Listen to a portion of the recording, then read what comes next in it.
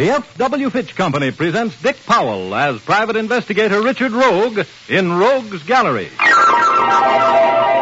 Laugh a while, let a song be your style. Use Fitch shampoo. Don't despair, use your head, save your hair. Use Fitch shampoo. The F.W. Fitch Company, makers of Fitch's saponified coconut oil shampoo and Fitch's shaving creams, presents Dick Powell as Private Investigator Richard Rogue in Rogue's Gallery.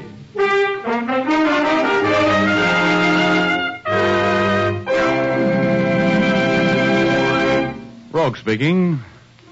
Do you ever long for the bracing feel of the freezing wind on your face, hard-packed snow under your skis, and the beauty of the stately pine laboring to support the dust-dry snow on its limbs?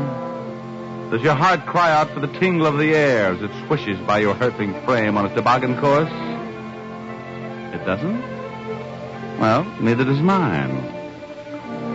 I can't imagine what throwback impulse to a pioneering ancestor made me decide to take that vacation at a winter lodge in the mountains, but nevertheless, I did. I laughed with snow down my neck, cheered and clapped my frozen hands when some idiot risked his neck.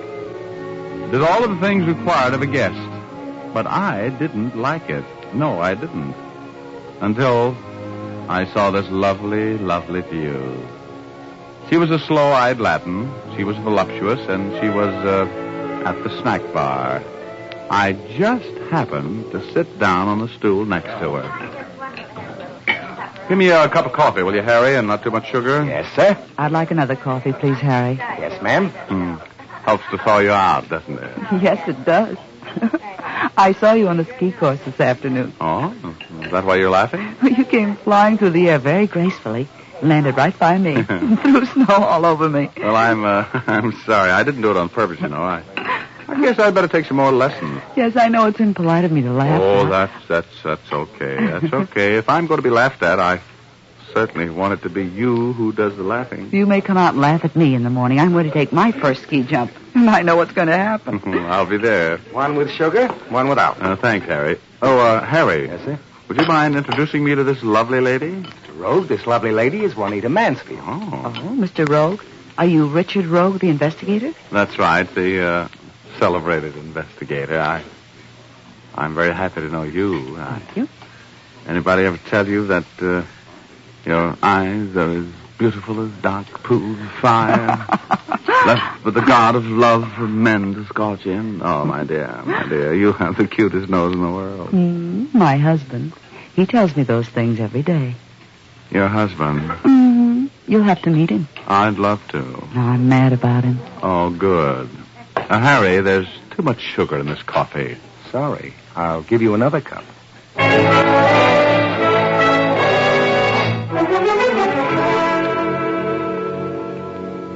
There was too much sugar in my coffee and too much sweetness in the marital situation of the lovely Juanita. There I was, all puckered up for one of those highly romantic resort friendships I'm always reading about. And there wasn't a girl in the place that abandon would dance with except Juanita. When I got up to leave, I noticed that Juanita had left her compact there on the bar. I picked it up, decided to return it to her in the dining room. I spotted her the minute I walked in. She was lovely in a white evening dress, which signaled all of the curves and soft shoulders. And her husband was a very big guy, ruggedly handsome, black wavy hair and Viking blue eyes. He was as British as St. George or the Dragon, neither of which would have impressed him. He looked vaguely familiar. I walked over to their table. Oh, hello, Mr. Rogue. Hello, Mrs. Mansfield. I've been looking for you. You have? This is my husband, Mr. Rogue. Good evening, Mr. Rogue. How do you do, Mr. Mansfield? Juanita, here's your compact. You left it on the bar this afternoon. Oh, thank you. I've been looking all over for it. Well, I come in very handy sometimes. Oh, by the way, haven't we met before, Mr. Mansfield? I'm sure we haven't. Funny, I think we have. You know, I never forget a face. You from Los Angeles? Pasadena. I am, anyway. David's from England. Well, I want to thank you for returning Juanita's compact, Mr. Rogue. It was a present from me. I was so worried. And now we must finish our dinner, darling. We're playing bridge in half an hour. Oh, all right, David. Well, good night, and good night, Mr. Mansfield. You know, I wish I could remember where it was we met before. I'm sure you're mistaken, Mr. Rogue. We've never met.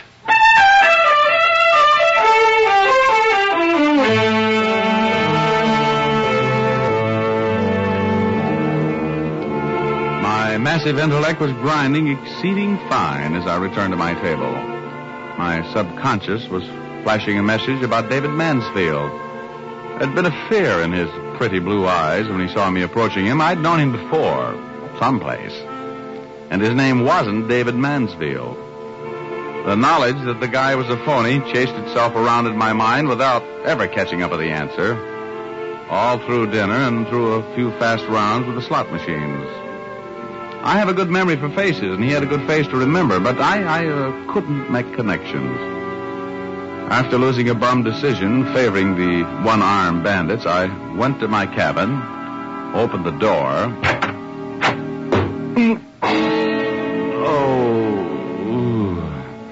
I was trumped in clubs. Right on the back of my ear. I took an on-the-spot lesson in astronomy.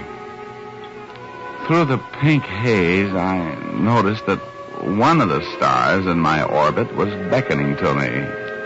I looked closely. It was Juanita.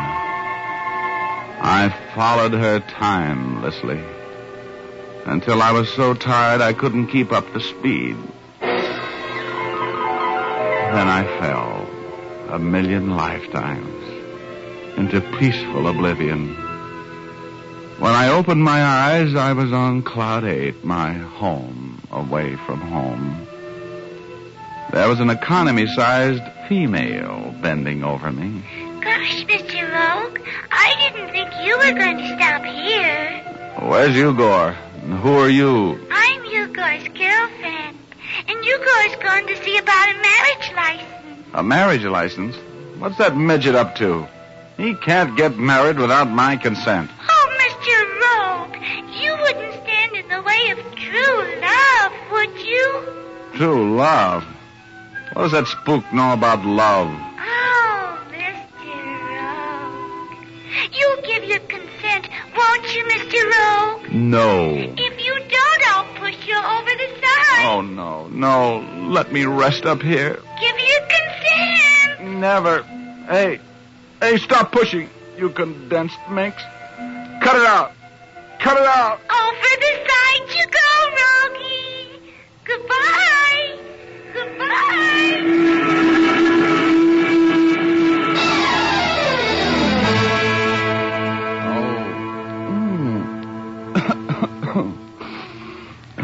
Hello, Mr. Rogue. I'm happy to see your eyes open. Huh? Oh, well, hey. Who are you anyway, and where am I? One question at a time. You're in my cabin, and you can call me Doc. That's as good a name as any. No, don't try to sit up. You've been pretty close to death, you know. What's the matter with my shoulder? You have a nice, clean wound through it. Yeah. Looked like a 32 or 38 revolver wound from a distance of maybe 25 feet. Who shot me? I can't tell you that. Now, just lie still. You have plenty of time to recover and ask questions. Well, how long have I been here? Quite a spell. Let's see. Today is Wednesday. No, today is Thursday. I picked you up at the bottom of that canyon on Tuesday. You'd been lying there unconscious, at least overnight. Bottom of a canyon? Yeah. How'd I get there? You're asking me a lot of questions I can't answer, Mr. Rogue. From the looks of your head, my opinion is that somebody knocked you out, threw you over Inspiration Point, when your fall was broken by the underbrush, shot you. You don't know who it was? Oh, I've got a good idea. Yeah, I'm beginning to remember now. Tell me, where's Inspiration Point from Red Feather Lodge? It's about 10 miles back into the mountains. Oh, I guess I was supposed to be killed, huh? That's just what you would have been if you hadn't managed to fall near one of my trap lines. You know, Doc, you don't talk much like a trapper. That's possible. However, I am a trapper. I like being a trapper. I'm also a prospector because I like being a prospector. No, I'll probably never find any gold, and I'll probably never be a very good trapper. But I'm living the way I want to live, and I'll bet that's more than you can say, Mr. Rhodes. I like the way I live. You're a private investigator, and I've been through your credentials. You live on violence and terror and fear and crime. Yes, and sudden death. You like that? Well, it's exciting. That's to cover up the fact that you're bored to death with your life, Rogue.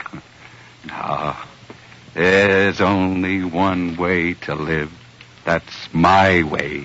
Yes, alone. Oh.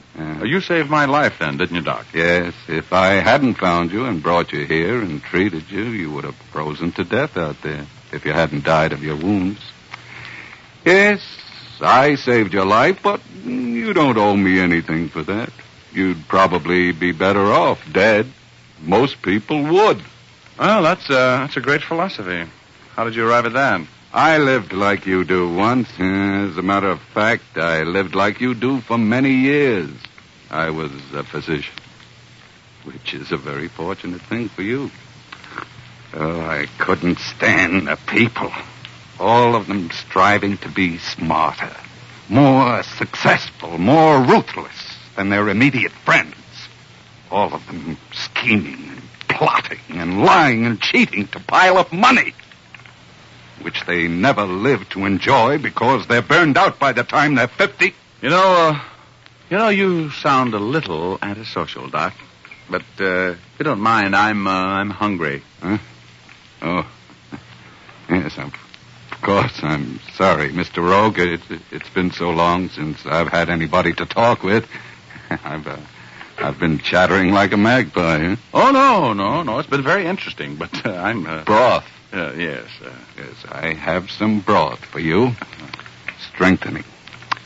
We'll have you built up to fine shape by the time you're able to leave here, Mr. Rogue. Oh, but look, Doc. I've got to get out of here right away. No. I'm afraid not, Rogue. It's been snowing for 5 days. We're snowed in here. Snowed in? It'll be weeks before I can get you out of here, Mr. Rogue.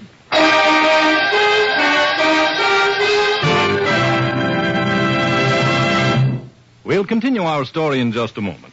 First, men, these warm spring days are probably finding you out on the golf course, the ball diamond, or the tennis court.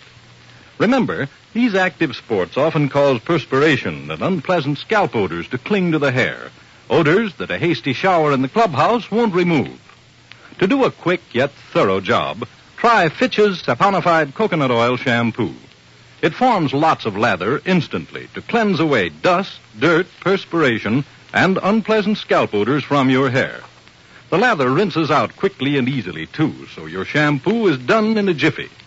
And men, Fitch's saponified coconut oil shampoo is made from pure natural oils. You can use it as often as you like, and it won't leave your hair dry or unruly, but always well-groomed, fresh, and clean. Fitch's saponified coconut oil shampoo is available at drug and toilet goods counters, or you can have a professional application at your barber shop. Now back to Dick Powell as Private Investigator Richard Rogue in Rogue's Gallery.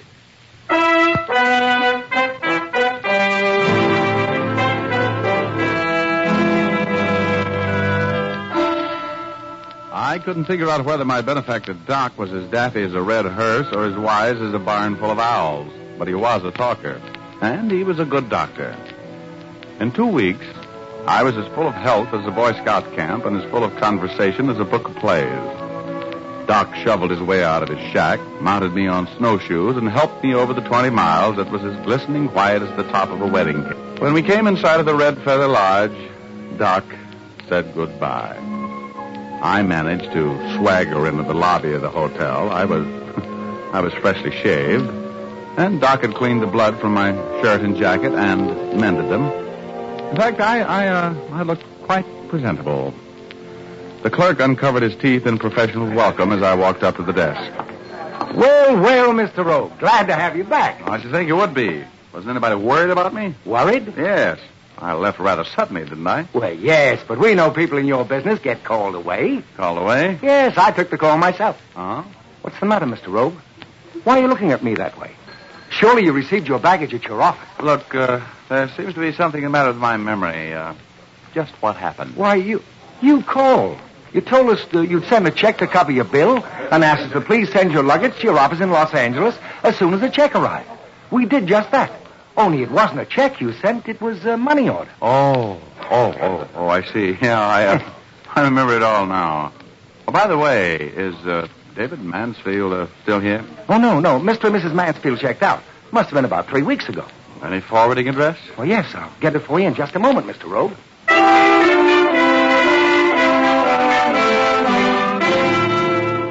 He gave me the forwarding address. It was in South Pasadena.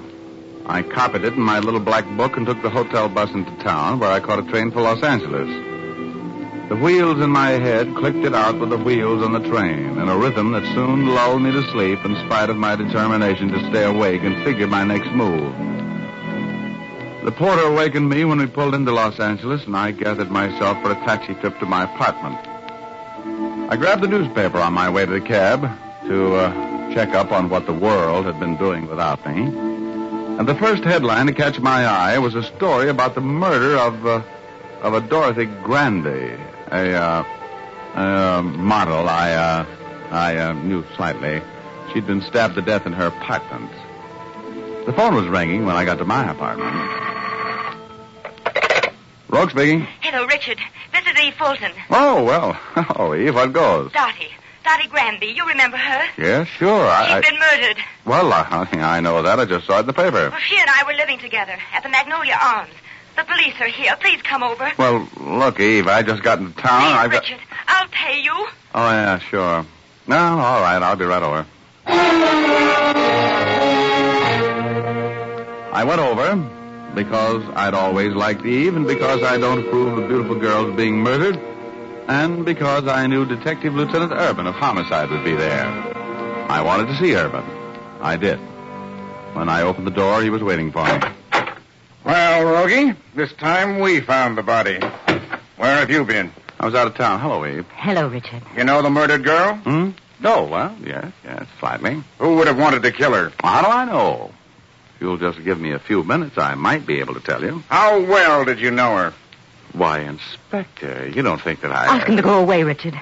I want to talk with you alone. If you have anything to say, young lady, you'd better say it to the police. I'm representing this girl, Urban. What does she need representation for? She wasn't under suspicion. You mean she is now? Well, if she didn't do it, why would she want you to represent her? Well, maybe she wants the guilty man caught. You ever think of that? You'd better come down to headquarters and see me after a while, Rogie. Well, I intended to do that anyway. I got a little something I want to talk to you about. Good. I'll be seeing you then. And you, young lady, don't be making any plans for leaving town, understand? All right. I'm not going anyplace. In about an hour, Rogie. Yeah, it's your office, huh? Oh, I'm so glad he's gone. Oh, Richard, hold me. No, Eve. Who did it? I don't know, Richard. Honestly, I don't. Oh, I'm so glad you came right over. I needed you. What's Dorothy been up to lately that might get her killed? I don't know. But she's been up to something. You know how she was. Closed mouth and kind of mercenary. Yeah, I remember. Go away, will you? If not, go away. We got a murder on our hands.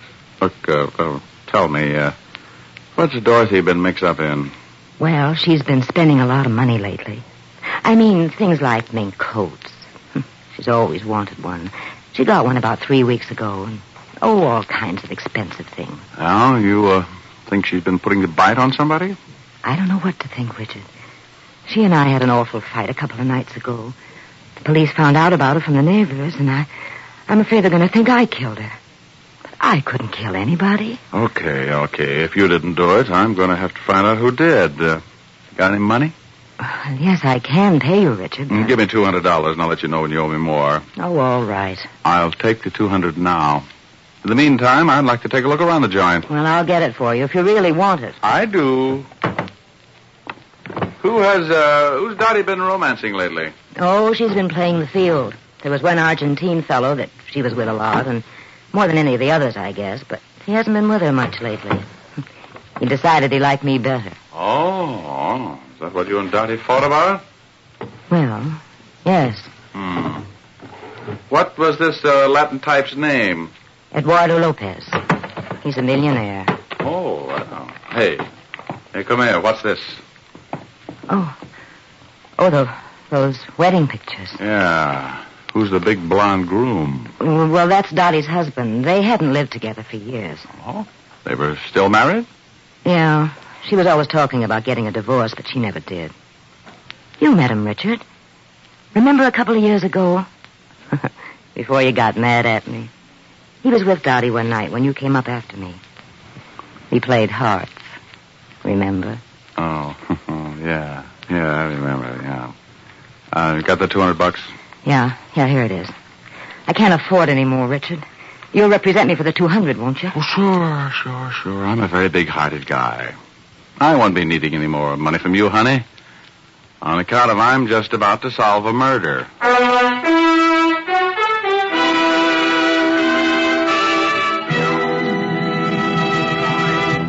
We'll return to our story in just a moment. First, a word to the ladies. You know how spring winds stir up dust and dirt and can cause perspiration to cling to the hair. This combination can imperil the daintiness and freshness of your hair. However, regular use of Fitch's saponified coconut oil shampoo will always keep your hair sweet-smelling and clean. Fitch's saponified shampoo is made from mild coconut and pure vegetable oils. It makes mountains of fluffy, fragrant lather that floats away the dust, oily film, and perspiration from your hair. Then, when you rinse, a patented rinsing agent contained right in the shampoo comes to your aid. This rinsing agent works with the plain rinse water to ensure sparkling clean hair, undimmed by a dull, soapy film. Your hair is left radiantly lustrous and delicately fragrant. Guard the charm and beauty of your hair by using Fitch's saponified coconut oil shampoo regularly. Fitch is spelled F-I-T-C-H.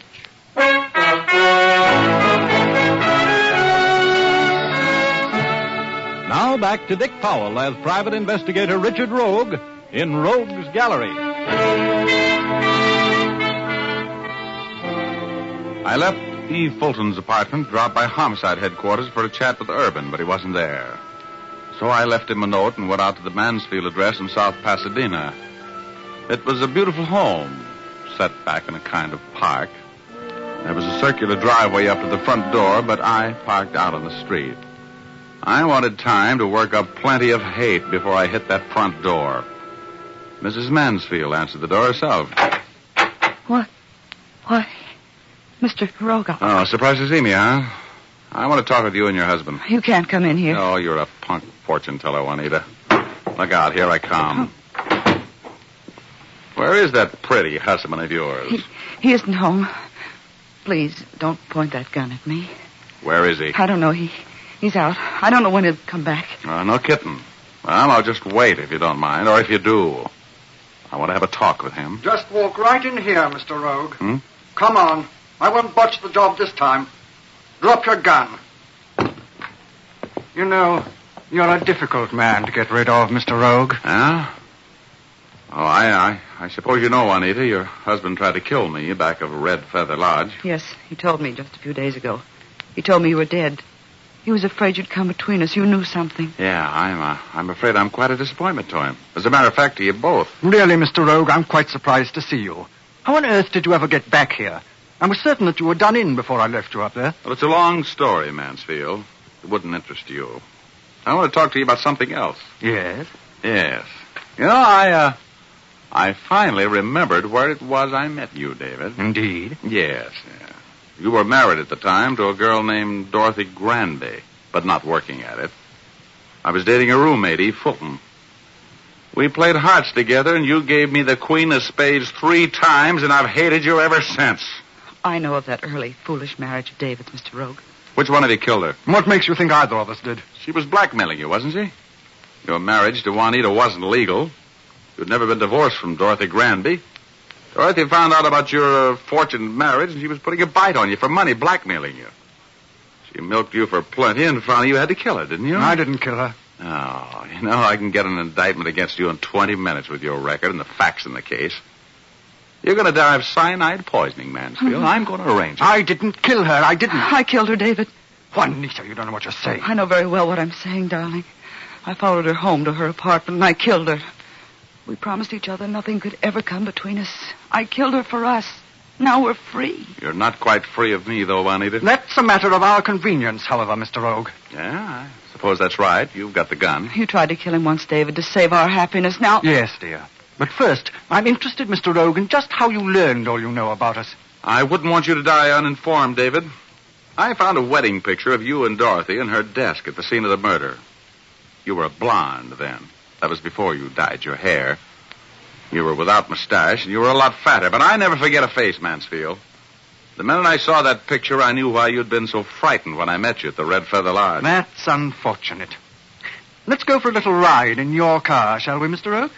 Uh-huh, of course. Oh, you love each other very much, you two, don't you? Very much, Mr. Rogue. I think it would be awfully nice if you could have a double execution. It's going to be a pleasure to finish you, Rogue. Come on. Oh, don't be a patsy, Mansfield. This dame's a murderess. She's going to pay for it. Shut up. And if you take a shot at me, you're going to pay with her. You're inside the law now. Don't listen to him, David. Don't come any closer, Rogue. You want to take that walk with her? Through that little green door? Into that glassed-in room with the green chair and the gas that makes you choke and die? I haven't killed anybody. Give me the gun, Mansfield. I haven't killed anybody, Rogue. No, give it to me. I'll kill him. David. I shot her. Juanita. Yeah. Come here, pretty boy.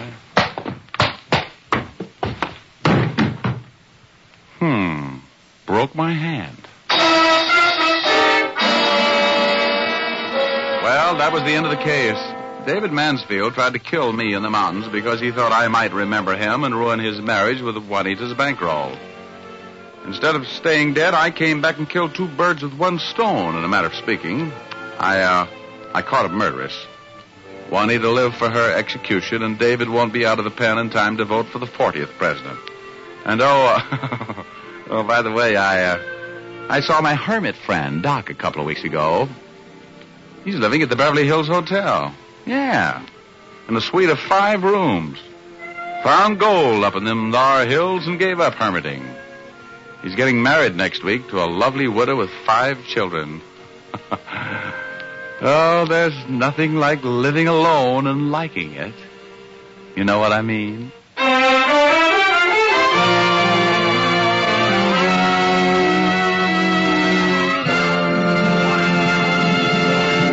This is Dick Powell again, ladies and gentlemen. Hope you enjoyed our story tonight. Ray Buffum wrote it. Leith Stevens composed and conducted the music, and Dee Engelbach produced and directed. Be with us again next week, will you? We have a story for you about a birthday party, a locked penthouse, and a homicide. We call it The Impossible Murder. Thanks for listening, and now here's Jim Doyle. Be sure to tune in next week, same time, same station, when you will again hear Dick Powell as Private Investigator Richard Rogue in Rogue's Gallery. Laugh a while, let a song be your style, use Fitch shampoo. After and between Fitch shampoos, you can keep your hair shining and manageable by using a few drops of Fitch's Ideal Hair Tonic every day. Fitch's Ideal Hair Tonic is not sticky or greasy, yet it gives your hair that well-groomed look.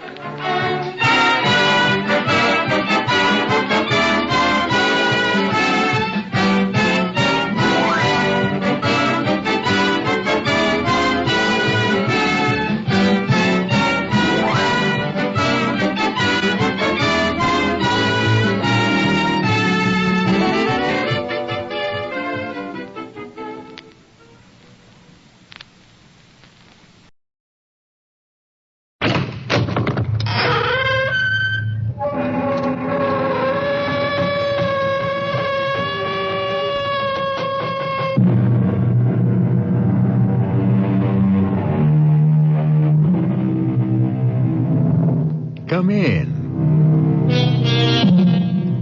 Welcome. I am E.G. Marshall. Welcome to the sound of suspense, to the fear you can hear. Our tale is a blood-freezing story inspired by a nursery rhyme, a sweet, simple song. Ring a ring of roses, a pocket full of posies. Achoo, achoo, we all fall down. It sounds young and innocent, doesn't it? But it is very old and very sinister. For the ring-a-ring of roses were the splotches that first appeared on the faces of those afflicted during the Black Plague. The pocketful of posies were the herbs that were carried, hopefully to ward off the fatal disease. The sneezing sounds, achoo, achoo, were the sounds of the final spasms. And we all fall down was, well, you can guess.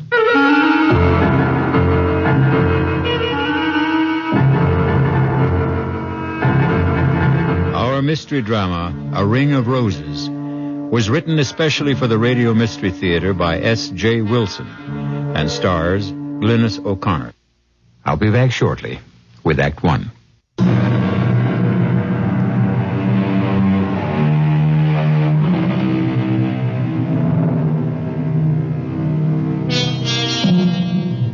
Science has brought most plagues under control, but not so those other epidemics of the past, those that plague us with their unseen, unknown, and unexpected terrors. And such is the tale of terror you're about to hear.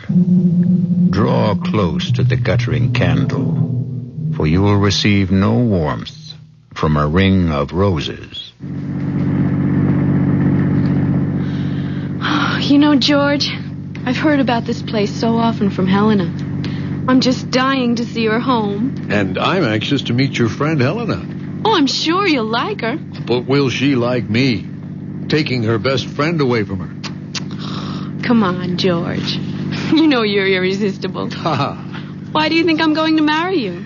Well, for one thing, my beautiful, exquisite, enormous pots of money. Oh, George, wait. Look. Laurie, stop. get your hands off the wheel. What do you think you're trying to do? But we passed it. It's the sign to the house. Back there. Now, Laurie, I never want you to do that again. I'm not going to let missing a sign risk your getting hurt. You understand?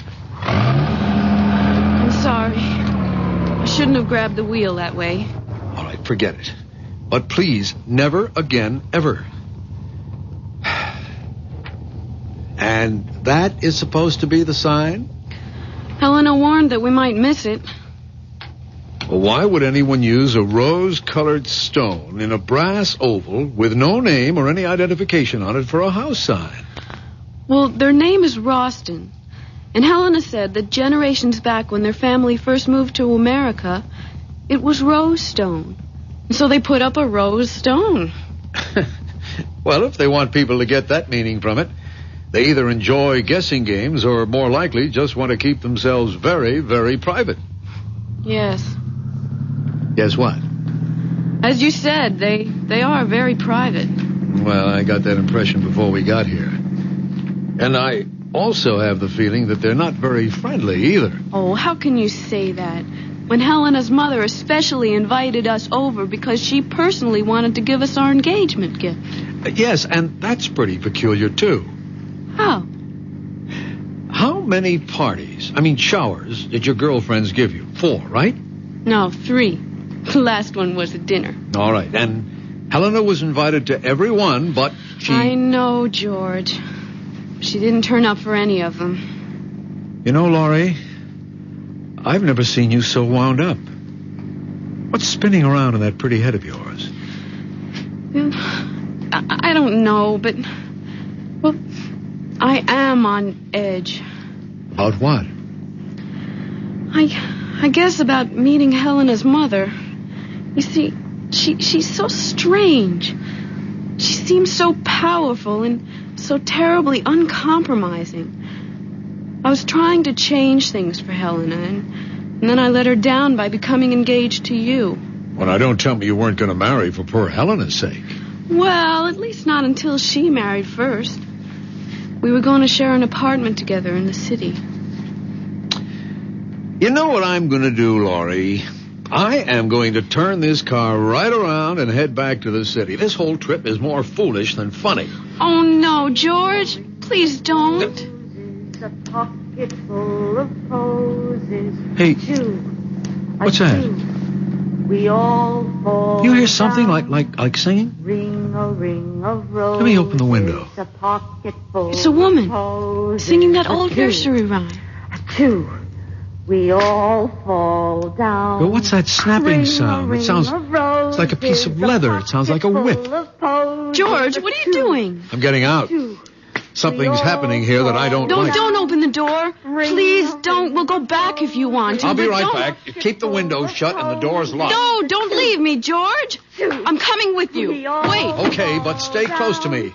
Ring a ring of roses. It seems to be coming from behind those hedges. You know, it could be just kids playing games. If that voice is coming from a kid, he's using a bullhorn. Let's stop here. We might see through the hedge. Please be careful. Holy Toledo. Look at that. Let me see. That man. The old man with the beard. He's trying to catch the girl with his whip. Well, she's teasing him. She's making fun of him. If he lands that wagon whip on her, he'll split her face open. Look at their clothes, George. They're dressed like settlers. Back in the early 1800s. Yeah. You know, they could be rehearsing a play. If they are, he's lost his mind in his part. That man's going wild with that whip. But she's provoking him. Why doesn't she stop? Hey! Hey, you there! What are you two doing? Oh, George, you shouldn't have done that. And who is it who is ordering me and questioning me? I am. Over here. That's a terrible thing you're doing. Oh, George, please don't go in there. They know we're here. We must meet them. That's a dangerous whip you're using. That young woman can be killed by it. I see by your clothes you are a stranger. And I can also see that you are a kind human who wishes no harm to come to another. But this wench is my daughter. And what I am doing is the true way to gain the obedience of a child who will stray. But what in heaven could she have done to deserve being whipped? I did no harm to no person or to him. I have broken no law of God or man. Strumpet, hold your witch's tongue. Believe me, young woman, when I tell you that she has the demon in her, playing and wenching with the young master who owns this land. While I'm out here working at clearing their forest lands, she's up there in the great house with her enticements and tricks and enchantments. And if it has already come to this, that he has given her a gift for favors promised or already bestowed, the gift of a ring, an already cursed ring. He gave it to me fair and with the holy vow that he will marry me in the month of the next full moon. Marry you, will he? You who can half fare to read and write? You who are lower than his mother's kitchen scullion? You give me that ring. I won't. I swear by the name and the soul of my sainted mother that you will never get this ring. Then until I do, though it mean your own death, you get the whip. Stop it! Don't! Why can't you be a little more reasonable? She may be telling you the truth. I am. I swear it on my dead mother's Bible, I am. Well, then, if you are, why don't you give him the ring and let your young man personally tell your father of his plans? No, he'll do no thing like that. He'll bury the ring in some secret spot and drag me away before the fall of night. For he doesn't want me to marry to no one but to stay with him and clean and cook and wash for the rest of his devil life. As you can see, she's beyond talking of matters with sense and decency. She's been taken up with her planning and scheming to get away from me for the purpose of harlot's gain. And she hardly of marrying. I'll kill you. George! She has an axe! An axe! She's going to kill him! Stop! For God's sake, stop!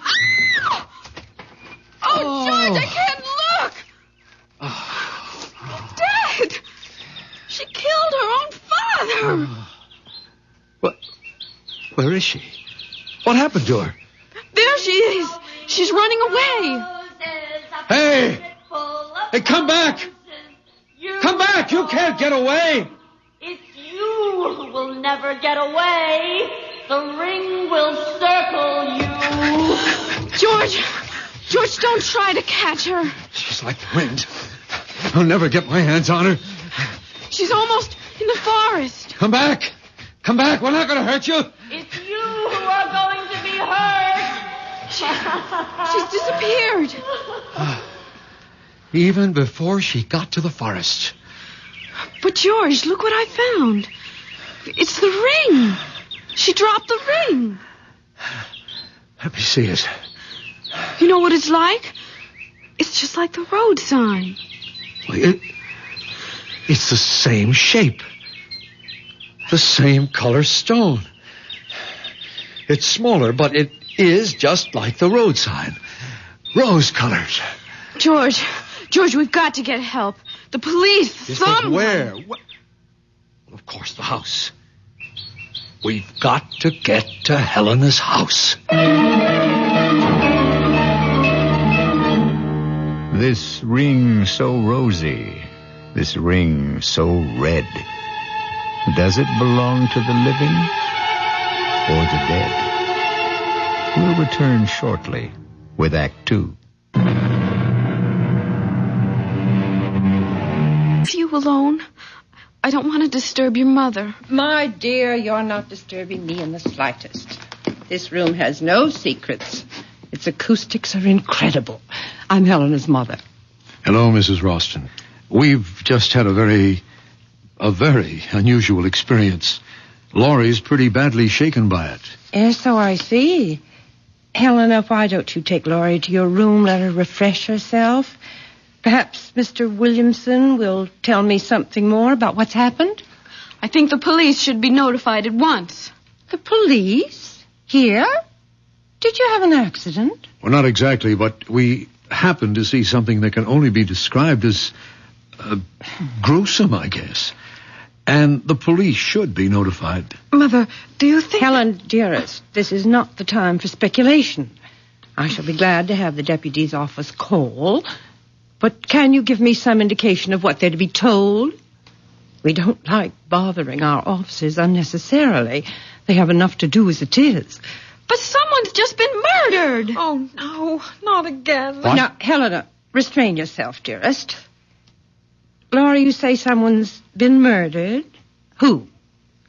We don't know who he is, but he was trying to whip a young woman. And Mr. Williamson, she took an axe and killed him. You know. How could you? I was praying that it wouldn't happen to you. Oh, poor Laurie. Now, why don't you young people make yourselves comfortable? A glass of sherry might calm you. But, Mother, you told me that it would never happen again. That thing... Helena, I said I had taken every precaution not to have it happen. But who am I to promise I will control the uncontrollable?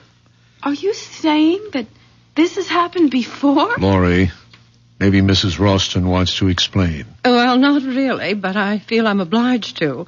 However, it is difficult. How does one explain the inexplicable? I think they're ghosts. There are no ghosts, Helena. Dr. Medvig, the last scientist I consulted, said it was undoubtedly an instance of photosensory projection. Helena pooh-poohs it. But has either of you ever heard of that discipline? Oh, vaguely.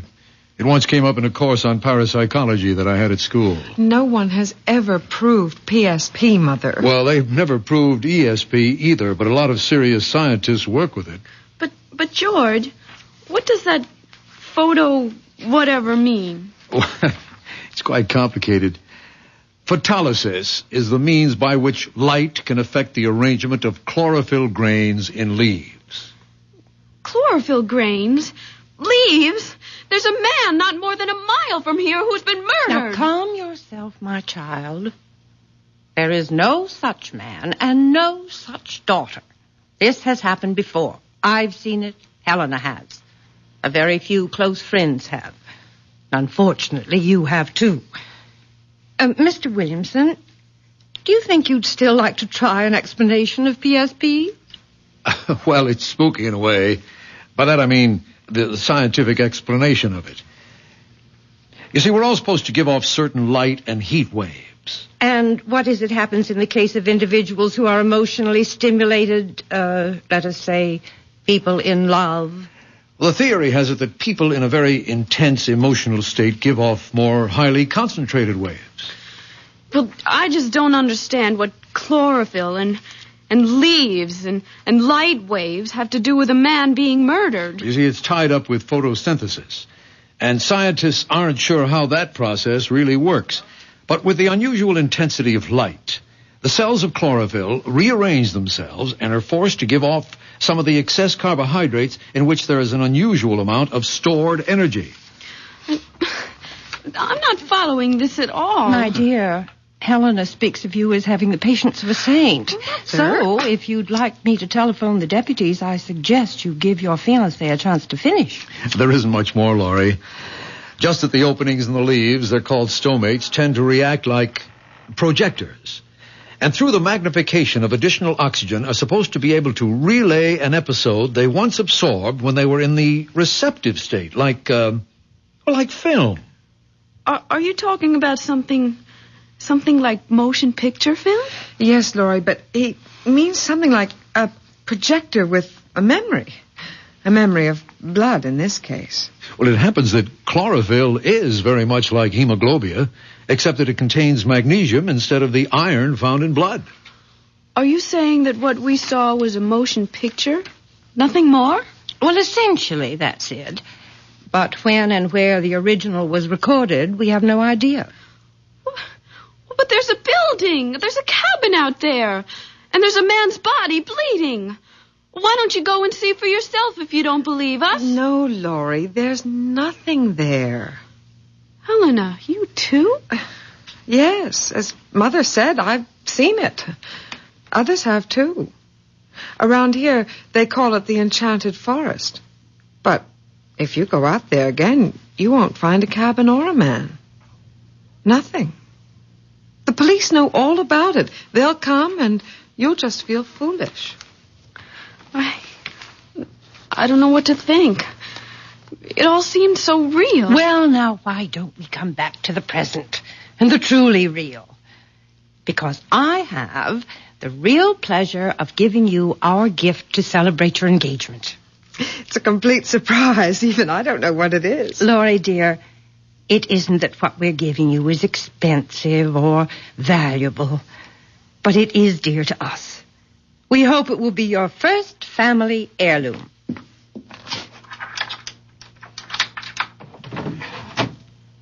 Here it is. No pretty wrapping, but it seems too lovely a box to cover with silly paper. Mother, I've never seen that box before. Well, now, isn't it nice that I can still have some surprises for you? That's a great-looking box, Mrs. Ralston. Those are roses painted on ivory, aren't they? Oh, it's so beautiful. I feel as if I'm depriving you of something very special if I accepted it. Oh, no. Please, take it. It's little enough, and you know what I think that box would be perfect for? It already has its purpose, dear. What I was going to say was that it would be the perfect place to keep a lock of your first baby's hair. Wouldn't it? And I'm afraid it's going to stay empty for some time. Oh, George, we don't know that. Not yet. We will have to find you another container for that when the time comes. This box already has its occupant. You mean there's something inside? Well, look and see. Well, go ahead, Laurie. My heart's beating so loudly. She's been like that all day, so excited. Darling, do you want me to open it? No, I'm all right. Just let me take a deep breath. Oh, no. Hey, that's the same... Laurie? What's wrong? Mother? Oh, she's music! Give me the box, Laurie. And inside! Oh, the ring! Oh, I've got her. Put her on the couch. Yes. Laurie? Mother, do something. Don't just stand there. Helena, control yourself and get some water. Oh, Laurie, my poor Laurie. Wake up. Laurie, come out of it, honey. Darling? She's trying to open her eyes. Slowly, Laurie. It's me, George. Oh, who? What happened? You just passed out for a moment. Here, give her this water. Here, honey. Sip this slowly. Oh, I don't need it. But did I really see it? See what? The ring. Yes, I've got it. What ring? This ring. The same one. With the rose-colored stone. Mother, how dare you? That's mine. You know what that ring means to me. Oh, please take that thing away. I don't want to look at it. Don't worry, you won't have to. Here, Mrs. Ralston, take it back.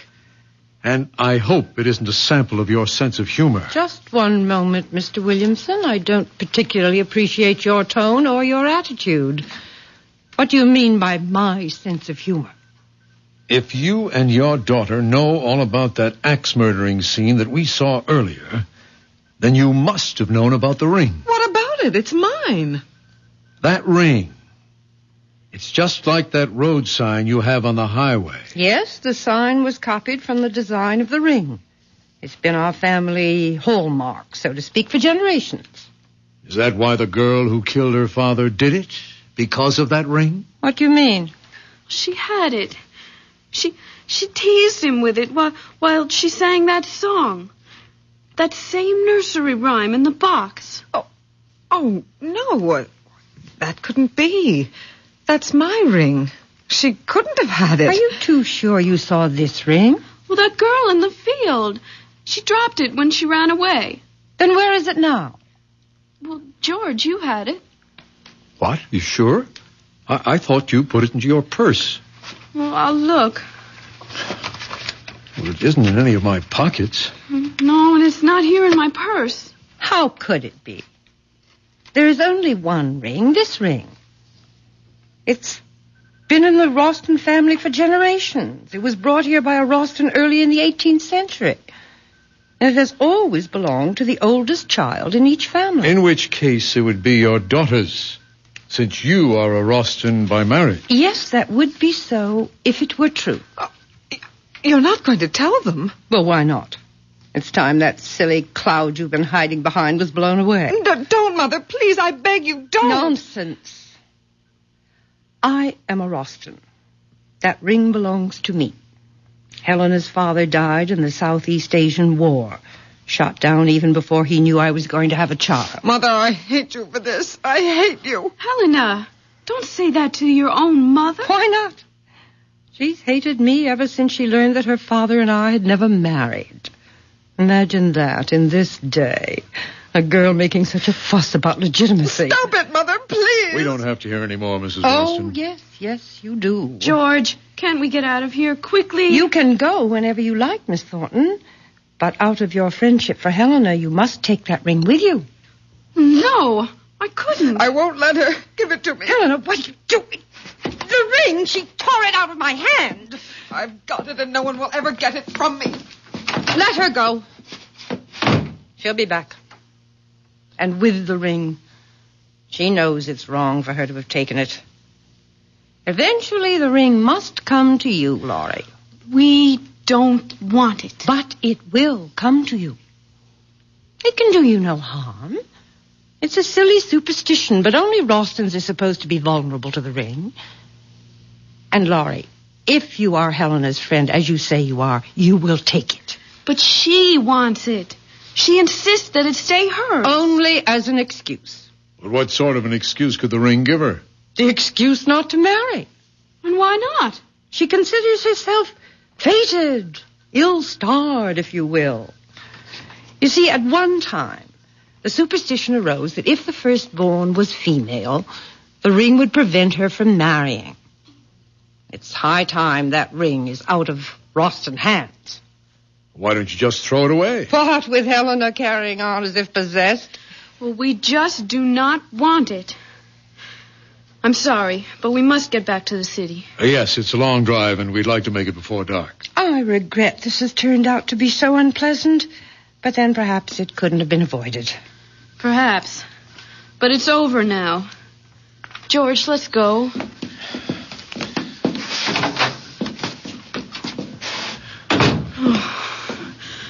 Oh, I can't get away fast enough. I don't know what the speed limit is here, but whatever it is, we'll break it.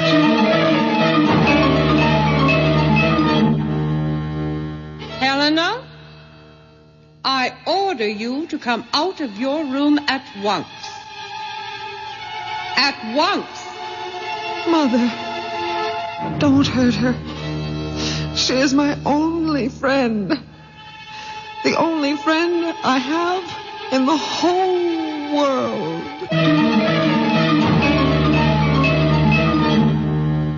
Run from the ring. Run for your life. But without a ring, what's a husband or wife? We'll return shortly with Act 3.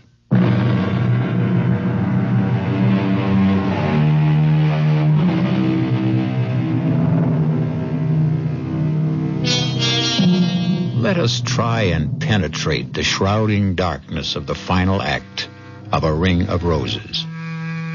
Laurie and George have been plunged into a strange, unreal experience. As the twilight lowers over the countryside, they are fleeing from the Rostons, the malevolent nursery rhyme, the flashing axe, the avenging curse, the fatal ring. What can flight outrace those forces of evil? That woman, that Mrs. Roston, she's monstrous. Oh, I'm so sorry for Helena. Yeah, well, I didn't see any halos around her head either.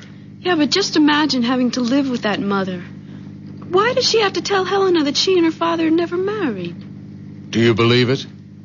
Well, why would she lie about something that important? Maybe out of just plain malice.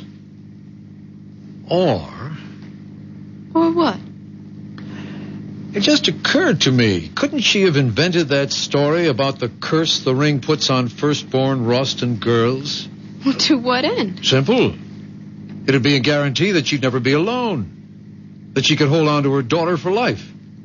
Like the woodcutter. Oh, don't remind me of him.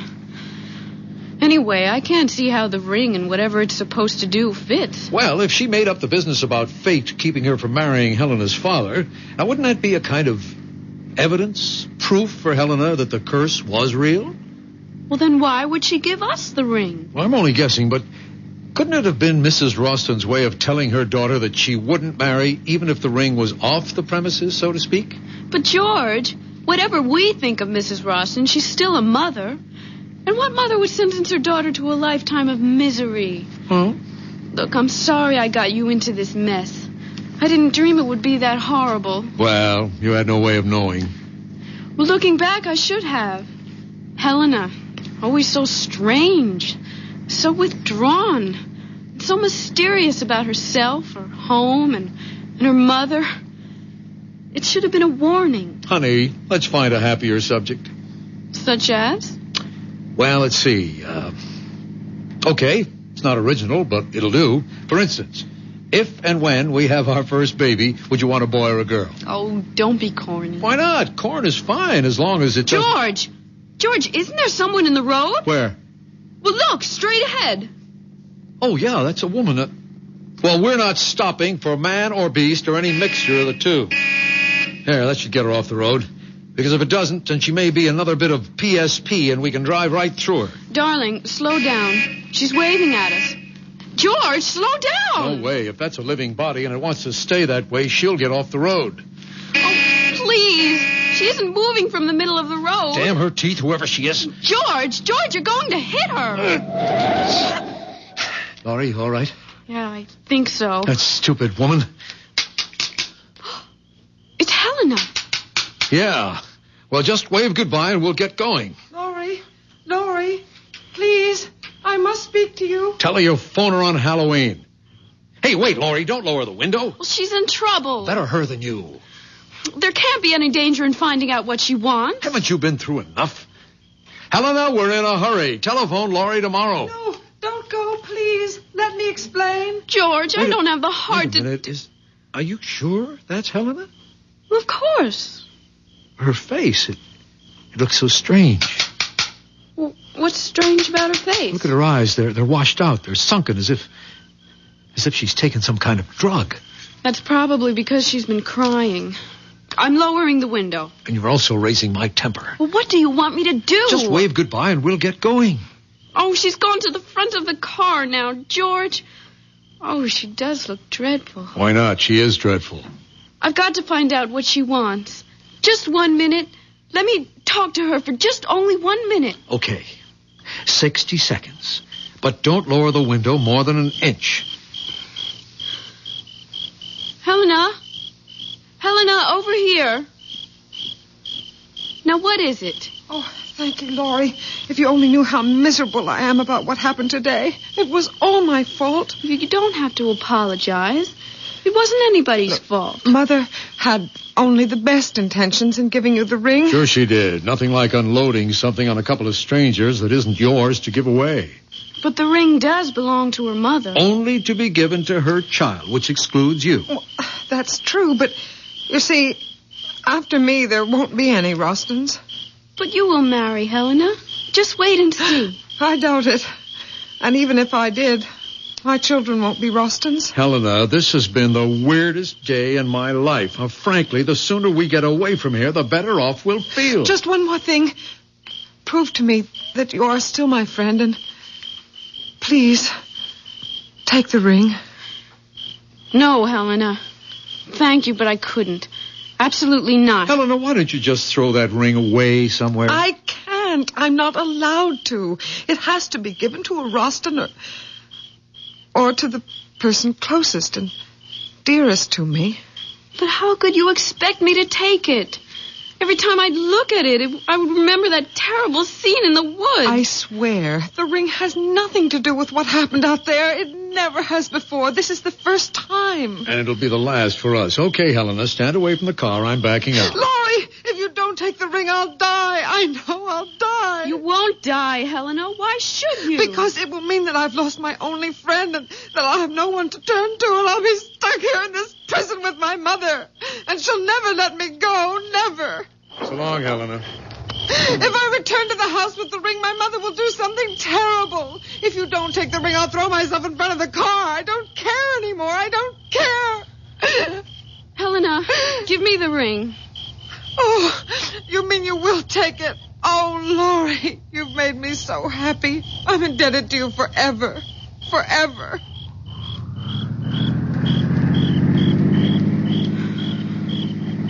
You're angry with me, George, aren't you? No.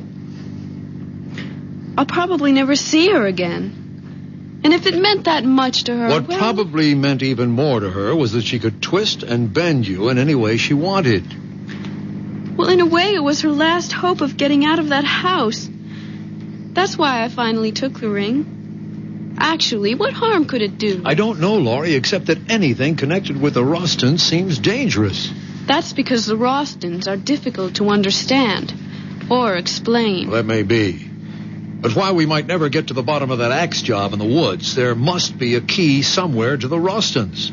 After all, they're not ghosts or optical illusions. They're people, living, breathing humans.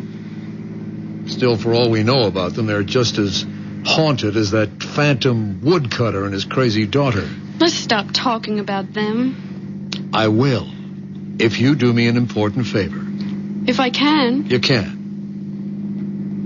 Throw that ring away. You mean now? Right this second. Open the window and throw it out.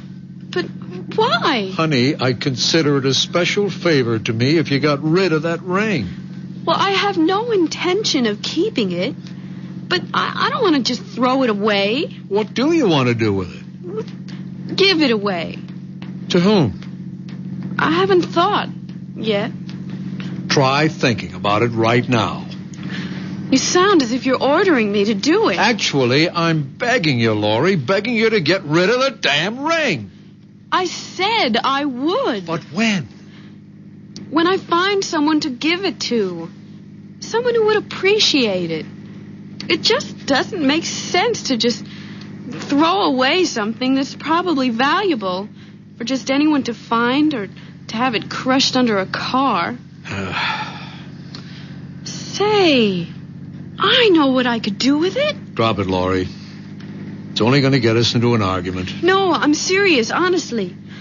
I just thought of where this ring could do the most good. Fine, you do what you want with it, but let's not talk about it. Oh, you'll agree? I bet you will. Oh, honey, do you realize that since we've known each other, we've never had so many disagreements? But I'm not disagreeing with you. Good, then let's change the subject. Or better still, let's let everything take a rest. If that's what you want, fine.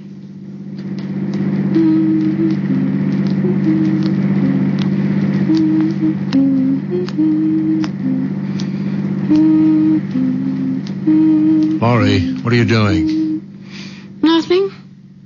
Laurie, what are you doing with that ring? Nothing, I said. Besides, you don't want to talk about it. Why are you wearing it? I was playing with it. I just wanted to see if it fit.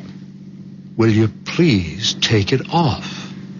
What are you getting so excited about? That ring, if you can't throw it away, at least put it away. You're getting awfully bossy, George. You're doing it only to get a rise out of me. You can forget about it. Because I'm going to give it to that thrift shop around the corner from where I live. Great idea. Now, please take it off. All right. Anything for some peace.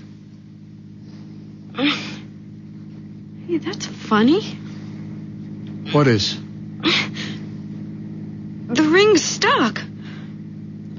I'll get it off. You shouldn't have put it on if it was too small. But it wasn't. In fact, it felt too big. Isn't that strange? I can't even twist it. Get the flashlight out of the glove compartment. Now turn it on and hold your finger under the light. There, can you see it? Your finger doesn't look swollen. No, it isn't swollen. But the ring won't budge. George, do you hear something? Hear what? That voice. The singing. Don't you hear it? No, I don't. Wait. Yes, I do. It's that song. Where's it coming from? I don't know. It seems to be surrounding us. I'll turn the bright lights on. You keep trying to get that ring off. I am trying, but it's as if it's cemented to my finger. And that singing. It's the same as the girls in the forest. Get rid of the flash and give me your hand. What for? Maybe I can get it off. Well, you can't. You're driving. There's no traffic, Laurie. I can manage the wheel with one hand. Why don't we wait till we get to a gas station? Then I can get it off with a little soap. Come on, give me your hand. All right. No, wait. I can't. Why not? Oh, I just can't, George. Laurie, you're about to drive me out of my head. Why can't you give me your hand? Because I remembered something. What, for heaven's sake? What, Laurie? Well, what Helena said back there. When she wanted me to take the ring. She said a lot of hysterical things. That if she couldn't give the ring to a Rostin, it would have to be to a person nearest and dearest to her. Oh, Helena's all whacked up. Now give me your hand, Laurie. But what if it's true? Oh, that voice, that terrible voice. Why doesn't it stop? Laurie, please give me your hand. No. Because if you can get it off, then you'll be stuck with it. Who cares? I don't want anything to happen to you. Not for anything. George, look straight ahead. Oh, it's them, the two of them, the old man and the girl. He's got an axe. I'm stopping the car. No, don't. Go around them. Through them. Run them down. Kill them. Do anything, The brakes George. aren't working. George, we're practically on top of them. Laurie, for the last time, give me your hand. The ring can't harm him.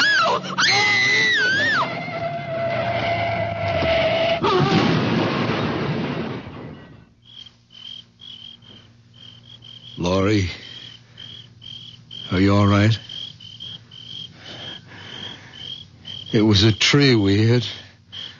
Only a tree, Laurie. You hear me? It was only a tree. Laurie, the ring. The ring. What did you do? It's not on your finger.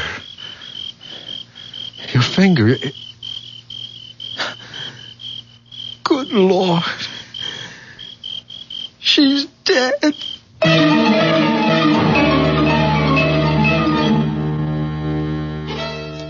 So you gave Laurie the ring, Helena? Yes, Mother.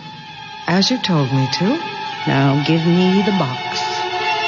And we'll see if the ring has worked wonders once more. Here is the box. The one with the roses. Open it? Yes, Mother. But the music. Why isn't the music playing? It's a good sign that it's not playing. It's the sign that the ring has done its work. Your friend Laurie will not marry ever. Not ever. But the ring, Mother. Where is the ring? You'll find it in the woods. In the clearing. In the same place where I killed your great-grandfather 143 years ago. Go and bring back the ring that will keep us alive forever. Forever.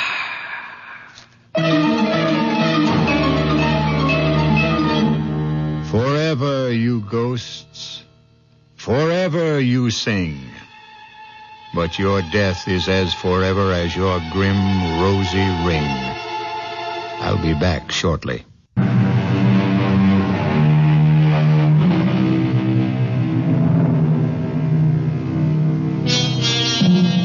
Let us end our tale of A Ring of Roses.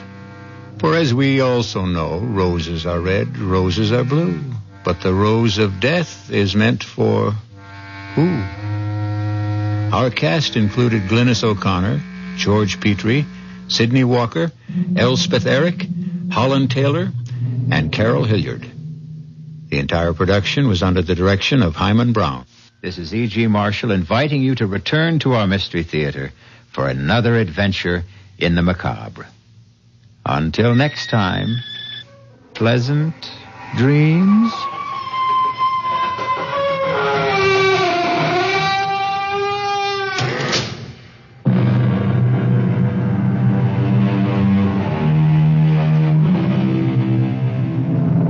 Car care expert Linda Clark joins us.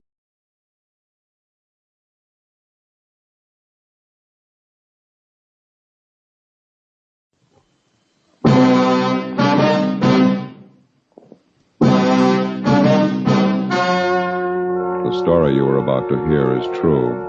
Only the names have been changed to protect the innocent. Fatima Cigarettes, best of all long cigarettes, brings you Dragnet.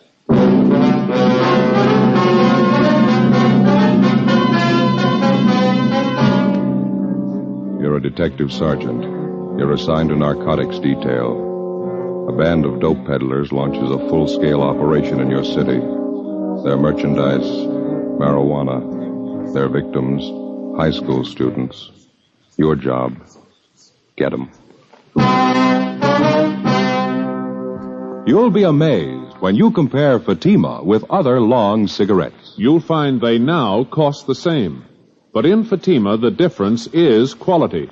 You see, Fatima is the quality king-size cigarette because it contains the finest Turkish and domestic tobaccos superbly blended. And Fatima is extra mild, with a much different, much better flavor and aroma than any other long cigarette. So compare Fatima yourself. Fatimas now cost the same as other long cigarettes, but your first puff will tell you... Ah, that's different. Yes, in Fatima, the difference is quality. Ask your dealer for Fatima, the quality king-size cigarette. Best of all long cigarettes. Start enjoying Fatima tomorrow.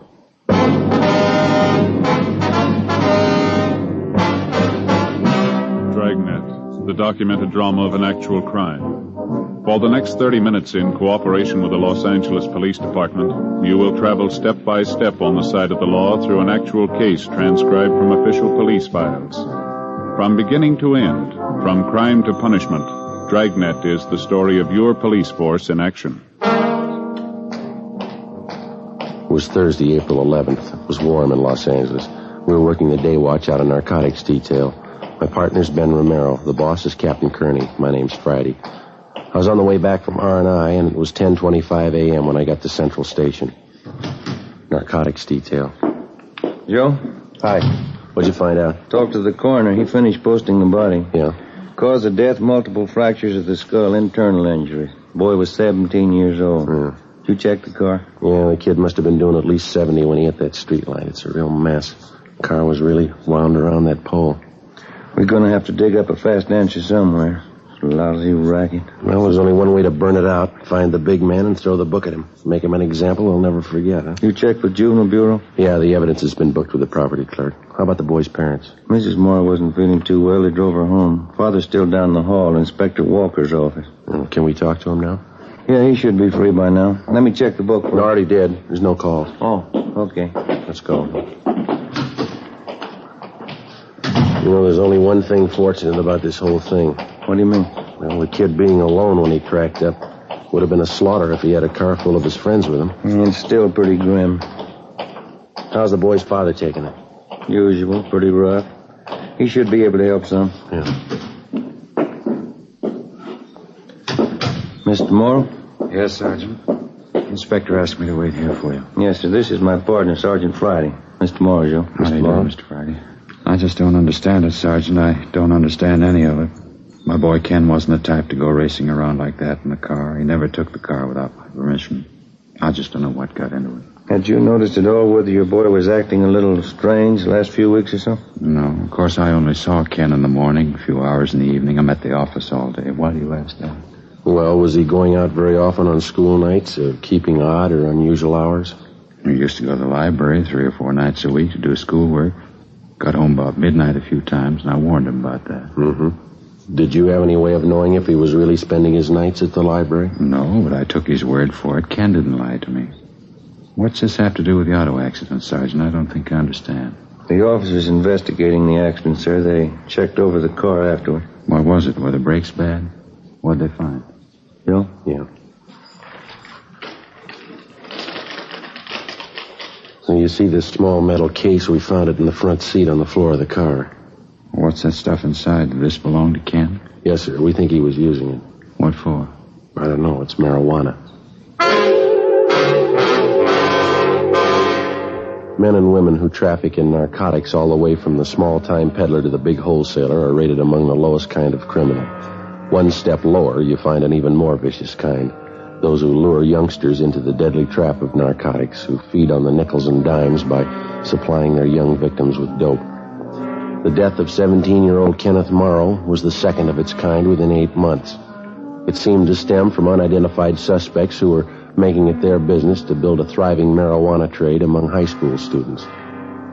Thursday, 11 a.m. We continued to question the dead boy's father, Thomas Morrow, but he couldn't tell us anything further that might help. Friday, April 12th. We checked with the principal of the high school which the Morrow boy attended. We talked to the boy's teachers and checked his school record.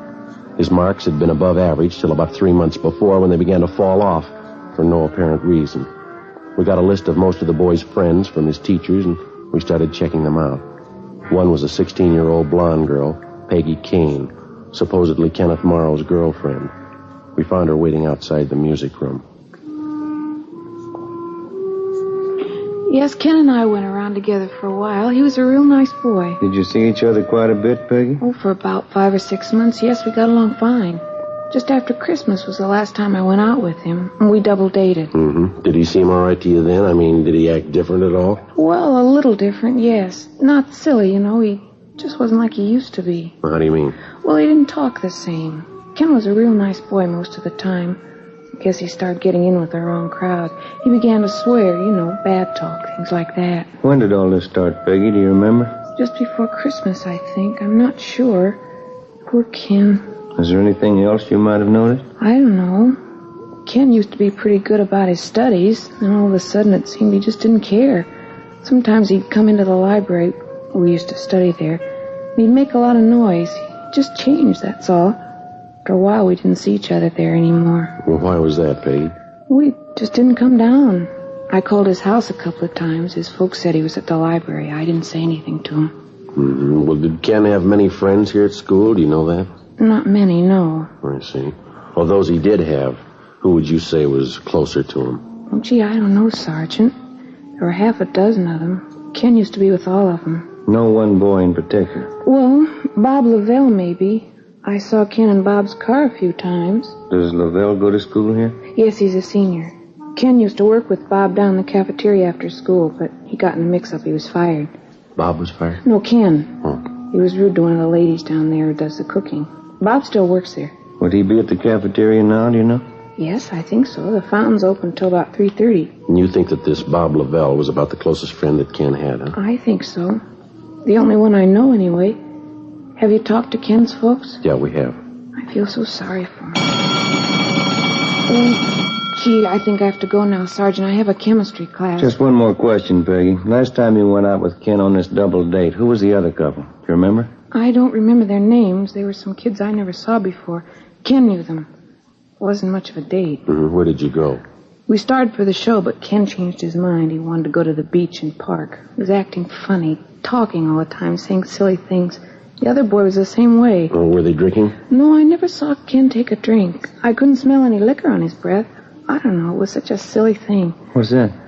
Well, maybe it's just my imagination, but Ken and this other boy had a real terrible musty smell about them.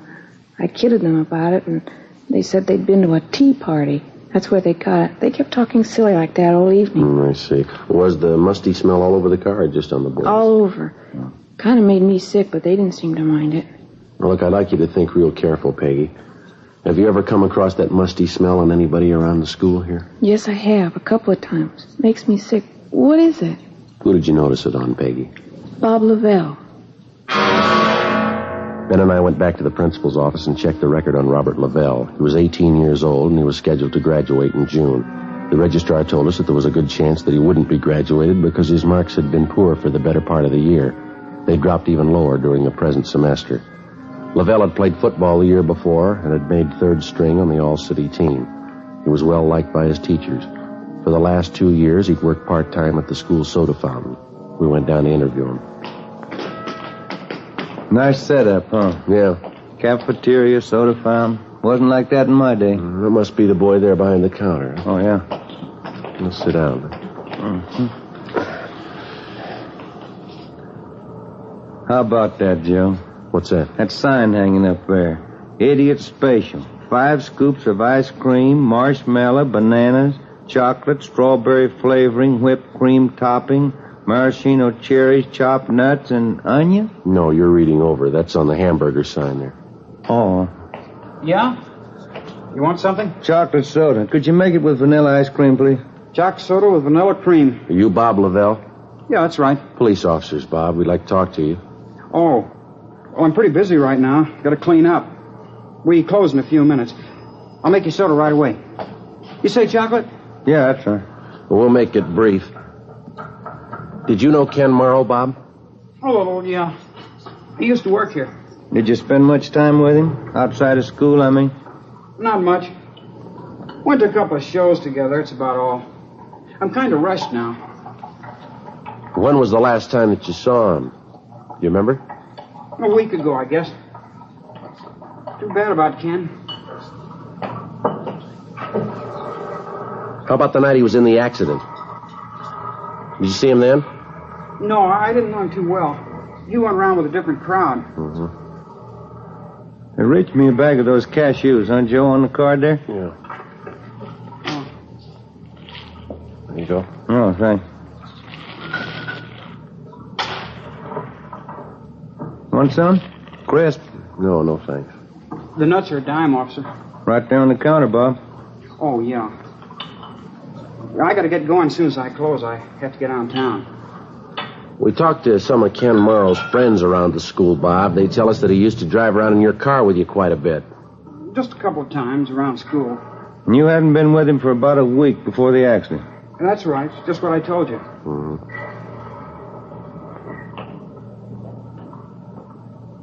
You want a little whipped cream on that? Yeah, Lil. How about a cherry? Good idea. There you are. Thank you. Too late to fix a hamburger? Yeah, I really got to close up. It's getting a little late, officers. I'm going to have to close up right now. Well, we'll make it fast. Did you notice anything different about the Morrow boy in the last few weeks? Anything peculiar at all? No, he was the same as ever. I didn't notice anything. All right, look, Bob, we're going to lay it out for you. Did you know he was using marijuana? No, I didn't know anything about it. You have any idea where he might have gotten it? I wouldn't know that. Look, you mind if I lock up the counter now? I'll come around the other side. Sure, go ahead. I didn't know that about Ken, officer. I wouldn't know where he got the stuff. You sure he was using Mary? Well, we found some in his car. We found some more in his locker upstairs. Well, that's tough. Anything more, officer? I gotta hurry. Well, it's just routine, Bob. We did the same with the other boys we talked to. We'd like to check your locker. You don't mind, do you? I gotta get downtown. I'm late now. Your locker's just upstairs, isn't it? Won't take that long. It's important to me. I gotta get downtown. We've got our car outside. We'll drive you down. We'll be down there in no time. No, I've already got a ride. Can't you check it tomorrow? It's not going to take a minute, Bob. Now let's go, huh? All right. Say, I happen to remember I didn't bring my locker key today. That's so? Yeah. Come to think of it, I don't know where it is. Guess I lost it. Well, they must have a pass key around here, don't they? Well, I don't think so. Well, we'll ask at the office, huh? You're putting me in a jam, officer. That's going to take time. I'm due downtown. I'm sorry, Bob, but we got to check it. I got my locker all jammed up with stuff. It'll take us an hour. Office is down there, Joe. Yeah, all right, let's go. I don't know why you're picking on me. My locker's jammed. They can't get it open. Why are you picking on me? Let's ask him here. Go ahead, Bob. Close the door. Yeah? I got my key. I'll show you. Robert Lavelle took us to his locker and opened it. Hidden inside one of his gym shoes, we found 4 sticks of medium-grade marijuana. We took them, put them in an envelope, and sealed it. On the way downtown, the boy told us that he'd been buying the stuff for about 6 months and reselling it to some of the students at the high school. Said that he paid 50 cents apiece for the sticks and sold them for 75. He was an occasional user himself. Before we turned him over to the juvenile officers, he told us that a man named Ray Jensen supplied him with the marijuana. Jensen's address was a trailer camp in the southwest part of Los Angeles. We drove out and checked with the operator of the camp. He pointed out Jensen's trailer at the rear of the camp. That one, Joe? The blue and gray one? Yeah, this is good right here. Okay.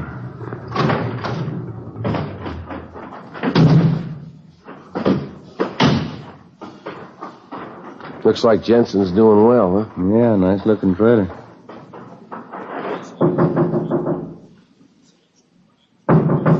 Just a minute.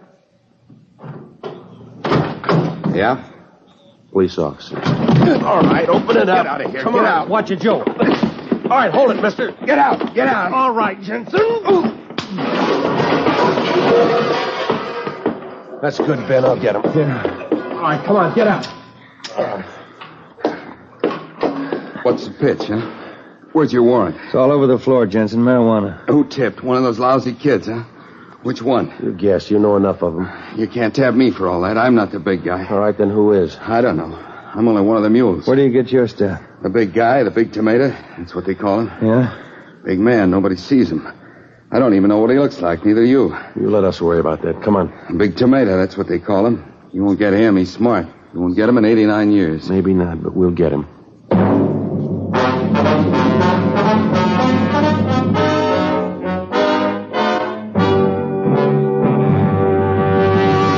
You are listening to Dragnet, authentic stories of your police force in action. Now, here's an authentic report from Fatima Cigarettes. 1949. Fatima more than doubled its smokers coast to coast. 1950. Another record-breaking year, with more long cigarette smokers insisting on Fatima quality than ever before. In 1951, enjoy Fatima quality yourself. Yes, friends, in Fatima, the difference is quality. Quality of tobaccos. The finest Turkish and domestic varieties, extra mild and superbly blended, to give you a much different, much better flavor and aroma. Quality of manufacture. Smooth, plump cigarettes rolled in the finest paper money can buy. Quality. Even to the appearance of the bright, clean, golden yellow package. carefully wrapped and sealed to bring you Fatima's rich, fresh, extra mild flavor. Compare Fatima yourself. Fatimas now cost the same as other long cigarettes, but your first puff will tell you... Ah, that's different. Yes, in Fatima, the difference is quality. Start enjoying Fatima quality yourself. Insist on Fatima, the quality king-size cigarette. Best of all long cigarettes.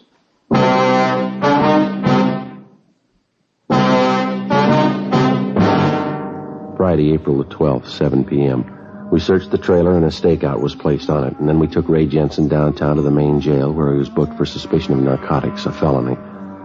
The next day, Ben and I went back and questioned him. We got nowhere. The only thing he'd tell us was that the leader of the marijuana ring was unknown to him. The Big Tomato, that's all he could tell us. We went back and started rechecking leads furnished us by some of the high school boys who had purchased narcotics from Robert Lavelle. They all ended nowhere. Meantime, the flow of marijuana into the schools and into the hands of the teenage students continued. We'd no sooner choke off one source of supply when two more would turn up. We knew that there was only one real solution: find the gang leader and wipe out the entire supply and distribution setup. We stayed on it.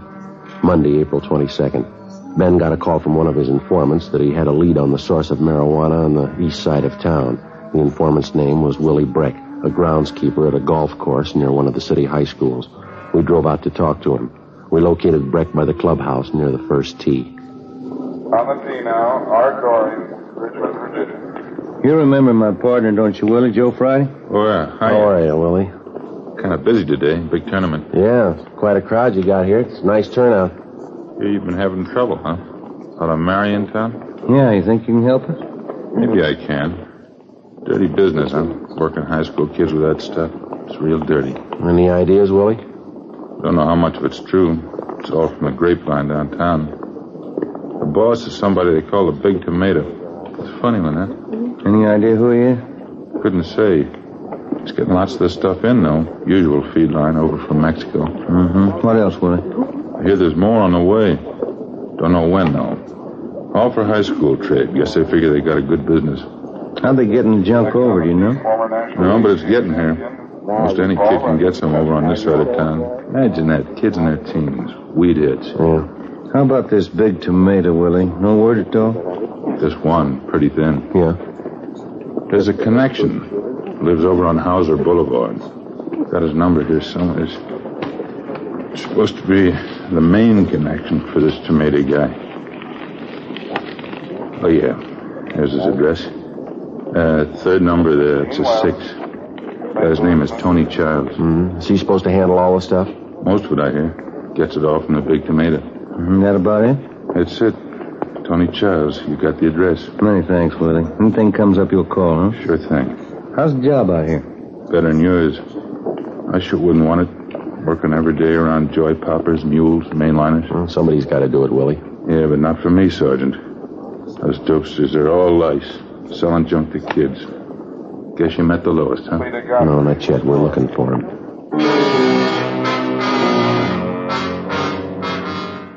We went back to the office and checked the name and address of Tony Childs through R&I. No previous record. A stakeout was placed on his home and at his place of business. Childs himself was placed under 24-hour surveillance. A week passed. Nothing happened. Another week. Still nothing. There was no let-up in the supply of marijuana finding its way into the city and then into the schools. We couldn't see the beginnings of the racket, but we saw the end result. The percentage of juvenile users was still on the upswing. Wednesday, May 8th. We heard rumbles of another big marijuana buy in the offing. Either it failed to materialize or we missed it.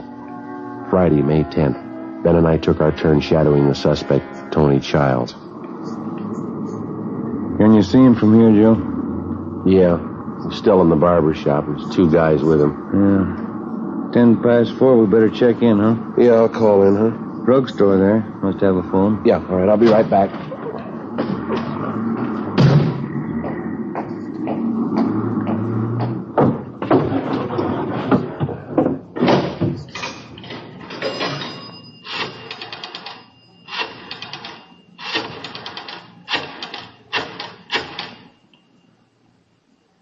Narcotics, please. Thank you. Yeah, Johnny, it's Joe Friday. Mm-hmm. Yeah. Yeah, we got him paid. Okay, right away. Bye.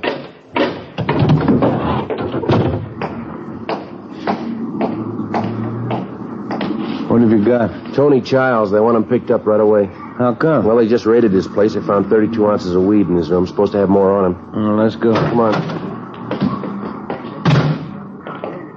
What do you think? Trouble? Well, don't be surprised.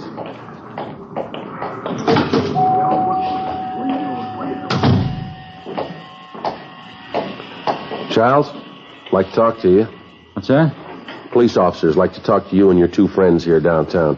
Can't make it, copper. Flying to Vegas tonight. We want to see you downtown first. Look, don't push me, huh? Nobody's pushing you, Childs. We want to see you downtown. Now, come on, let's go. Look out, Joe! Wrap him, Sam!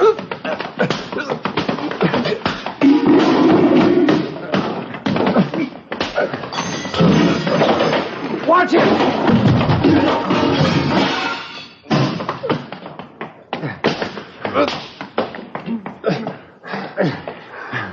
That's it. 3 of them. Okay. I'll get him. All right. All right, come on, you. And I'm glad this doesn't come up often. Where's the barber? He ran outside. Rough one, huh? Yeah. What's your hunch, Joe? Think one of these 3 is the big tomato? I don't know. Let's ask him. A search of the barber shop failed to reveal the presence of any narcotics. Tony Childs and his 2 companions were found to have a dozen sticks of marijuana in their possession. They were treated for cuts and bruises at Georgia Street and then booked for suspicion of narcotics, a felony, at the main jail. 3 other men found at Childs' apartment at the time of the raid were also booked.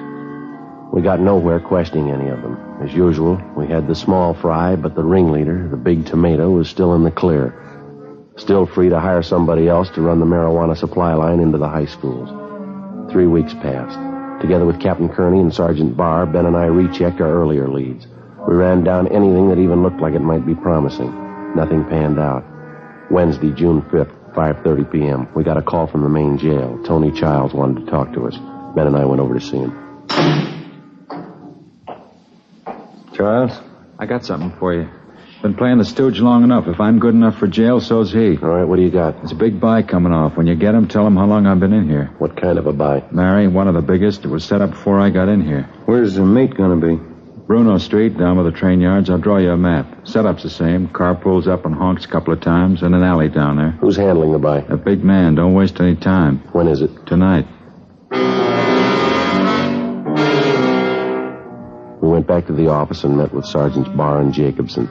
8 p.m. Ben and I took up our positions on the stakeout along with the rest of the men. We had a clear view of the exact location where the buy was to be made. We waited. 10 p.m. 11 p.m. No one showed.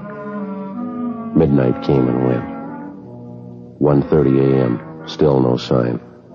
At 18 minutes of 2, we spotted a man carrying a shopping bag emerge from behind a row of freight cars near the end of the rail yard. He made his way across the street to the alley. He stood back in the shadows.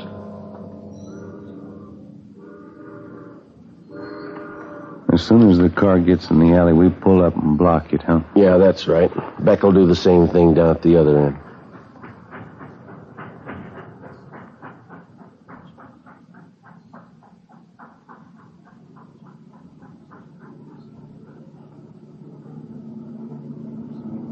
Headlights coming in the alley.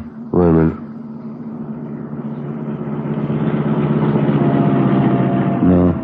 No, they're going on through. What's the time now? 4 minutes to 2. We waited. 18 minutes passed. Still no sign of the car that, according to Childs, was supposed to be there for the big buy. We could still see the figure of a man with a shopping bag huddled in the alley. 3 a.m. Joe? Yeah? Car down there in the alley? Yeah. That's it. You want to start up? Yep. Just enough to block the alley. Uh-huh. That's good. All right, come on, let's go. Come on. All right, kill your engine and get out of the car. Joe, look out! They can't go far. Come on. All right, let's get them out of there. Yeah. Come on. There's three of them. Yeah. Here's the guy with the shopping bag. All right, I got him. Crash knocked them cold. Yeah. That's one. Easy there. Yeah. Pull right over there, will you? That's it. Get his coat off of that. I got it. Okay. That's it. That's There it. we are. All three of them. Yeah. Hey, look at this, Joe. Found one of them in this guy's hand. Tin can, huh? Mm-hmm. Full of marijuana. Did you look at the labels on those cans? Yeah. Fancy solid packed tomatoes. There he is, a big tomato.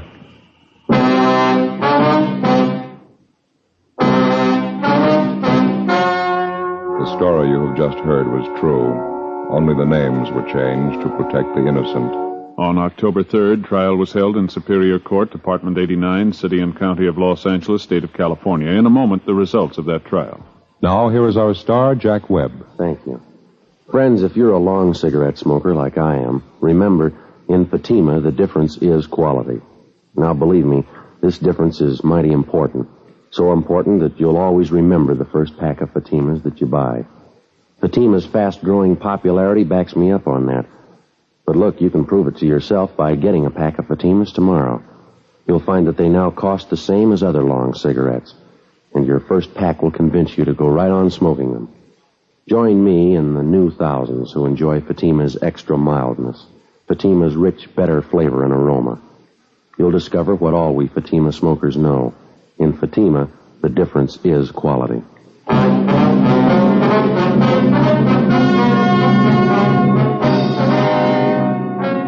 John A. Stanson, alias the Big Tomato, along with his associates in the narcotic gang, was tried and convicted for violating the State Narcotic Act. He received sentences as prescribed by law and are now serving their terms in the state penitentiary. The radio editors of the United States and Canada have named Dragnet the best radio program of its type for 1950. And Dragnet's Jack Webb, the most promising star of tomorrow. In behalf of Dragnet, I'd like to thank the radio editors of the United States and Canada and the editors of Motion Picture Daily who conducted the voting in the 15th annual poll for Fame magazine.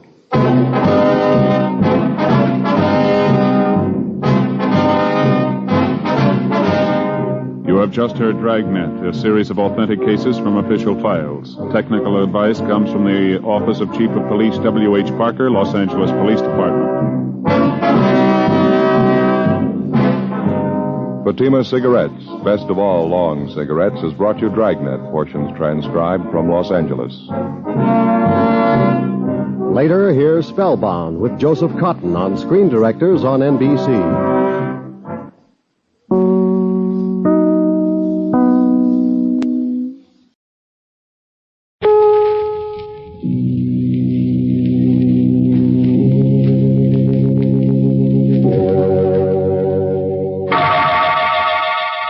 Sanctum Mysteries, brought to you by Bromo Seltzer. Fight headache 3 ways. Bromo Seltzer, Bromo Seltzer, Bromo Seltzer, Bromo Seltzer, Bromo Seltzer.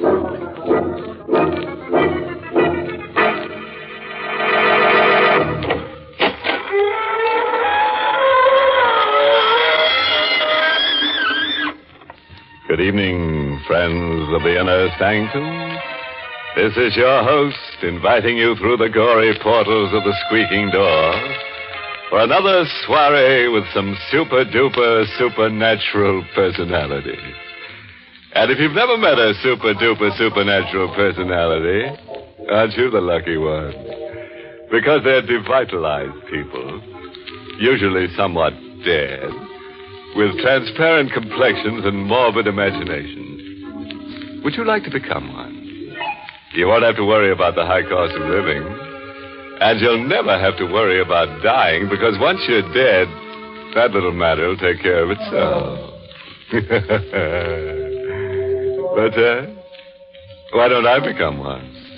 I've got news for you. I am.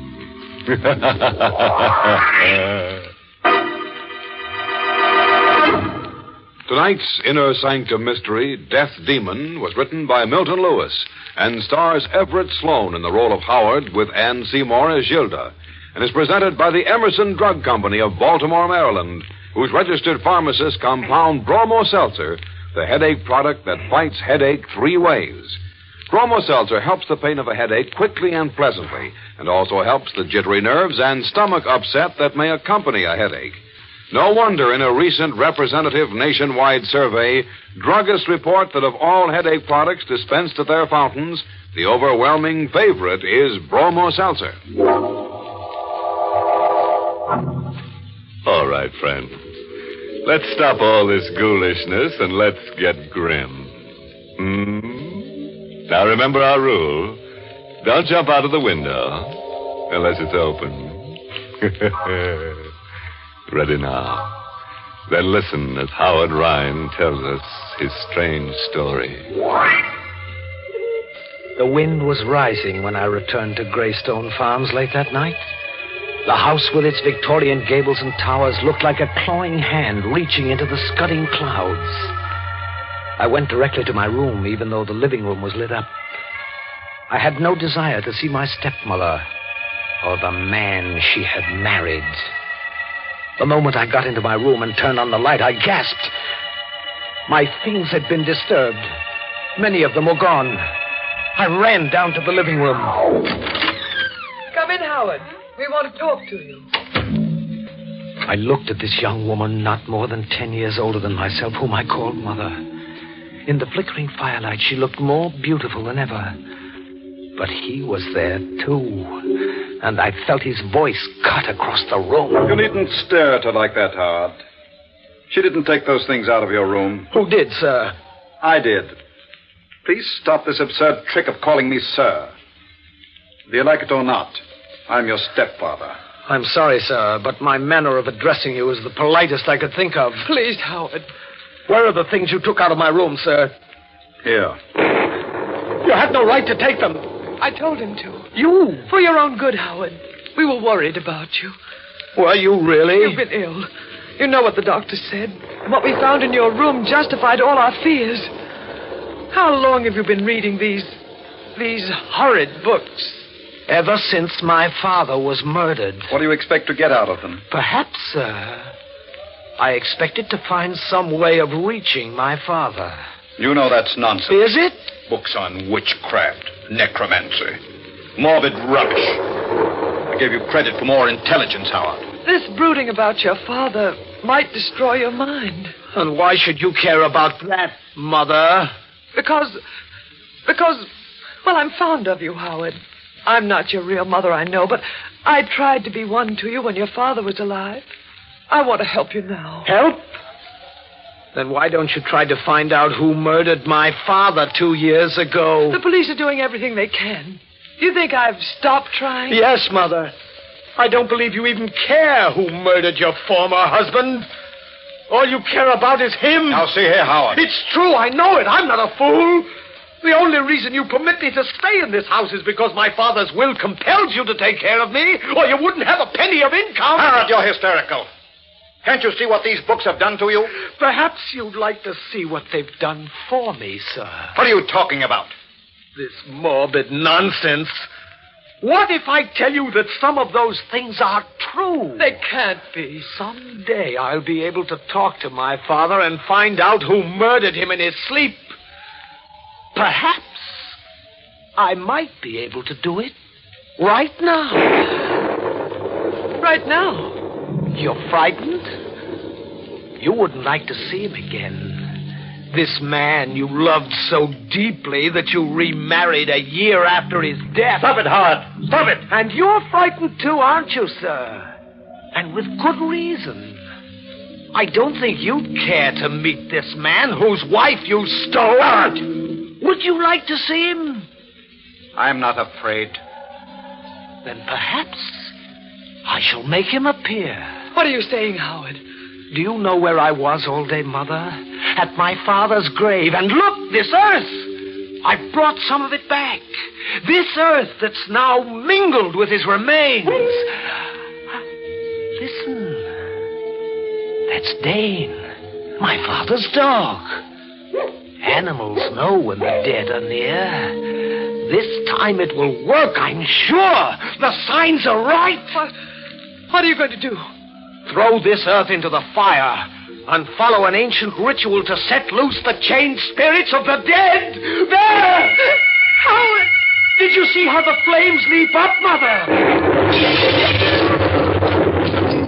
The lightning struck that tree and knocked a branch through the window. You're wrong.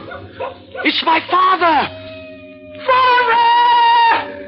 Where are you? Father!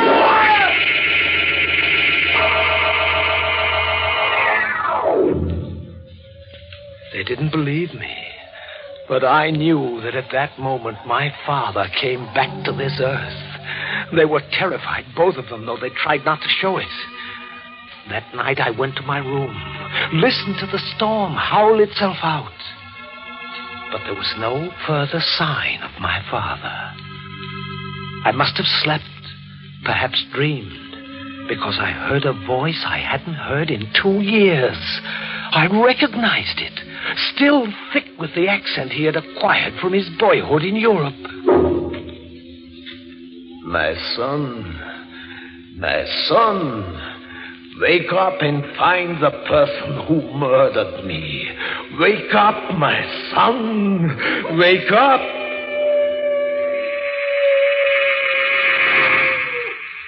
The next thing I knew, I was rubbing my eyes.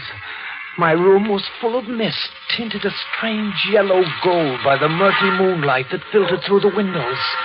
My father's dog, Dane, was tugging at my leg. He was trying to lead me out of the room. I followed him through the halls of that huge silent house to my father's study. It had been locked up since he died, and no one ever used it since. But when I tried the handle this night, the door opened, as though being pulled by some unknown force. Mist and moonlight crept into the study, lit the dust and cobwebs and shadowy furnishings with an eerie light. And then something crashed. A broken vase with a tiny key among its fragments lay on the floor. It might have been Dane who knocked over that vase, but I don't think so. I picked up the key. The moment I had it in my hand, I remembered a scene from my childhood. I had secretly observed my father remove a book from one of the cases, take out this tiny key, and open a hidden panel in the bookcase. Like a man in a dream, I repeated the action. I removed the book, and there was the secret panel. I opened it with the key. There was nothing in it but a few large notebooks. I took them out, opened one, and by the flickering yellow light of my match, my father came back to me. In this journal, I record thoughts that, if they remain unexpressed, might drive me mad. I know now that my wife, Gilda, is seeing another man. I know his name. Dale Barton.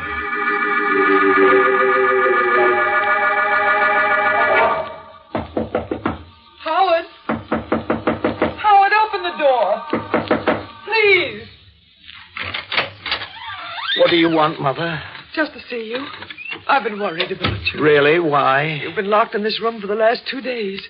Here, I have brought you some food. Thank you. Where is your husband? He had to drive to town. Howard, you can't go on like this. You love him very much, don't you? I wouldn't have married him if I didn't. You love him more than you loved my father? Please, there's no point in discussing this. Your father's dead, and that's all past. Not quite dead. In fact, he's very close to us at this moment. Close? Yes. So close that he can reach out and touch you. Howard, let go of my hand. You don't believe me, Mother. This is all nonsense. Is it? What would you do if I told you that my father is holding your hand this very minute? What would you do if I told you that he has taken possession of my body? Howard, you're ill. You don't know what you're saying.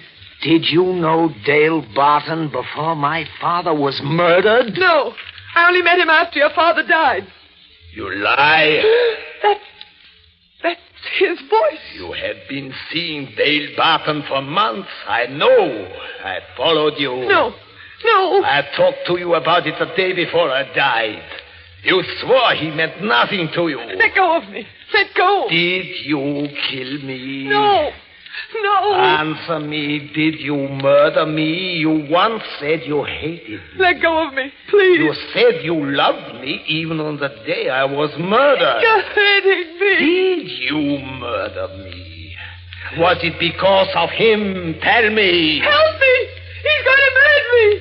Help me, someone. Hey, you crazy fool. What's going on here? Dale, help me. He wants to kill me. Howard, let go of her. No. She's mine. No. Dale. Oh, Dale. Come, Gilda. I'll take you out of here. He led her out of the room while I lay on the floor. Had she murdered my father? Had he? I knew at last I had the means of finding out. There were thick vines outside my window, and late that night, as I had often done when I was a boy, I carefully, quietly climbed down them, stopping at a point outside their window. I clung to the wall like a bat, and I heard them talking. Did you hear his voice? You don't actually believe? I don't know what to believe. He looks so much like his father. When he sees me, spoke to me, it was his father. Gilda, you're being foolish about this. Am I? On the day William was murdered, Howard was away at college. How could he have known what we talked about? And he did know. That boy seemed to know every word. That boy, or is he his father? Gilda, do you know what you're saying? Yes. This isn't an ordinary thing. There's nothing you can do about it. Oh, yes, there is. I climbed back to my room to think. I dared not go to sleep because I knew my father had been murdered in his sleep. And if they had murdered him, they'd certainly have an excellent reason to kill me. I thought of running away, but then I would never find out. I know now why I couldn't run away.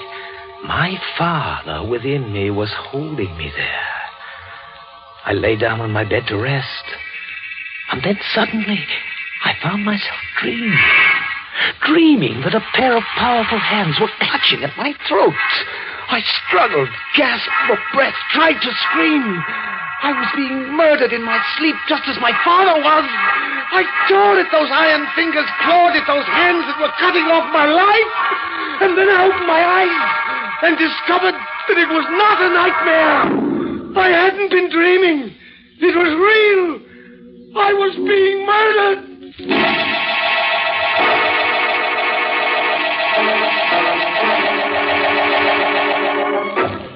You are listening to Inner Sanctum, brought to you by...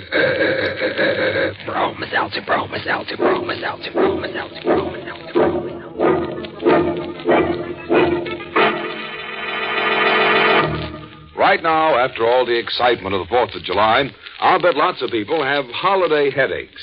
If you're one of those unhappy folks, I'll tell you how to get fast headache help. Just take a sparkling, refreshing glass of Bromo Seltzer. You'll find that Bromo Seltzer fights headache 3 ways fast. First, Bromo Seltzer helps the pain of a headache and does it quickly and pleasantly. Second, Bromo Seltzer helps calm, jumpy, jangled nerves. Third, Bromo Seltzer helps soothe an upset stomach. And since stomach upset and jittery nerves may team up with an ordinary headache, it makes a lot of sense to insist on Bromo Seltzer, the headache help that's famous for fighting headache 3 ways.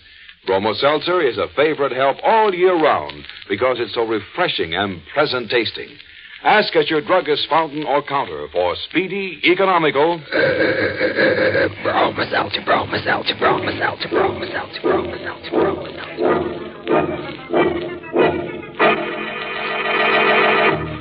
Well, friend, your breathing spell is over. Now it's time to lose your breath again, so let's get back to our story. Now, what did we do with the corn? Oh, yes. We were interrupted while we were making one. And if you remember, the corpse belonged to Howard Ryan, the young man who was telling us this story. He had just discovered that his dream had come true, and someone was choking him to death. That's a nice way to wake up from sleep, isn't it? Well, let's have Howard tell us what happened. My eyes focused through the haze, and I recognized Dale, my stepfather. They were his hands that were around my neck. Suddenly I heard Dane bark, and the door flew open, and like a rising cannon shell, the dog flew through the air at the throat of my stepfather. A moment later, I felt his hands release me as he shouted. Stop him! Go on, Howard! Just kill me! I'll take it! For a moment, I did nothing. I knew I wanted him to die, but I still wasn't sure if he had killed my father. I suppose I was a fool, but I yelled, Dane, stop it! Down, Dane, down! Here, Dane, come here. Howard, who opened the door? I want to get out of here. Not yet. Why? Are you going to turn that dog loose on me again? Perhaps. You want to kill me? You tried to kill me. Kill you if you lost your mind completely. I woke up with your hands around my throat. You're insane. I was trying to pick you up from the floor. You're lying! I'm not. I heard you moaning and screaming, and I came up to see what was wrong. I found you on the floor. You were having a nightmare. Was I? Of course. Why should I want to kill you? Because I may find out how you murdered my father.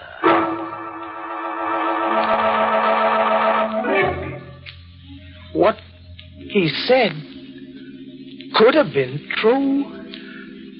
I had had little sleep for a long time, and his attack on me could have been a nightmare. I could never be certain. But to protect myself, I kept a gun with me at all times. I read and reread the journals of my father, which I had found. More and more often, it was his voice that came out of my mouth, his thoughts that filled my mind. And then came the night when I found out the truth. Good evening, Howard.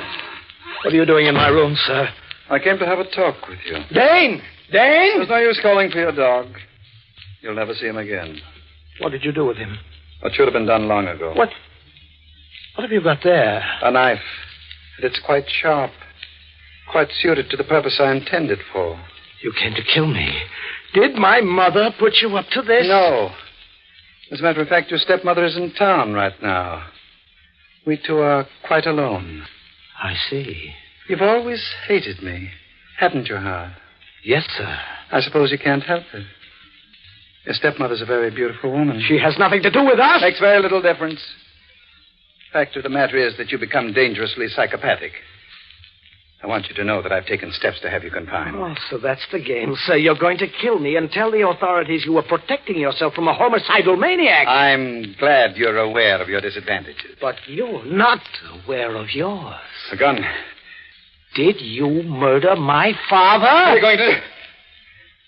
Did you kill me? Who's speaking?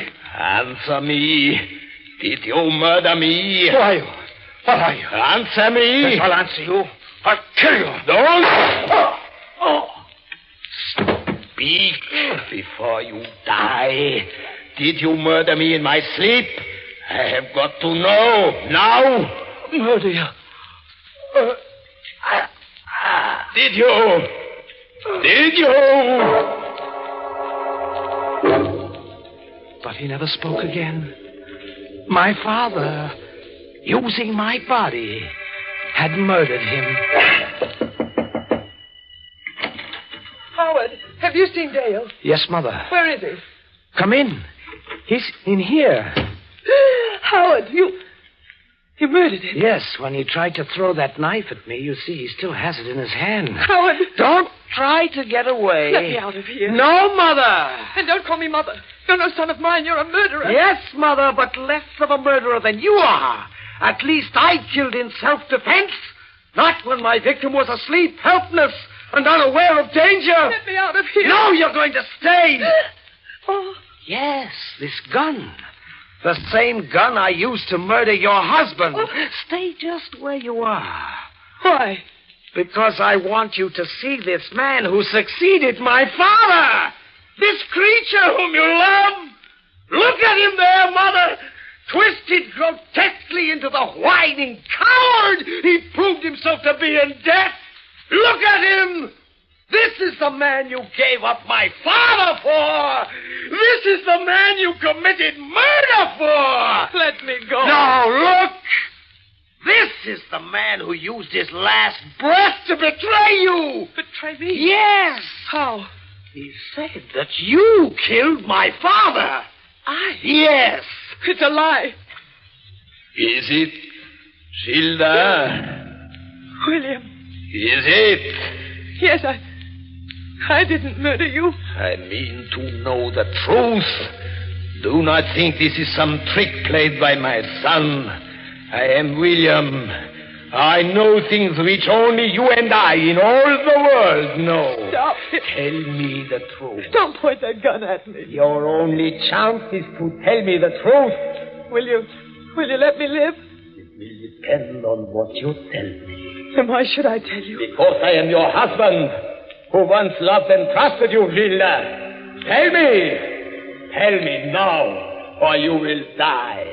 Very well. I did it. I committed the murder. That's what you wanted to hear, isn't it? That's what you wanted me to tell you, isn't it? It is what I wanted to know. What are you going to do? What do you think I should do? Let me live. I've loved you. I've always loved you. It wasn't my fault. He put me up to it. Now that he's dead, I realize what I've done. Do you? Yes. Let me live. Let me live. Perhaps I shall, Mother. Howard. Oh, you understand, don't you? It's just as it happened with you and your father. So it happened with Dale and myself. You won't do anything to me, will you? I'm not your real mother, I know, but I have loved you, Howard. You know I've loved you, and I still love you. Tell me one thing. Was he as guilty as you? Yes, it was really all his fault. Then come with me, Gilda. We're going to the police.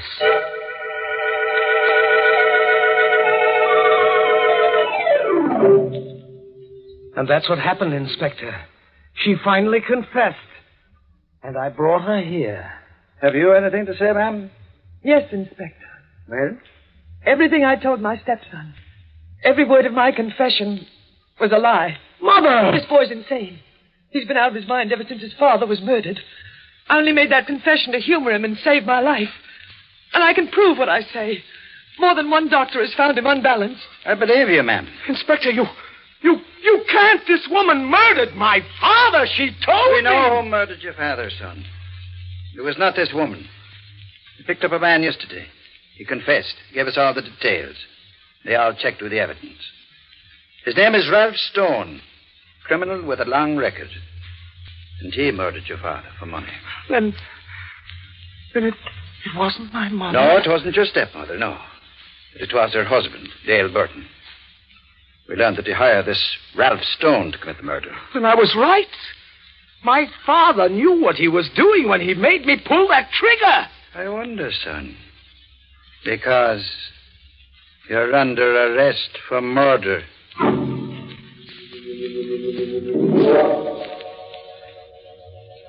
I kept telling them that I didn't murder Dale Barton. I didn't pull that trigger. It was my father who murdered him. They don't believe me. But it has to be right, you see. How could Father have known Dale was guilty without supernatural knowledge? My father still lives inside of me. And sometimes he talks.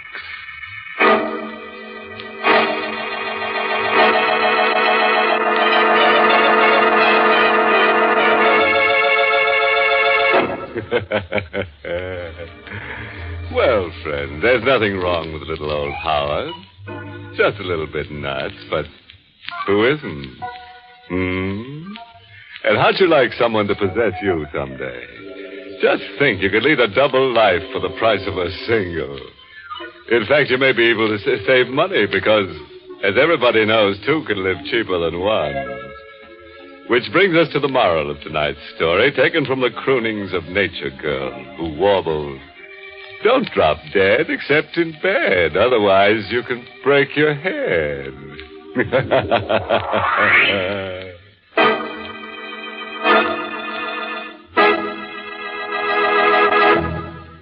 It's common knowledge, I suppose, that jittery nerves can help to cause a miserable headache.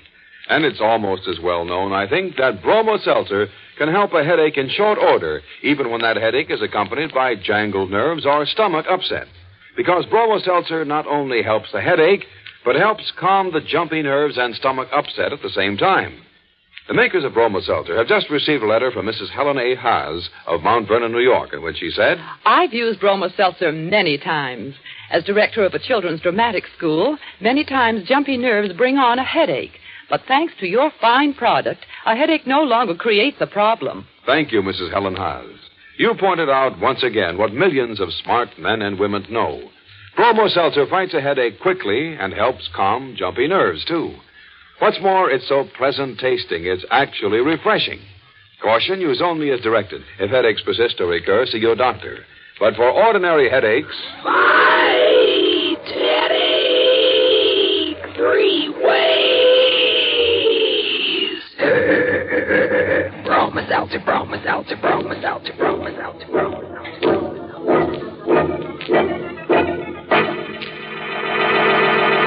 Well, it's time to close that squeaking door for another 7-day rest. Until next week at this time, when Bromo Seltzer brings you another Inner Sanctum mystery directed by Hyman Brown. Oh, by the way, this month's Inner Sanctum mystery novel is Report for a Corpse by Henry Kane.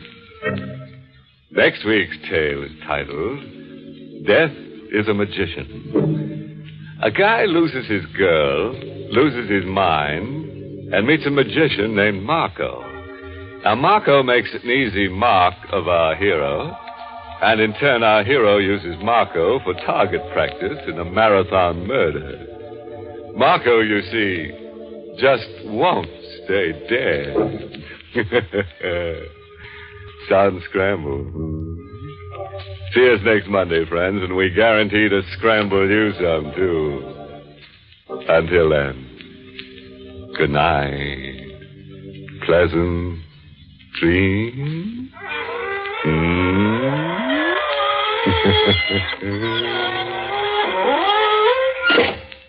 This is Dwight Weist inviting you to tune in again next Monday at this same time to Inner Sanctum, which is brought to you for your entertainment every Monday right through the summer by...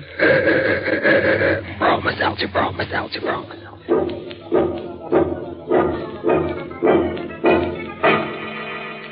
This is CBS, where 99 million people gather every week, the Columbia Broadcasting System.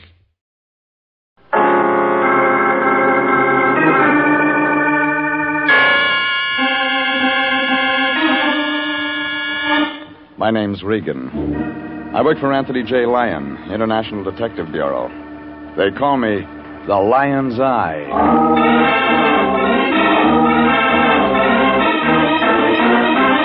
Wednesday at 9, and CBS brings you Jeff Regan, Investigator, starring Frank Graham as Regan with Frank Nelson as Anthony J. Lyon. So stand by for mystery and suspense and adventure in tonight's story of The Lady from Brazil.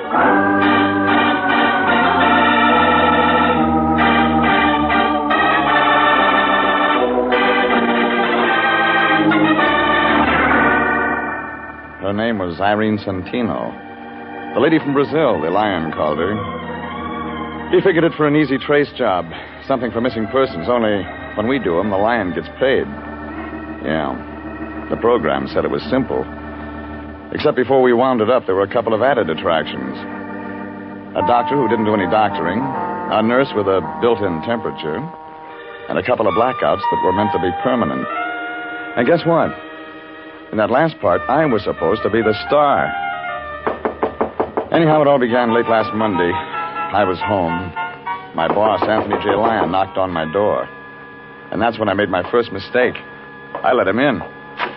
Regan, I'm glad I found you in. I'm just on my way home from the office. You could have kept on going. I'm out of Johnny Walker. Oh, now, Regan, I didn't come by just for that. You got anything else? No. All right. As a matter of fact, I want your advice, Regan. Cut out starches and get some exercise. What else? What would you do if you traveled 10,000 miles just to see your sister and then couldn't find her? I'd give up the search. You would? Why? I haven't got a sister. Oh, that's not what I'm talking about. You'd go to missing persons, wouldn't you? Sure you would. But if you knew your family in a foreign country would become greatly alarmed at this sort of notoriety, you'd look for your sister in another way. You'd hire a good private detective. Now, isn't that right? Come on, Fatso, put it on the road. What do you mean? I'm just posing a simple problem. And you've got an angle somewhere. All right, we have a new client. Her name's Irene Santino. She's from Brazil, Rio. Fine family, Regan. Coffee. She's engaged international to locate her younger sister, Carmen. I'm no St. Bernard. You'll do till I can feed one. Oh, now, I know you've been working hard lately, but, Regan, this is one of those occasions when I'm proud to be a part of our profession. We have an opportunity to help a young lady in desperate straits and at the same time secure goodwill from South America. Ever hear of the State Department? Of course I have, but they can't do it all alone. It's up to individual citizens to take responsibility, too. And that's the only reason you want me to find a sister? Absolutely. Now, Miss Santino is taking an apartment at this address. Here, go see her, comfort her, let her know International and the United States of America will do everything possible to locate her lost sister. Yeah. That all? That's enough. What'd she pay you? $200. That's a lot of green to get in advance. Well, she insisted. She's very anxious to find that girl. Watch out her check doesn't bounce. It won't. She paid cash. That $200 was already making a lump in the lion's coat. And I knew the next spot for it was his mattress. Well, maybe that's the reason he's a bachelor. I left him in my place and drove over to the address he'd given me. It was one of those Beverly Hills apartments with a long, glassy look. Like a greyhound with a sore stomach. Irene Santino's apartment was on the second floor. She was a tall, brown-haired girl without a smile. She wore glasses. And when she talked, she sounded sad. Like a banjo player with a paper pick. Thank you so much for coming over, Mr. Regan. I've been very upset all day. I just had to do something about Carmen. Your sister? Yes. She's the one I came to California to see. I heard. It's an awful vacant feeling. I thought she'd meet me at the airport, and then she wasn't there. And when I went to her address, we were very close. She's from Rio, too? Yes. How's her English?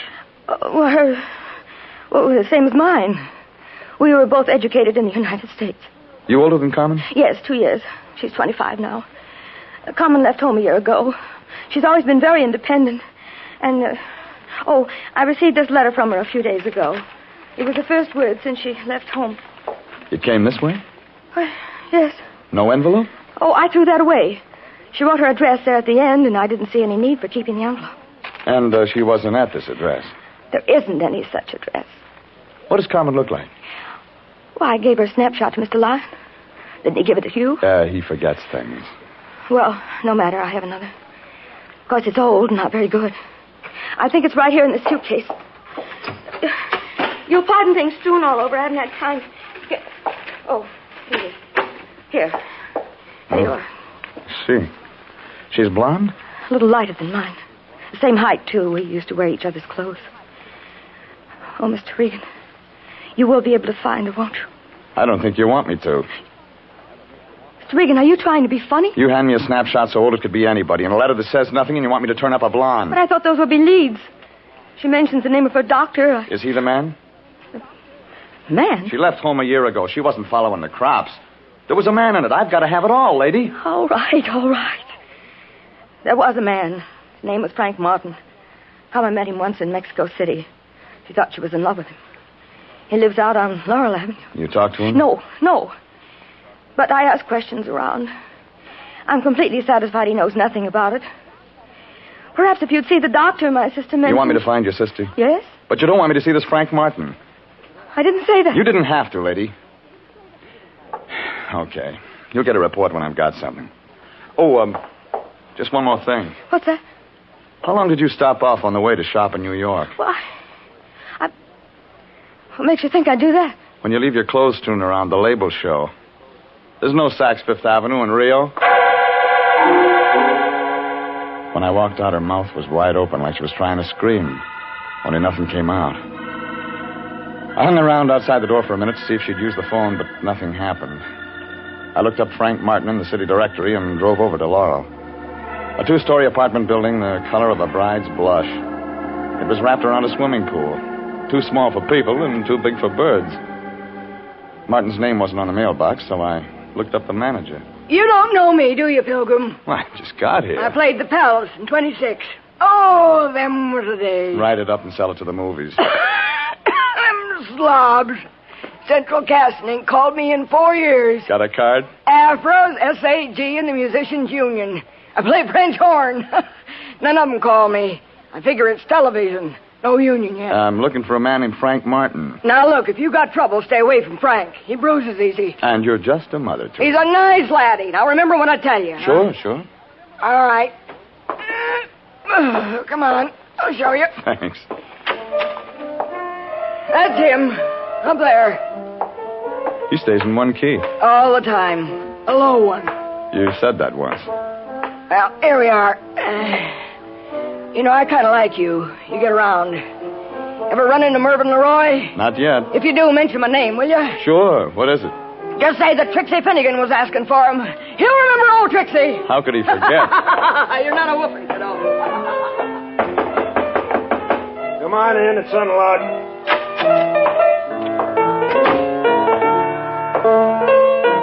Your name Frank Martin? Yeah, who wants to know? My name's Regan. I'm a private investigator with the International Detective Bureau. Wrong steer, Gumshoe. I don't need one. I'm not looking for work. I'm looking for you. What'd you say it was? Regan? Yeah. R-E-G-A-N? Regan. Regan. Just wrote that one. Pretty cute, eh? I'm looking for a friend of yours, Carmen Santino. Oh. How is Carmen these days? I don't know. But you said you were a detective. I did. You sound like an amateur to me. You sound like a guy with a chip on his shoulder. You sound like a lot of things. You're trying to get tough, baby. It figures out when your name isn't on the mailbox. Yeah? Nobody would ever write you. I'll just skip that, Regan. Well, who hired you to do what? Her sister's in town. She's looking for Carmen. No, Carmen had a sister. What else? You're the boyfriend. Boyfriend. It's real good. Let me tell you what she's like, Regan. Eyes just right. Hair just right. Everything just right. Wait till you see her in a bathing suit. That's something, brother. She isn't wearing one in this picture. Let's see. No, it's a bad picture, Regan. Hardly looks like her, like she is. Ever met him like that? Well, we're going to be married, Regan. Only she decided all of a sudden she didn't want him. Just like that. It was her idea. Haven't seen her since. You try? Once. She moved, no forwarding address. That's all. Makes a good story. Yeah, but you don't believe it. Let me tell you the reason we broke up. It's a dilly. My hearing's good. Well, you've heard about the happy couple. The guy keeps getting loaded, can't lay off. Well, this is different. This is the big switch. Carmen. Yeah, Carmen. And why she was seeing a doctor? Carmen, seeing a doctor? Look, why didn't you get out of here? We don't like each other. Her sister thinks something might have happened to Carmen. She's scared. Yeah, some of us are scared part of the time. When somebody makes a lot of noise looking for somebody, then everybody gets scared. You scared, Regan? Yeah. What about? Carmen Santino. I might be looking too late.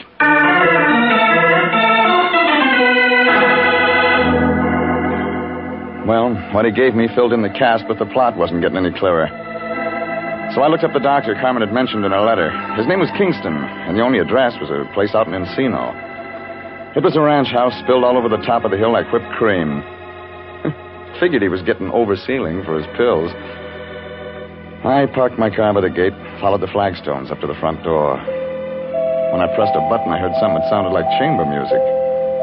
And then a blonde girl wearing a red dress that must have been riveted on opened the door about the middle of the second chorus. Oh, I like Blue Serge. Has an effect on me. It's the only thing in the closet. You fill it out nice. But you don't look sick. I want to see the doctor anyway. Come on in. We'll talk about it. Ah, you are tall, Mr. Regan. Regan. Who are you, Florence Nightingale? I hold the doctor's stethoscope. My name's Vivian Lytell. Mind telling him I'm here? He's busy. He just opened another bottle. Well, I'm right on time. Oh, Rex isn't sociable like me. He drinks alone. He gets more that way. Let me entertain you.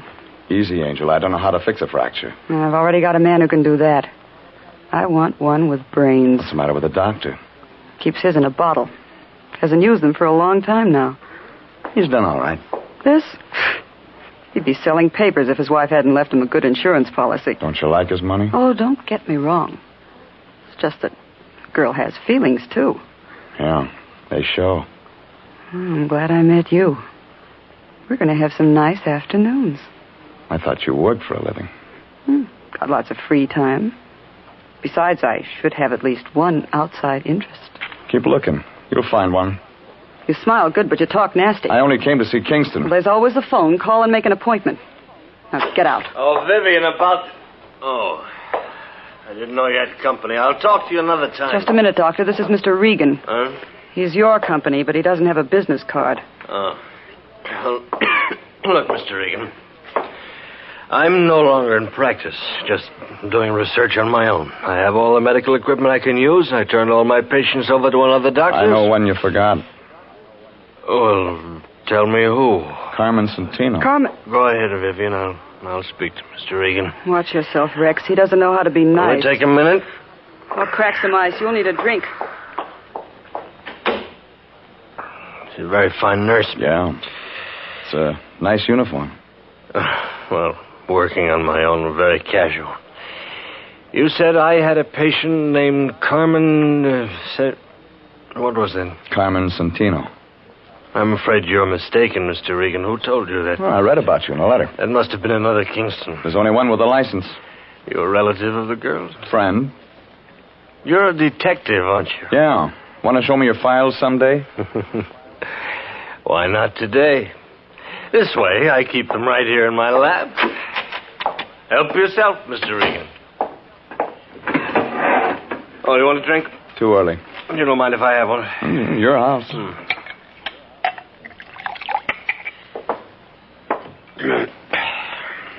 Didn't find anything? Not under Santino. She could have used another name. Oh, that's possible. When was I supposed to have treated her? Oh, about a year ago, according to this letter. Here, this is a picture. Uh-huh. No. Oh. I've never treated anyone who looks like that. Sure. Positive. What was her illness? Might have had something to do with that stuff you're drinking. They die from it sometimes. I see. You can't see it from this window. But just over the hill, my wife is buried. I had special permission from the county, of course, bury her on my property. She was a great comfort to me. We were very close. I haven't been the same since she passed away.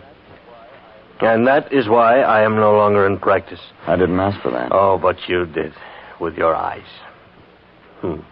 You're a strange man. Do you enjoy making a living this way, prying into other people's lives, searching for what is best left alone? You still here, Rex? Yes, Vivi. He's just leaving. You can find your way? Yeah. Well, bye, Blue Surge. You were a real disappointment. Don't give up. I'll be back. Don't bother, Regan. The doctor will be out.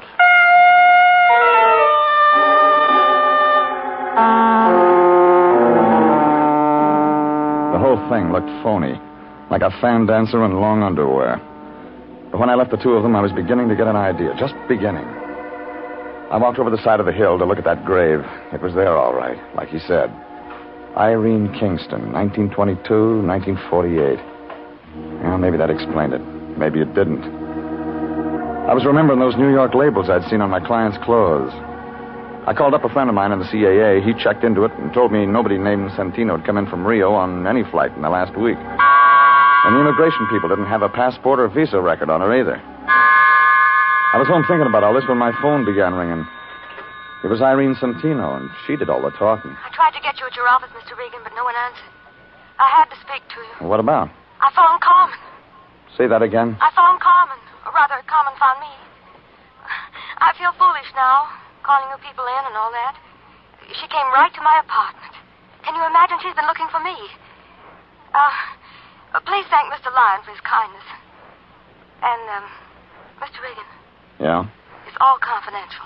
I wouldn't want any of this to get to the wrong people. You know some of the wrong kind? Doesn't everyone? Well, goodbye. Oh, Regan, you run any expenses on this Santino thing? No. Good. It's all over. Well, how do you know? She just phoned me. Just came from missing persons. There's a cop there named Perini. Got an eye like an eagle. Had that other picture of the Santino dame with me. He took one look at it and opened up a file. What kind of file? Dead and unclaimed. What do you mean? The county buried her. Carmen Santino's been dead a year.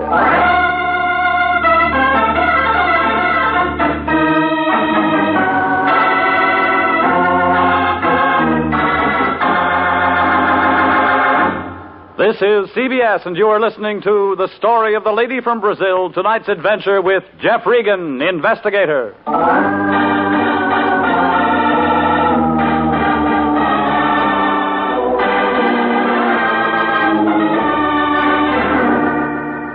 Well, it figured somebody was having nightmares.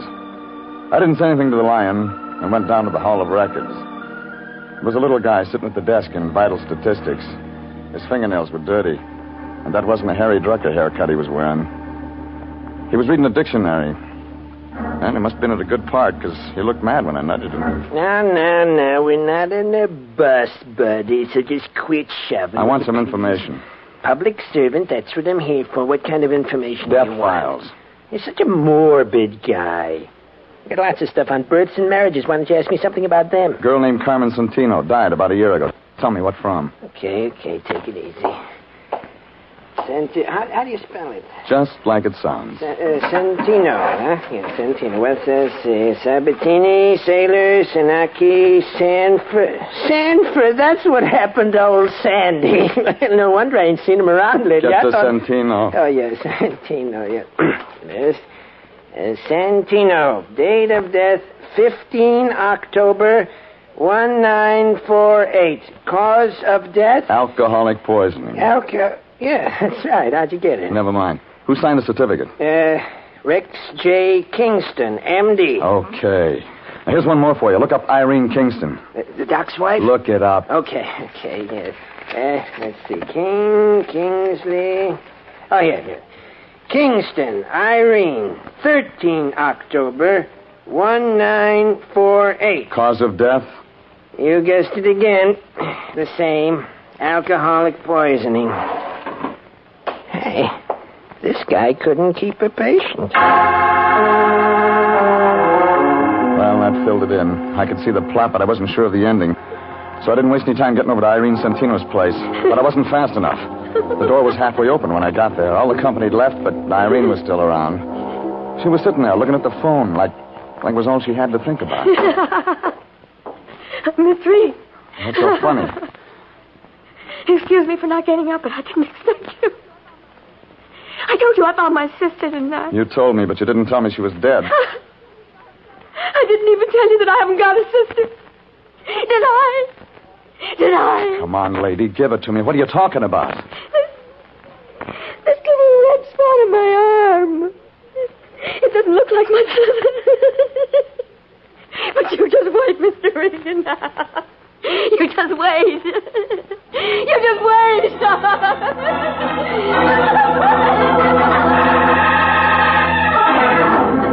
I found a doctor on the floor below. He grabbed his black bag and went to work on her. She quieted down to a slow, inside giggle. Then went out all the way. The doctor got a hold of an ambulance and carted her off to a hospital. They just wheeled her out the door when the Lion showed up.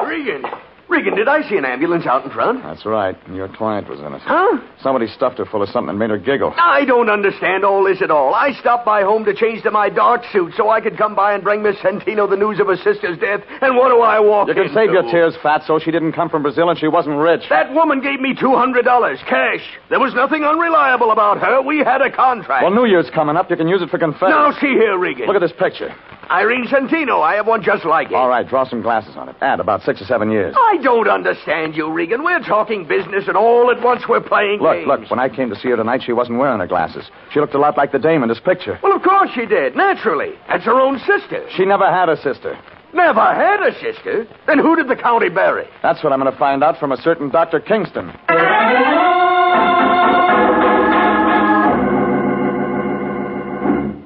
I had a feeling you'd be back. I built a fire. I forgot the marshmallows. We'll think of something else. I'm not mad anymore. I'm still looking for your doctor. Well, let me take care of you. I have a way with men. Didn't we do all this once before? Well, it's night now. I'm better with the lights low. You can ask me some questions. I know some swell answers. I'll bet. How do you like it? Your way.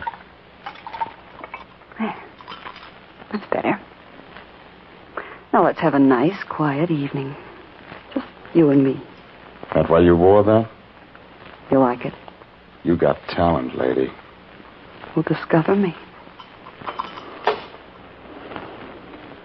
There's been a famine of men like you. You don't look underfed. Come on, you haven't touched your drink. I want to see him. Oh, all right. We could have had such a nice evening. Rex. What is it? Mr. Regan's here again. Oh, yeah. Hello, Regan. Didn't I tell you I'd be out? You told me that, but you didn't tell me what I wanted to know. Had to go to Vital Statistics to get it. What? You don't have anything in your files about Carmen Santino, but you signed her death certificate. Now, you get this, Regan. I don't have to talk to anyone who comes here without a warrant, and you haven't got one. When I tell the city attorney's office what I've got, they'll have somebody out here to open that grave on the hill. What do you mean, Regan? Irene Kingston died 2 days before Carmen Santino, of the same thing. Dr. Kingston signed both certificates, and he collects on his wife's insurance. Only I don't think his wife really died. I think that extra grave on the hill is window dressing. My wife didn't die, Regan. Where is she now? I don't know. But she could be around town using the name of Irene Santino. It was a shot in the dark, but it brought results. Kingston swung a lamp base around it, connected on the side of my head. When I came to, I was in a white room in the back of the house. Nothing worked. Irene, So I will you just lay please there. bring a bottle? Vivian was standing there with Kingston. Oh, I don't He looked sick, like an ostrich with a Will sore you throat. please, Irene? He had a needle in his hand. I got the shakes. You can do it all right, Rex. Go ahead. It's the same treatment you two tried to give Irene. Should have stayed out, Regan. I wanted one more look at you, baby. I hate to see the nice ones go, but it'll be all over in a minute. All right, Rex. Give me a drink, Vivian. I gotta have a drink. It won't help. I found Irene in time. She's in a hospital. What? She's going to live. She's going to talk. Go ahead, Irene's Rex. still alive? Rex, give it to him, and then we'll clear out. I didn't kill her. I didn't kill You'll her. do better this time. I can't. Go ahead. No, I won't. I said go ahead. I'll shoot you, Rex. I'll shoot you if you don't. No, you won't. It's all over, Vivian. It's all The over. gun, but Kingston was too much for her. All of a sudden, it began going off. Vivian started to look pale. Then she went down, slow.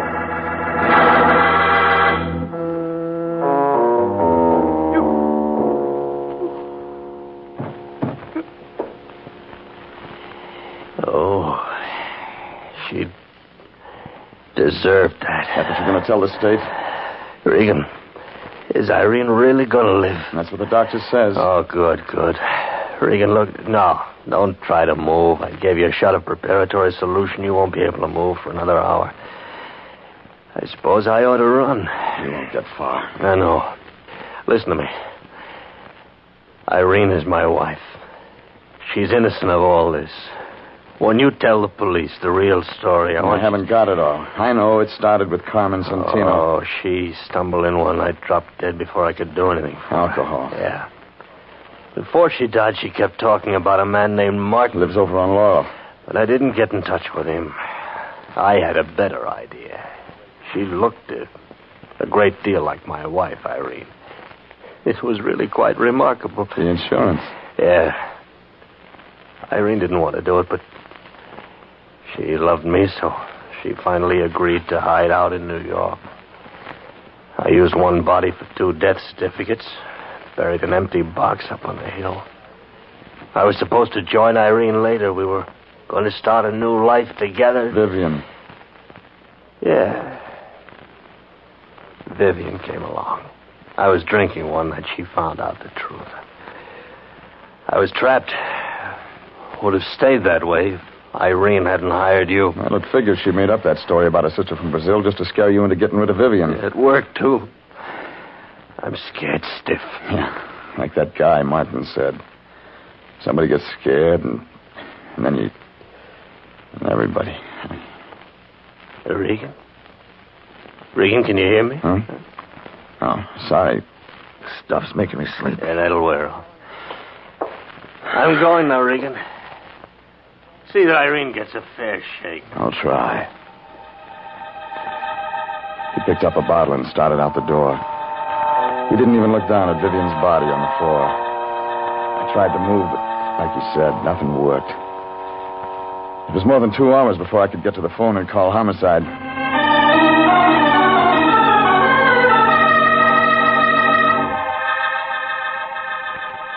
And it was more than 2 days before I talked to the line. Jeffrey, my boy, how you feeling? Better? Well, the fog's gone out of my head, if that's what you mean. Otherwise, I feel lousy. Oh, don't take it so hard, my boy. All in a day's work. Besides, there's the brighter side. Yes, indeed. Like what? Well, for one thing, they got that Dr. Kingston. He only got as far as Las Vegas. Crime doesn't pay, Jeffrey. Crime just does not pay. Doesn't, huh?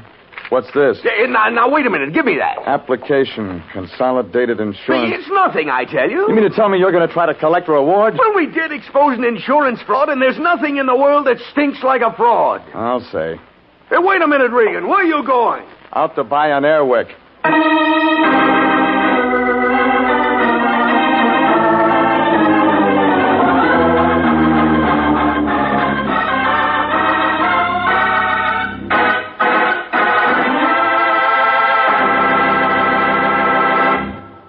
Jeff Regan, Investigator, is written by E. Jack Newman, directed by Sterling Tracy, and stars Frank Graham as Regan, with Frank Nelson as Anthony J. Lyon. Original music is by Dick Arant.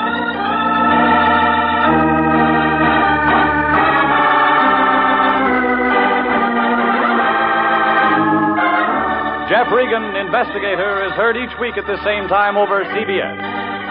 Bob Stevenson speaking, and inviting you to be with us again next Wednesday at 9 for more suspense and mystery and adventure with Jeff Regan, Investigator.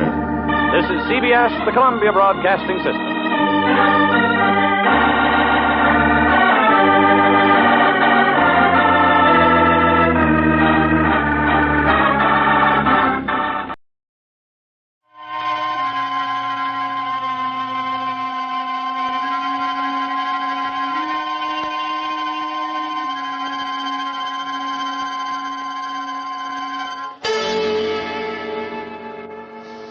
Creeps.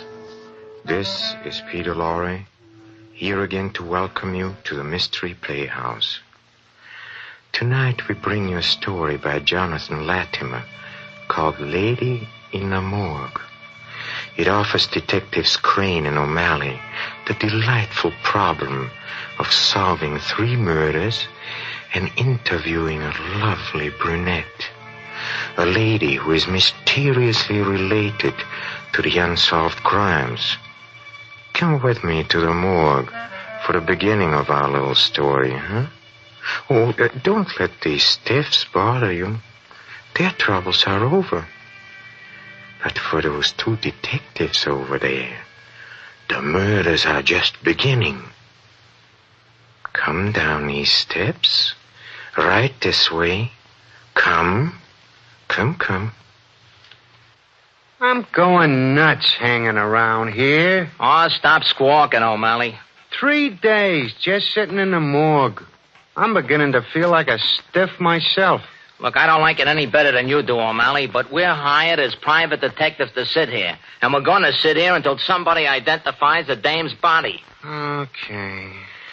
How do you know Alice Ross isn't Alice Ross? Why don't you stop being a jerk? That name's a phony. You know, Crane, the whole thing seems phony to me. What? Who is this rich New York guy, Cortland? He hires us by a telegram. We've never seen him. And why is he so interested in this little blonde who commits suicide? Look, I don't think it's going to do any good, but I'm going to tell you for the last time. He thinks it's his sister, Catherine Cortland. She ran away from home a couple of years ago. Chasing after some musician. Yeah, gee. Hey, that's the desk bell. Looks like the morgue's got a customer. Lieberman, the attendant, ought to answer it. Where is he? Where is he? Where is he anyhow? Down in the vaults with the stiffs. Well, then maybe we better answer it, O'Malley. Might be somebody to claim the body. Looking for someone, mister? For a couple of private detectives, Crane and O'Malley. Oh, I'm Crane. And that character over there is O'Malley. Well, my name's Cortland. I sent you that wire. Oh, come right in. Come right in. Glad to meet you. Me too. Delayed in New York. Expected to be here yesterday. What about the girl? No information yet, Mr. Cortland. And if you think she might be your sister Catherine, why, you can identify yourself. Why, yes. Where? This way, Mr. Cortland. Thanks. The body's down in the vaults. Lieberman, the morgue attendant, you see, he's down there. I'll wait here for you, Crane. I can't stand looking at that girl again. Come on. Stick with the client. Oh, okay. Watch your foot, and the stairs are slippery. Oh, yeah. Thanks. Now, what makes you think this Alice Ross girl might be your sister, Mr. Cortland? Well, just what I read in the New York papers, that's all. Blonde girl, blue eyes, suicide. Also, my sister Catherine wrote us about 2 months ago that she was finished with her old life. She ran away from home with the musician 2 years ago. And... the body's in here. Oh. Lieberman. Hey, Lieberman, where are you? I thought you said Lieberman was down here, O'Malley. Yeah, I saw him go down about 20 minutes ago. Come on, Mr. Cortland. The body's on tray number 27. Oh, yes. It's 4, 10, 14... 17, 25, 27. You pull out the tray. I don't like things like this. Oh, there's nothing to be afraid of. She's dead. All you got to do is grab the handle and... Go ahead, O'Malley. You pull it out. Oh, all right. Well, that's a man's body. A man, not a woman. Yeah, she's certain. What? Hey, it's Lieberman, the morgue attendant. Murdered. Murder in the morgue? It's murder, all right. It's head smashed. But where's the girl's body? Yeah, Mr. Cortland, this is a job for the police.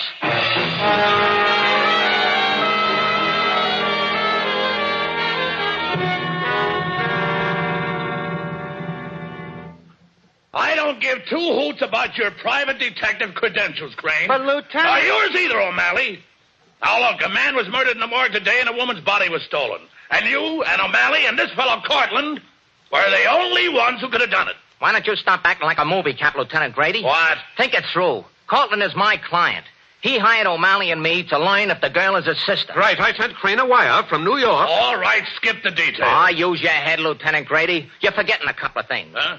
You remember that Lieberman, the morgue attendant, had a handful of red hair in his hand. Have O'Malley and Cortland got red hair? Have I? Huh? You know darn well you have. And we also know that somebody held Lieberman from in front while someone else slugged him from behind. Otherwise, why would Lieberman's wrists be torn and bloody? Okay. Lieberman had the hair in his left hand. Now, if I were holding your wrists, I'd be holding your left wrist with my right hand. Wouldn't I? I'd be holding your weaker hand with my strongest. All right. Now, what are you trying to prove? We're trying to prove... One at a time, O'Malley. Okay, go ahead, Crane. Thank you, Professor. We're trying to prove that whoever held Lieberman's hands was red-headed and left-handed. And none of us are left-handed or red-headed. All right, Mr. Cortland, pipe down. Crane, go on from there. Lieutenant, we're going to find that missing body for you. All right. All right, Crane. But if you're getting away with something new and something right now, it's only temporary. All right. Come on, O'Malley. And look, don't forget, Crane, one false step and I'll pin the whole thing on you. But permanently. You shouldn't have slammed the door, Crane. You'll make him mad. Well, what happens now? You're going back to your hotel, Mr. Cortland, and wait there till you hear from me. O'Malley and I got to pay a visit to the apartment where the missing body hanged herself.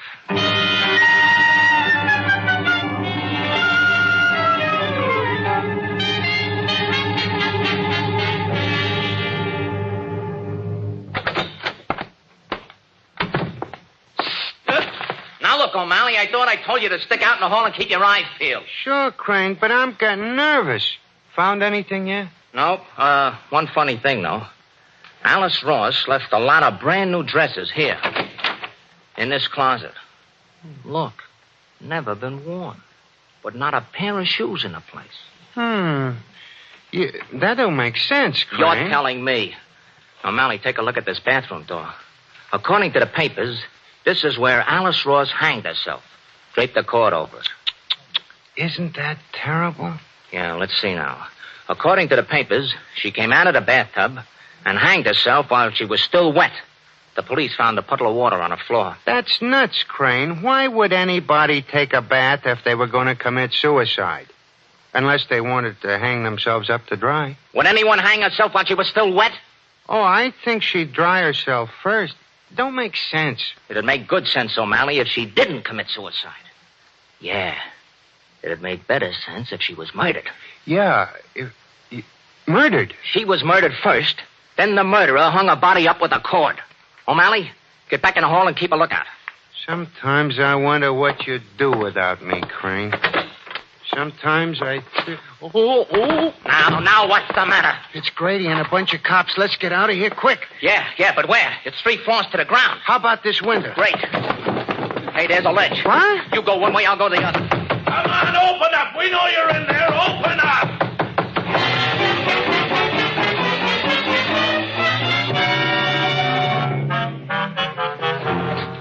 Now, if I can hide in this room until...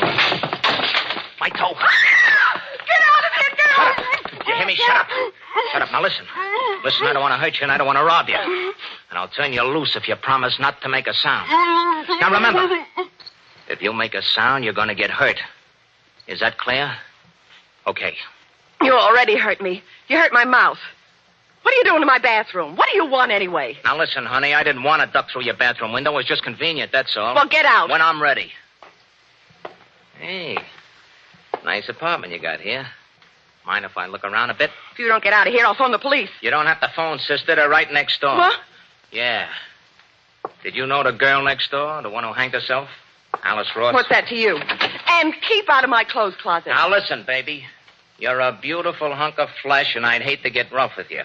But I like answers to questions when I ask them. Now, let's begin again. What's your name? Udoni. That's my name. Mrs. Sam Udoni. Ah, that's better.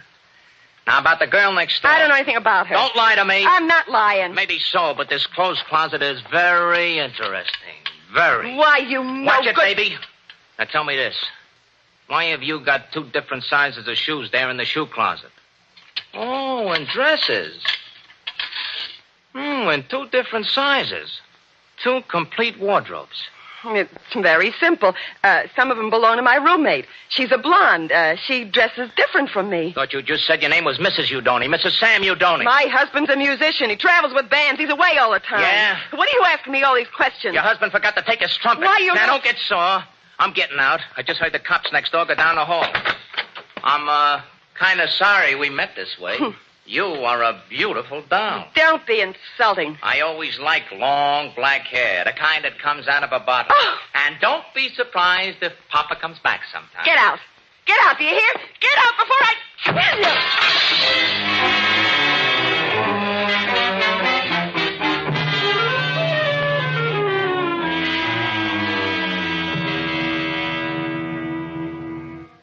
Well, that's what it all adds up to, Mr. Cortland. Alice Ross was murdered. And her body, obviously, was stolen from the morgue to cover up that murder. And if this girl was murdered, and she turns out to be your sister... My sister is alive, Crane. I've just found out. What? Mr. Cortland. Oh, you heard from your sister? Yes, she's alive. So, as she's obviously not the dead Alice Ross, I'd like you both to drop the case. Yeah. Well, I'd like to do that, Mr. Cortland. I'd like to very much, but one small difficulty. You see, Lieberman, the morgue attendant, was murdered. And I'm still kind of a suspect, and so is O'Malley. And so are you. What? Right. Right. And the only way we can clear ourselves is to break the case ourselves. Right. Right. Besides, I think I know who helped to kill Lieberman and snatch the girl's body. You do? Who? An undertaker. A left-handed, red-headed undertaker. That's ridiculous. No, now, wait a minute, Mr. Cortland. Sometimes Crane gets brainstorms. Figure it out, Mr. Cortland. The only way anyone could get into the morgue and carry the body away is through the delivery entrance. That means only an undertaker could get in there, without a lot of questions. What'd I tell you, Mr. Cortland? A brainstorm. Right. Oh, this is all nonsense. Complete and utter nonsense. Maybe so, but just to prove that it isn't, O'Malley's going out right now and find that undertaker. Right. Me? Where am I going to find him? You'll find him easy, O'Malley. Sure. I'll find him easy? Well, if this is the only way we can clear ourselves, as you say, why, I ought to help find this undertaker. Fine, Mr. Cortland. Now, let O'Malley cover one side of town and you cover the other. We'll meet here in 4 hours. And what about you, Crane? What are you going to be doing? Me? Didn't I tell you? I got a date with a gorgeous brunette.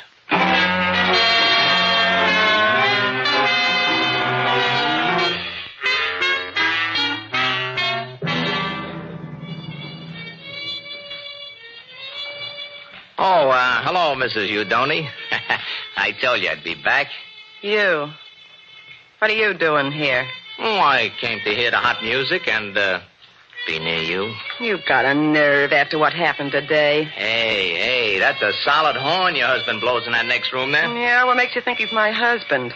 You said your husband was a musician, and I saw a trumpet here this morning. Well, you see too much. What do you want anyway? How does a wife of a musician feel when another woman starts following him around the country? I don't know what you're talking about. Never heard of Catherine Cortland, huh? She never meant anything to Sam. She's been following him around for several years. Must have got someplace with him in that time. Look, you better get out of here. My husband's coming in here. Good. I want to see him. I told him about you butting in here. I'll kill you. Who is this guy, baby? This is him, Sam. You're looking for trouble, mister. I like trouble. What do you want with us? I want Catherine Cortland, or I want a body. What are you talking about? Don't be coy, you Donny. I know Catherine Cortland left New York several years ago to follow you here. What about it? Sure, she followed me here. Does that make me responsible for her? I haven't seen her for months. Then who was that living in the apartment next door to you? How should I know? A girl commits suicide in the apartment next door, and right away I'm a suspect. Get out of here. Okay, you Donny. Just one thing. You see this nice shiny badge? The body of the blonde who was murdered in the apartment next to yours. Apartment? Murdered? What do you... The paper said that... Sure, the paper said suicide, but she was murdered, you Donny. Murdered. And her body will be in a city morgue in 4 hours, and I want you to come and take a look at it.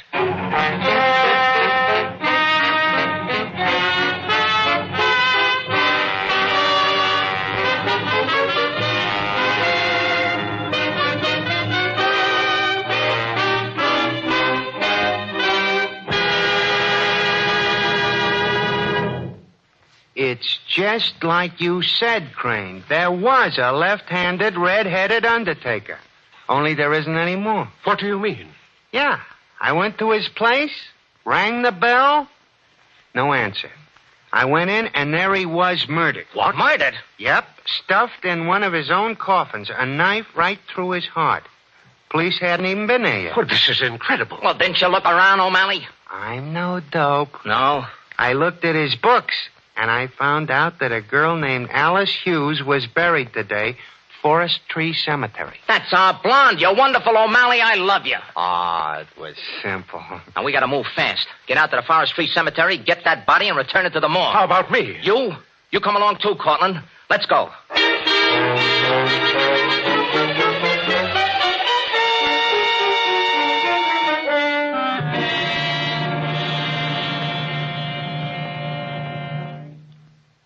All right, O'Malley. Lift her up. Put her on the table. Easy now. There.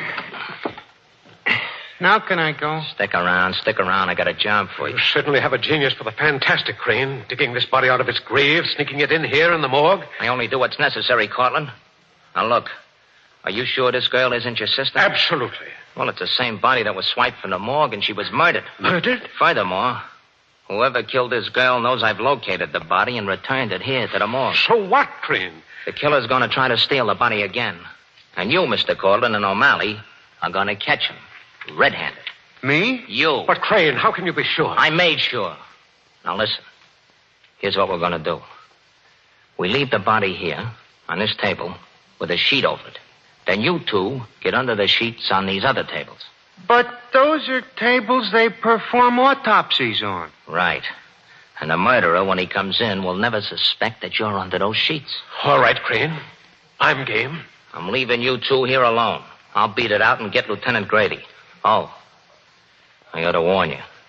No one knows you're down here in the vaults. Just you two. But don't worry. The killer will be here. Good luck, boys. Just us two and the killer, Mr. Cortland. I'm not afraid. Let's get under the sheets now. Turn out the light.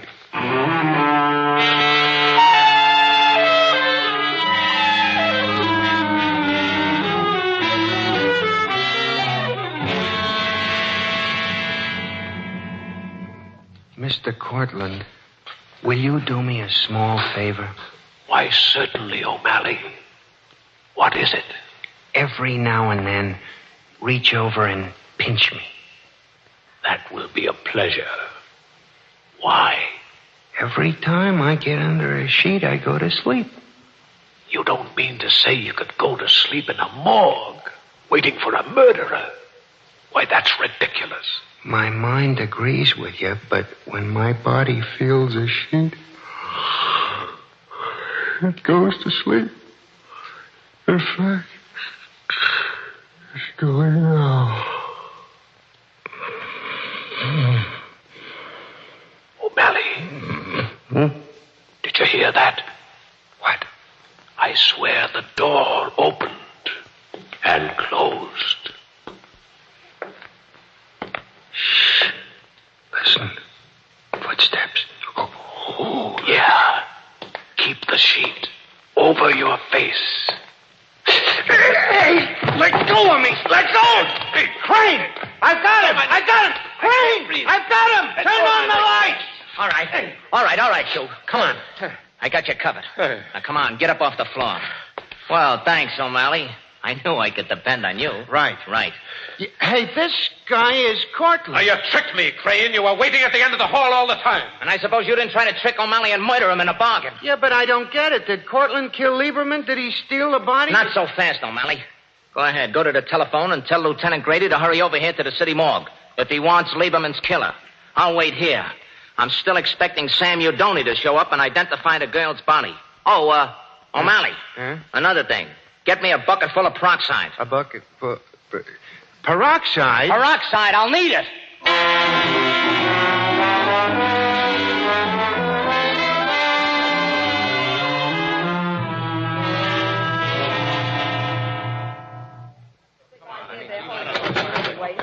What's this all about, Crane? And say, who are all these people? Well, O'Malley, you know, and this is Sam Udoni and Mrs. Udoni, and this is my client, Mr. Cortland. Your client? Then why you got him handcuffed? Well, it ain't merely because he didn't pay his bill. Now, no cracks!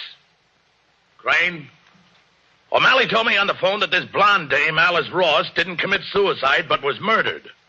What about that? Well, that's right. Murdered. By this man right here. But look, Crane, Cortland couldn't Who have... said anything about Cortland? I said this man right here. Meaning Sam Udoni. That's a lie. You can't prove that. Shut up! Shut up! Now, Crane, you mean that Udoni committed all those murders? No, my husband was with me when they were committed. And what reason would he have to kill this Alice Ross? Why, he didn't even know her. How about that, Crane? Well, Udoni ought to have known Alice Ross.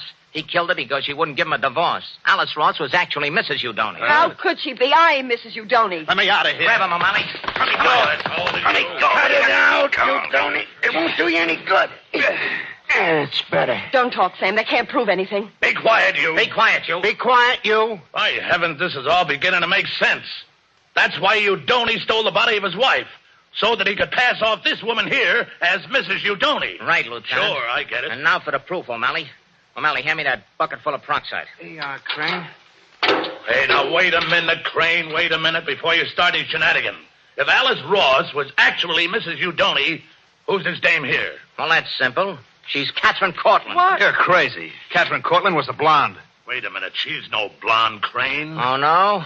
Just watch. Yeah.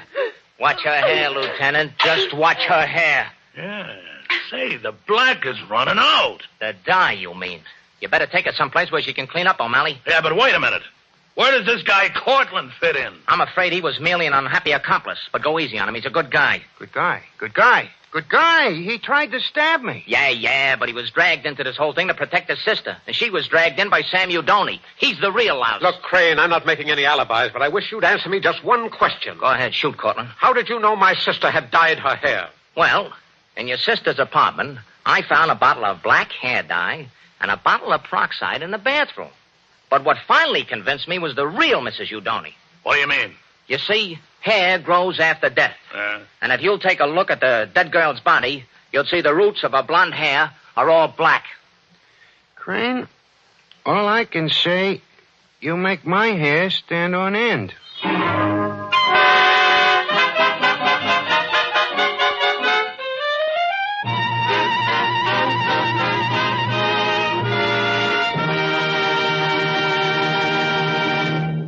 And that was Laid in a Morgue by Jonathan Latimer.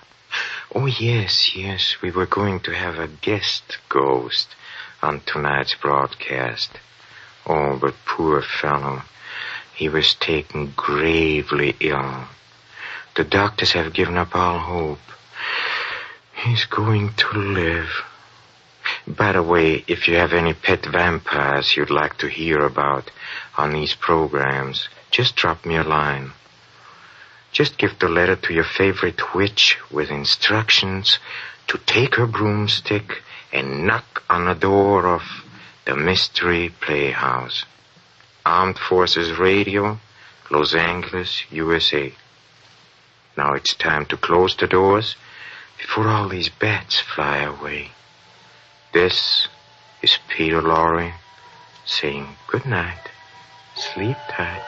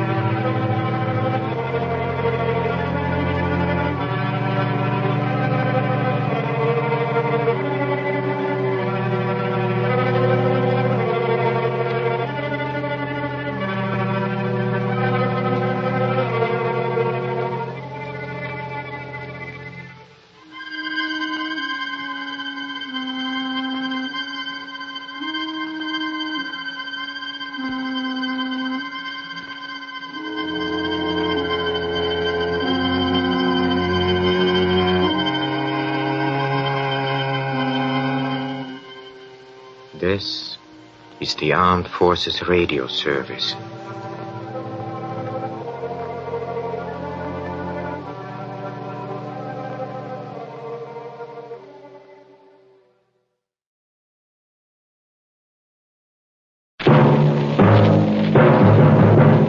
Night Beat.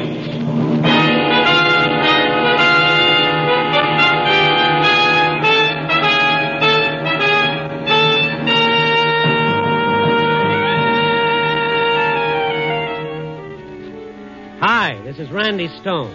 I cover the Night Beat for the Chicago Star. Stories start in many different ways.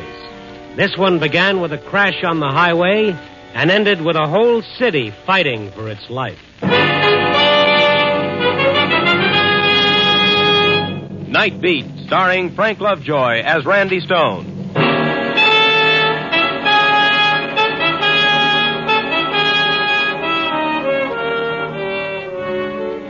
Joe's Diner is located about 10 miles out of town on the highway going north to St. Paul. Joe caters to the truck drivers who wrestle those big 20-ton diesel jobs. You know, the ones that scare the pants off you when you have to hedge over to the side of the road so that they can pass. It's strictly a man's spot. The steaks are juicy, and the conversation even juicier. I stop in there once in a while myself to take on a little of Joe's home cooking and improve my vocabulary, like tonight. All right. They're still alive. I don't get my truck rolled. Oh, how many hands you think I got? Like enough to push? I grabbed a stool at the counter and waited for Joe to catch up with me. Joe, scrambled eggs when you get to it. I'll be with you in a minute, Mr. Stone. Fried and butter, Joe. Lots of butter. How else? Good. I'm starved. 9 o'clock. You ain't had your supper yet? No, that's breakfast. I'm just starting out. Oh. You're as bad as one of these truck drivers. Here, this'll hold you. Joe banged a cup of coffee on the counter in front of me, and then it happened. It was a desperate shriek of brakes and a terrific crash out on the highway. In 5 seconds, a dozen men were on their feet racing for the door. Holy mackerel, call the cops, Joe. Tell them to send an ambulance.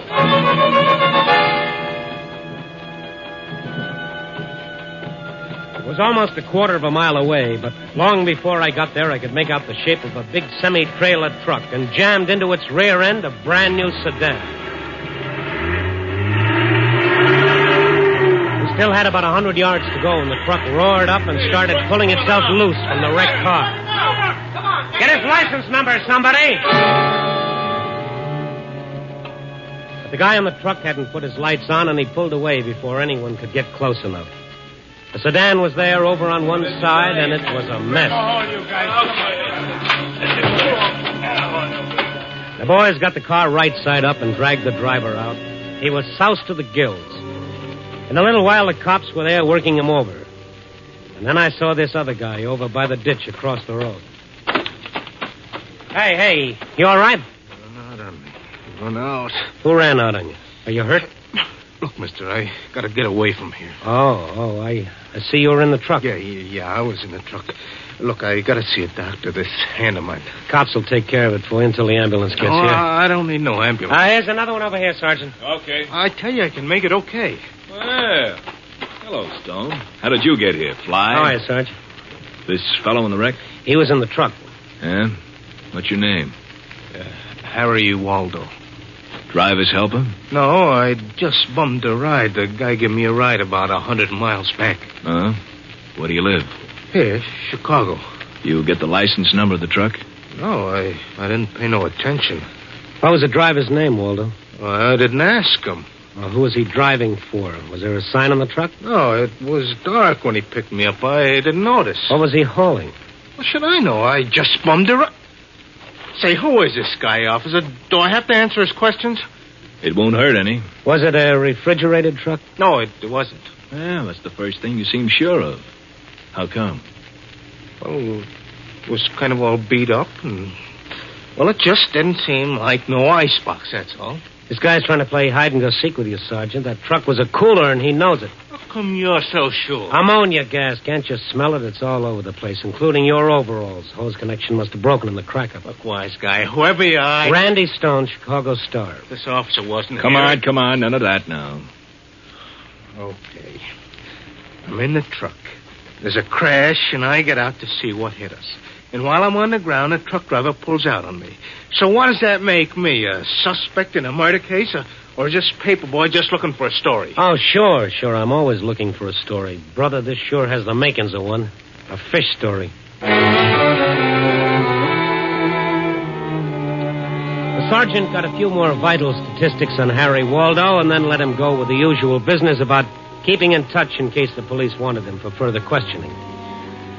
After the mob cleared, I went over the area again in the dark. There was nothing. In the ditch, I noticed a battered-up wooden box, the kind they ship butter in. There was nothing there. So I went back into Joe's and phoned the story into my paper. I told the city desk where I could be reached, and then I got busy on that much-delayed order of scrambled eggs. Oh, they're good, Joe. The others got cold. I made them fresh. Lots of butter. The way you like. Thanks, Joe. You can't get over that truck running out on the crash. What do you want to do that for? Must have known it wasn't his fault. Well, who knows, Joe? Maybe he had a date. Yeah. Hello? Joe's Diner. Joe's talking. Yeah. Hold on. It's for you, Mr. Stone. Take it in the booth. Okay, thank you. Hello. Andy, this is Mac on the desk. Oh, well, that figures. On that crash story you phoned in, is that all you can give us? What else do you want? How about the truck? What was it hauling? I'm sorry, Mac. All I know is what I phoned in. Did you ask around? Well, of course I asked. Nobody knows. If you'd like to send out one of your better men for a follow-up... Funny stuff, Randy. Could the truck have been hauling butter? Butter? Why? Something came in on the wires this afternoon. I thought we could tie it in with the truck running out. Oh. I'll read it to you. It's dateline Emerson, Manitoba, Canada.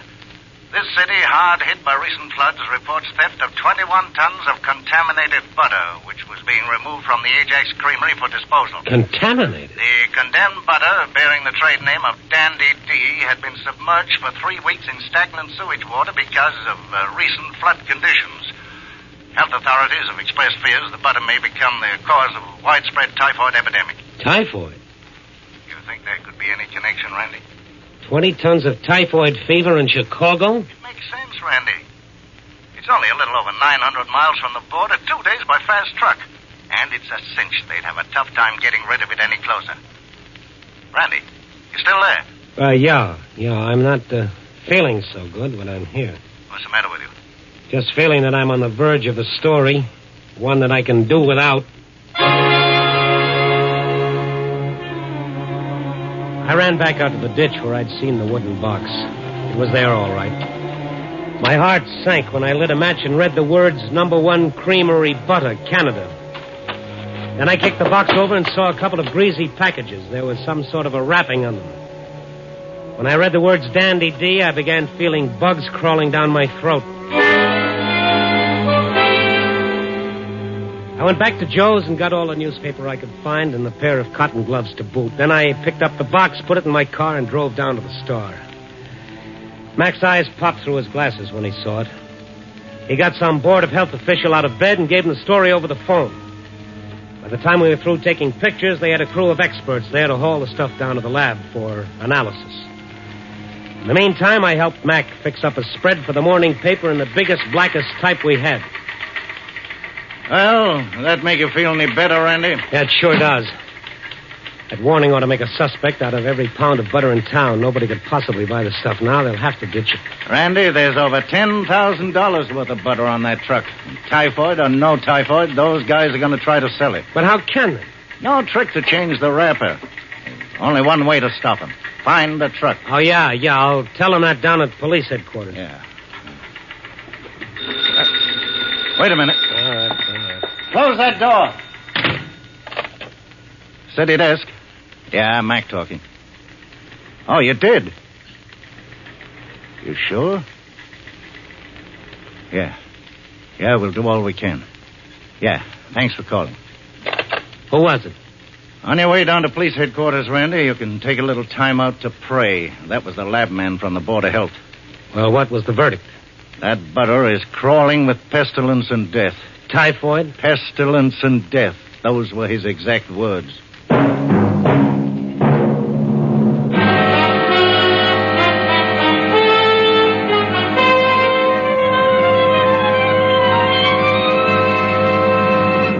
NBC is bringing you Nightbeat, starring Frank Lovejoy as Randy Stone. The NBC chimes are laughing, but they're not keeping the reason a secret. They want everyone to know they're laughing in anticipation of the mad and merry antics in store with 2 NBC fall favorites, Bob Hope and Groucho Marx. Hope returns to the air over most of these stations on Tuesday evening, October 3rd, just 1 week from tomorrow. Groucho Marx brings his laugh-filled quiz game You Bet Your Life to NBC beginning Wednesday, October 4th. Listen when you hear the 3 chimes for laughs and more laughs with Bob Hope on October 3rd and Groucho Marx on October 4th.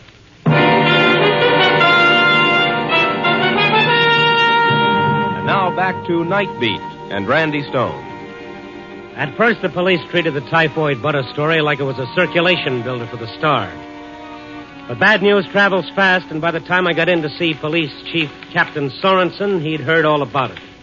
He was a very worried man. Hello, Randy. Come down to help me word my resignation? Oh, it's that bad, huh? Haven't got a thing. What about that Waldo fellow who was on the truck? Have you picked him up?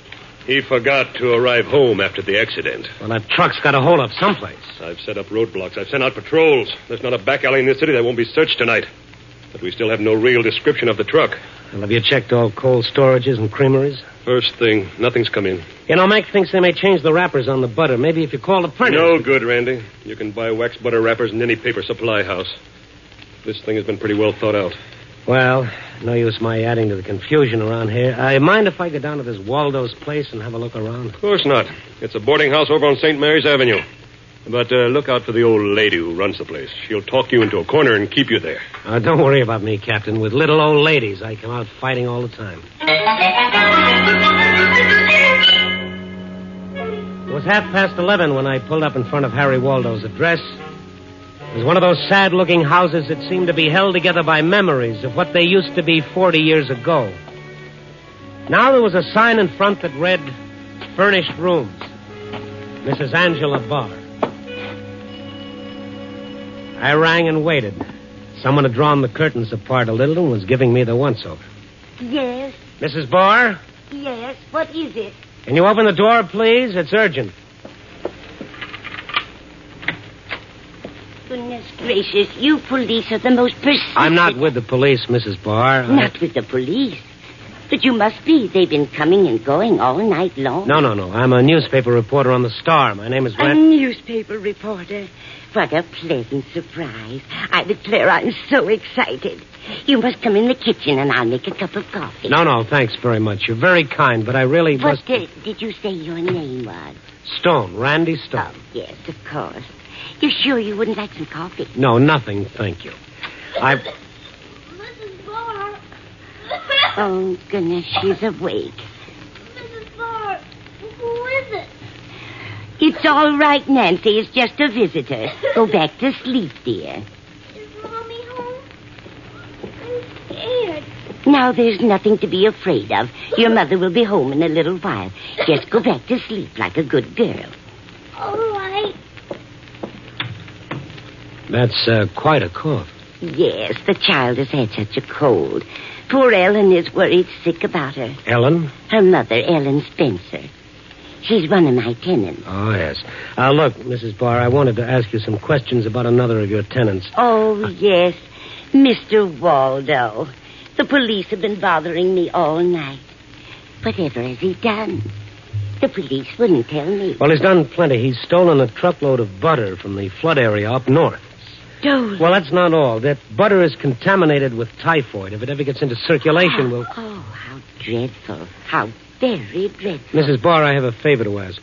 Now, how could I possibly do you a favor, Mr. Stone? I'd like to have a look at Mr. Waldo's room. But the police have already been through his room. Yes, I know, but you know how it is when you've got to write a story. There's nothing like seeing it firsthand. But at this time of night, do I have to let you in?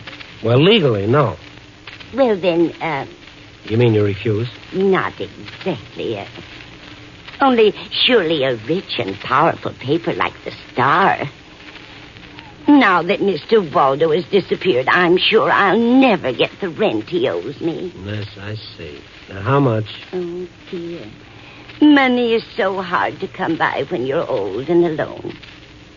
Now, if I had the $50, Mr. Waldo... It's worth 10. So little. Oh. Oh, but then, you're such a nice young man. And I do enjoy your newspaper so much. I'll take it. Her bright little eyes glistened as she took the 10 spot. Well, I guess it's like that when you're old. You can't eat too well. You can't sleep too well.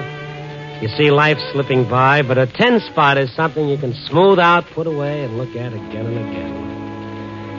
Mrs. Barr followed me around as I went through Waldo's room. For a change, she had very little to say. I opened the drawers in his dresser. I looked under the bed. The kid in the next room was coughing again. I opened the closet door, and the smell that hit me was sharply familiar. Ammonia. In the corner, I picked up a pair of overalls that was saturated with the stuff. My friend Waldo had been home and changed. The phone downstairs started to ring.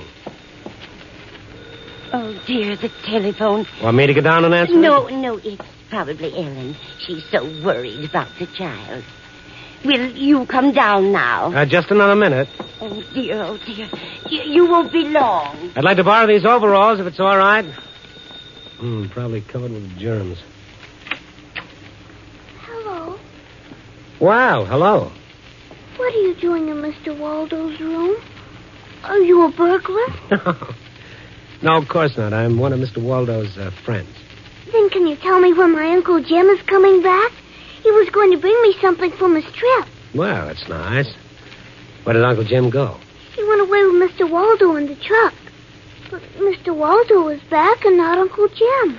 Oh, does he drive a truck, your Uncle Jim? He doesn't drive it. He owns it. And he gives me a ride in it, too. Mm-hmm. Your Uncle Jim live here? Oh, yes. Uncle Jim is my really real uncle. He and my mommy are brothers. Oh, yes, I see. Nancy, you naughty child. Mrs. Barr. The idea of getting out of bed. I heard a noise. Back to bed with you, child. That was your mother on the phone. All right, Mrs. Barr. Good night, Mr. Burglar. Good night, Nancy. Imagine that child leaving her bed. Was she with you long, Mr. Stone? Oh, no. She just told me she had an Uncle Jim. Oh, yes.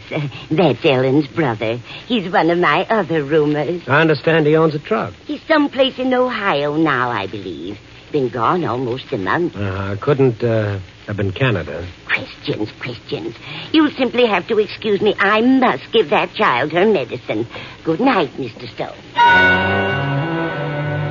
I'd used up my $10 worth of welcome, so I drove over to police headquarters and filled in Captain Sorensen on Harry Waldo's overalls and little Nancy's Uncle Jim. It was his first lead. He called motor vehicles and ordered a fast check on the truck owned by Jim Spencer, and then he started briefing me on the more recent developments. The city's in a panic, Randy. Warnings have been going out on the radio every 15 minutes. We've been flooded with calls from the mayor down. Mm-hmm. Anyone with a gut ache is sure it's typhoid and wants us to send down a doctor. Come in. Here's the dope on the truck, Captain. Now we're getting somewhere. All right. Broadcast this and keep repeating it every half hour. Get it? Yes, sir. We'll get him now. Well, you might try and sound a little more convincing. I left Sorensen chewing his upper lip. Then I headed for the Blue Angel and a little talk with Jim Spencer's sister Ellen. The Blue Angel wasn't meant to lure the better-class citizen away from his hearth and home. It smelled of stale beer and looked as if it were being lit by half a dozen fireflies. You'll find your happiness lies right under your eyes, back in your own backyard. I found an empty booth and asked the waitress if Ellen Spencer worked there, and after a while a girl came over. She was attractive in a tired sort of way. You ask for me? Will you sit down, Ellen? I've got to talk to you. I brought you some drinks. It's the rules here. If we sit with a customer, they gotta buy us drinks. That's okay. What'd you want? To talk. What about? Your brother Jim. You a cop? No. What about Jim? Where is he? I don't know. What business is it of yours? When did your brother and Harry Waldo leave on their last trip? A week ago. Mrs. Barr said Jim was in Ohio. That old hag. She's in her second childhood. Mm-hmm. Jim hasn't phoned you tonight? No. What's all the noise about anyway? The kid gets scared and runs out in a traffic accident, so they'll catch him and give him 30 days. He'll be back. Who told you about it? I heard it over the radio. Really? How did you know it was Jim? Well, I... You spoke to Harry? Yeah. He phoned me to tell me Jim was all right. Did he tell you they were hauling a load of stolen butter? Did you listen to the warnings over the radio about that butter? It's loaded with typhoid, that stuff is. Oh, that's a lie. Just a smart police gag to get the butter back. Harry tell you that, too? We got some of that butter, Ellen. It's been soaked in sewer bilge for a month. Jim wouldn't touch anything like that. He's a good kid. Maybe Jim thinks it's a gag, too. Might even get to eat some of the stuff. I don't know what you're talking about. Look, mister, I'd better go back to work. Ellen, you want it on a phone? I'll have to leave now. If you hear from Jim, tell him what he's up against. Yeah. Yeah, I will. And tell him to wash his hands. Good. I followed her to the phone booth or whatever the call was. It was brief. She hung right up, so I went outside, watched her through the door. In a few minutes, she came out wearing a coat. I slipped around the corner, watched her climb into a cab. I jumped into my car and followed. The cab stopped in front of her house. I parked my car half a block away, waited until all the lights went off, and then I got out and walked around to the back of the house. Somewhere inside were the directions to that missing butter. It was easy raising one of the kitchen windows. I climbed in. I stood for a minute, getting used to the dark. And then suddenly a switch flicked on and the place was flooded with light. Randy Stone, Esquire, standing there, stupidly blinking his eyes. Ellen walked a few steps toward me. She didn't scream. She didn't holler. Isn't this carrying your job a little too far? I knocked on the door, but nobody answered, so I turned the knob. Well, turn it again and get out. Somebody phoned you just before I left the Blue Angel. Was that Jim? That's none of your business. Now get out. If I go, Ellen, the place will be swarming with police in 15 minutes. What do you mean? Just this. You know where Jim is. If you won't tell me, you'll have to tell the cops. And when you do, you'll be involved. They'll make you an accessory. Well, let him. Where's the old lady? Out for a drive. At 1:30 in the morning? She's the one who phoned me. She said she was going batty with cops hanging around. She had to get out of the house. Ellen, for the last time, where's Jim? I told you before, I don't know. They're closing in on him. You'll be doing him a favor if they get him before he's sold any of that stuff. Oh, are you still working that typhoid gag? It's no gag, believe me. You want the lab report on it? No. All right, then listen to it this way. Maybe you'll understand it. The kid sits down to eat, and his mother hands him a piece of bread and butter, only it's not butter. Something that's been lying around in the filthy sewer water for a long time. 10 or 11 days, the kid gets sick, like your kid. He's burning with fever 1 minute, and the next minute he's as cold as ice. His tongue is thick, and his guts feel like they're bursting. That's what typhoid is like. Stop it, will you? If a good doctor gets to him, the kid may live. Lots of kids may not be that lucky, Ellen. Also, you can keep your kid brother out of jail. Look, I don't know where he is. When did you talk to Walt? He phoned me at the club. He laughed about that typhoid stuff. Where did he phone I from? don't know. Someplace in town. Now, let me alone. Would that be I'll him? take that. No, you won't. Ellen made a grab for the phone, but I beat her to it. She clawed at me. I had to get rough, but I got the receiver. Hello. This is the long-distance operator. Yes? On your call to Elwood, we are unable to contact Mr. Jim Spencer. Shall we continue to try? No, thank you. Was that, Elwood? Yes, sir. Elwood, Illinois. Thank you, sir. That was it, so they'd gone on to Elwood. I called Captain Sorensen. He picked me up in a squad car with 2 of his best men. It was a 70-mile ride to Elwood, and we made it in a little over an hour. It was after 3 a.m. when the clerk at the only hotel in town showed us his register. There was no Waldo and no Spencer. Then Sorensen got a bright idea. He asked the clerk if there was a creamery in town. There wasn't. No cold storage plant either.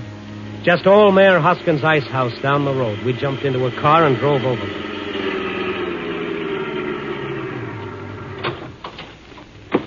That's nothing but an old barn. Oh, there's a light around the back. Randy, you come with me. You two cut around the other side of the building. Right. Oh, there's the truck. You see it? Yeah. All right, give me a lift, Captain. I'll see if I can get a look in through the window. It's Waldo. They got the butter? Yep. There's the other one. That must be Spencer. Well, get down. We'll take them now. All right, Spencer, get him up. Jim, the law. Those hands up, Spencer. You're covered. You too, Waldo. Don't try anything. Who's trying anything? Hold it, Captain. Hold it. Somebody else is coming. Kill the lights. Don't make a sound, you two, if you want to live. We pulled the big door shut, flicked off the lights, and waited in the dark. Guns pressed into Waldo and Spencer. A car had pulled up outside. Whoever it was seemed to be having a time with the door, and then finally it opened and the lights went on. Mrs. Barr. Oh, goodness. How you startled me. Why, it's Mr. Stone. Have you been waiting long? And here I thought my lazy boys had gone to sleep. No, they haven't. And I suppose Harry Waldo has told you all about me. I just know he did. Well, not everything. That is, not yet he hasn't. I just knew that boy had no character. And now I suppose you want to take me back to the city. But I hate Chicago in June. I don't think I'll go with you. Don't come any closer. Drop it, lady. Okay, Mother. Randy, get the gun. Yep. Lady, don't you know these things explode? Now, wasn't that foolish of me? I was going to try to get away. But where could I have gone? Where could an old lady go and hide? I do believe I'm getting senile. Isn't that a horrible word, Mr. Stone? Mrs. Barr, this is no joking matter. Don't you understand that butter could have caused an epidemic? Why, of course. Isn't it terrible? Yet you were willing to sell it? You didn't think I was going to eat it myself, did you? It was all I could do to look at the horrible stuff. But $10,000. That's such a lot of money to a poor old lady. Such a lot of money.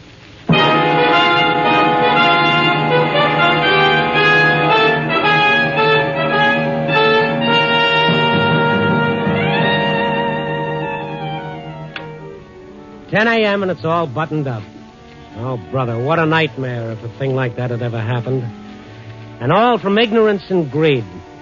What's that old wheeze about money being the root of all evil? Well, it's not just money. There's got to be a touch of insanity sprinkled in along with it. Like that poor old lady. Poor? When the cops ran a make on her, they uncovered a fascinating record of over 50 years of criminal history, not to mention a dozen bank accounts.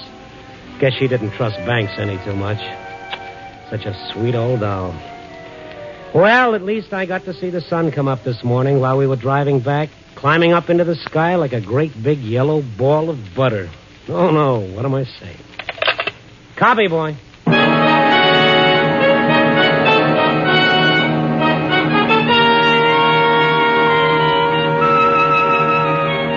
Night Beat, starring Frank Lovejoy, is produced and directed by Warren Lewis and edited by Larry Marcus. Tonight's story was written by Lou Rusoff and Russell Bender with music by Frank Worth. The part of Harry was played by Don Diamond. Jane Morgan was Mrs. Barr. Others in tonight's cast were Joan Banks, Nestor Paiva, Peter Leeds, Ann Whitfield, and Tudor Owen. Frank Lovejoy may currently be seen in Milton Sperling's production 3 Secrets, released by Warner Brothers. And now, here again is the star of our program, Frank Lovejoy. Thank you.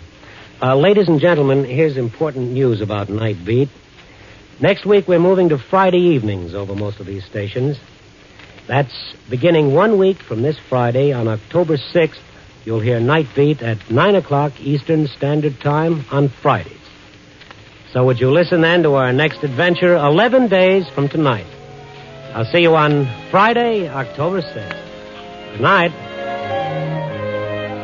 Listen on Friday, October 6th, and every week as Randy Stone searches through the city for the strange stories waiting for him in the darkness.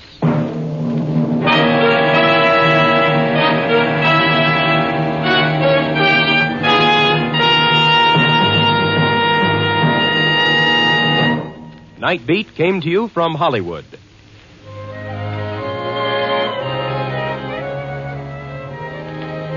Three chimes mean good times on NBC. Friday, October 6th means the return of Chester A. Riley, played by William Bendix, in the hilarious The Life of Riley. Mom, Babs, Junior, Digger Odell, and the entire cast will be on hand to join in the fun. Saturday, October 7th is the day when Dennis Day and Judy Canova will be back on the air. Make a listening date now.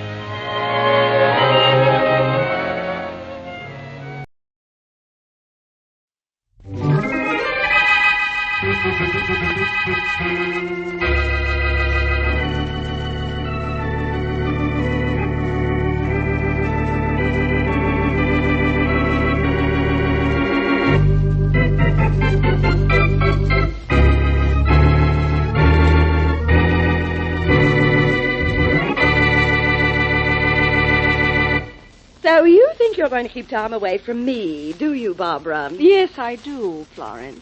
Or am I supposed to call you Miss Wells because you're the star of the show? You should be glad I'm a star. I'm the kind of star who packs the house. Or you'd be just another chorus girl looking for work. I'll be a star myself someday. What are you going to use for talent? You were a chorus girl once, remember? I don't like remembering, so don't get me started, Barbara. But you remember something. Tom belongs to me and me alone. Tom loves me, not you. Loves you? Oh, don't make me laugh. But he does. He told me so. Oh, you're not that naive. You couldn't be. What makes you think he can see anything in you when he compares you with me? Why, next to me, you're practically a schoolgirl. I still say Tom is in love with me, and he's going to marry me. Well, that isn't what he told me on the phone last night. Tom didn't call you last night. He wasn't even in town. And he isn't in town now. Oh, haven't you ever heard of the long-distance telephone? He called you long distance? And talked to me for 30 beautiful minutes. I don't think you heard from him, did you? No. And I don't think you did either. Are you calling me a liar? I'll put that bowl down, Florence. If you hit me, I'll hit you, all right? No! The mirror. You've broken that mirror. Yes, I have, haven't I? And it's your mirror. That means 7 years bad luck. Yes, it does. But it won't be. For me.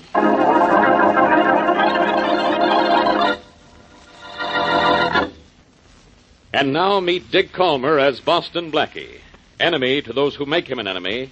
Friend to those who have no friend.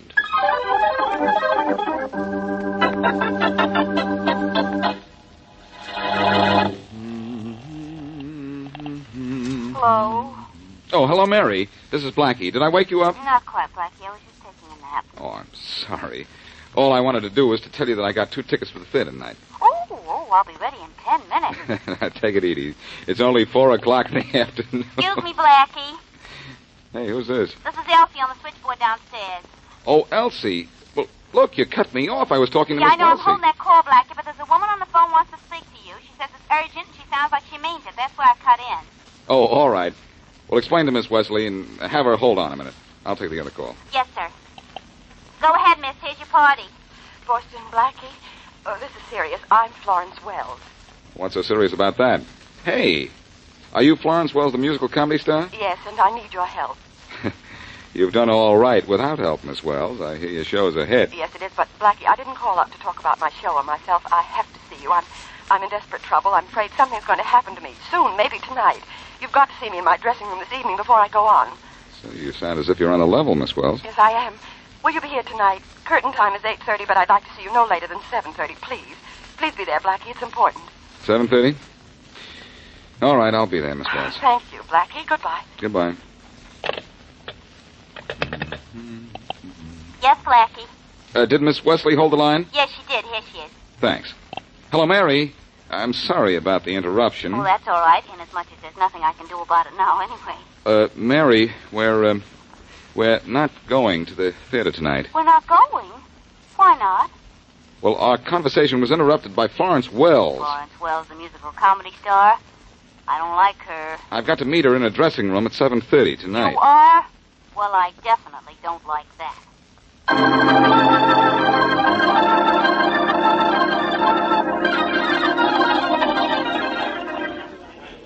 Where's Miss Wells?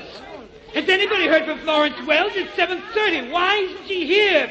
Joe! Yes, Mr. Brown? Don't move away from that door. The minute Florence Wells comes in, you let me know. I want to talk to her. Yes, sir. All right, everybody. Girls, boys, too. Let's get on stage and check costumes, makeup. Billy, let's have full overhead lights back here. Joe, don't you forget, the minute Florence Wells comes in. Yes, I know, Mr. Brown. You want to talk to her right away? Okay. Hey, you, where do you think you're going? I don't think I know where I'm going. I'm Boston Blackie. I'm supposed to see Florence Wells at 7:30. She sent for me. Well, I wish somebody'd send for her. She isn't here. Oh, I see. Well, maybe she left a message for me. Whom would I ask? Ask Ella, Miss Wells' maid. She's in Miss Wells' dressing room. That first door there. Thanks. Don't know what you're thanking me for. I didn't do anything for you. Is Miss Wells No, here? Miss Wells ain't here, and she ain't... Oh, excuse me, I thought she was somebody else. I'm Boston Blackie. I have an appointment to meet Miss Wells here at 7:30. I thought maybe she'd left a message for me or something. She said it was awfully important for me to see her. I'm sorry, Mr. Blackie, but she didn't leave no message for anybody. No message, huh? Well, I'll wait around for a little while outside. Thanks. You're welcome. No message? No message. Well, wait a little while. She's bound to show up by curtain time anyway. Well, I hope so. Good evening. Miss Wells, everybody's been looking for you. Oh, sorry, Joe. I was delayed. Well, Mr. Brown wants to see you right away. He wants to talk to you. Oh, don't tell him I'm here. I don't want to talk to him. I take it you want to talk to me, Miss Wells. Who are you? Boston Blackie. You sent for me, remember? Oh, yes, but you'll have to wait until after I change into my costume. I won't be long. Stick around, will you? Well, yes, of course. Just Well, stick around. look. Ella, do you have my costume ready? No, Miss Wells, I'm you sorry. fool! What do you mean, no? What's the matter with you? Don't you know that...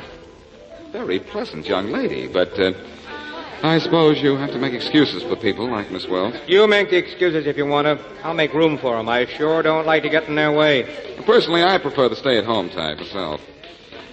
But there's something interesting about people in show business. They Stop dawdling and get me my dress if you want to look for another job. Interesting, huh? But I'll do all I can for you. From a distance, pal, from a distance. What happens to some people when they get to the top gets me. Now, you take that girl Barbara, for instance. Barbara, who's she? Girl in the chorus. There she is. That pretty brunette at the top of the landing. She's probably going out for some coffee. Now, there's as sweet a girl as you ever want to know. Yes, she is pretty. And, want to know is right. Now, yes. But I'm willing to bet anything that if she gets to the top of the heap, she'll be just as mean and hard to get along with as this Florence Wells. Oh, I don't know about that. There are all kinds of people in the world. Maybe this kid... Oh, that must be Miss Wells. Well, guess I'll be going. It's not Miss Wells. It's her maid, Ella. Oh, yeah. Yes, Miss Wells, I'll get it right away. Right away. What'd she say? I think it was something about trouble. Well, she ought to know a lot about trouble. She works for a gal who's really trouble.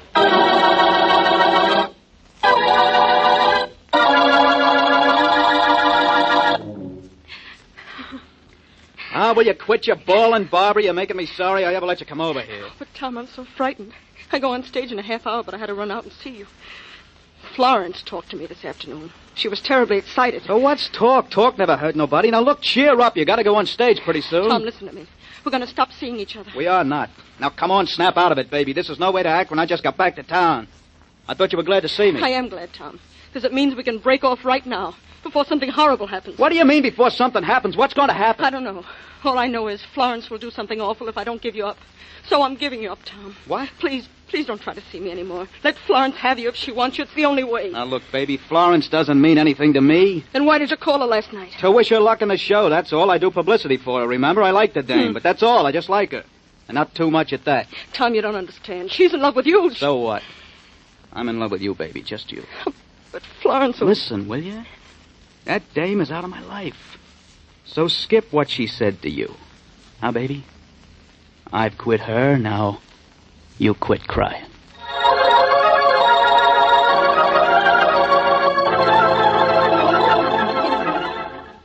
Listen, Joe, I'm getting tired of waiting. How long before curtain time does Miss Wells come out of her dressing room? It'll be any minute now, Blackie. Curtain goes up in 8 minutes. That's fine, but I've been waiting for her for more than 50 minutes. Well, it's like I told you. These big stars don't care about anybody. Well, I'm getting so I don't care much what she wants to talk to me about. Can't be very important if she's waiting. Hey, you. Yes, sir. What can I do for you, sir? Faraday. Blackie, what are you doing here? Oh, nothing that can be of any interest to you. I'm waiting for Florence Wells to come out of her dressing room so I can talk to her. Well, you're going to have a long wait. Oh, I don't know. It's 8 minutes to curtain time, and she has to make the curtain. She isn't making anything anymore but headlines, Blackie. I just found a dead body 8 blocks down the street. What? Miss Wells is dead? Very. I'm Inspector Faraday of the police. I want to see the dead woman's dressing room. Sure. Right this way, sir. Well, now, hey, wait a minute. This is impossible, Faraday. Florence Wells went into that room right there 50 minutes ago, and she hasn't come out of it. Yes, she has. She's gone down the street and been murdered. And she isn't coming out of that. Now, look, wait a minute. I'm serious, Faraday. Joe and I both saw her go in. And we've been standing right here ever since, and Florence Wells didn't leave her dressing room. That's right, Inspector. Then whose body did I find in that vacant lot down the street? I don't know, but it wasn't Florence Wells. She's in her dressing room right there. Are you on the level, Blackie? So help me. Look, I'm the one who's going to need help. If Florence Wells is in her dressing room, I've got an unidentified body. Come on, Joe. Let's prove to Faraday that Miss Wells is in her dressing room. Yes, sir. It's this door right here, sir. Faraday, how do you know that body you found was Florence Wells? Because there were calling cards in her bag, and I recognized her from her picture. Mm-hmm. Well, don't believe everything you read or see, pal. Here's Miss Wells. Hey, there's nobody in here. I told you she couldn't be. She's on her way to the mall.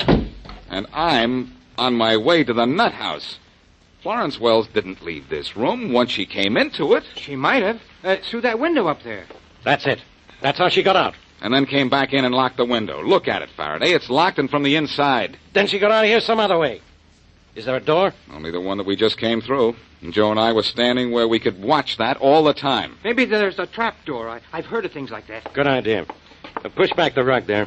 Yes. Yeah, I know what you'll find, too. Never mind. I've already found it. Solid floor. Faraday, I hate to confuse you, but there's no possible way for Miss Wells to leave this room except through that door. But she did. She must have. She got out of this room, walked down the street 8 blocks, and got herself killed. You sure that was Florence Wells? Positive. I knew her from the identification in her purse and by her pictures. That was Florence Wells, all right. If that was Florence Wells, all right, she did get out of this room. But we don't know how she got out, and that's not all right.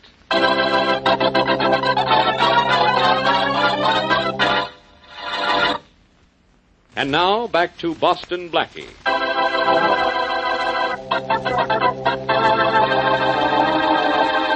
Musical comedy star Florence Wells tells young and frightened Barbara Lane that she had better give up her boyfriend, Tom, or suffer the consequences.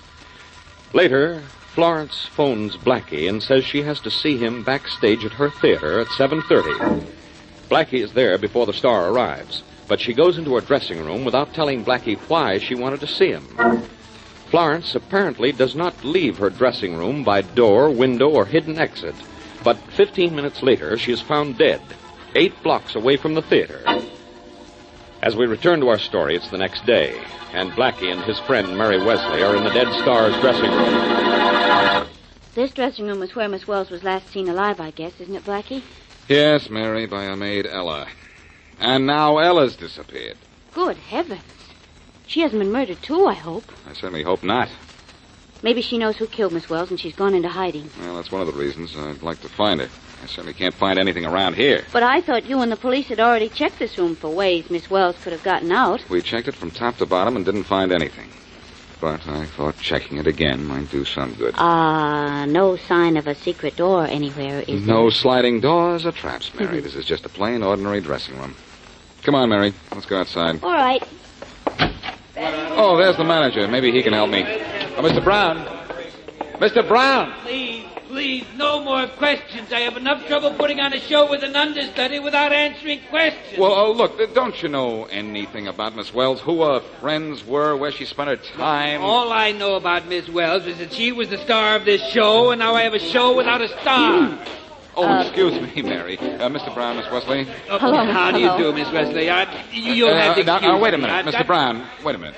Is there anyone in the show who might tell me something about Miss Wells? Well, yes. There's Barbara. She's the girl in the chorus. They knew each other, I think. But the chorus is on the stage now. We're rehearsing the entire cast with the understudy. Well, can't you get her off the stage? No, I can't do a thing like well, look, that. If you'll let me ask her a few questions, I'll stop asking you questions. Well, all right. Joe? Yeah?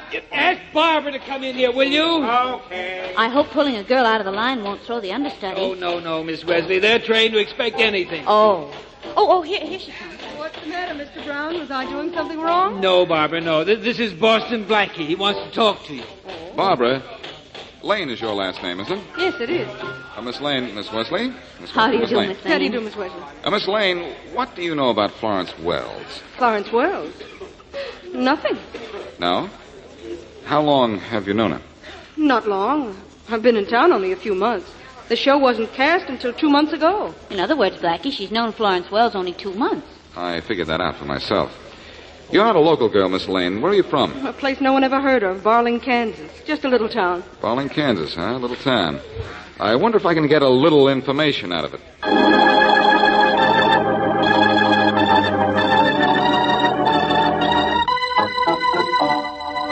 Look, Miss Lane, you might as well start talking, because I'm going to keep you right here in my office till you do. But I can't tell you anything, Inspector Faraday. I couldn't tell Blackie anything, and I can't tell you. Why don't you leave her alone, Inspector? Tom, please. Look, Johnson, any more interference from you, I'll have you thrown out of here. Miss Lane, do you deny that Miss Wells was in your apartment yesterday and had an argument with you? No, I don't deny it. How'd you find out about that, Inspector? The police find out about everything sooner or later, Johnson. Now, someone in Miss Lane's apartment building heard the argument and saw Miss Wells leave. What was that argument about, Miss Lane? I'd rather not say. You'd better say. Go ahead, Barbara. It's all right. Well, for the first time in this case, someone's being helpful. What were you two arguing about, Miss Lane? About Tom here. She wanted to take him away from me. Oh. She didn't kill Florence Wells, I tell you. You let me decide that, Johnson. I don't know much about this case. Nobody does. Nobody knows who killed her, why she was 8 blocks from the theater just before curtain time. Nobody knows how she got out of her dressing room without being seen. But I know something, Miss Lane. I know you're my murder suspect, number 1.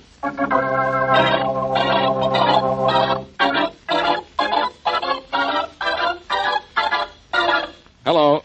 Hello. Yes, hello, I hear you. Who's this calling? This is Boston Blackie calling from New York. Is this the office of the Barling, Kansas Enterprise? Yes, this is the office of the Enterprise. This is the editor speaking. I'm Aiken's the name. Oh, good. Look, Mr. Aiken, can you tell me anything about Barbara Lane? She's a chorus girl on a musical comedy here. Oh, Barbara. Now you're talking about the sweetest and prettiest girl in Barling County. You know her then? Know her? Why, I remember where she was born. Was in that old frame house in the corner of the... Oh, hey, no, look, never mind where she was born. Can you tell me anything about her Well, you know, the average person doesn't know. Don't know what you mean, son. Say, she isn't in trouble, is she? I don't know. I'm not sure. Well, I hope not. Lane family has had enough of it with Barbara's sister. Barbara's sister? How did she cause trouble? Murdered her husband. That's what she did. Nice young fellow from over in Soft Creek. I see. No, you don't see it all because the jury let her off. Just couldn't send a pair of pretty limbs and fluttery eyes to jail, I guess. Well, then Barbara's sister didn't really kill her husband. Lots of folks here say she did. Me, I ain't saying. Like the Lane family, even her. Yep, even like Florence. Barbara's sister's name is Florence? Yep, she disappeared right after the jury let her off. Nobody's heard from her since. Uh-huh. She's dead. Too bad she went wrong. She had a nice singing voice and could have been a big star on the radio. Was she a blonde, tall, blue eyes? Yep, that's Florence. Know her? I think I do. Funny you should be asking about Barbara Lane, and I get to tell you about her sister. Why? Well, there was a young fella here a few days ago. Big youngster with heavy head of black hair. Good looking, too, except for a nasty scar on his chin. He was here asking about Barbara and was sort of surprised to find out she had a sister. Well, I am, too.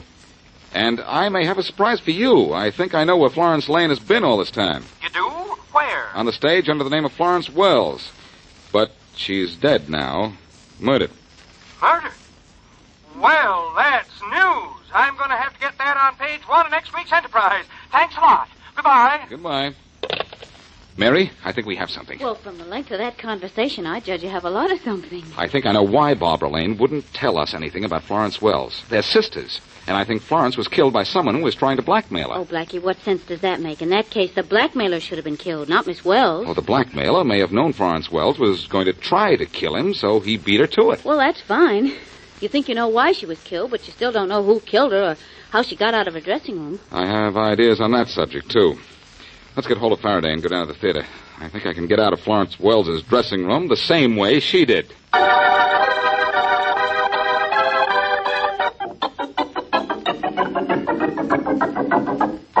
Blackie, is getting me down to this theater another of your crazy schemes to waste a lot of my time? I'm trying to find the murderer of Florence Wells. Look, Faraday, stop calling her Florence Wells. Barbara Lane backed up my theory that Florence was really his sister, didn't she? All right, Florence Lane. That's better. Mary, do me a favor, will you? Sure. Right outside the stage door, there's a shoe shine boy. Go out there and bring him in, will you? All right. Blackie, this is no time to get your shoe shined. No? Well, you bet, Faraday. First, I'm going to show you how Florence Wells, actually Florence Lane, you know now, got out of a dressing room without being seen. You can't do it. Give me just 3.5 minutes inside that dressing room. Get me that shoe shine boy, and I'll show you how to polish off this case.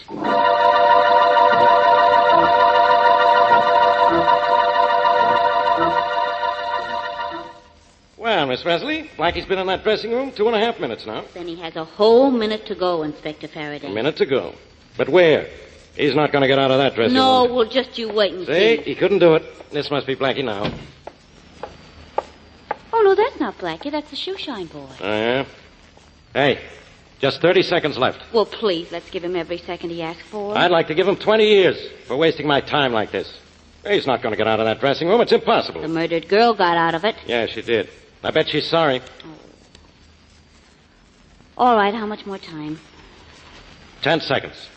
Well, I guess we might as well start for the door. And we're going to open it, too. Right on the dot of 3.5 minutes. Which is... now. Well, Blackie, I told you, Inspector Faraday, there is nobody in here. There's got to be. He's hiding. That's right, Faraday. Right behind you out here in the hall. Blackie, how did you get out there? I walked out, just the way Florence Lane did. How do I look in blackface? Oh, good heavens, that wasn't the shoe shine boy we saw walking out of here. That was you, wasn't it? Then where's the shoe shine boy? How did he get out of here? The way Florence Lane's maid Ella got out of here. I boosted him through that window there and then locked it from the inside. Yeah? Before that, we'd switched clothes and I blacked up and then walked out here. Just as Florence Lane walked out as the maid. Simple, isn't it? It is not. Why would that actress go to all that trouble to sneak out of here to get killed? She didn't expect to be killed. Look, Faraday, you've told me about a fellow named Tom Johnson. I want to see what he looks like. Why? Because if he looks the way I think he looks, the looks of this case will be a lot better.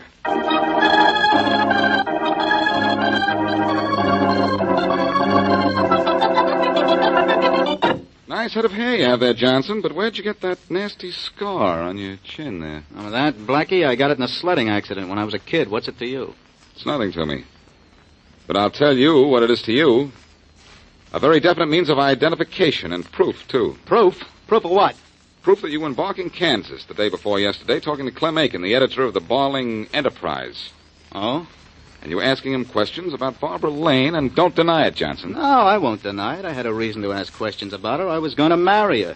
I wanted to find out about her childhood and what she did in her hometown. But you also found out that Florence Wells and Barbara Lane were sisters, didn't you? Yeah, so what if I did? I'll tell you what. What you found out about Florence was worth a lot of money to you. Musical comedy stars don't like to be known as suspected murderesses. Oh, you think I was going to blackmail her, do you? Well, I wasn't. I even told her I wasn't. Told her when?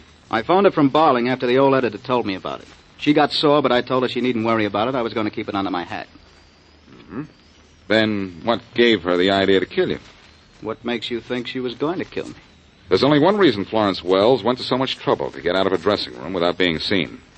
There's only one reason she wanted me outside her dressing room when she went out to meet you. She was going to kill you, and she wanted me as an alibi. Yeah, okay. You're right, Blackie. That's just the way it was, but it was self-defense. She phoned me and told me to meet her on the corner by a vacant lot. She said she wanted to talk to me. And when she met you, she pulled a gun on you, didn't she? Yeah, she said she didn't trust me with what I knew about her and wouldn't stand for blackmail. And when she came at me with that gun, I could tell she meant business. So you pulled a gun on her and shot her? No. I grabbed the gun. I was just trying to take it away from her. And then all of a sudden it went off. I was lucky there was nobody around. I carted her to a lot, took the gun, and beat it back to my apartment in time to see Barbara there. You have the gun now? Oh, you think I'm nuts? I tossed it in the river. In the river, huh? Well, Tom, I've got news for you. You're going up the river.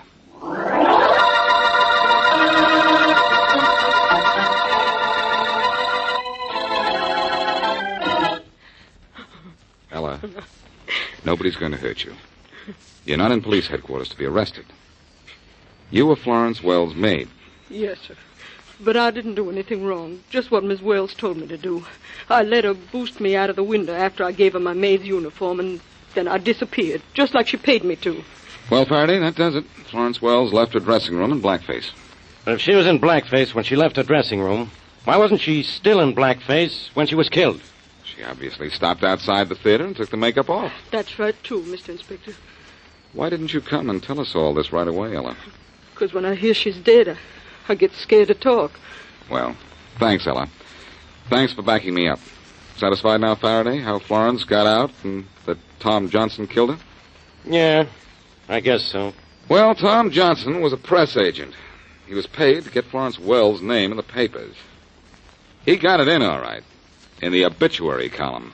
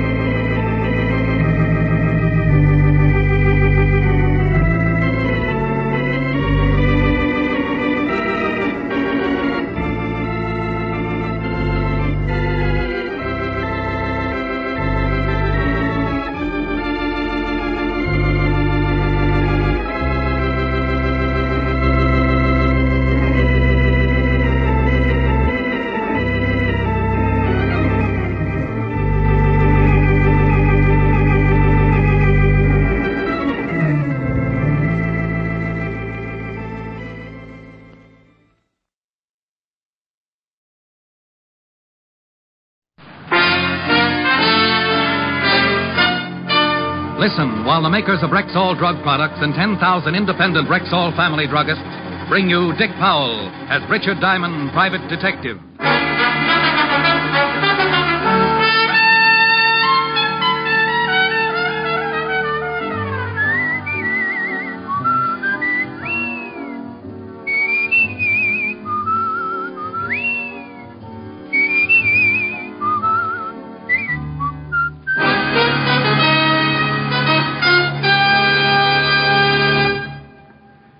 Good evening. This is your Rexall family druggist with a welcome from the 10,000 independent druggists who have made the word Rexall part of our own store names. We've done that because we recommend and sell the 2,000 or more drug products made by the Rexall Drug Company. Like Bismarex, for example.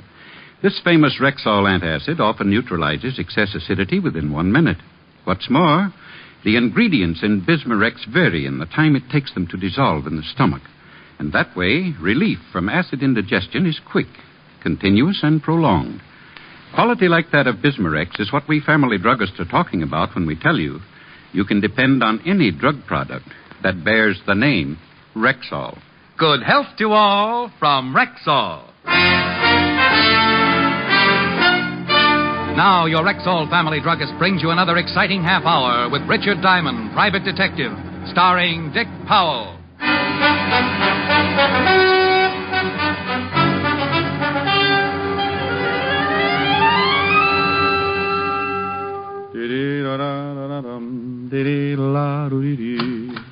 Mr. Diamond?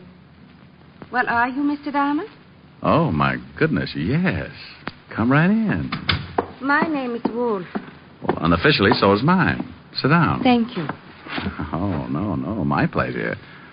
You must get a dividend from the nylon companies. Be terrible if there was a shortage. I'm well stocked. Yeah. What can I do for you? Start by calling me Edna. Then what? I'd like you to follow my husband. As a detective or a replacement? I think he's been seeing another woman. Why? Have you been running around the house in a diving suit and swim fins? I've always tried to keep myself attractive for my husband, Mr. Diamond. Well, then if your husband is seeing another woman, Mrs. Wolfe, it's got to be an optometrist assistant. Well, thank you. I think you and I are going to get along just fine. Well, now that we're all agreed, tell me some more about your husband. What makes you think there's another woman? Usual things. The way he's been acting. Business appointments every evening. Nothing else? He received a call late this afternoon. I listened in on the extension. It was a woman. She called the house? George was very unhappy about it, warned her never to do it again. She give a name? She said, "This is Nancy. I must see you here tonight at 8 o'clock. She didn't say where here was, did she? No, George seemed to understand. Probably her apartment. Probably. If he's seeing another woman, I want a divorce, Mr. Diamond. And you need grounds. Yes. 100 a day in expenses, Mrs. Wolfe. Edna. It's still 100 a day in expenses. Here's 200. I hope that's enough of a retainer. Oh, that'll keep me interested for quite a while. Now, tell me, what does your husband do? I mean his business. He's in steel. How much in? Very much. He's vice president of his company. What does he look like? Here's a picture of him. Well, I'll start right away and see what I can find out for you, Mrs. Edna. Yeah. Well, look, after I found out just how unfair your husband's treating you, I might lend you my shoulder to cry on. And I'd just about have to call you Edna then, wouldn't I? By 7 o'clock, I was standing across the street from her house waiting for her wandering husband. By 7:30, a man stepped out on the sidewalk and hailed a cab. I recognized him from the photograph as George Wolfe, and I started the tale, following him east across town to an apartment house on 47th Street. By the time I got in the lobby, it was deserted. A list of names on the mailboxes showed the only girl named Nancy in the building was a Nancy Fowler. So I headed for her apartment. Her door was at the far end of the hall, and I was halfway to it when George Wolfe bounded out and ran right into me. Let me go. Take your hands off of me. You forgot to close the door. Get out of my way. What's the matter, friend? You look like you ran into a yard full of snakes. Will you get out of my way, or must I use force? Well, use all you like, but I think you better go back and close the door. No. Yes. Stop it. You can't do this to me. Well, I hope you aren't always this wrong. No, please. Now get in the room. Oh, swell. No wonder you took off like that. I didn't kill her. I swear I didn't kill her. Nancy Fowler? Yes, I guess so. You guess so? Well, this is Miss Fowler's apartment, but I've never seen Nancy Fowler before in my life. There was the .38 revolver lying next to the dead girl, so I took out my own gun and covered Wolfe while I called Lieutenant Levinson of homicide to get right over. Wolfe yelled, screamed, and pleaded, and even offered me a nice fat bribe. But we waited for Fatty Levinson and his squad of New York's finest. He finally arrived, but New York's finest was poorly represented. Hello, Shamus. In trouble again, huh? Walt, did you have to bring Otis? I promised he hasn't used the siren in 4 days. Who's this guy? George Wolfe. Caught him running out of the door. Well, Mr. Wolfe, what about it? I have nothing to do with it, but I'm not saying any more until I see my lawyer. He was crying all over the place before you got here, Walt. Claimed he got a call from a Nancy Fowler who asked him to come up here. That's the truth, Lieutenant. She said she had something important to tell me. Says he never even heard of Nancy Fowler before the call. That also is the truth. When I came to the apartment, I found her lying just as you see her. How'd you get in the door? She told me she'd leave it open for me to walk right in. Bullet came out the back just below the shoulder blades, Lieutenant. You own the gun, Mr. Wolfe? I refuse to answer any more questions. Okay, take him down to the car, Otis. Come on, you. Rick, just how did you happen to be in this building at this particular time? Well, I was hired by that guy's wife to tail him. He was supposed to be playing illegal footsies with a female named Nancy. The dead girl? Well, the wife just knew the first name was Nancy. The girl who's supposed to live here is named Nancy. Nancy Fowler. I've never seen her before. Maybe the dead girl is one and the same. Well, I'll get an identification and have the gun checked by ballistics. In the meantime, I'm going to give this apartment a good going over. Mind if I help? Now, what kind of an answer do you expect to that? You will anyway. He was so right. We started going over the apartment room by room. Closets, drawers, everything. In 10 minutes, the coroner and the boys from the lab arrived. And in the bedroom, Walt found something. Take a look at this. Ah, a jewelry box.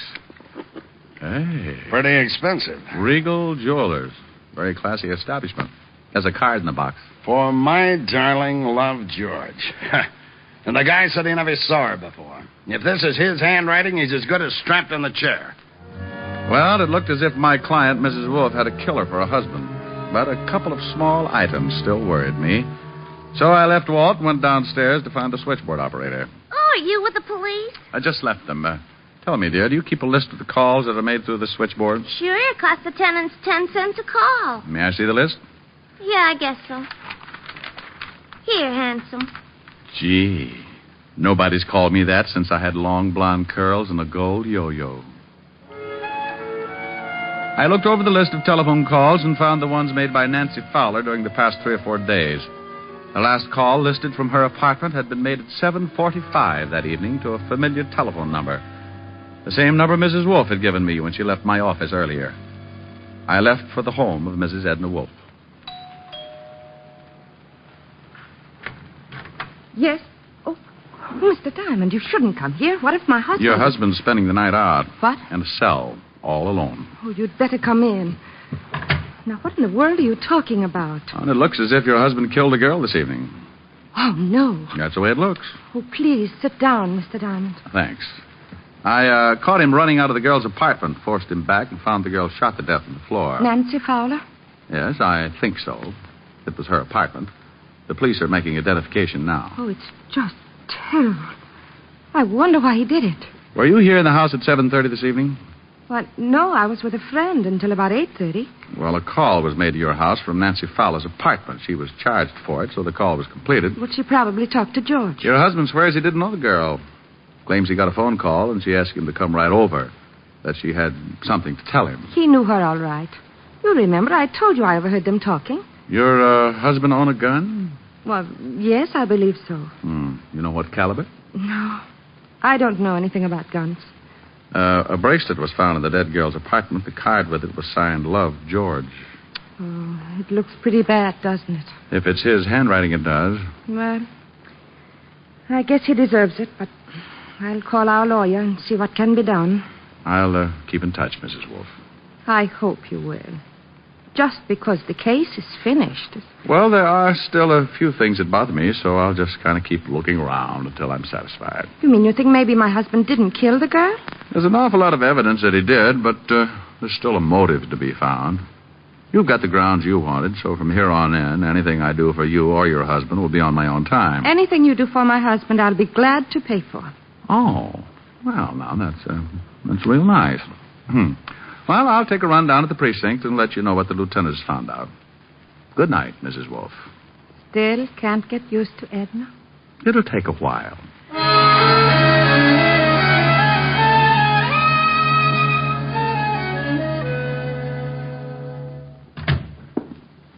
But you'd be in bed by now, Rick. My landlord short-sheeted me. What did you find out, Walt? The dead girl was Nancy Fowler. Figured. And George Wolfe did do the killing. His gun? Yeah, we checked the registration. His gun, his fingerprints on it, his handwriting on the note in the jewelry case. What does he say about the bracelet and the note? He bought it all right. We checked. Regal Jewelers. Says it was for his wife. You expect him to say something different? No. What's the motive? We'll find it. Probably another man. Here's the report on the dead girl, Lieutenant. Well, isn't it a little late for you, Otis? Why aren't you out flying around some belfry? He's picking on me again, Lieutenant. Maybe you'd like me to tell him about the time I caught you sleeping in the attic hanging by your toes. Oh, not you too, Lieutenant. Otis, I hear you've been picking up some extra money posing for Charles Adams. I don't have to take this. I know my rights, and I ain't no bat. Here's something on the dead girl. She works at the Gilded Cage, a nightclub owned by Eddie Young. Eddie Young. Well, there's a nice little fella. He'd set fire to his grandmother if he thought it was too cold in the room. We'll have a talk with him tomorrow. Well, I guess I better be going. Sure. See you later. Yeah, I could sure use some sleep. Yeah. And, Rick, when you get over to Eddie Young's club, give him my best. Smarty. The Gilded Cage, where Eddie Young ruled as proprietor and keeper for his flock of hired gorillas, was only about 6 blocks away, so I decided to walk it. But like always, I start in one direction and end up getting sidetracked. Keep walking, Diamond. Don't turn around. You caught me when I'm right in the mood. You turn around, I shoot you. What's the matter? Don't you want me to spot your Tony? Over to that car. Okay. Quit poking. Your muzzle's cold. You drive. I'll get in the back. Oh, I forgot my glasses. Can't see 3 feet without them. Get in. But I have a restricted driver's license. You want it right here? I can wait. Where to? Just start driving and don't turn around.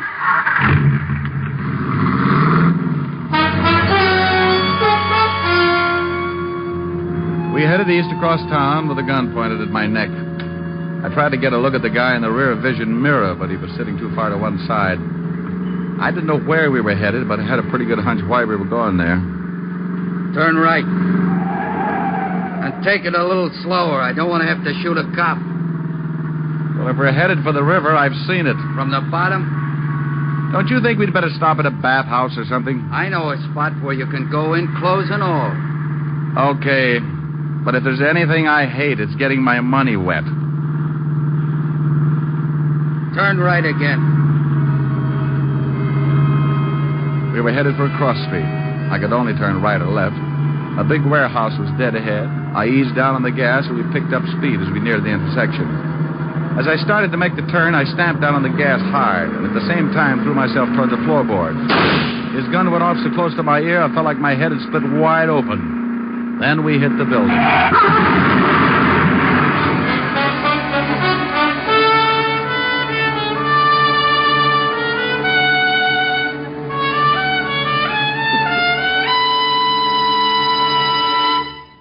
You're listening to Richard Diamond, Private Detective, brought to you by the makers of Rexall Drug Products and your Rexall family druggist. And here he is. Last week, a customer said to me, I wish I knew some way to be sure I'm getting enough vitamins. Some way that's easy. Yes, and inexpensive, too. Well, ma'am, millions of people have found the easy way to do that. They take Rexall Plenamins. Plenamins? Rexall's popular multivitamin capsules. Just 2 Plenamins a day give you more than your minimum daily requirement of every vitamin for which such requirements have been established. Well, you can't expect much more than that. Yet Plenamins do give you more than that, for they also contain valuable liver concentrate and iron, plus other factors of the vitamin B complex. Say, they sound expensive. On the contrary, Rexall Plenamins cost you only a few pennies per day. Ask for Plenamins at Rexall drugstores everywhere, and remember, you can depend on any drug product that bears the name Rexall. And now back to tonight's adventure with Richard Diamond, Private Detective, starring Dick Powell.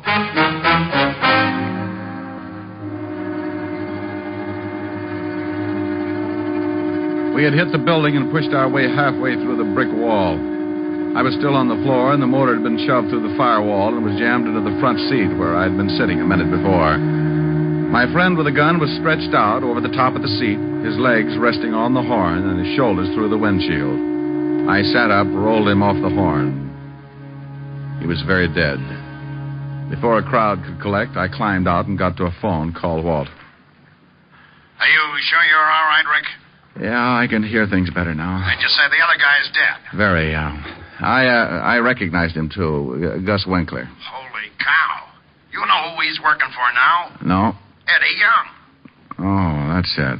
Well, don't pick Young up, Walt. I know a few things I haven't told you about, and this almost puts a cinch on it. I want to talk to Young, and then I'll be down to see you. But if Young tried to have you killed... Oh, if he did, you can't prove it. Not yet, anyway, so sit tight, and when I get there, I'll show you how to catch a killer.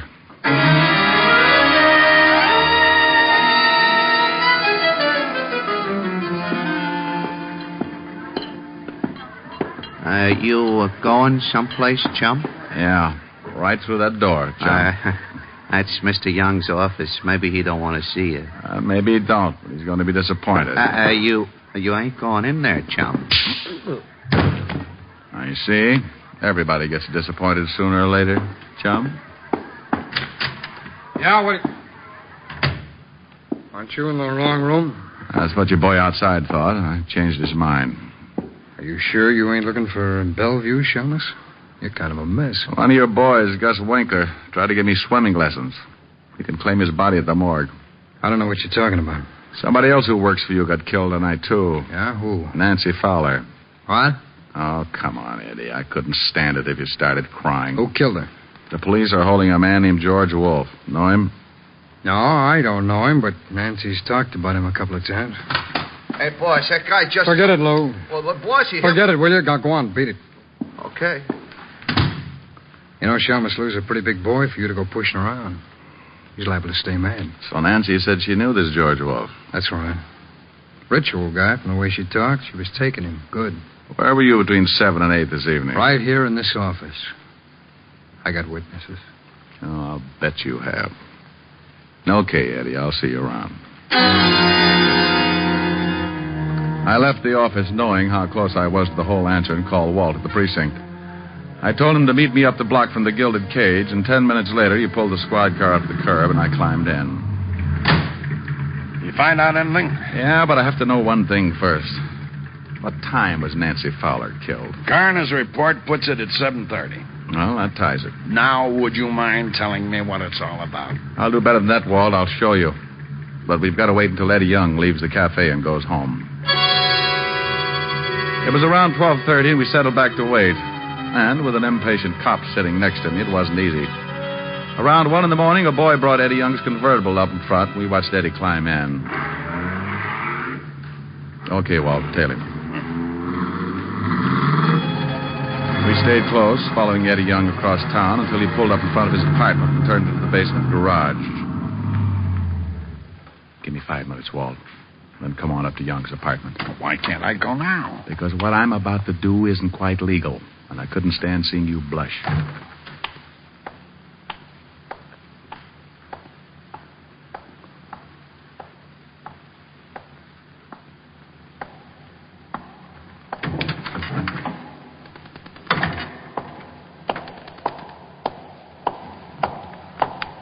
Hold it, Eddie.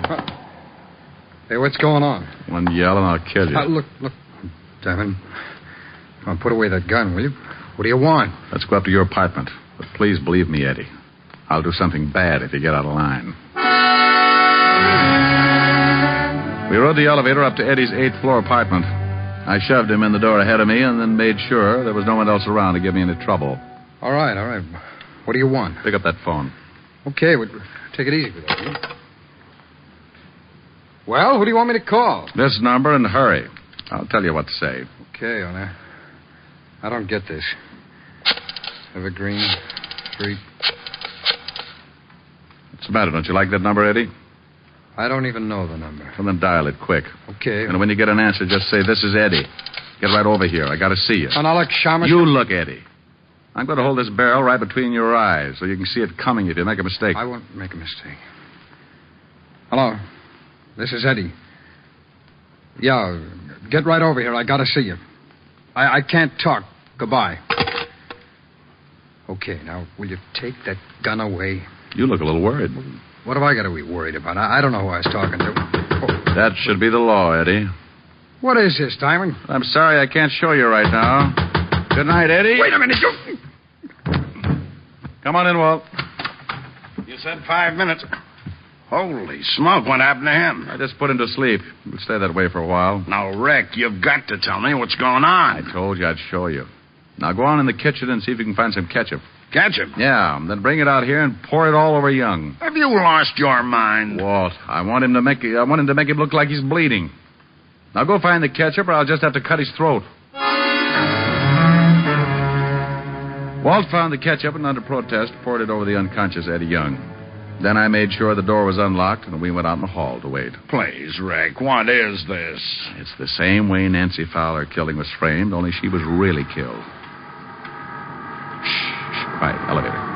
Okay. I'll play along with it.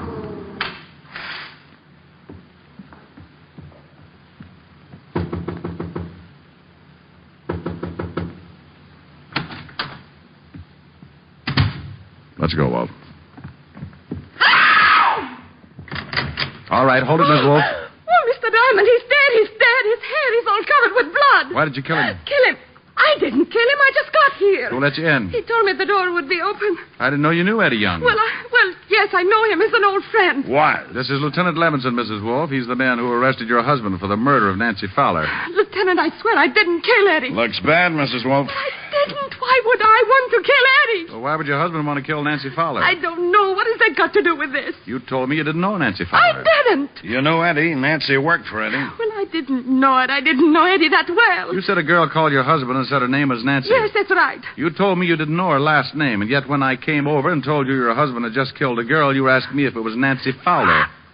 That's a lie. You said that Nancy phoned your husband that afternoon. She did. I swear and yet did. Nancy Fowler's hotel switchboard has no record of a call being made to your phone any time in the afternoon. They made a mistake. But at 7:45, a call was made from Nancy's apartment to your phone number. Then she must have called my husband again. According to the coroner's report, Nancy Fowler was dead at 7:30. Oh, Mrs. Wolfe, I can swear your husband didn't go into that building until 8 o'clock. I was following him.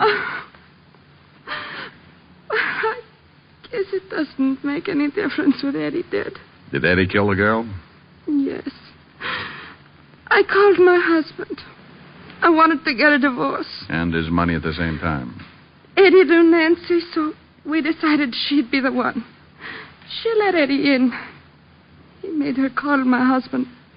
Then he shot her. And the gun and the bracelet. You just took them out of your husband's dresser drawer and planted them in Nancy's apartment? Yes. I found the bracelet in the drawer with the gun. I guess my husband was going to surprise me. Eddie is moving. Oh, Eddie, darling. Hey, what happened? You're hurt. You're bleeding. Bleeding? Stay still until we can call it. Wait a minute, will you? Hey, what is this stuff? This isn't blood. I'm covered with ketchup. Ketchup? Why, you dirty no good! Eddie, we've been framed! Framed? They're all yours, Walt. Why? Good night, Mrs. Oh, I guess now is as good a time as any. Good night, Edna.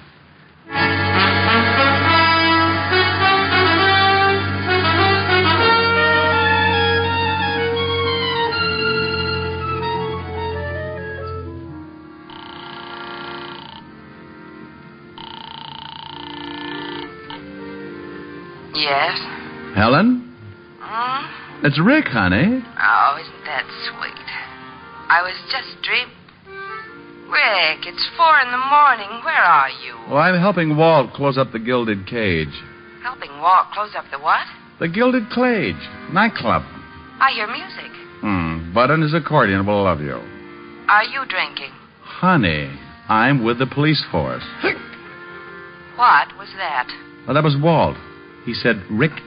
You stood me up this evening. Well, I'm going to make up for it, honey. Listen. Okay, 1, 2.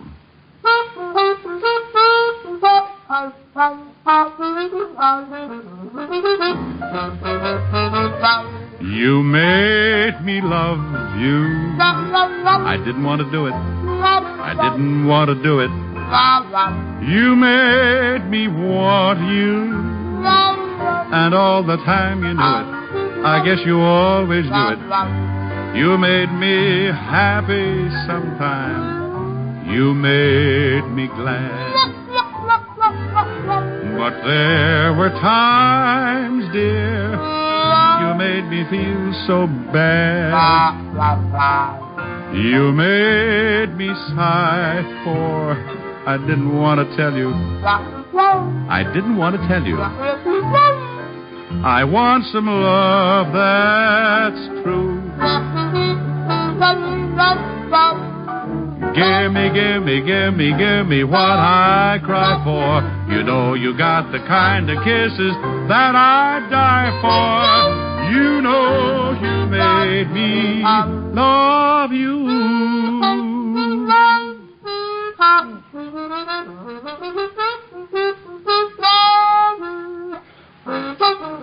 Abe? Abe? That's enough, Abe. How was that, honey? Honey? Honey? Oh, well. She like it? Well, of course she did. She'll be dreaming about it for the rest of the night. Come on, Walt. Let's dance.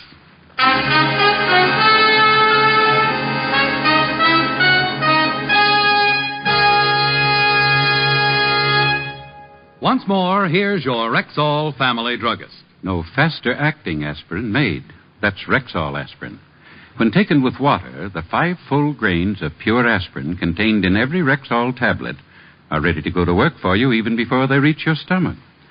Next time you need aspirin, remember Rexall aspirin. There's no faster-acting aspirin made. Ask for it at Rexall drugstores everywhere. And remember, you can depend on any drug product that bears the name Rexall. Good health to all from Rexall.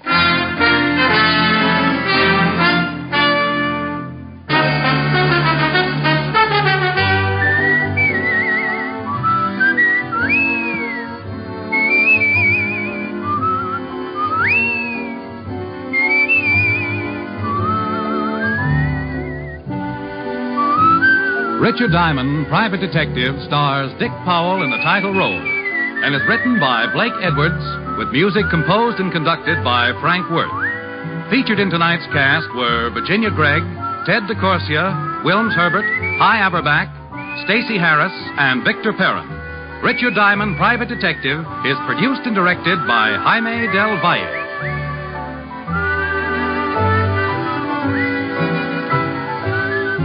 This is Bill Foreman inviting you to be with us next Wednesday at this time when we will again bring you Dick Powell as Richard Diamond, Private Detective.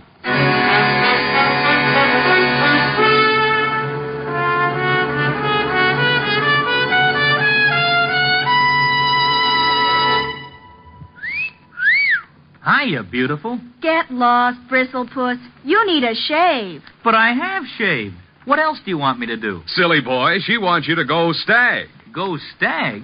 But why? Because Stag is Rexall's exclusive line of men's good grooming aids, like Stag Brushless Shave Cream. No fuss, no massage, just smooth it on, and presto, you get a clean, close shave. Your face stays smooth and whiskerless all day long. I'll do it. I'll go Stag. That's it. Join the Stag line now at Rexall drugstores everywhere. Yes, to make girls care. Go Stag.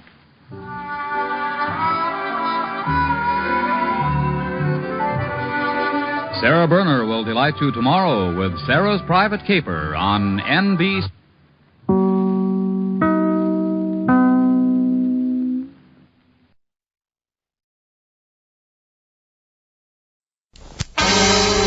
Time now for Rocky Jordan.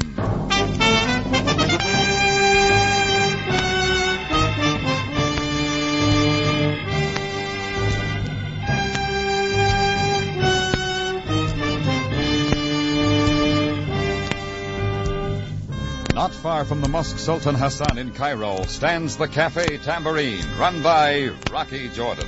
The Cafe Tambourine, crowded with forgotten men, alive with the babble of many languages.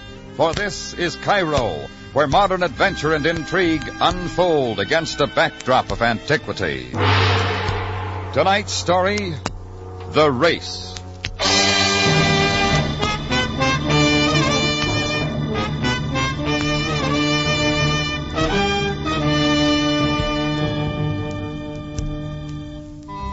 I was sitting in my office at the Tambourine, trying to beat the terrific afternoon heat.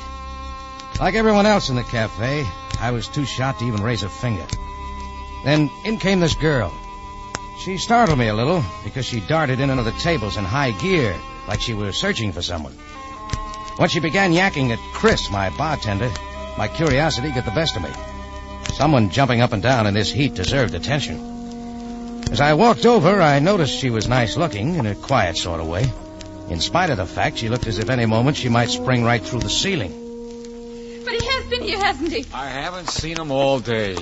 What's up, Chris? Oh, Rocky. I've got to find Abdullah, Ben Abdullah. They said he was up here at the Tambourine. You know, Ben Abdullah. He owns that little pawn shop up on the corner. Yeah, sure, I know. It's very important. There isn't time to explain. Just tell me where I can find him, please. Every second counts. Well, I haven't seen him all day. I tried to tell her, Do you know where he is, then? He could be one of 1,000 places. Why don't you try the pawn He's shop? got a sign hanging on the door, out to lunch. A water vendor at the corner said he'd be up here. It's desperate, don't you see? No, I don't. If I don't get into that store in the next few minutes, there isn't going to be anything left of this whole block. Maybe the heat's got her, Rocky. It's too late to look for him. If I could just get into this shop. Hey, take it easy, lady. Oh, that won't get a thing accomplished. Now, come on, tell me what it's all about. Well, I'm afraid it's even too late now to break into his shop. I wouldn't even know where to look for it. Look for what? A high-powered explosive. A what? A bomb. It's in the pawn shop. Bomb? She's nuts. Maybe you'd better start from the beginning. There's not time to explain. It will be going off in a few minutes. What we'd better do is clear the entire area before everyone is killed. Sunstroke, if you ask me. Chris, I don't know whether she's loony or... Don't stand there. Tell everyone to clear the streets. They listen to you, not me. Look, lady, I don't like to have my leg pulled. Every second counts now. Please believe me. Anyone within 100 yards of the pawn shop is in danger. Okay. Chris, we better play it safe. Call the fire department, the police, and what have you. There's a bomb going off. I think.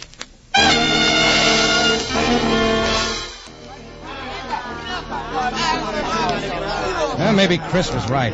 Maybe the dame had got too much sun and blown her top. But who could take chances on a bomb going off? I dashed down the street like a poor man's Mel Patton, and in what must have been the world's record, the block was completely empty. The girl had tagged right along with me, and once the block was cleared, we made a run for the safety zone where the crowd had formed 100 yards away. When we were about 60 yards from it, the girl began to tug my arm and scream wildly at me. Down! Down! It's safe to run any further. What? Down! Fall on your face, quick!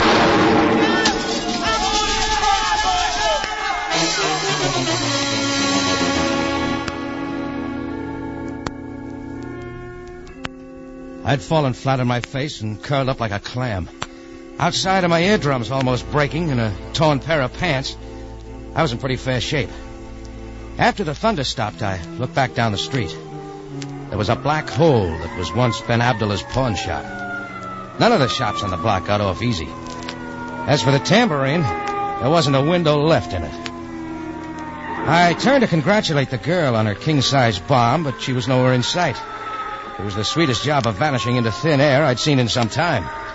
I started to get to my feet when I noticed that where the girl had been lying was a crumpled pawn ticket. As I picked it up, a pair of familiar feet stopped in front of me. I looked up in the face of Captain Sam Sabaya of the Cairo Police Force and his erstwhile shadow, Greco. Hi, Sam. Your bartender called us. Give me a hand up. Thanks. Sam, just goes to show you.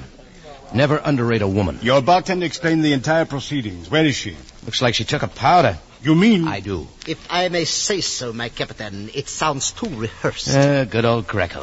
I hate to disappoint you, but I never saw the girl before in my life. Jordan, did she give you any hint as to what was behind the explosion? Nothing. This pawn ticket might help. I'm sure it was hers. She must have dropped it when she fell to the ground. I will take it. Thank you, Jordan. Should have her name and address on it. It has a name and address, all right. Only it's a man's name. Rollo Bendata. Well, that's one on me. Rocky, you want it on the telephone. Oh, all right, Chris. I'll be right there. I want to ask you some more questions, Rocky. Check with me in the tambourine, Sam.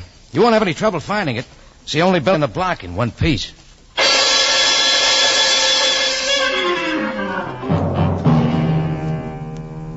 I hurried back to my office and picked up the phone. From the other end of the wire came the voice of my late friend, the young lady whose specialty seemed to be high-powered explosives. Mr. Jordan, I'm sorry I had to run out on you. Well, so am I. You must understand, I couldn't face the police. Where are you now? I won't waste words. I'm in terrible trouble. I need your help. I'll pay anything for it. Well, you can pay for the broken windows in the tambourine. Anything. Will you help me? I'm afraid tossing bombs is a little out of my line. Believe me, I'm not asking for myself. It's for hundreds of innocent people who may be harmed. You know, I could back that line with hearts and flowers. Mr. Jordan, if I weren't on the level, would I have warned you about the explosive in the pawn shop? All right. You tell me and I'll listen. I can't over the telephone. I'll give you an address where you can meet me. Okay. But look, lady, I'm leaving word with my bartender where I'm going, just in case you got more bombs up your sleeve.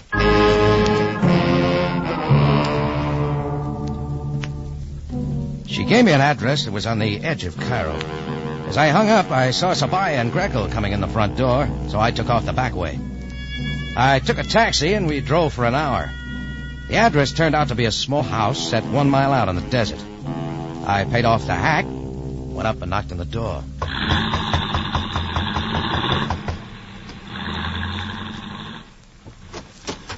Are you alone? Yeah. You couldn't have picked a closer place. I'm sorry, but I live here. Come in. Huh? Oh, looks more like a laboratory to me. It is. I'm an explosives chemist. I live in the back. Dangerous address. I'd better introduce myself. I'm Suzanne Duran. Won't you sit down? No thanks. Not on a keg of dynamite. And stop jumping up and down. I can't help it. We only have 11 hours left. Hey, look, I've had enough riddles for one day. What's this all about? I'll start from the beginning. But it would help. A man by the name of Negri Sear hired me to develop a time bomb that would have a 24-hour action delay. Why? He needs it. He heads a combine that wants to blast for water in the desert. What? You can imagine what it would mean if you could bring an incessant water supply to Cairo. Well, sure, but why not a regular time bomb or dynamite? He wanted an explosive that would need no wiring so that his company wouldn't attract attention. Why all the secrecy? Why, it's like digging for gold. He thinks he's found a spot where there might be water, and he doesn't want anyone to know till he's staked his claim. Well, I think he's crazy. Where does the pawn shop come in? I made 2 bombs, which I was going to test today. I was afraid my servant might accidentally spoil them, so I hid them in the base of an old clock. I went shopping, and when I came back, the clock was gone.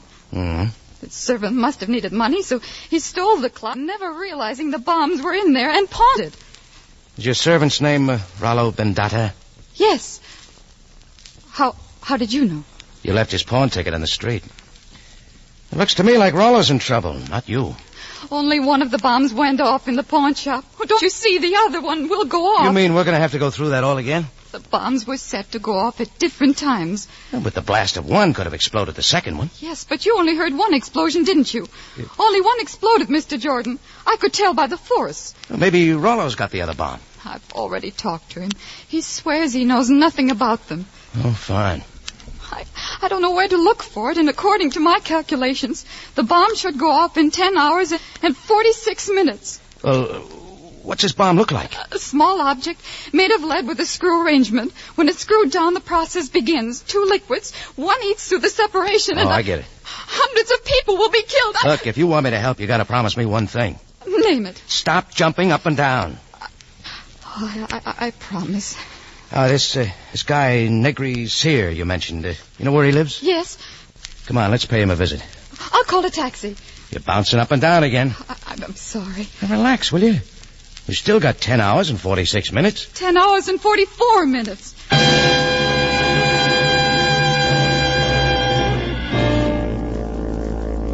We taxied across town to Negri Sear's apartment house. Negri let us in. He was the oddest little guy I'd ever laid eyes on. Short and skinny, but he had a huge head that should have gone with the body of a giant. He looked so top-heavy, I had to control myself from wanting to hold him up so he wouldn't topple over. His apartment was cluttered with bric-a-brac and large packing cases. The latter, I gathered, must have had something to do with his water project. When Suzanne told him about the bomb, he got quite irked, to say the least. Really, my dear, I don't know what you expect me to do if you've lost one of your ghastly bombs. Well, coming here was my idea. And just who are you, Jordan? Suzanne, who is this man? He's trying to help me. You didn't tell him, I hope. I'm afraid I had to. You were sworn to secrecy. How could you? Well, Jordan, you'll never find out where I hope to get water. I'm not interested in your plan for digging water. I'm only trying to locate the bomb. Oh, this is dreadful. It will be all over Cairo. Everyone will be digging for water. No one outside of this room will know. Besides, you're the only one who knows the locale where the water might be. Huh? So you're going to blackmail me, huh? Or maybe you're going to torture me till I tell you the exact spot. Look, for the last time. What will my partners think? I will tell you nothing. Rocky, we can't afford to waste all this time. Look, Negri, if you'll just answer a few questions. Never. Were you out at Suzanne's place this afternoon? Yes, but she wasn't home, so I left. I was probably tracking down Rollo. What time were you out there? Our appointment was for 2. I'm always on time. Did you see anyone or notice anything that might help us? No. Is that clear? Very. There are only 8 hours left, Rocky. What are we going to do? All right, hang on to yourself. Suzanne, I want you to take this man out of here right away, or I'll call the police. We're going. So help me, I warn you. You'll never find out where I'm going to get water. Never. What I'm wondering is if we'll ever find out where to find that other bomb. Ever.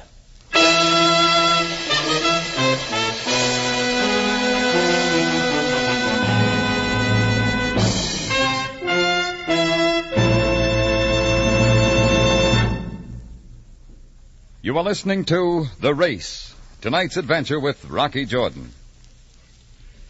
May we suggest that you vary your CBS listening? Education is one of the most important phases of life today.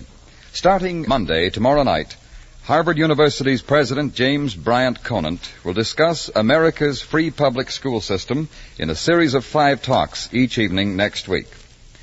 As a thinking citizen, you'll find this series informative and important. So find out when the CBS program You and Education will be heard over your local CBS station and tune in. We think it will be well worth your while.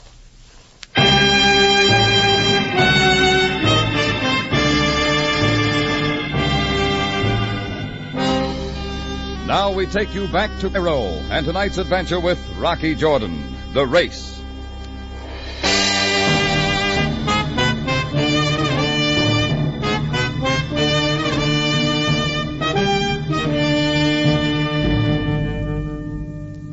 It all began when a dame chemist named Suzanne Duran mixed up a couple of bombs for a character called Negri Sear, who had himself a great scheme. He was going to blast for water in the Sahara and make Egypt a garden spot. It sounded sort of screwy, but the noise of one of those bombs exploding sounded anything but. Well, that took care of one, but there was still another bomb someplace in the Near East, and Suzanne figured it'd go off in 8 hours. Where was it? Well, you tell me. Negri Sear couldn't. We asked him. Well, when we came out on the street, Suzanne was hopping up and down again and on the verge of tears. And she looked at me as though I could supply all the answers. Mr. Jordan, there must be something we can do. Do you know where the office of the Cairo Mail is? Yes. Good. Now listen. And stop jiggling. We have a plan then? Maybe. We're going to have to split up to save time. All right. Now get down to the newspaper office and ask for Ed Stack. He's a friend of mine. Give him a description of the bomb. What else? That's all. He'll get out an extra and see that it's broadcast, too. That way, everyone will be warned and on the lookout. Oh, that's wonderful. And when you finish there, go to the Tambourine and wait for me. Where are you going? Where can I find Rollo? Native Quarters, number 6, Ocar Street. Check. Rocky, I Look, don't... will you stop worrying? It's going to be okay. Take my word for it.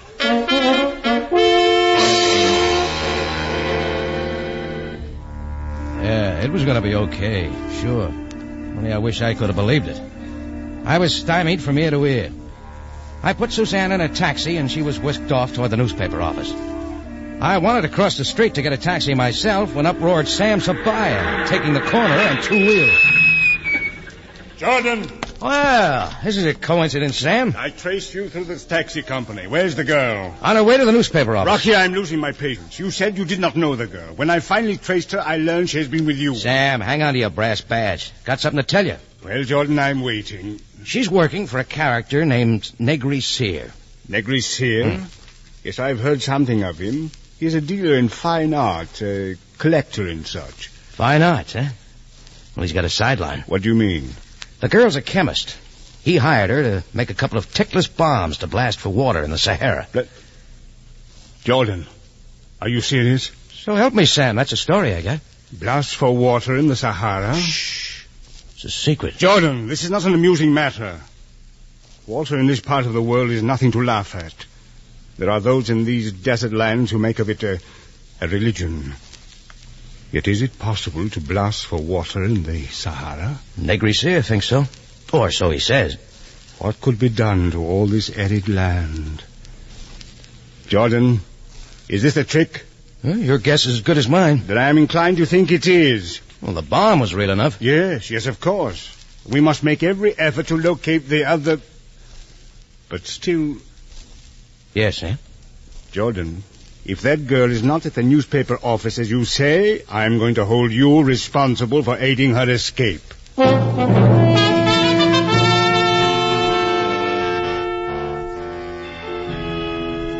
Sam took off, and I checked the time and shuddered. Then I headed for the home of Rollo Bendata, Suzanne's servant, for my talk with him. I knocked hopefully on his door.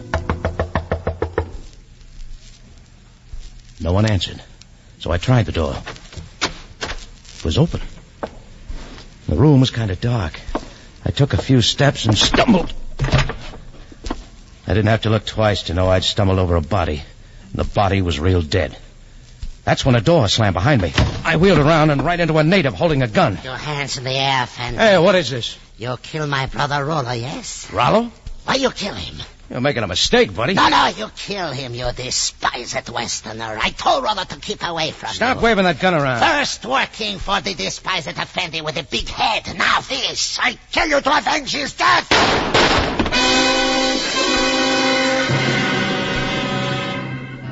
I dove on him as he fired, and his shots went wild. We rolled around for a while, fighting for the gun. Then I pulled away and caught him with a hard right. He dropped to the floor. Well, there was no sense in hanging around, with one of my hosts in the refrigerator and the other in the deep freeze. So Rollo was really working for Negri Sear. I raced up the street till I came to a public telephone and called the tambourine. I wanted to tell Suzanne what I found out about her servant.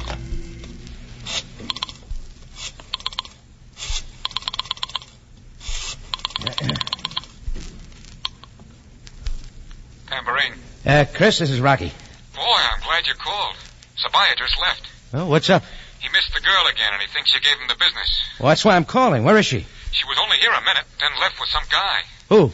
I don't know. He was a little guy with the biggest head. Negri Sear. What's going on, Rock? It beats me. But there's a noise that's going to rock Cairo in a couple of hours, and I got a feeling Sabaya's going to be looking at me. Well, there were a lot of lies in it someplace. I raced for Negri's apartment, but the place was deserted. Negri was gone. Suzanne wasn't there, but neither were the packing cases that belonged to Negri Sear.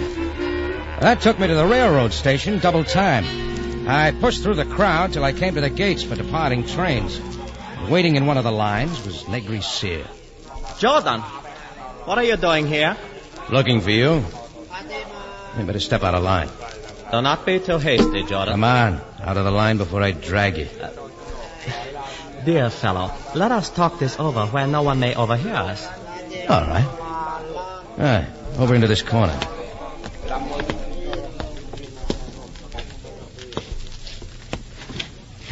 There. Now... You listen. I'm going to do the talking. But, my dear fellow, I'll Where's show Suzanne? You... But how should I know? Oh, I know. You're still trying to trick me into revealing secrets Close that it. will... Rollo Bendata, Suzanne's servant, was working for you.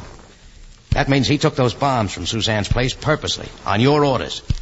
That means also he knocked one bomb, the one on the clock, at that pawn shop on your orders, too. Lies, deceitful. All right. One bomb hocked, one bomb still on the loose. All on purpose, too, Negri. You figured if one went off, Suzanne would think both of them went off. Meanwhile, you'd have one to toy with. Go ahead, persecute me. Persecute me if you wish. Oh, come off it. So what if I say you are right? What then? So the bomb's going to explode in an hour and a half. I'll make you a head ring until you tell me where it is. That would never succeed. I will never tell you. I will never tell you where the bomb is or why I have placed it there. That water blasting's a phony deal. Indeed. I bet your packing cases will give me some answer. I am the only one who knows the whereabouts of the bomb, and I will not tell. I will not tell unless... Huh? What's the deal? Allow me to leave Cairo. Allow me to leave Cairo, and I shall reveal the... Either one of you. Oh, Greco. Jordan, you have trapped me. You have deliberately led the police to me. Come, the both of you, to police headquarters. Put away that gun, Greco. You're attracting attention. Come, I say. No, you will not capture me. You will not take me, indeed. Don't shoot, Greco. Don't shoot him. He's the only one. No! I told you, you will not take me, indeed. You did it up right, Greco. He's dead. I had no choice. He reached for a gun. Everybody, stand back. You'll probably get a promotion for this. It was he or he. I had no choice. Attention, everyone. Stand back. Now, Jordan, where are you?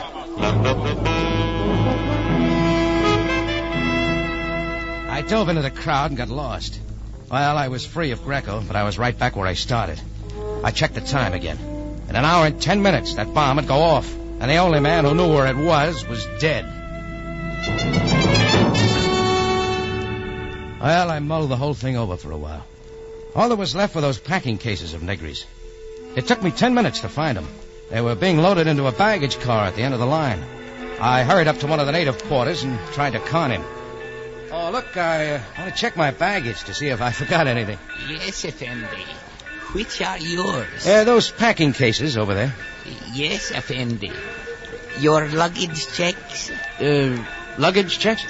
I cannot let you look into the cases without them. I left them with my wife. Sorry, Effendi, but I cannot do it. It is against the regulations, and I cannot...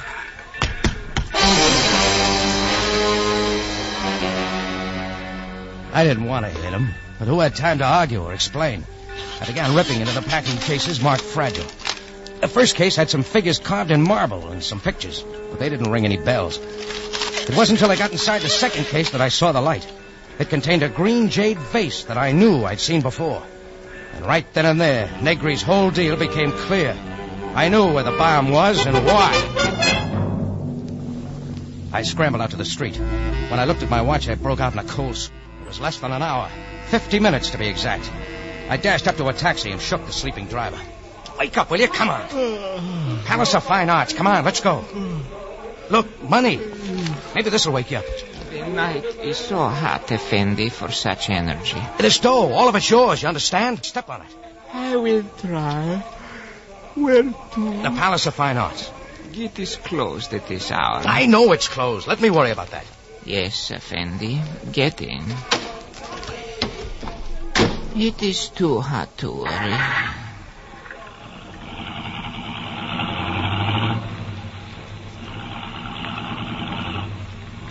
Can't you go any faster than this? In this weather, the motor gets hot. Well, excuse me. I didn't mean to keep you awake.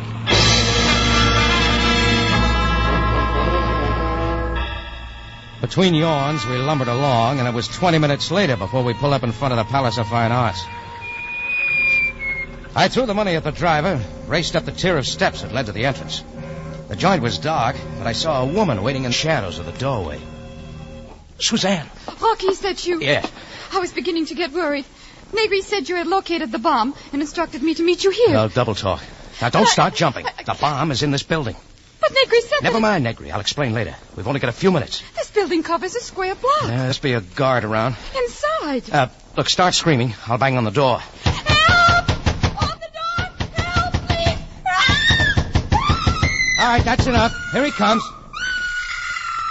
I said that's enough. Stop it! Sorry, I had to hit you. It's It's all right. My nerves. I couldn't stop. Oh, here's the guard. Oh, open up! We gotta get inside. There's a bomb in there. Go away. We are closed. Open up! There's a bomb in there. It is after hours. Can you not read? He can't hear you. I stand back. I'm gonna smash the glass with my foot. There. He's got a gun. You are under arrest. For the last time, there's a bomb in here. What are you saying? Someone has planted a bomb here. It's going to go off in about 11 minutes. You mean the bomb they have been talking about over the radio? Yes. Oh. Come in. Now that we're in, Rocky, what are we going to do? Come on, follow me. Look out. There's a million places to look. All right, here. Here's the jade room. Come on. There, over there, that green jade vase. It's the same as the one Negri had in the packing case. Yeah, wait a minute, I'll fish down into it. There. Well, here's your bomb. That's it. All right, do something to it, Suzanne. Loosen the screw, then pour off the top liquid. Uh-huh.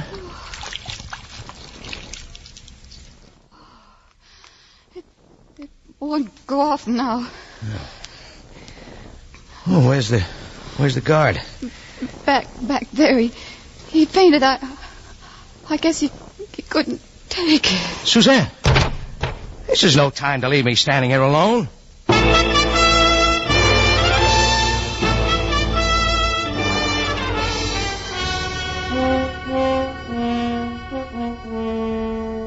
Well, that was about it. Negri had himself a fine little deal. The water blasting, of course, was phony. That was just his way of getting Suzanne to make a couple of bombs, tickless ones. The first explosion was to make it seem as though both bombs went off. But the live one that Negri kept, he planted in the Palace of Fine Arts to cover up his robbery. Negri was to walk off with a lot of priceless art objects, leave some phonies in its stead, then blow up part of the building so that no one would ever know the real art object had been taken. And the tickless bomb was necessary so that it wouldn't attract attention, sitting there real quietly in the green jade vase. Yeah, art can be a pretty interesting subject, I guess. I'll never forget the life class I once took when I was a kid.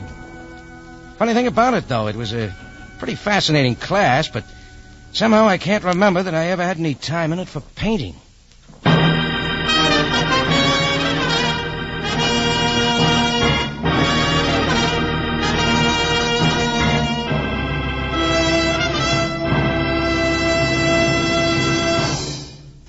It's CBS again at this same time next week for another story of adventure and intrigue when we take you back to Cairo and the Cafe Tambourine, run by Rocky Jordan.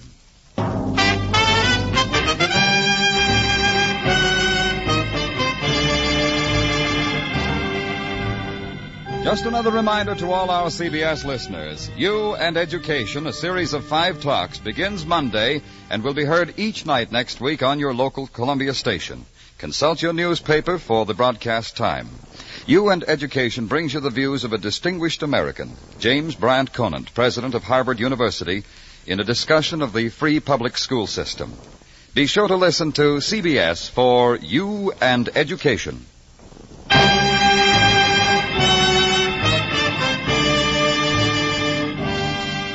Rocky Jordan, starring Jack Moyles in the title role, is produced by Cliff Howell and directed tonight by Gordon T. Hughes. Original music was by Richard Arant and conducted by Ivan Ditmars. Tonight's story by Bernard Gerard was edited by Gomer Kuhl and Larry Roman. Larry Thor speaking. This is CBS, the Columbia Broadcasting System.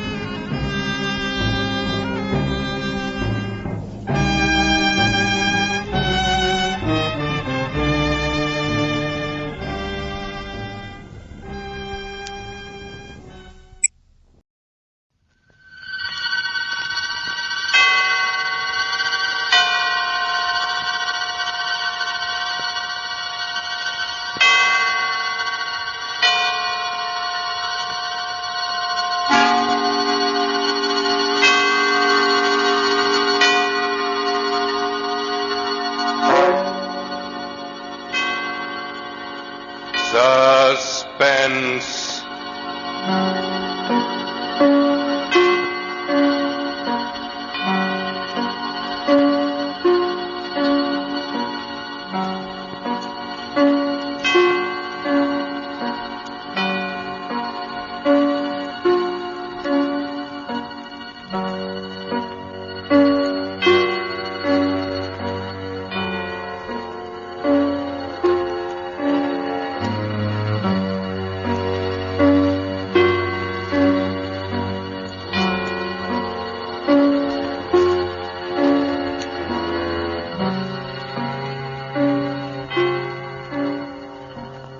For you men and women in the armed forces of the United Nations, the Special Service Division presents one of America's top spine tinglers.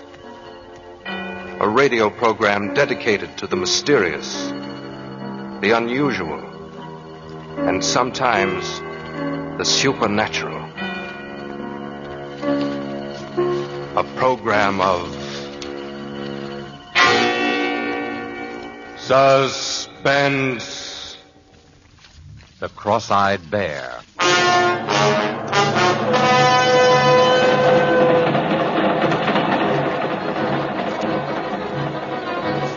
Subway train, Midtown New York. A tall blonde girl reading an item in her newspaper. Reading it over and over. An advertisement. A personal advertisement. Wanted. A beautiful girl. No special training required, but must not be afraid to look upon the bright face of danger. Full wardrobe and liberal expenses, good salary. Apply in person, room 1000, the Lorenzo Hotel, East 51st Street. 51st Street.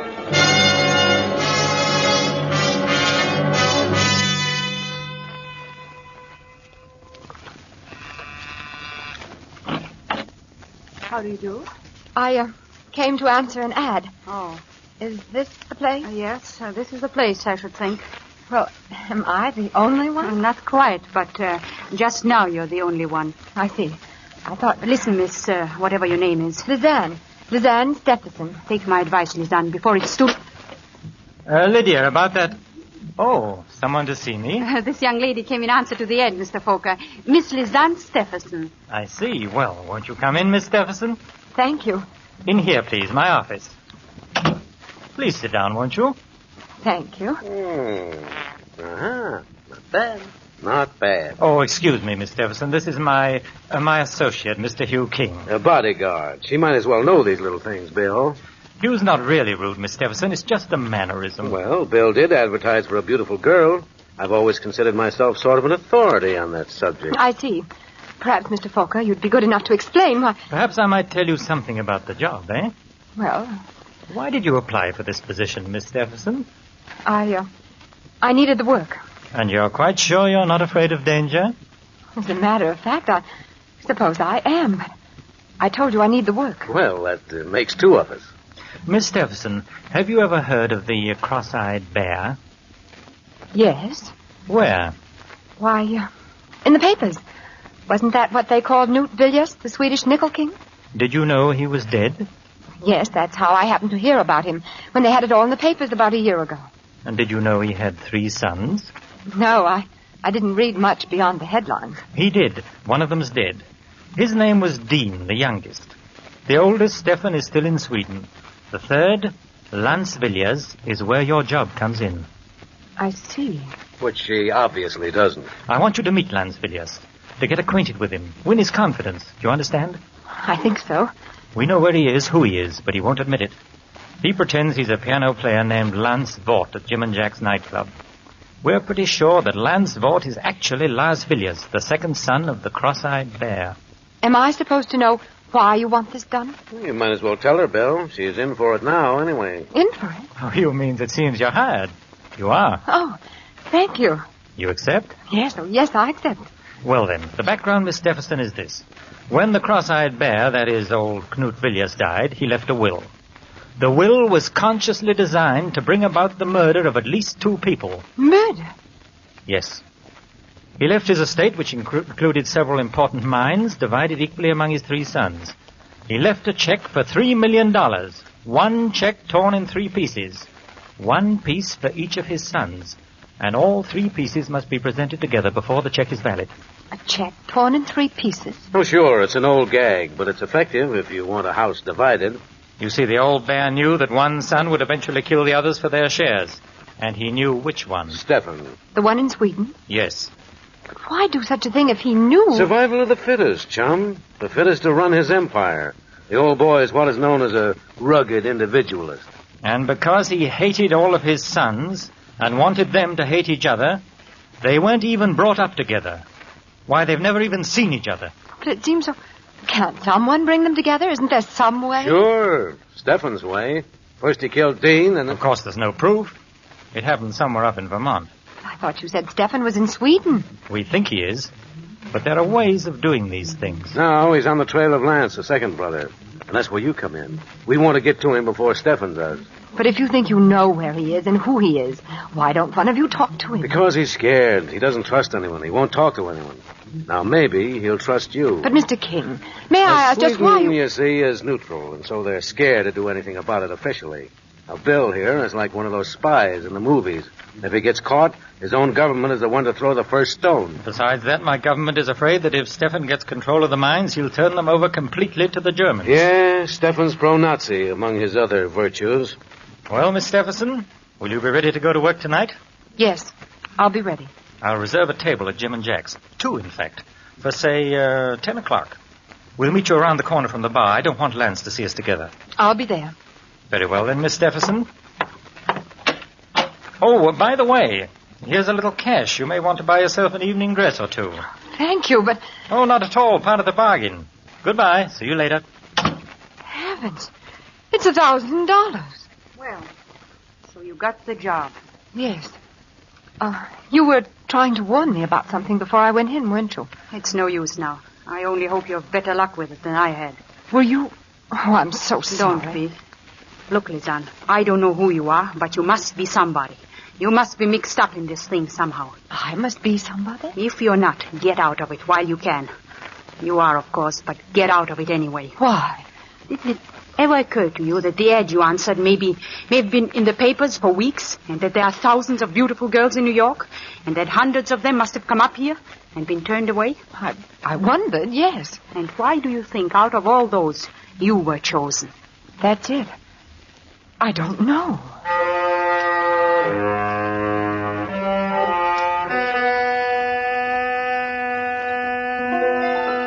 Diary, October 12th.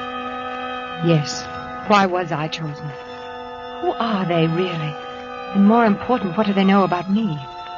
There's no answer except to work with them and wait. At least I know that at last I've found the trail of the cross-eyed bear. It's true, then, about the torn check divided among the 3 sons. And one is already dead, Dean. The second, the man I'm supposed to meet tonight, to trap. But I'm sure now that I was right to come to New York, and I'm sure I was right to answer the strange ad. As for danger, I always knew it would be there.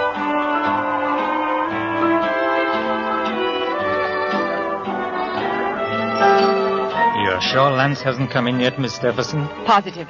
I've asked the head waiter twice. I don't think it'd be wise to ask again. Perhaps not. Does he do this often? Stay away like this? No, that's the funny part. They say he's been at that piano every night for a year. This is the first time... Look, Lisanne. Do you mind if I call you Lisanne? No. Well, you didn't by any chance tip our friend off that people were looking for him, did you? Why should I when I'm working for you? Oh, I'm sorry. Skip it. Just a habit. Nobody trusts anybody in this thing anymore. But if you don't trust me... Of course we trust you, Lisanne. He was a little nervous, that's all. Me? I'm not nervous. I like sitting around nightclubs with beautiful girls. You do look very charming tonight, Lisanne.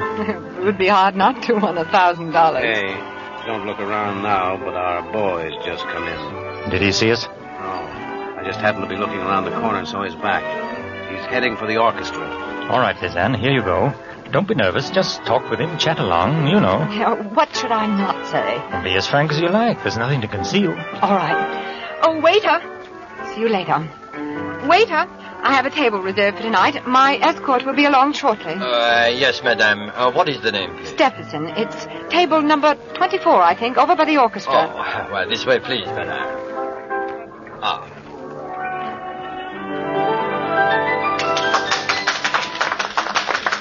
And here we are, madame. Do you wish to order now or later? I'll wait, thank you. Oh, thank you, madame. Excuse me. Yes? May I ask you a question? Why not? Won't you sit down for a minute? All right. Well? I wanted to ask your name. My name is Vaught. V-A-U-G-H-T, Vaught. And your first name? Lance. Why? It's only because you look like someone whose picture I saw in the paper once. Yeah? Don't you believe me? Why should I? You're just another one of these people who've been going around here lately with a bad case of mistaken identity. Well, you're wrong, too. You know about it, then? About the cross-eyed bear? Of course I do. It's been following me long enough. They think I'm Lance Villiers, that I'm heir to a lot of Swedish dough. Well, I'm not. You still look like the picture I saw in the paper. Who are you working for, Stephan? No, that's just it. Don't you see? Your life's in danger. Not as long as I keep my face shut, it isn't. Oh, look, you must trust me. I can help you. I don't need any help. Are you sure you don't? Say, who are you working for? I noticed you ducked that one. No, I didn't. I don't have to lie. Well, who is it? His name is Bill Folker. I never heard of him. He's working for the Swedish government. He wants to help you, too. A lot of people seem to want to help me. Won't you talk to him? I might. Tonight? They're here at another table. They? Bill and his bodyguard, Hugh King. Well, since when do representatives of neutral governments need bodyguards? Apparently when they become involved with the cross-eyed bear. Please come. All right. For a couple of minutes. I'll admit I'm rather curious. Over here. Why, didn't tell you my name, did I? It's Lizanne. Lizanne Stephenson. Oh, nice. Here we are. Mr. Folker, Mr. King, this is Mr. Lance Vaught. How do you do? Hi, Mr. Vaught. Won't you sit down, Mr. Vaught, please? Thanks. Uh-huh. I thought perhaps I'd recognize you. Oh, yes, I've been in here several times. Pleasure or business? A little of both. Look, Mr. Vaught, I'll speak frankly with you. You can save it. Your Miss Stephenson has told me all about it. My name is Vaught. You're barking up the wrong tree. Got a birth certificate? Why should I show it to you? It might, Uh-oh. Here comes something. Well, hello, Hugh. Hi, Toby. Oh, don't let me disturb you. But, you better make some introductions, Hugh. Well, this is Inspector Tobin of the Homicide Squad. Miss Stephenson, Mr. Vaught. How do you do? Mr. Falker. How do you do?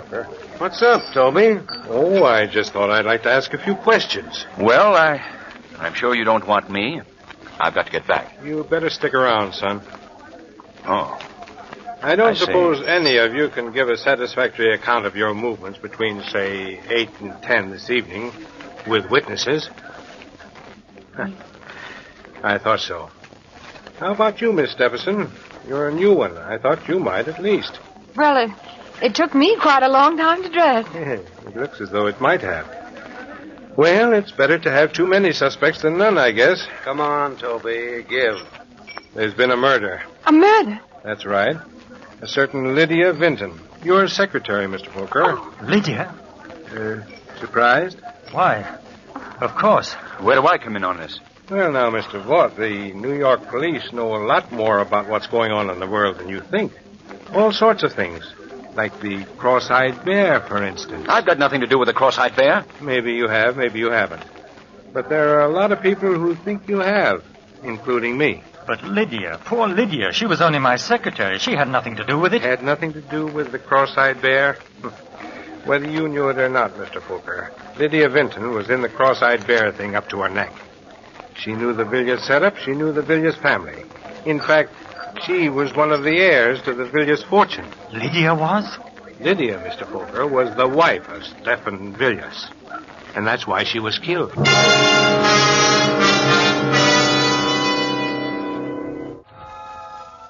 October 14th. Lydia. Poor Lydia. Who tried to warn me. And no wonder. Lydia was an heir to the cross-eyed bear's estate. And she is dead. Dean was the youngest son and heir, and he is dead. And the next, Lance. Of course he is Lance Villiers. His disappearing is as good as signing a confession that he is Lance Villiers.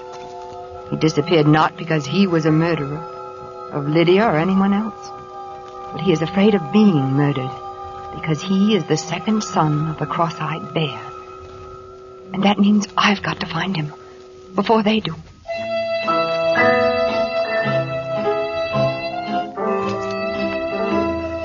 Vaught? Lance Vaught? No, I don't know anybody by that name. Well, he might be using some other name, but he's a piano player. That isn't him over there, is it? No.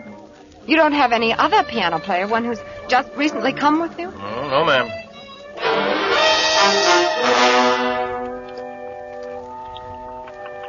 Sure, he belonged to the Musicians' Union. They all do, but he hasn't worked for over a week, and, well, if he didn't leave any forwarding address at his hotel, I'm sorry. Some of these piano players are funny guys. Oh, yes. Yes, I know who you mean, all right. I used to go by this corner every evening. Oh, but that fella's wanted. You don't think you're going to find it before us cops do you? No, ma'am, I'm sorry. Nobody answering that description ever registered here.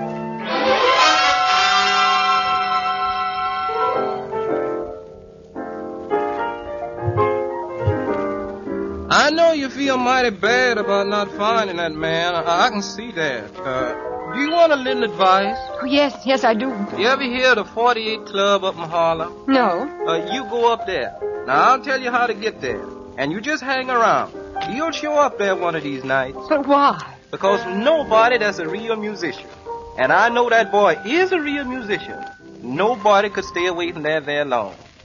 They got a piano team up there. You just got to hear him ever so often. Now, you just go on up there like I tell you.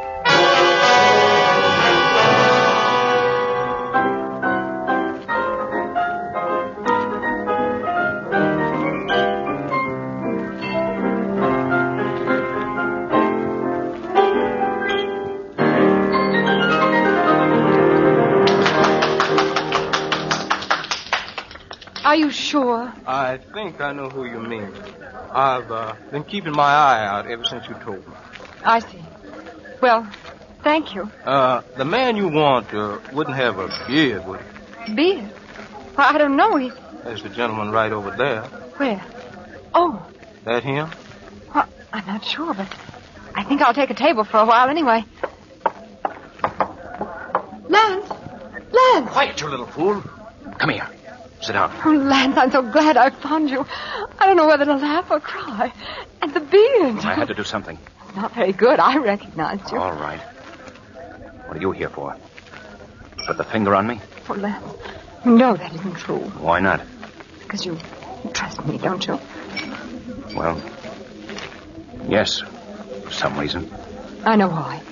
Because I trust you and you know it. You trust me? Oh, don't you see? We're all in this together. We're all in danger. Well, how does that apply to you? Well, I'll tell you. But first, listen. Don't you see what you've done? By running away, you've all but made an open confession that you are Lance Villiers. The police may think you ran away because you killed Lydia. But whoever did kill her knows why you ran away, don't you see? Yeah, I know. I thought of that after a couple of days, but it was too late then. You are Lance Villiers, aren't you? Why should I tell you? Because we can help each other. Because if we don't, we're both helpless. How do I know you're not with them? I'm not with anybody. I'm trying to find out just as much as you are. Look, sister, I don't know if you are or not, but I'm gambling with my life. Listen, if you're Lance Villiers, you have a torn piece of a check made out by your father, Knut Villiers, the cross-eyed bear, for 1/3 of his estate.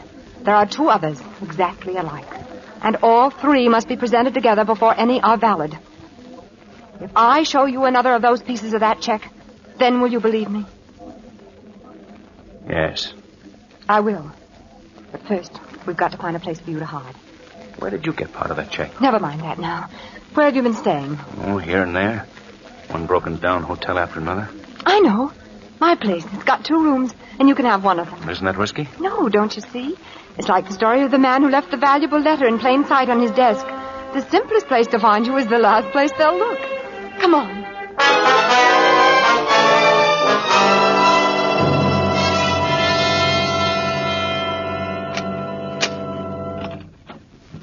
Here we are. How do you like it? Well, it's a lot better than I've been used to lately. And there are bolts on the doors. I had that done the second day I got mixed up in this thing. Oh, which room do you want me to take? Oh, you might as well have this one, I guess. The phone's in the next room. You won't want to be answering that anyway. Well, this is all right. We can work and plan here. It'll be our headquarters. We can... Well, there's the phone now. Make yourself comfortable. Why don't you try the piano? Okay. Hello? Hello? Hello, who is it? Hello?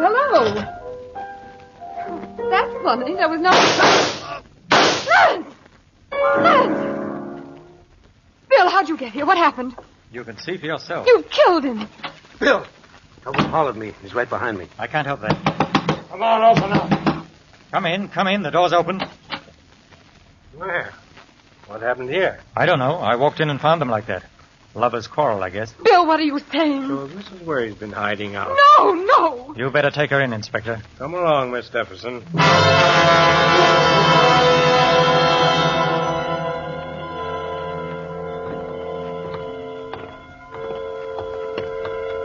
Here we are, miss. Don't fret now. It's no use. Try to get a good night's sleep. Can I call a lawyer? Sure you can. You want me to get in touch with someone for you? Who do you want me to call? I don't know. I don't know who to call her. Or who to try.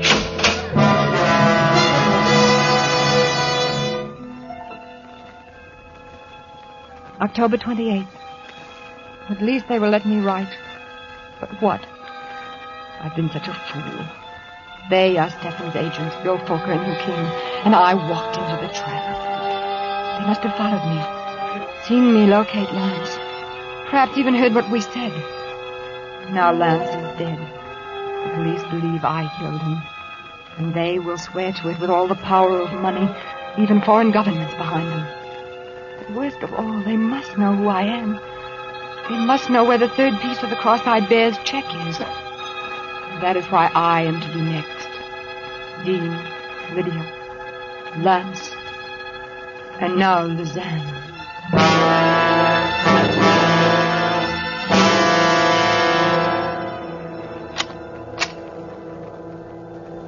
Here she is, Mr. Fokker.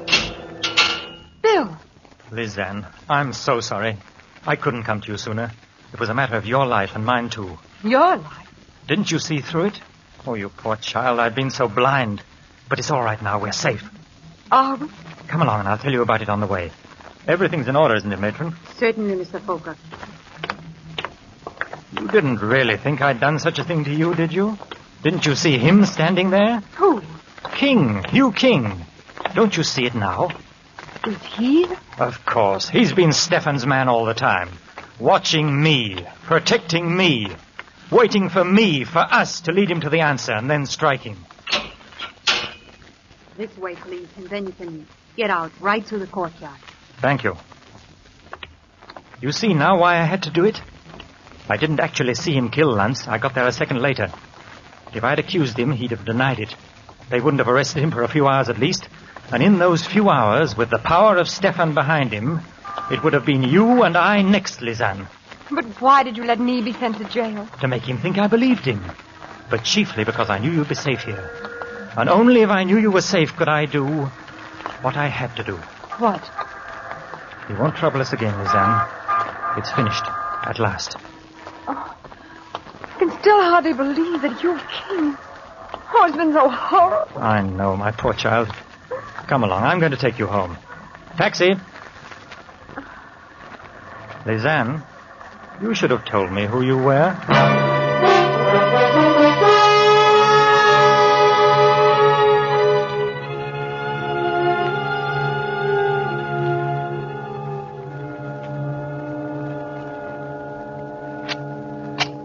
Go on in. Just relax for a while. Like a drink? No, thanks. You don't mind if I do? Of course not. As a matter of fact, there are still a few things I haven't told you about this little business of the cross-eyed bear. There must be quite a lot of things. For instance, you never knew I had a wall safe behind this bar, did you? No. And of course, you didn't know what I kept in it. Perhaps you'd be interested to see. The cross-eyed bear's check. All 3 pieces. Yes. Lance's, who had his part in his pocket, the fool. Yours and my own. You are... You know, I rather marvel that my poor brother Dean managed to marry such a naive girl. You've believed in me all the way, haven't you, Lizanne? Even this afternoon. When did you know? Really, my dear, you don't think you were that beautiful, do you? I knew my younger brother had a wife somewhere, and I knew she'd turn up eventually, if I used the right bait. The ad. The ad. But you weren't quite as innocent about that ad as you pretended, were you? The beautiful girl went looking for danger, You were trying to find the man who killed Dean, weren't you? Yes. Didn't you realize that he'd only married you for protection, so there'd be one more heir to the Villiers' fortune, so they couldn't all be killed, or so he thought? Yes, I realized that after I'd married him.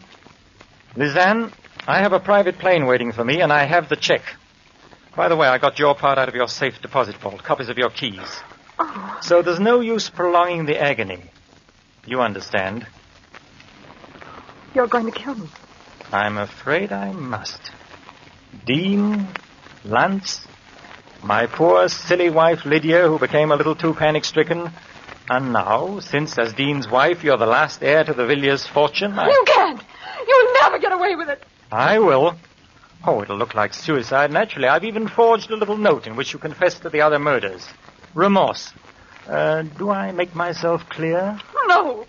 Oh, my poor child, you mustn't think you can deceive me by that ancient trick of staring over my shoulder at a non-existent intruder. Drop it, Bill. You! I said drop it. You, are you all right? Sure, I'm all right. It was a close one for you, though, baby. I told Tobin to keep you there till I got back. I'll call a doctor. Oh, that can wait.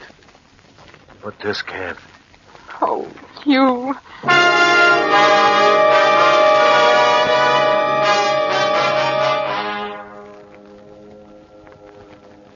November 17th. This is the end of you, diary. I'm a married woman now. And the most appropriate end I can think of is this clipping from today's Times, pasted on the last page. Stephenson King. Villiers heiress weds FBI agent Hugh King, who shadowed notorious Stephen Villiers for 6 months to break international murder mystery. By special dispensation of Justice and War Departments, couple will honeymoon in Sweden.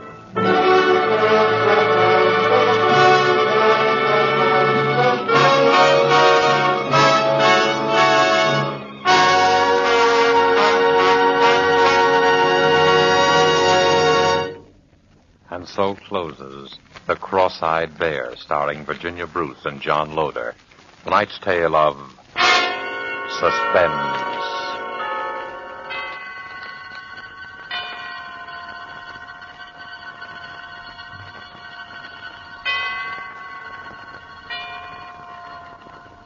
Suspense was rebroadcast for you soldiers, sailors, and Marines of the United Nations by the Special Service Division of the War Department of the United States of America.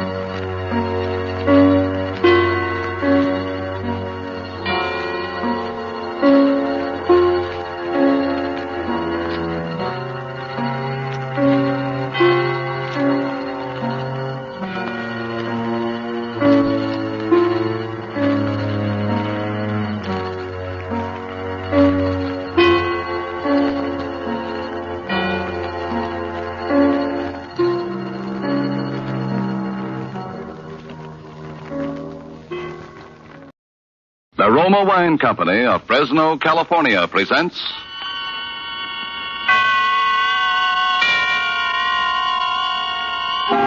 Suspense.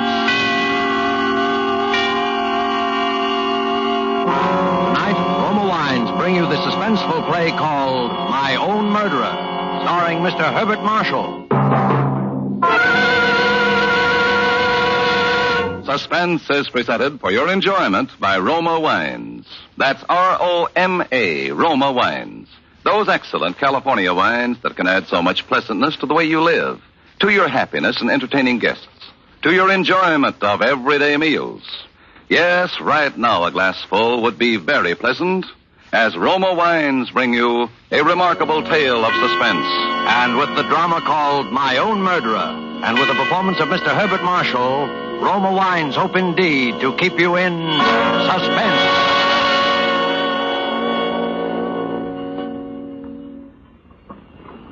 I was never really much attracted by Alan Rennick, even before he murdered Baines. It had been a raw March day, and I returned home at about 11:30 in the evening to find Alan Rennick waiting on my doorstep. Hello, Dick. Alan, what on earth are you doing here? It's a long story, old boy. Aren't you going to ask me, or is it your habit to keep people waiting on your threshold? Well, give me a chance. After you. I say, this is cozy. Just about right for a bachelor who never entertains. I dare say it wouldn't do for you at all. I wouldn't be too sure of that. Just one bedroom? There's a spare, but I've never used it. Not very hospitable, are you, old trout? I never had any occasion to be. Well, you have now. What's in your mind, Alan? I'm coming to that. You remember Baines, my butler and valet? Vaguely.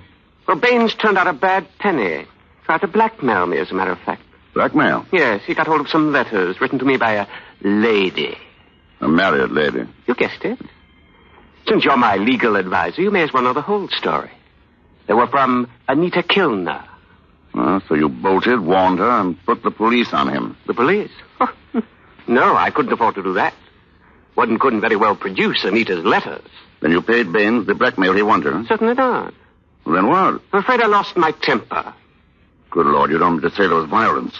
Of course there was. You don't think I could let a reptile like that go on living? Let me get this straight. Are you trying to tell me that you... I beat his brains out. The poker. You murdered him? Well, I suppose that's what the police would call it.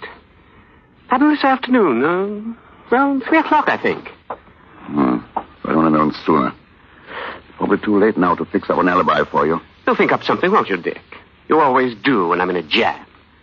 And in the meantime, I can hide out here, can't I? What possible good will that do? They'll track you down here sooner or later, and then we'll both be in the soup.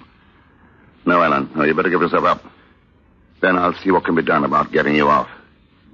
Perhaps we could muss you up a bit and plead self-defense. Huh. Is that the best your devious legal mind can dream up? At the moment, yes. I'm a little tired. Well, I'm not going to cooperate. I'm going to stay right here till you figure out a way to get me clear of this. Alan, be reasonable. For your own good. Give yourself up. Is it my own good you're thinking of? Or is it because you're afraid you'll be caught harboring a criminal and lose your filthy law practice? That settles it. What are you doing? Telephoning the police. Put that phone down. It's best this way, believe me, Alan. I've already committed one murder this evening. I've nothing to lose by committing another. Sorry, wrong number. You're really afraid of me, aren't you? Now, perhaps. Tomorrow I could turn you in with no risk whatsoever. But I don't think I will. There's a good fellow. I'll let you stay here, Alan. I'll save your neck for you, too. Why this sudden change of heart? You've always thought me rather a worm, haven't you, Alan? Oh, I say, Dick, old boy. You were the dashing man about town with your escapades and your lordly extravagances and your women running after you. I was just a dull fellow trapped in a musty law office. Now your very life depends on me. I suppose that's why the situation appeals to me. It's an adventure, if you like. Well, I don't. I just say not. It won't be pleasant for you cooped up in this little flat with no one but me to talk to. Well, after all, it's only temporary. You may not like some aspects of it, even for a little while. You'll have to do your own laundry, of course. I say. Checking laundries is a favorite police trick. And no lights must be turned on in the flat when I'm not at home. You mean I've got to sit here in the dark? You can go into the kitchen or the bathroom. There are no outside windows in those rooms. Oh, and talking of the kitchen, I think you ought to have your meals there. Even when I'm in. You'll serve me in the dining room. Look here, do you think I'm your servant or what? As a matter of fact, it's only fair you should be. Since I can't hire any help so long as you're here. Well, wouldn't it be simpler and more matey if we both dined in the kitchen? I'm not used to dining in the kitchen. Neither am I. Then the sooner you practice, the better. The future's not going to be so simple for you as the past has been, Alan. But after all, you're very lucky to have a future at all. Eh? Well, Dick, whatever it is, one thing is certain. I'll have you to thank for it. But I warn you, Dick. If I do hang, it won't be only for Baines' murder, but for yours as well.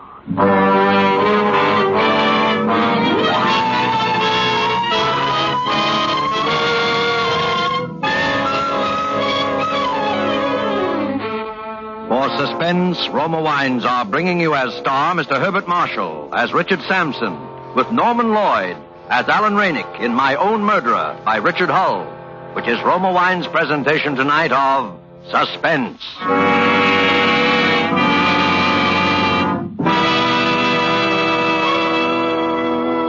Between the acts of suspense, this is Truman Bradley for Roma Wines. Mention the name Elsa Maxwell, and you picture a famous hostess. Mention a meal featuring fish or fowl, and Elsa Maxwell pictures.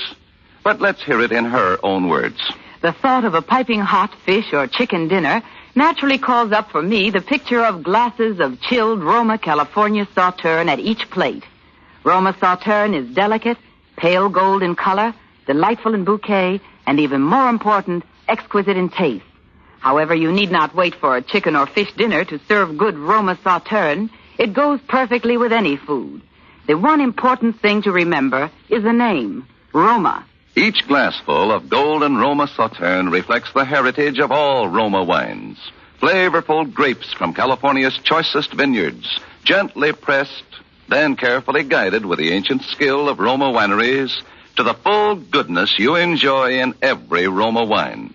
Roma wines do not vary, are always high in quality, yet they cost only pennies a glass. No wonder more Americans enjoy Roma than any other wine. R-O-M-A, Roma Wines. Now it is with pleasure that we welcome back to our Hollywood soundstage Mr. Herbert Marshall, who, as Richard Sampson in My Own Murderer, continues a narrative well calculated to keep you in suspense.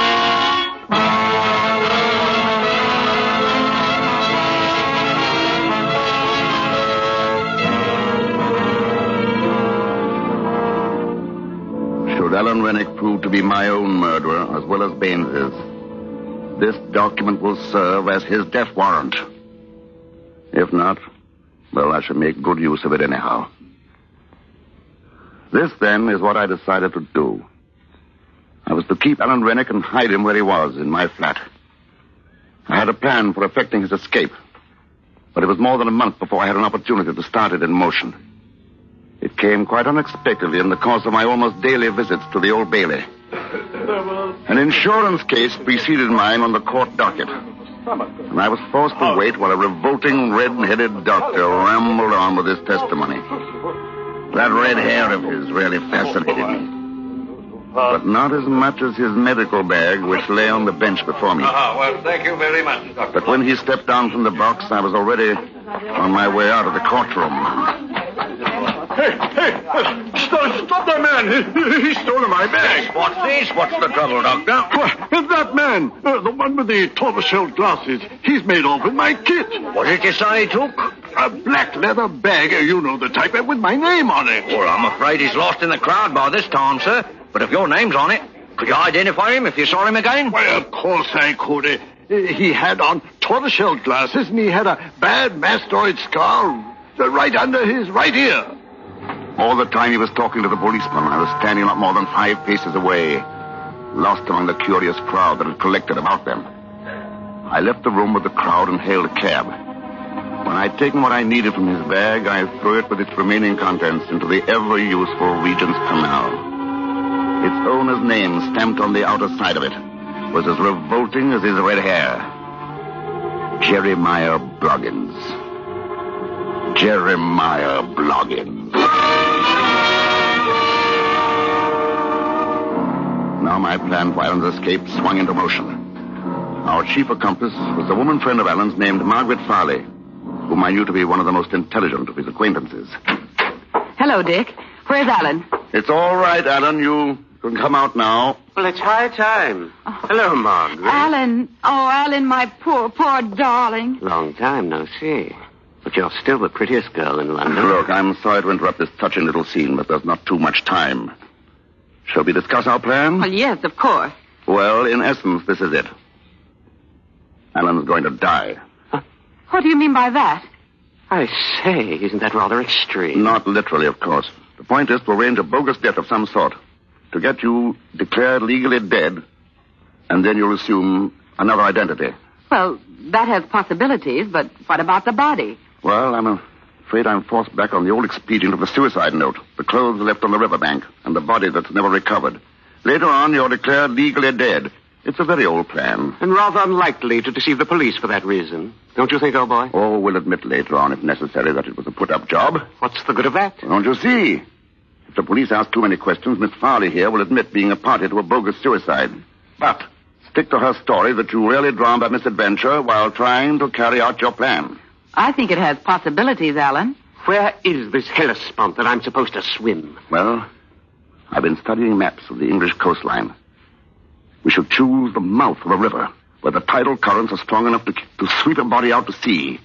Not too broad a channel, so it can be easily swum when the tide's at low ebb, and not too near a town or village, so there'll be no unwanted witnesses. So I grow a beard, swim the river, put on a different clothes, and become, Jeremiah Bloggins or somebody for the rest of my life. What? How did you happen to mention that name? Jeremiah Bloggins? Oh, why not? Good a name as any. Don't you think so, Margaret? I don't think this is quite the time for facetiousness, Alan. Well, all right. So I become Jeremiah Bloggins. That's better than hanging. But what will Jeremiah Bloggins do for money? Well, you could make out a will in favor of Margaret here, or... I suppose I can depend on you to make things stick legally. Well, I'm putting myself in a position where you could easily blackmail me if I didn't. He has a point there, Alan. Now, we'll need another Confederate. Somebody to look after when you get to the other shore. We could leave a car there, of course, but the effect of the cold water... Well, I think it's safer to have somebody waiting for you. On the other side. Who will it be? That actress friend of Alan's, Anita Kilner. That woman? Oh, how can you suggest such a thing? Oh, come now, Margaret. It's true that Anita's a fool and rather a tiresome one. I don't know whether Dick told you, but her letters got me into this mess. Baines was trying to blackmail me for them, and that's why I killed him. Dick's right. I need someone, and I can trust Anita. Because of those letters, if for no other reason. Heavens, what a scheme. Everybody's in a position to blackmail everybody else. Yes, that had already occurred to me. That's exactly why this plan can't possibly fail.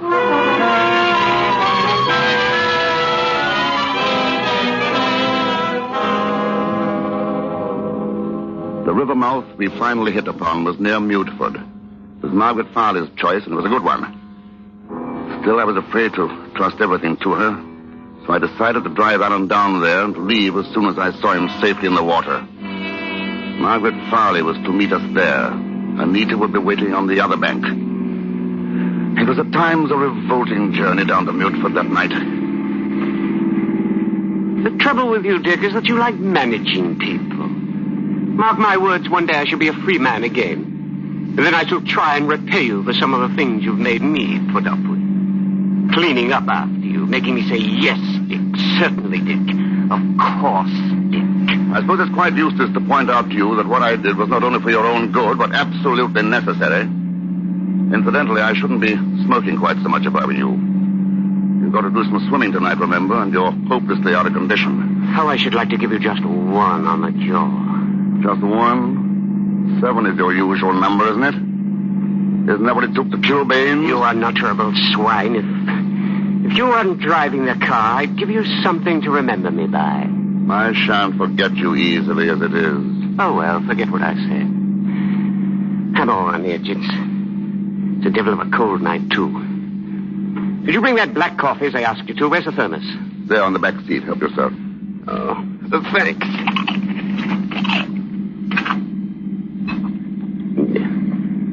Yeah. Filthy coffee. I should have made it myself. Better save a little for just before you go into the water. Margaret's bound to have brought some, too. I'll just finish this off. Well, bad as it tastes, it's making me feel a lot better.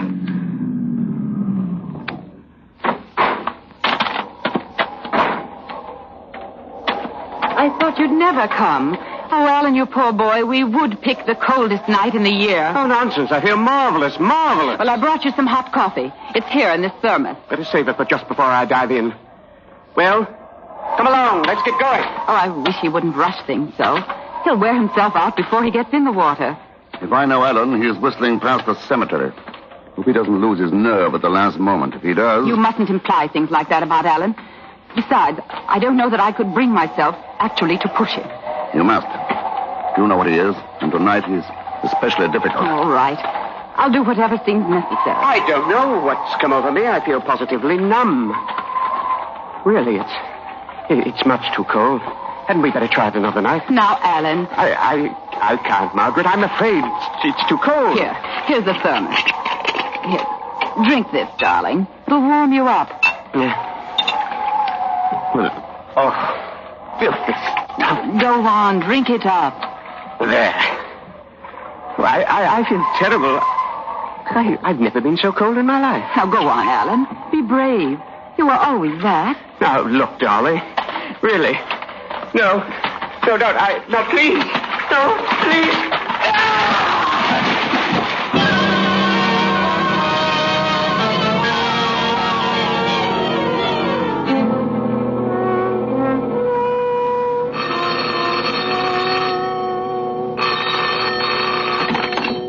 Yes? Mr. Sampson? Yes. It's Anita. Oh, yes? I'm calling from the inn near Mutford. I waited all night, but Alan never showed up. Are you sure you waited to the right spot? Of course I did. Do you think he didn't get across? I don't see why not. It was even narrower than I expected. I could have swum it myself. Now, look. You better go on home and act as if you hadn't been away, and don't telephone me again. I'll let you know the moment I hear from him.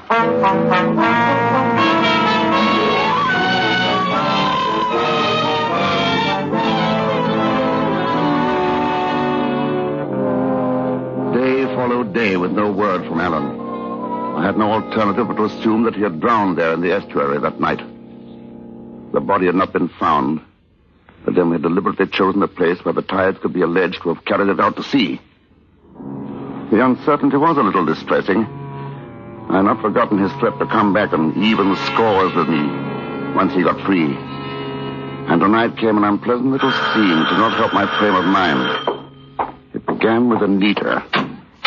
I know you're angry at me for coming in, Mr. Sampson, but I've simply got to talk to someone. Well, you ought not to come here. It isn't safe. Safe? You're a nice one to talk about safety. Do you think Alan's safe now? I don't know. And I don't believe you care.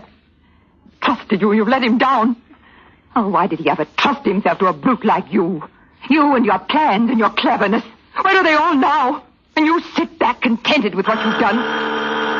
If I may interrupt your panegyric for a moment, Anita, I'd better answer that. You listen to me first. Oh, well, we shall see about that. Well, it seems to be a gathering of the clan. Oh, it's you, Mrs. Farley. I want to talk to you, too. So you missed him? He didn't come. I did my part. Did you do yours? I did my best. But I don't know. I ought never to have let him go, considering how cold and miserable he was.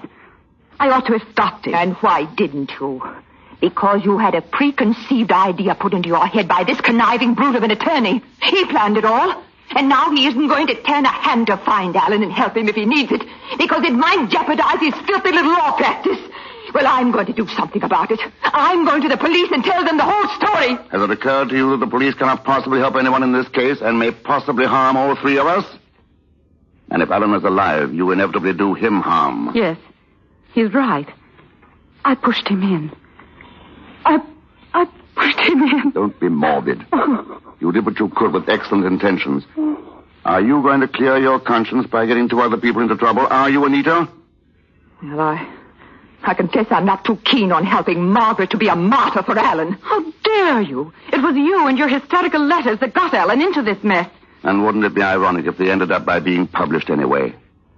That would be a fine tribute to Alan's sacrifice. Especially if he's dead and gone. What are you driving at? I have those letters. I'm not going to demand a price for them like Baines, but at the same time... You dirty blackmailer. I'm merely forcing you to do something for your own good. Just like giving a patient morphia to prevent him from doing an injury to himself. Morphia? A figure of speech, but I think you understand what I mean. Morphia.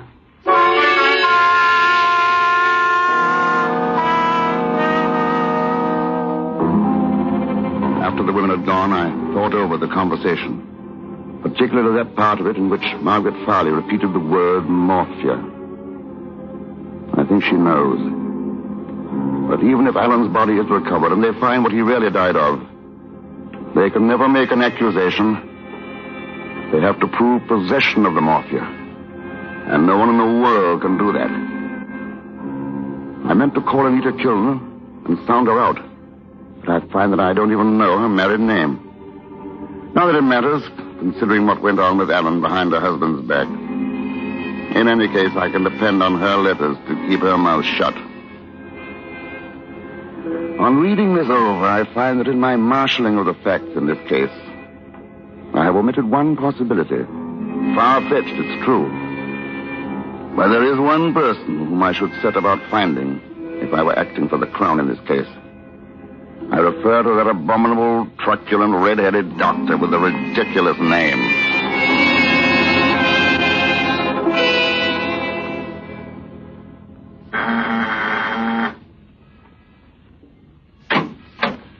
Yes, Mr. Sampson. I'm leaving the office for the day, Chatsworth. Will you put these files in my briefcase? Yes, sir. And will you get out Rennick's file? His will goes into probate tomorrow, and I want to study it at home tonight. Yes, sir. Oh, by the way, that gentleman is still waiting in the outer office, sir. What gentleman? Oh, I must have forgotten to tell you. He came in with a lady just a moment ago. Dr. Bloggins. Bloggins? Jeremiah Bloggins. Peculiar name, isn't it?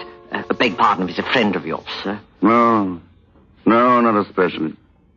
Did you say I was in? Yes, I'm afraid I did. Chatsworth, if you ever become a solicitor, be sure your office has 2 entrances. Shall I send him away, sir?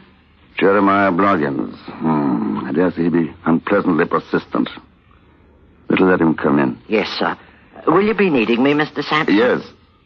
You better sit down. I want you to take down a statement. Yes, sir.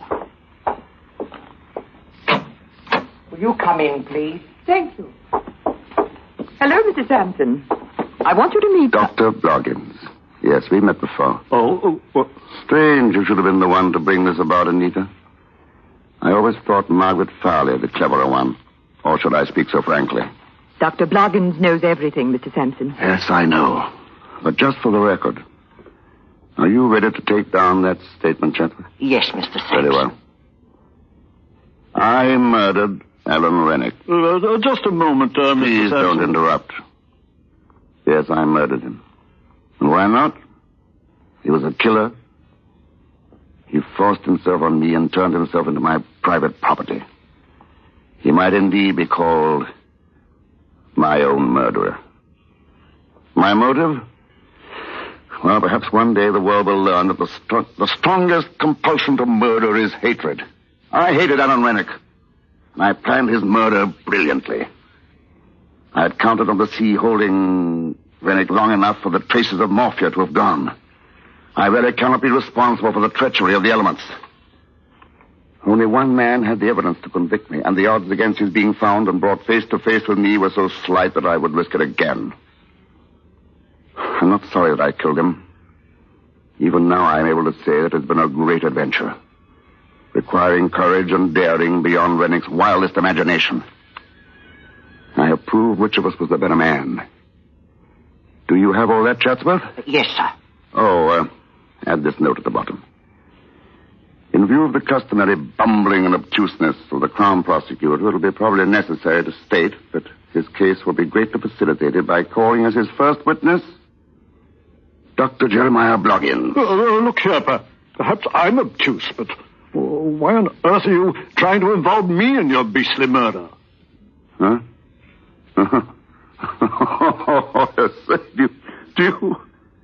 Do you mean to say you don't recognize me? Why, no. Why should I? Anita, why did you bring this man here? I thought you knew. He's my husband. After Alan's body was found, I decided to tell him everything. We simply came here to get the letters. And you don't even remember me? When your bag was stolen while you were testifying at the Old Bailey? So you're the blighter who did that. Good heavens. That's where you got the morphia. Out of my bag. Yes, I suppose I could get you held as accessory after the fact. But that would only confuse the Crown Prosecutor. Oh, well, on the whole, I'm rather glad it worked out this way. After all, as Nanki Poo says in the Mikado, there's much to be said for the advantage of having it done by the public executioner.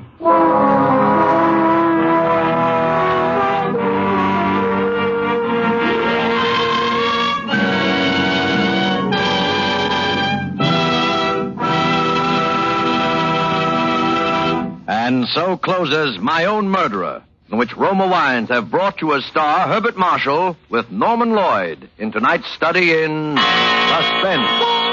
Suspense is produced, edited, and directed by William Spear. Before Mr. Marshall returns to the microphone, let me say a word for Roma Wines, the sponsor of Suspense. Few hostesses have entertained as extensively, as often, as the world-renowned hostess, Miss Elsa Maxwell. That's why her words are significant. Back in the horse and buggy days, wine serving was surrounded by all manner of do's and don'ts. Today, it's fashionable to serve delicious Roma wines whenever and however you choose. For example, delicious, versatile Roma California Tokay is a light, moderately sweet, flame-colored wine that goes well before or after meals, during cocktail hour, actually delightful at any time. Serve your Roma Tokay cool. While Roma Tokay differs in flavor from other Roma wines, it is like them in these respects. Always delicious, never varying in fine quality. And since Roma wines cost only pennies a glass, you can serve them often. Remember, more Americans enjoy Roma than any other wine. And the next time you use vermouth, choose Roma vermouth. Zestful, full-flavored Roma vermouth is blended and developed with all the traditional winemaking skill of Roma wineries. Is made and bottled in the heart of California's famous vineyards, yet surprisingly low-priced. Try Roma vermouth soon, won't you? This is Herbert Marshall. It's been a great pleasure, as always, to make an appearance on Suspense, a show which is such a very great favorite with all of us. Mr. Spear has just been telling me about next Thursday's broadcast, and it sounds like one of the very finest of the year. It's a very wonderful story by W.F. Harvey, August Heat. And in it, as your star, will be Ronald Colman. Now, if you'll permit a most important word. War news from the Pacific is encouraging. We're on our way to Tokyo. But until Japan is beaten to her knees, the war goes on. It takes dollars to buy the equipment our men need, your dollars. And by investing those dollars in war bonds now during the 7th War Loan Drive, you'll help your country and help yourself to greater post-war purchasing power. Get extra bonds, big ones, during the mighty 7th. Next Thursday, same time, Mr. Ronald Colman will be your star of Suspense. Presented by Roma Wines, R-O-M-A, made in California for enjoyment throughout the world.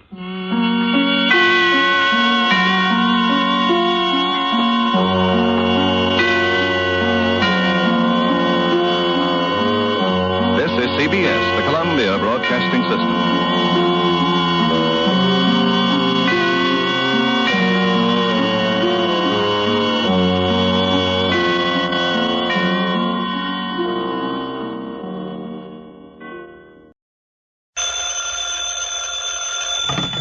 Hello? Yes, this is the Falcon speaking.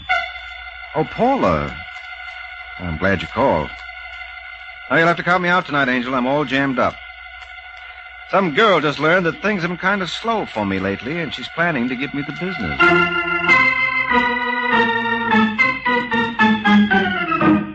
This is Ed Hurley, friends, inviting you on behalf of the Kraft Foods Company to listen to The Adventures of the Falcon, starring Les Damon. You met the Falcon first in his best-selling novels. Then you saw him in his thrilling motion picture series. Now join him on the air when the Falcon solves the case of the talented Texan.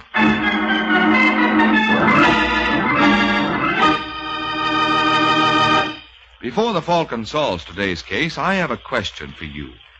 Have you tried Velveeta lately? Isn't that the finest cheese food you ever put in your mouth? That rich yet mild cheddar cheese flavor is good.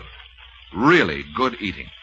You see, Velveeta is made by Kraft, and that's something pretty important to remember, because you and I know what the Kraft name means on cheese and cheese foods. It means the very finest you can buy. So remember this. There's no other cheese food like Kraft's pasteurized processed cheese food, Velveeta, because Kraft, and only Kraft, makes Velveeta.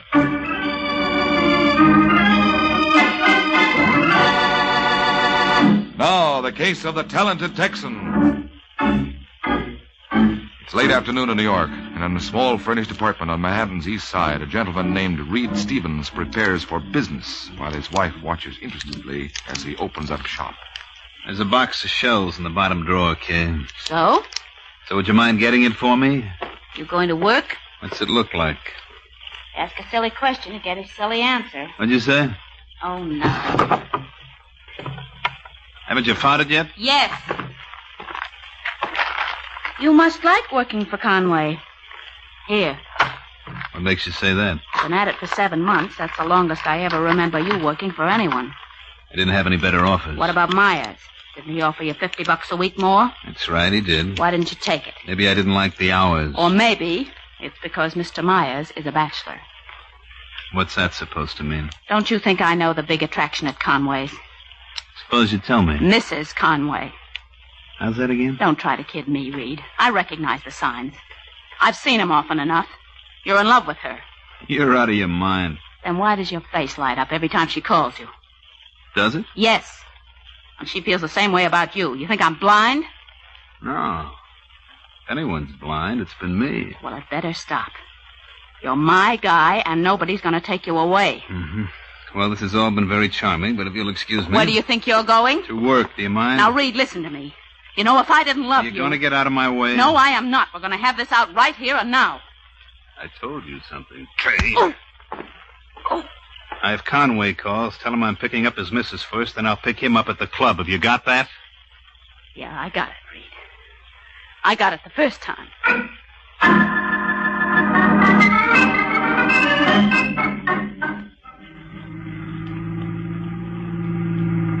I don't want to heckle, Reed, but you know where you're going? That's a very good question, Mrs. Conway. Oh, do you? You passed the club 20 minutes ago. If you intend to pick up Fred there, you're doing it the hard way. What are we stopping here for? I'd like to talk to you, Lois. Lois? You know, my wife, said something very strange today. About us? Mm-hmm. Yeah, she, thought there was something playing. What made her think that? Feminine intuition. Don't ever sell it short. And she was right? Well, no, as it happened, she was wrong, but that's your fault. I went for you the first day I saw you at the club. 7 months ago? 7 months ago. We wasted a lot of time, Reed. You're right, baby. We got a lot of time to make up for.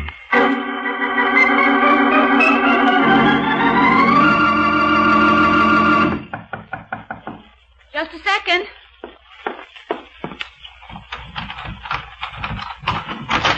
Yes? You're Kay Stevens, aren't you? That's right. My name is Fred Conway. I know. I'm flattered. May I come in? Well, Reed isn't home. That's why I picked this time to call. Oh. Won't you sit down? I believe I will. Would you like Not a thing, thank you. I have everything I want. Or perhaps I should amend that statement. I had everything I wanted. I don't follow you, Mr. Conway. Please call me Fred. Your husband does. Well, Reed doesn't like me to take liberties. Obviously, what's sauce for the goose isn't sauce for the gander. I don't understand you. Of course you do, Kay. You're a smart woman. I'm sure it won't come as any shock to you that Reed has been seeing my wife for 5 weeks now. Well? Well, what do you propose to do about it? Nothing. Nothing? This may be a new experience for you, Mr. Conway. Fred. But it is an old story in this department. Oh, have there been others? Dozens. And Reed always comes back to me. Did it ever occur to you that one day he may not? What do you mean? Someday he might meet the one woman who can keep him interested. Who knows? It could be Lois.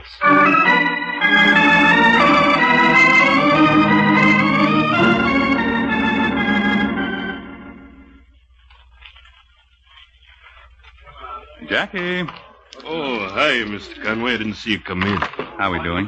Not much action tonight. Any calls? Only Claiborne and Pepper. They want to lay off $8,000 on Mama's boy at Bowie. Take it. Anything else? Oh, yeah. Your missus is in the office. She alone? Uh-huh. Fine. Incidentally, tell Reed Stevens he can have the night off. I won't need him anymore. Right. Hello, darling. I've been waiting for you, Fred. I know. Jackie just told me. What is it this time? A new coat? No, this time you're wrong. Well, you just name it, Lois. You know there's nothing I'd refuse you. Suppose I told you I wanted... A divorce? How did you know? It was fairly obvious. But I think you're making a mistake. Reed doesn't want to marry you. Doesn't he? No. I'll bet you've never even discussed it with him. Have you? Well, I figured his wife was a much better choice, and she was. She tells me Reed goes through these things periodically. You're lying. I wish I were, darling. I know what a blow this must be to your vanity. But I imagine if you called Mrs. Stevens, she'd be happy to give you names and addresses. Now listen, Fred. I'm sorry, dear, but I've got a million things to do, and so have you. You'll have to pack your clothes, and then... Oh, there's no real hurry. Take all the time in the world. If you're out of the house by 11 tonight, that'll be fine.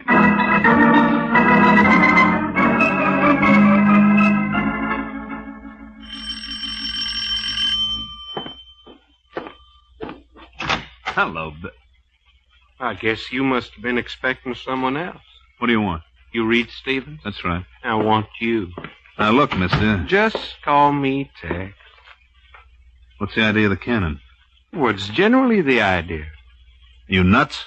If somebody don't like you, Reed, you must have gone out of your way to... Just keep your hands right where they are. Hey, it's a nifty-looking shoulder holster you got there. Mind if I see it? Boy, that's what I call a beauty. But it sets you back. Now listen, Tex. Sure wish I could afford one like it. Yeah, don't think much of your shooting iron. Too clumsy. Look at all the effort you got to use to pull the trigger. I guess I was wrong. It don't seem to take any effort at all.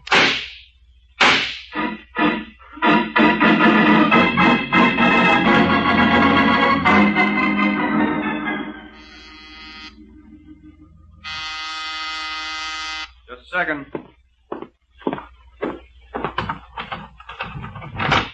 Yes? I'm looking for Michael Waring. Come in.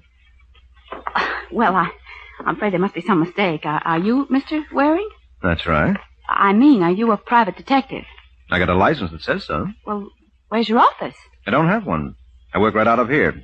Disappointed? Well, And I don't have a beautiful blonde secretary or a desk full of empty liquor bottles either. Now, if you'd like to get someone else... I'm sorry. It's just... No, it's my fault, Miss... Stevens. Kay Stevens. Only it's Mrs. Oh, come on in. Thank you. Now, sit down, won't you? I'd rather not, if you don't mind. All right, suit yourself. Cigarette? No, thanks. Okay, let's get down to cases. I want a divorce.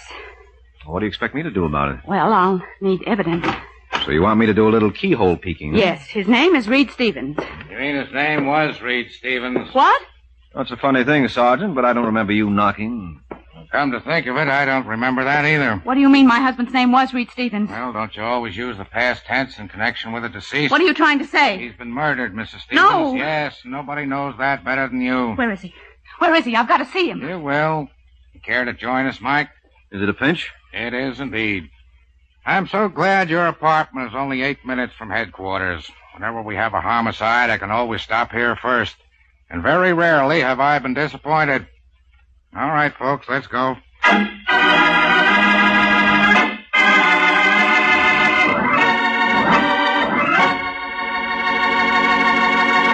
This is Ed Hurley again, friends.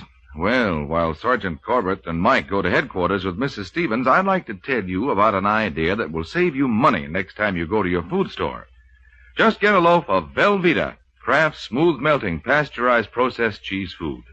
You can melt Velveeta for a golden smooth cheese sauce that'll do wonders for leftover bits of meat or seafood or vegetables. And it's so easy to make. Just melt a half-pound of Velveeta in the top of your double boiler. You needn't cut that half-pound piece of Velveeta up at all, because it melts so easily and smoothly without any lumps. Then simply stir in a quarter cup of milk, season, and there you have a fine-tasting cheese sauce with a grand, rich, yet mild cheddar cheese flavor. And this delicious sauce adds fine nourishment to those leftovers, too, because Velveeta is so rich in important food values from milk. It's digestible as milk itself, so even the smallest youngsters can enjoy it. Whether you melt golden Velveeta for a wonderful cheese sauce or slice it thick for hearty hot or cold sandwiches or snacks, make Velveeta your handy helper, Mother. Get a 2-pound loaf tomorrow and enjoy America's favorite pasteurized processed cheese food, the one and only Velveeta, made by Kraft.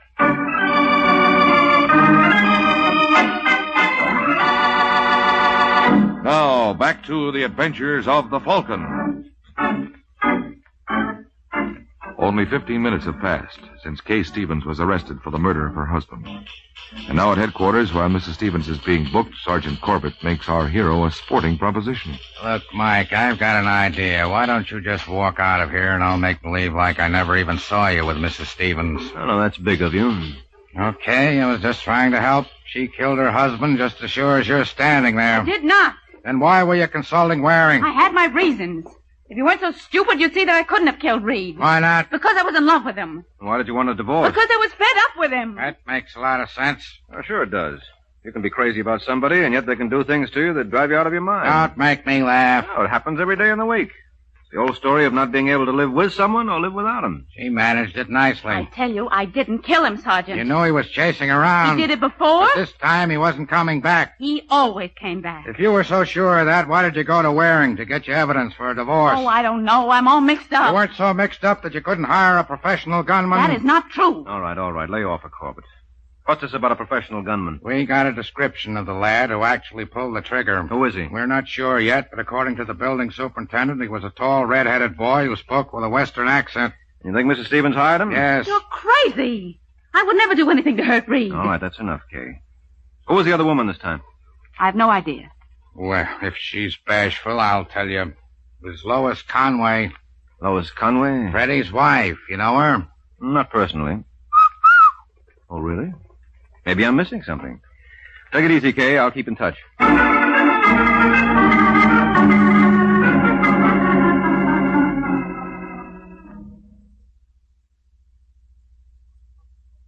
Call for Mrs. Lois Conway.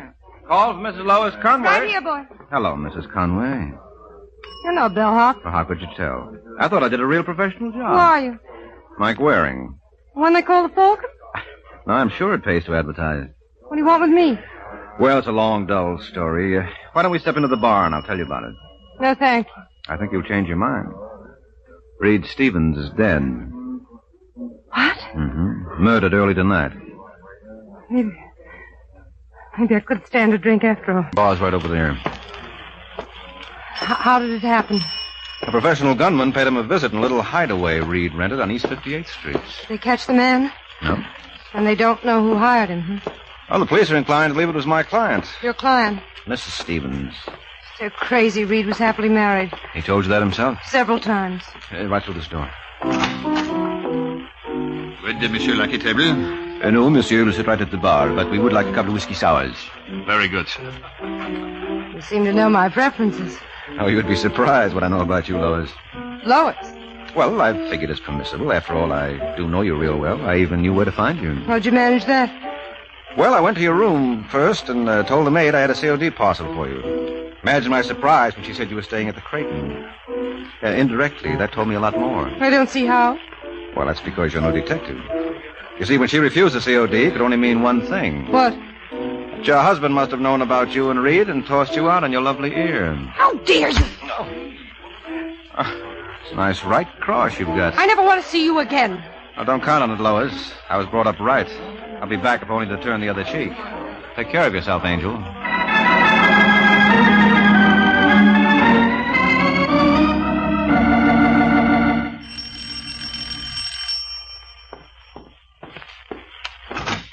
Hello, Conway.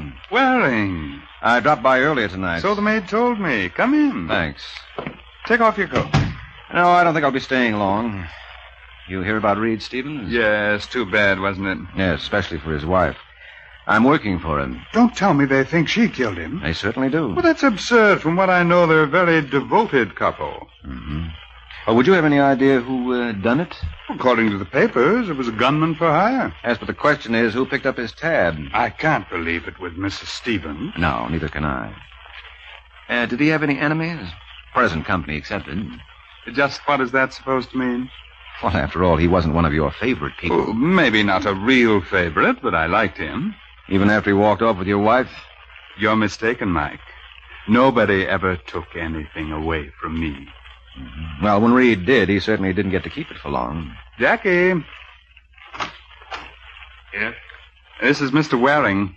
Well, glad to know you. Don't be too glad. I find him highly objectionable. I see. All right, never mind, Jackie. I can take a hint. Lucky thing I didn't remove my coat, eh, Conway? I knew I wasn't going to get to stay long.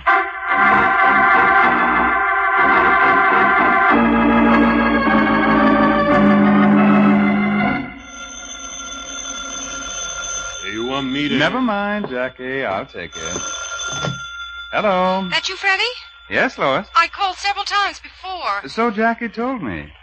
Will it be all right if I come home and talk to you? No, it won't. Just for 5 minutes? It's out of the question, darling. Look, Freddie, I don't blame you for feeling the way you do. I realize how you must hate me. Nonsense. I'm extremely fond of you, Lois.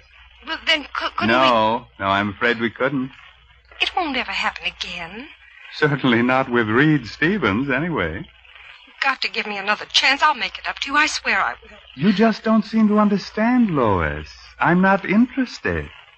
Who do you think you're talking to, anyway? I'd like to tell you, but I think the telephone company might be shocked. Listen, Mr. High and Mighty, I know plenty about you. How would you like it if I went to Mike Waring? I wouldn't bother him. He's a very busy man. I think he'll clear time to hear what I've got to say. Don't do it, Lois. You've made one mistake already. I hate to see you make another. Are you threatening me? Would I do that to my own wife? But then you won't be my wife much longer, will you? Goodbye, dear. It's been grand hearing from you.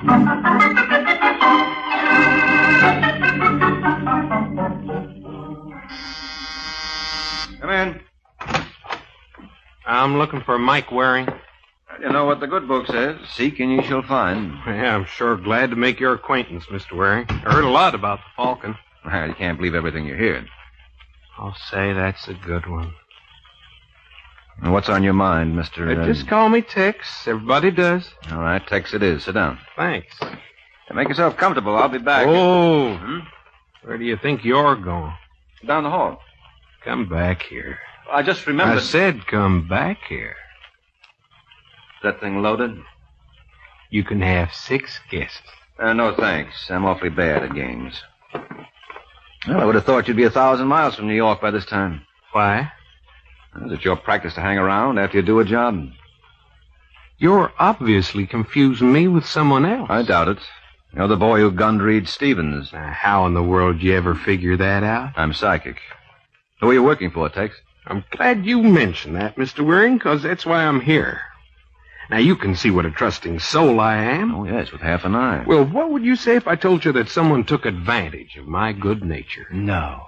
They did for a fact. You see, I undertook this assignment on a sort of a contingent basis. So? If I deliver, I get paid. And you know what happened? No, tell me.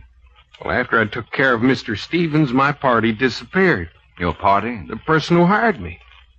Now, I consider that downright dishonest. Well, I see your point. Now, if you was in my position, what would you do? Get even.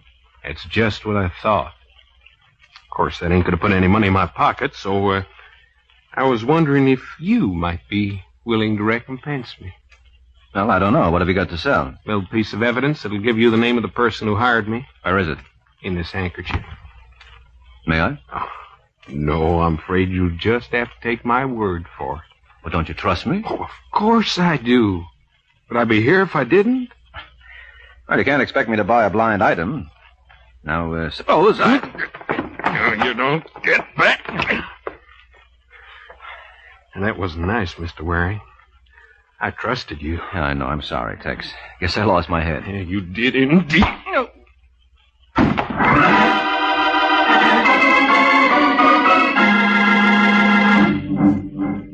Oh. Good morning, Mr. Waring. What? You must have made quite a night of it. No, where's my head? Must be around somewhere. Oh, don't try to get up. No, I don't think I can make it. What happened? Well, I had a visitor. Our friend from Texas? How did you know? The elevator boy gave us a description. It tallied with the other. That was Tex, all right. What did he want with you? He said he had some evidence to sell. Seems he never got paid for gunning Reed. That's modern civilization for you. You can't trust a soul these days. Well, that was his feeling, too. What was this evidence he had? I don't know. He had it wrapped in a handkerchief. In this handkerchief? Where'd you find that? In the hall. Look what was wadded up inside. Empty cartridge shell. Yeah, from one of the babies that killed Stevens. What? You heard me. Well, that won't do any good. Boy, can you call him? There was a thumbprint on this shell. Whose? Whose do you think? Mrs. Stevens, that's whose. I don't believe it. Well, maybe you don't, but I'll bet a jury does, and strangely enough, Mike, that's all I care about.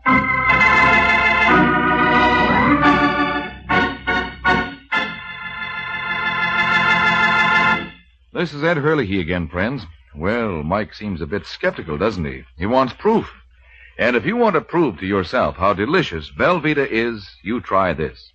Fix toasted sandwiches of Velveeta, Kraft's delicious pasteurized processed cheese food, and serve them with relishes and your favorite beverage. You can be sure those sandwiches will taste good, because Velveeta has such a fine, rich, yet mild cheddar cheese flavor. And they'll be nourishing, too, because Velveeta is rich in important food values from milk. So make Velveeta your handy helper, Mother, for company snacks and sandwiches, and for the many ways you'll fix it for the family. Get Velveeta in the handy half-pound package or the economical 2-pound loaf. Just be sure you get genuine Velveeta.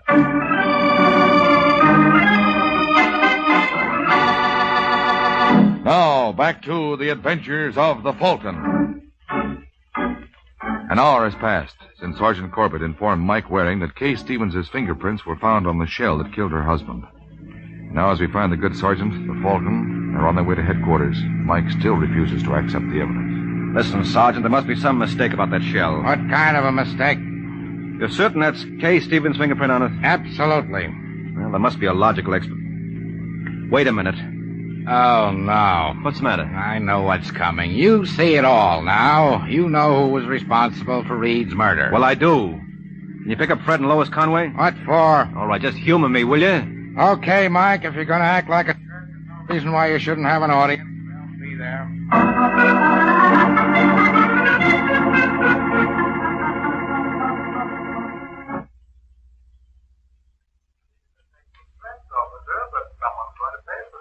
You shouldn't take that attitude, Mr. Conway. As a public-spirited citizen, you should be happy to cooperate with the police. Not to listen to Mr. D.A. Are you responsible for this, lawyer? You think I'd be here if I were? Who's in charge here, anyway? Me. You know what's going to happen to you, Sergeant? Don't take it on him, Conway. This is all my doing. Oh, it was? What's the idea, Frank? Idea is that we're trying to determine who was behind Reed Stevens' murder. Well, why isn't Mrs. Stevens here? That's right, she should be. He is. You come in, Mrs. Stevens. Is Mike here? He's here. Okay. Think you know Mr. and Mrs. Conway? We've met. Good, then we can begin. Okay, they found your fingerprints on one of the shells that killed your husband. That's impossible. Nevertheless, it's true. How do you explain it? I can't. Did Reed pack a gun? Yes? How did he wear it? In a shoulder holster. Was he ever without it? Never. Funny, we didn't find one on his body. Oh, that's not so funny. Why couldn't that torpedo have removed it? That still doesn't explain how her fingerprints got on the shell. Suppose Reed was killed with his own gun. So what? So at one time or another, Kay might have handled it, along with the bullets. I did. I remember one night in particular, about 5 weeks ago. And how would you remember that? Because that was the night that I accused Reed of being in love with your wife. Are you nasty little... Temper. Now, there you have it, Sergeant. There I have what? Your case. Isn't it clear now who's the guilty critter? No. All right, just ask yourself, who was the first to know about the romance between Reed and Mrs. Conway? Listen, Waring. Conway? No, of course not, Sergeant. Logically, it would be Mrs. Conway. What are you talking about? I'm sorry, Lois, but I had to help them out. Otherwise, we would have been up all night. And after the evening I spent with your friend Tex, I just couldn't take it.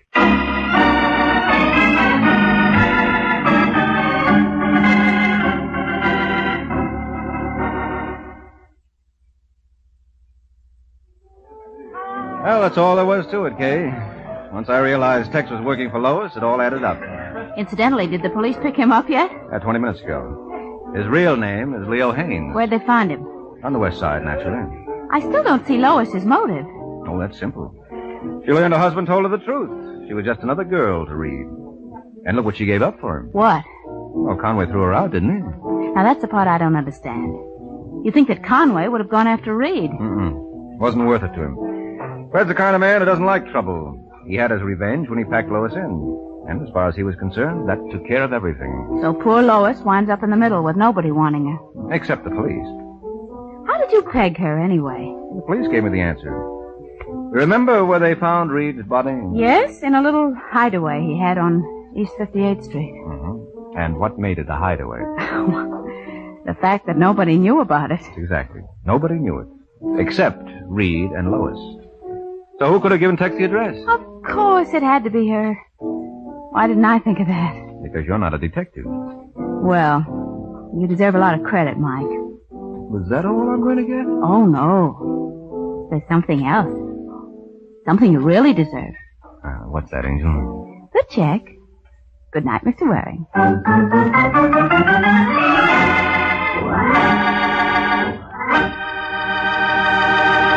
Ever find yourself at a loss when you need a hot main dish in a hurry?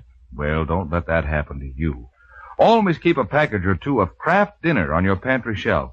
Because with Kraft Dinner, you can make delicious macaroni and cheese in just 7 minutes cooking time. Tender, fluffy macaroni with perfect cheese flavor all through it. You see, every package of Kraft Dinner gives you a special quick-cooking macaroni and just the right amount of Kraft grated to sprinkle in for wonderful cheese flavor. And Kraft Dinner can be your answer to today's high prices, because every package makes 4 servings at a cost of just a few pennies each. Tomorrow, get a package or 2 of handy, delicious Kraft Dinner.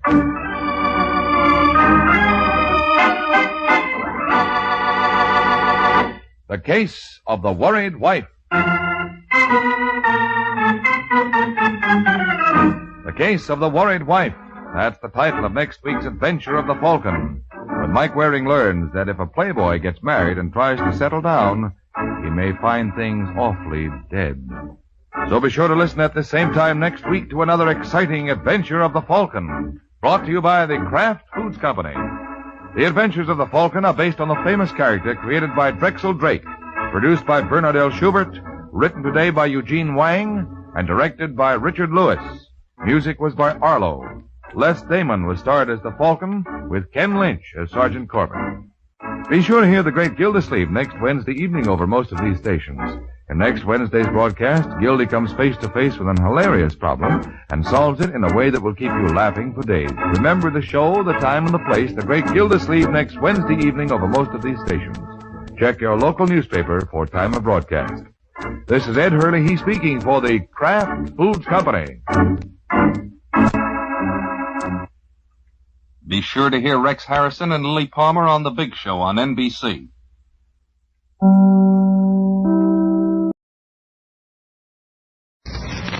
Kraft presents The Great Gildersleeve.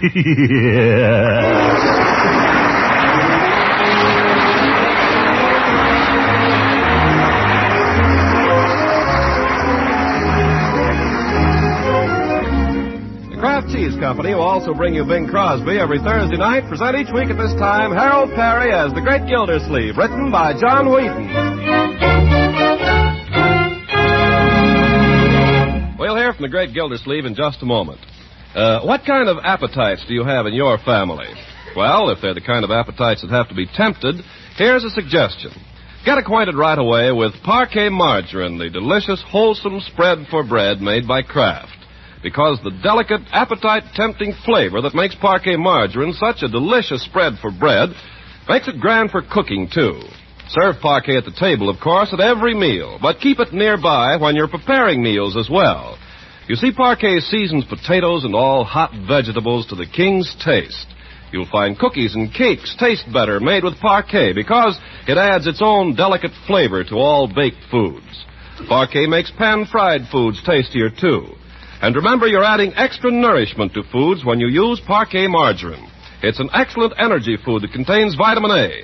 Best of all, Parquet is economical, so get some tomorrow. Just ask for Parquet, P-A-R-K-A-Y, Parquet Margarine, made by Kraft.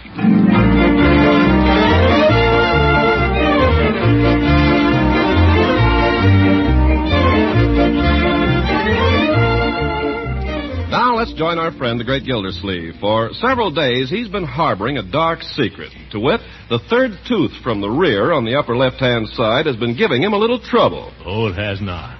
This morning, after lingering alone over a hearty breakfast, he rises from the table, saunters past the sideboard, sneaks a piece of taffy from the bonbon dish, pops it into his mouth, and... Ouch! Ooh. Mr. Gildersleeve, what's the trouble? You got toothache? No, Bertie, certainly not. I just happened to bite on something, that's all. Your tongue, maybe? Yeah, my tongue. Well, there's only one thing to do about a bad tooth. I know that, but I'd rather not be reminded of it. Oh, this don't hurt none. And anyway, I haven't got a bad tooth. What do you do, Bertie? Well, you got a penny? A what? A penny. Have you got a penny? Well, I have, but don't let it get around. The government might hear about it. All right, you take the penny and you put it in your mouth. Now, you put it next to the gum where the tooth hurts, and you keep it there for 2 days. Don't even take it out. But how do I eat? Well, you just eat around it. Eat around. And by the end of the second day, the penny will draw all the misery out of the tooth. Can you guarantee that? That's if the moon is right. But suppose it isn't. Well, then you still got the penny. And the toothache.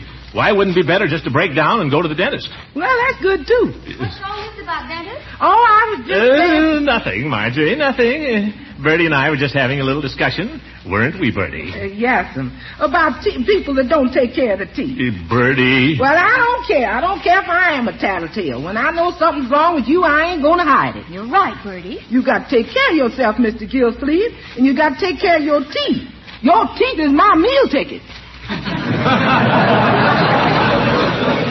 Come on, Uncle Mort. Which tooth is it? Marjorie, there's nothing whatever the matter with my tooth. I'm just a little aware of it, that's all. That settles it. You're going to the dentist. No, my You've dear. been putting it off and putting it off, and you're not going to put it off any longer. Oh, yes, I am. Oh, no, I'm not. I'm cornered. When did you go to the dentist last? Tell me. Well, it was very recently. It was? Yes, it was only... I thought so. No, it was even more recent than that. I remember it perfectly. I just don't remember the date. I'll bet you don't. Well, why should I? You asked Donald Nelson when he went to the dentist last. I bet he can't tell you either. But ask him something important, and he's got it right at his fingertips. What are you laughing at, Bertie? Getting that man to the dentist is just like pulling teeth. You keep out of this, Bertie, and keep pulling teeth out of it, too. I never saw people in such a hurry to rush a man to the dentist. You know what I think, Uncle Mort? I think you're afraid. Afraid nothing. Well, you ought to be ashamed. Even Leroy isn't afraid of the dentist. He went yesterday, and he's going again today. Well, I'm not afraid either. Then why don't you call up Dr. Shanks and make an appointment? Certainly. I'll call him up. I'll make an appointment. Good. Only don't rush me. What's that? Just Leroy coming downstairs. Sounds like a barrel of potatoes. Leroy, can't you ever walk? Not now. I'm late for school. Goodbye. Leroy, ain't you going to take your lunch? Almost forgot. Where is it? I'm just finishing it. Well, I gotta get going. Leroy, when was your appointment with the dentist? You would have to bring that up. It's this afternoon, 3:30. Would you be willing to let Uncle Mort go in your place? You mean let him go to the dentist instead of me? Yes. Would you mind if he took your appointment? Are you kidding? Now, Marjorie, I don't want to rob the boy of his... No, not at all. I'm glad to do it, glad to do it. What's the matter? You got a toothache? It's nothing but a slight twinge. Nothing for everybody to get so excited about. Oh, gee, that can be bad, though. You want to take care of that. No, my boy. It's more important for you to keep your appointment. Take care of your teeth when you're young, and they'll take care of you when... they'll take care of you. But, Uncle Mort, my tooth doesn't ache. That's funny. What? Now that you mention it, neither does mine. It stopped. What do you know about that? Much ado about nothing, huh? Uncle Mort? Oh, there's Judge Hooker. I'm riding on his A card today. My hat and coat. I've got to go. Goodbye, Marjorie. Goodbye, you big baby.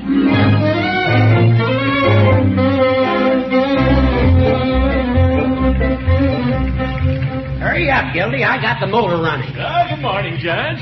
Well, this looks like a wonderful day, doesn't it? Never mind the salutations. This is costing me gas. Hop in. Well, how goes it, Gildy? Well, tell the truth, Judge, not so good. Did you ever have a tooth that... Hey, look out! I saw him. You saw him. Did you ever have a tooth that hurt whenever you bit down on a judge? Did I ever have a tooth? Well, just take a look in there. See in the bag? Where? Judge, watch where you're going. I'm watching. Well, keep your hands on the wheel, you old goat. I want to tell you, I had an impacted wisdom tooth once, and he had to go in there after with a hammer and a chisel. Ooh. Worst thing that ever happened to me. Only thing to do, though, if you got a bad tooth, get it out of there. Chop it out. Get rid of it. It'll only make you trouble. But mine isn't a wisdom tooth. Makes no difference. Does it ache when you chew candy? Well, yes, it does. Same as mine. It's impacted, all right. It'll have to come out. Oh, I was afraid of that. You judge, watch out! Hooker, that was a little close.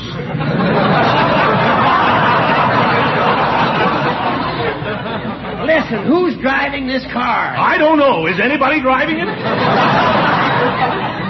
It's my car. Don't be telling me how to drive it. Yeah, well, it's my tooth, so don't be telling me what to do about it. All right, Gildy. You want to get lockjaw, that's your business. What do you mean, lockjaw? A friend of my father's had a bad tooth like yours. He neglected it. He ended up with a lockjaw. Couldn't even open up his mouth to eat. You? Had to go in there with a hammer and a chisel. Oh, Horace! If you don't mind... I'm just telling you for your own good. All right, I was feeling fine till you started talking. Hey, what are we stopping here for? Barber shop. I gotta get a shave. But I don't need a shave. Well, that's just too bad, Gildy. You forget, you happen to be sharing my car today. I have to share your shave? Well, no, you can walk the rest of the way if you want to. All right, I will. All right, go ahead. By George, I would, too. I'd walk the whole way if it wasn't for this tooth. Starting up again, is it? Now, I'll tell you what you want to do. Oh, no, you won't. You're not going to get in there with that hammer and chisel again.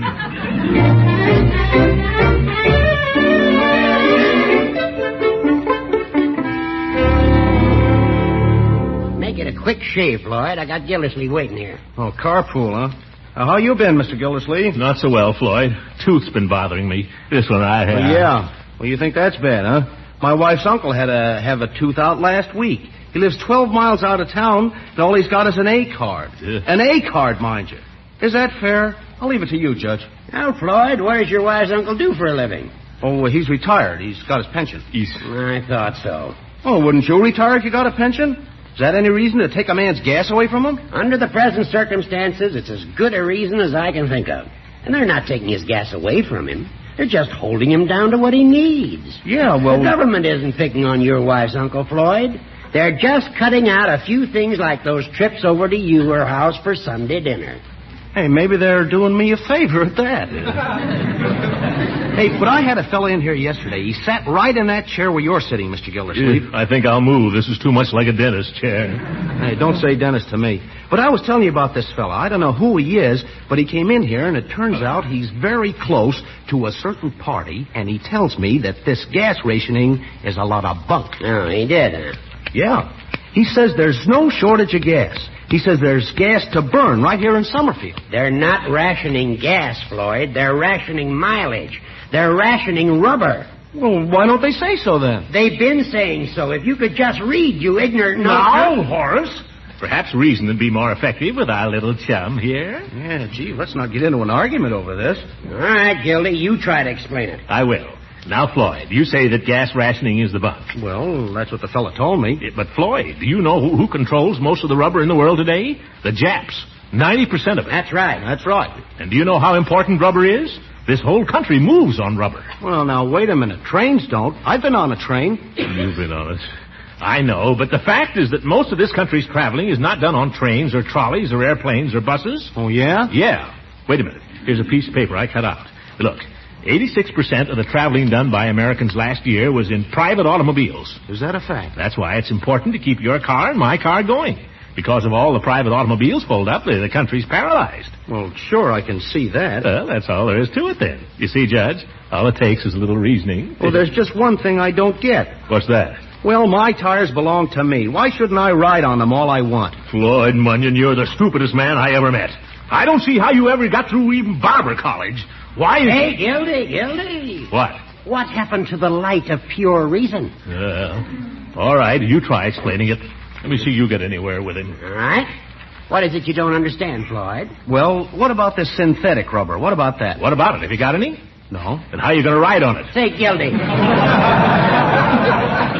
Who's explaining this, you or me? Well, all I got to say is they're my tires, and why shouldn't I ride on them? This is a free country, isn't it? By George, it won't be free much longer if people figure the way you do. Now, wait a minute, Mr. Gildersleeve. I will not. Stop waving that razor at me, Floyd.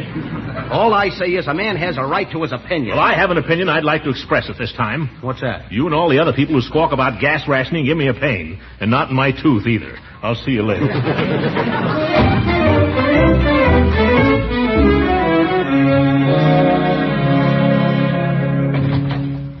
I'm sorry that I'm late, Miss Fitch. I shared Judge Hooker's car with him this morning, and when you share his car, you share his private life.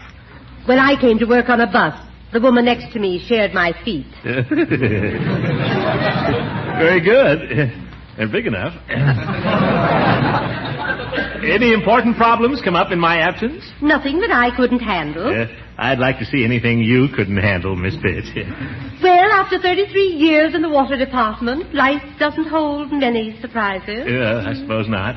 Say, what are we going to do about that inquiry from the Board of Health? I keep forgetting about it. Don't worry, I took care of that. Oh, good. We had a communique from the pumping station this morning. They're getting low on coal. Well, you better put in an order for some more coal. I did. I took care of that. Oh, fine. By the way, I ran into Mr. Powers over at the air raid meeting last night, and he was complaining about... I know. I took care of that, too. Why, Miss Fitch, you're wonderful. Well, what's the order of business here now? I have all the figures for the annual report, if you want to start on that. Oh, fine. Let me get a cigar first. Then we'll roll up our sleeves and go to work. Oh, didn't I bring any cigars? Even Donald Nelson can't work without a cigar. I believe you'll find some in your upper right-hand drawer. Oh, you even took care of that. You're a remarkable woman, Miss Fitch. If I don't keep an eye on you, Donald Nelson will be stealing you away from me. Oh, Mr. Gildersleeve, you're joking. Oh, no, I'm not. Would you like to be in Washington? No, I'd rather be a big frog in a small puddle. You mean you're happy here when you could be working for an important man like Donald Nelson? I don't want to work for anybody important. I want to stay here and work for you. Oh, yes. Thank you, Miss Fitch. Let's get on with the report. If you'll hand me that lighter. Thank you. There. Now. Oh! Can't even bite on a cigar. I'm afraid I'll have to be seeing a dentist one of these days. Don't worry. Oh, no? I took care of that. You have an appointment for 4 this afternoon. Oh!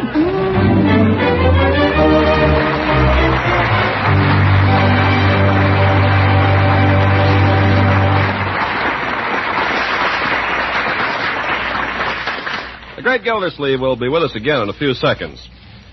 You know, nowadays, it's really a homemaker's duty to see that her family gets the right kind of foods. Yes, and it's just as much her duty to keep her food budget in line. Well, there's one important food that helps you do both these jobs. And that food is economical Parquet margarine, the delicious, nutritious spread for bread made by Kraft. Parquet margarine is one of the kinds of foods that our government recommends for good nutrition. That's because it's so wholesome and nourishing. Actually, Parquet is one of the best energy foods you can serve. What's more, every pound of Parquet margarine contains 9,000 units of vitamin A, making it a really dependable source of this important vitamin the year round.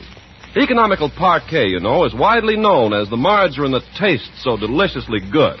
So why not start serving it to your family tomorrow? Yes, tomorrow, sure. Ask your food dealer for Parquet, P-A-R-K-A-Y. Parquet, the delicious vegetable margarine made by Kraft.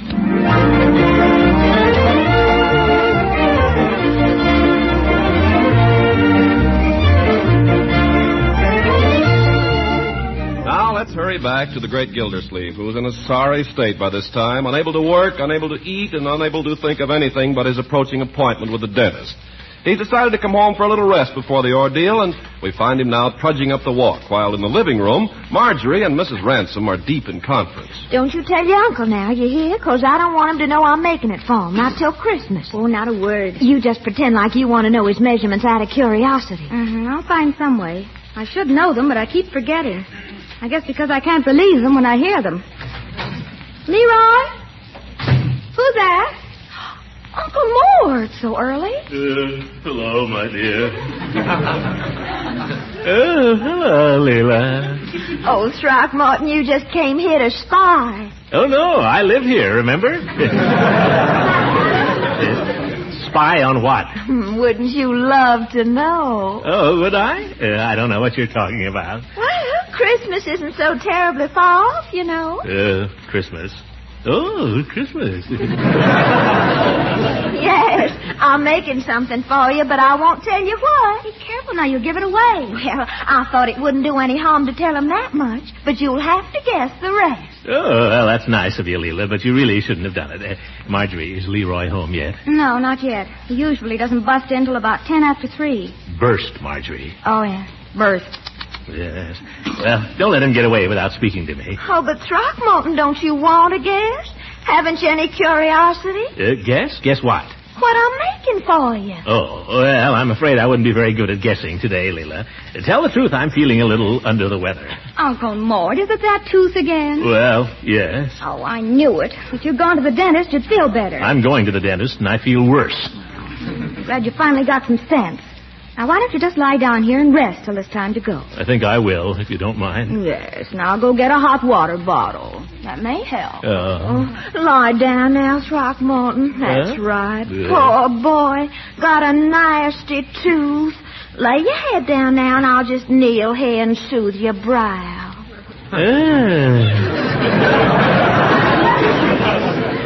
That feels so good.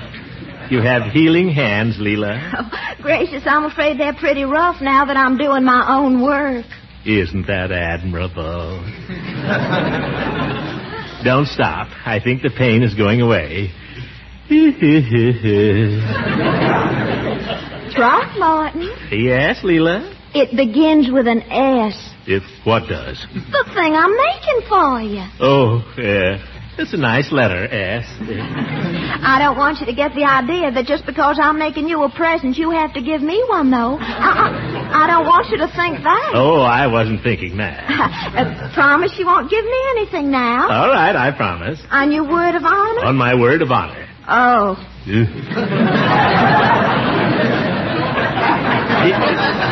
Don't go, Leila. Oh, I'm afraid I must. But, Leila. You don't even care enough about my present to guess what it is. I do, too. Let me see. S. Hot water bottle. Now put it on the side that aches. That may relieve it till the dentist gets at it. Marjorie, guess what? The most wonderful thing has happened. While you were out of the room, all of a sudden, the pain was gone. Oh, no, you don't. What do you mean? You're coming with me to the dentist. Oh, yes, you are. Don't worry, Throckmorton. You go to the dentist, and before you know it, bingo, it'll be all over. That's what I'm afraid of, that bingo.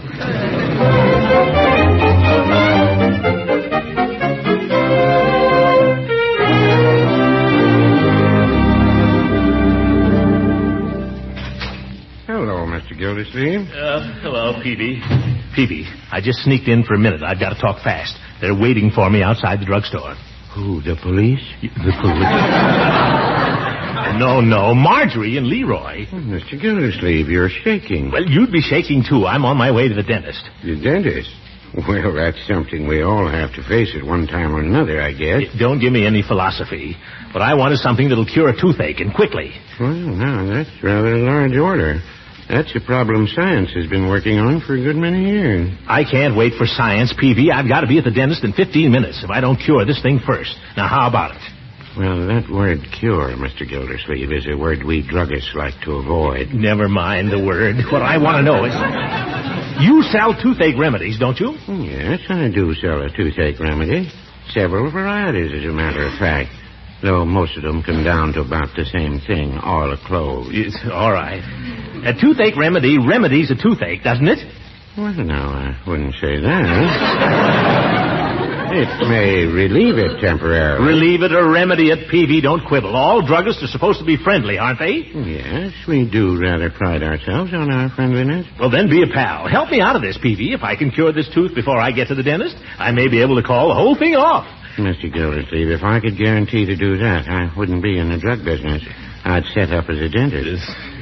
In other words, you admit your toothache remedies are no darn good. Well, no, I wouldn't say that.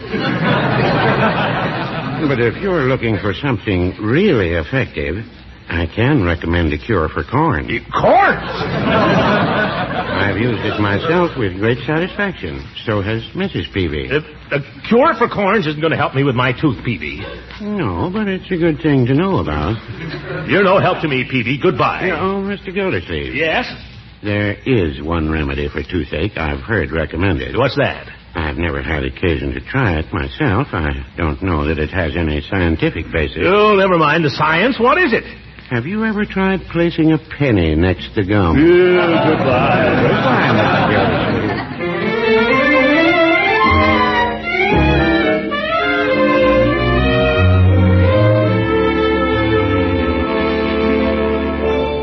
Wouldn't you think the doc could get some decent magazines in here? Not a comic book in the whole place. Be quiet, Leroy. Why? Who's dead? Leroy. What are you so nervous about, Unc? I'm not nervous.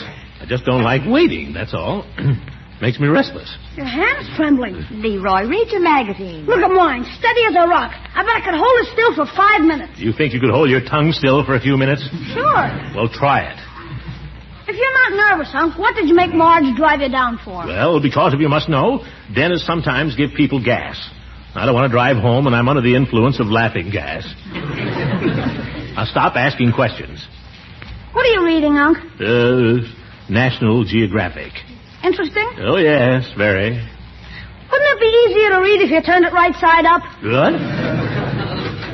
Dr. Shanks is ready now. After you, Unc. No, you go ahead, Leroy. Age before beauty. Leroy, you get in there. All right.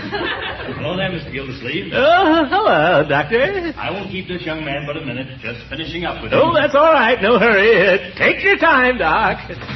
They always tell you that, Marjorie. It won't take but a minute. It isn't going to hurt a bit. That poor kid's liable to be in there an hour. Oh, I don't think so. He hasn't got much left to do. I feel sorry for him, though, my dear. He puts up a big front, but underneath it, I'll bet he's scared to death. I don't believe Leroy has a nerve in his entire body. If he had, he couldn't stand the noises he makes. Well, there's something in that. Say, it's awfully quiet in there, isn't it? Is there anything strange about that? No, I just wonder what they're doing to him. Why don't you try not to think about it, Uncle Mort? Why don't you read your magazine? You suppose they could be giving him gas in there? Why do you keep worrying about gas? Dentists don't give gas all the time. Well, they never let you know when they're going to. They sneak up on you with it. Did you ever have gas? No, but I've heard all about it. Laughing gas. They sneak up behind you and clap one of those things over your face. Oh, Uncle Mort, that's old-fashioned. If you go to the dentist more often, you get rid of those ideas. You needn't try to make me feel good, my dear. I know what I'm in for. Just wish it wasn't so quiet, that's all. I could stand it if it wasn't so quiet. If somebody would just make a noise. All right, Mr. Gildersleeve. Uncle Mort, that's you. Me? Steady. Steady. What's the matter, Unc? You look as if you were going to the chair. I am. Well, Mr. Gildersleeve. Oh, hello, Doc. Long time no see, huh? How have you been? Just climb into the chair there and make yourself comfortable. Yeah, I've been pretty well, Doctor. Except for this little tooth of mine. Well, we'll get to the bottom of that. How's that new neighbor of yours that moved in there next door to you? Oh, Mrs. Ransom? Oh, she's fine. See much of her? Oh, we pass the time of day now and then. What's that? What's that, Doc? It's just my instruments, a few drills and whatnot. Whatnot? What's the matter? Why, you're perspiring. You're looking a little pale there. I am? Miss Mitchell, take that bottle there and give him a whiff, will you? Oh, no, you don't. Now, Mr. Gildersleeve, it's nothing to be afraid of. Take it away. Take it away, Doc. Breathe in, please. Here, take a breath. You can't fool me. I know what you're up to. Hold it under his nose. Now, breathe in. Here. Come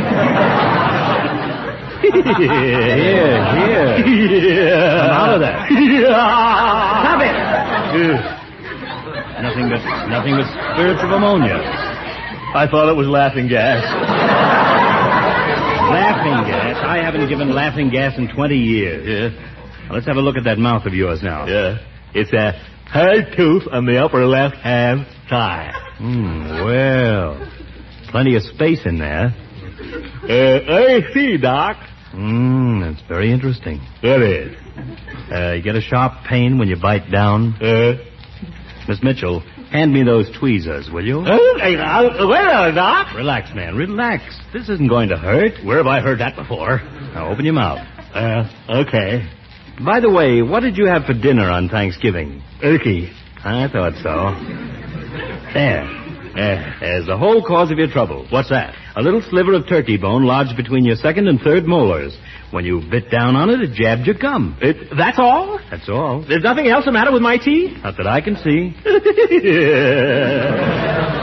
That'll be $10, please.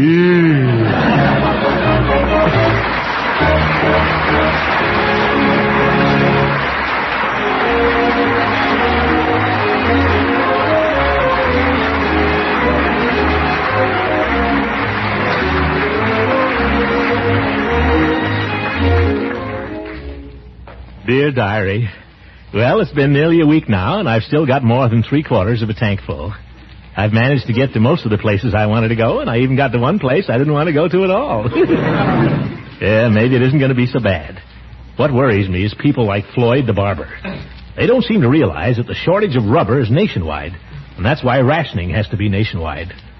I read where Jeffers says the tires we have on our cars now are going to have to last us at least till the middle of 1944. Of course, I don't know Jeffers personally, but Donald Nelson speaks well of him. Anyway, it strikes me that saving our tires is like saving money. Most of us can't do it unless we figure out a system that'll force us to. And that's what this gas rationing is. Naturally, it's going to take a little time to get it adjusted, so that every man gets the gas he needs to get him to his job. But that's the intention. So let's have a little patience and try to make this thing work, folks. Because if it doesn't, heaven help our men at the front, and heaven help us. Good night, everybody.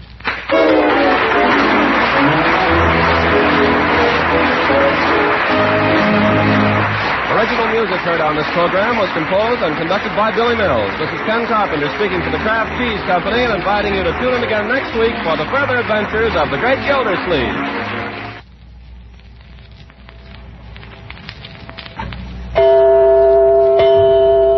It's a time saver. It meets any mealtime emergency. What does? Why, that's 7-minute macaroni and cheese made with Kraft Dinner. Now, the macaroni in a package of Kraft Dinner is a very special kind. It cooks up tender and fluffy in just 7 minutes. But that's only half the secret of Kraft Dinner. The Kraft Grated is the other half. It also comes in a package of Kraft Dinner. You just sprinkle it through, and the macaroni is drenched with mild cheese flavor. No fuss or bother to this new-fashioned way of making that old-fashioned dish. And you'll find Kraft Dinner is a handy thing to have around when your family is on time for dinner and you're late.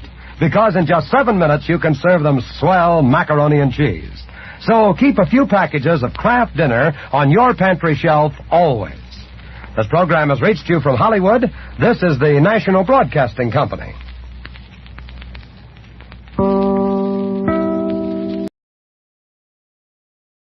You will stay where you are. You will not move. We have some preparations to make, and Then something very odd happened. Half of Dr. Marlowe came alive. His right side first. His right eye lighting up, while his left eye stayed dead. His right hand twitching, while his left hand remained stiff. Half of him came alive. Only half.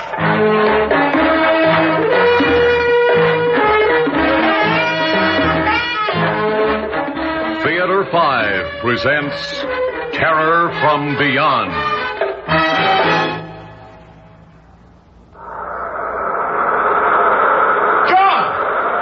John Parker!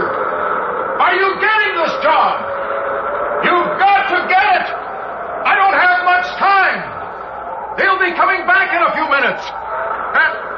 Try to get it, John. Try and remember. Huh? What's that? Did someone... Remember. Try and remember.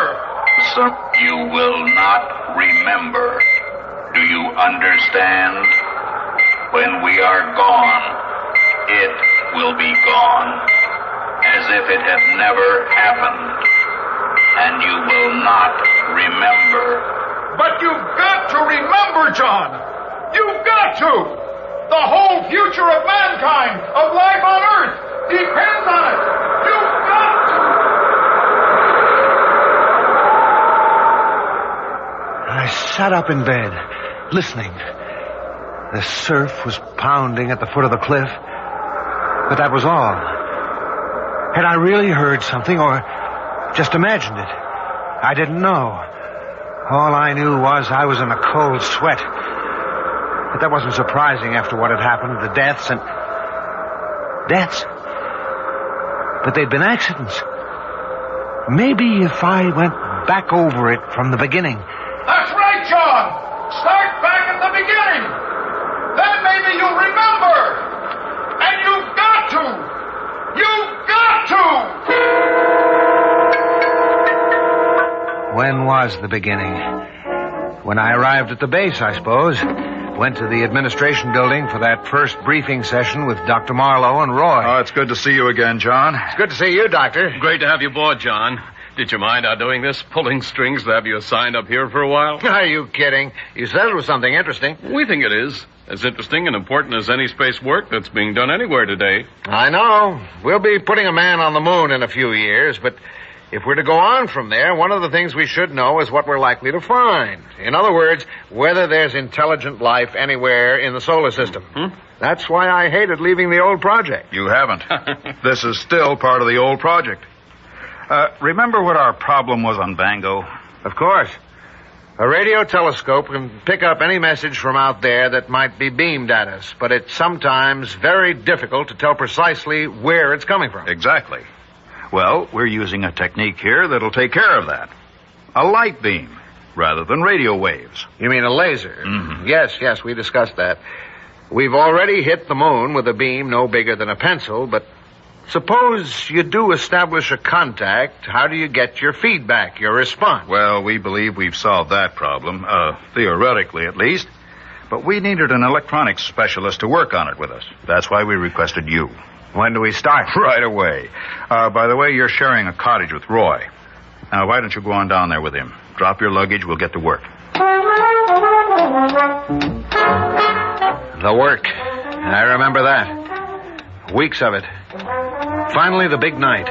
The night of our first test. It was clear and cool. The ocean still, not thundering, but whispering at the base of the cliffs as if it were waiting. All the stars sharp and clear like signposts on the road to the infinite. Dr. Marlowe at the computer, Roy and I at the center console. T-2. Check.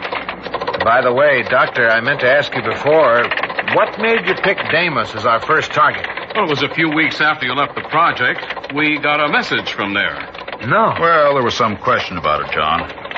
First, as to whether it really was a coherent message, and second, as to whether it was from Deimos. The British got a fix on it, too. And it was on the hydrogen wavelength, the one we always said anyone out there would use.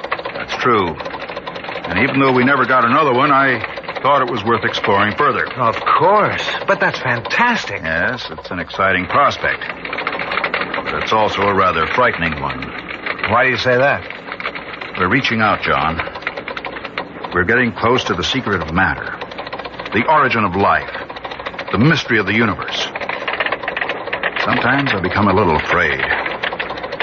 Afraid that we may stumble onto something that's too much, too big for us. T-10 seconds. Check. Power on. Give me a reading, John. Vector 9, 18.2 and steady. Time. How long to contact?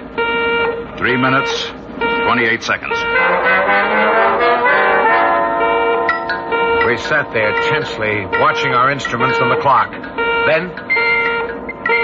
There it is, the feedback. We've done it. The trick now will be to maintain contact. Wait a minute. What's that? It sounds like a pattern. Listen. Even numbers. Now odd numbers. Great Scott, do you think we've got something? Follow it. Follow it. Start with an even series.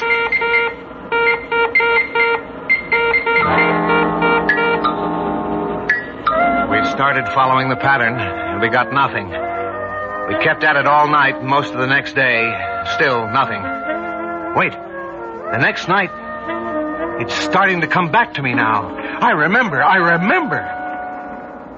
It was the sound of the generators that woke me. It was about 2 a.m. I padded out along the duct boards to the control building. The lights were on. I went in.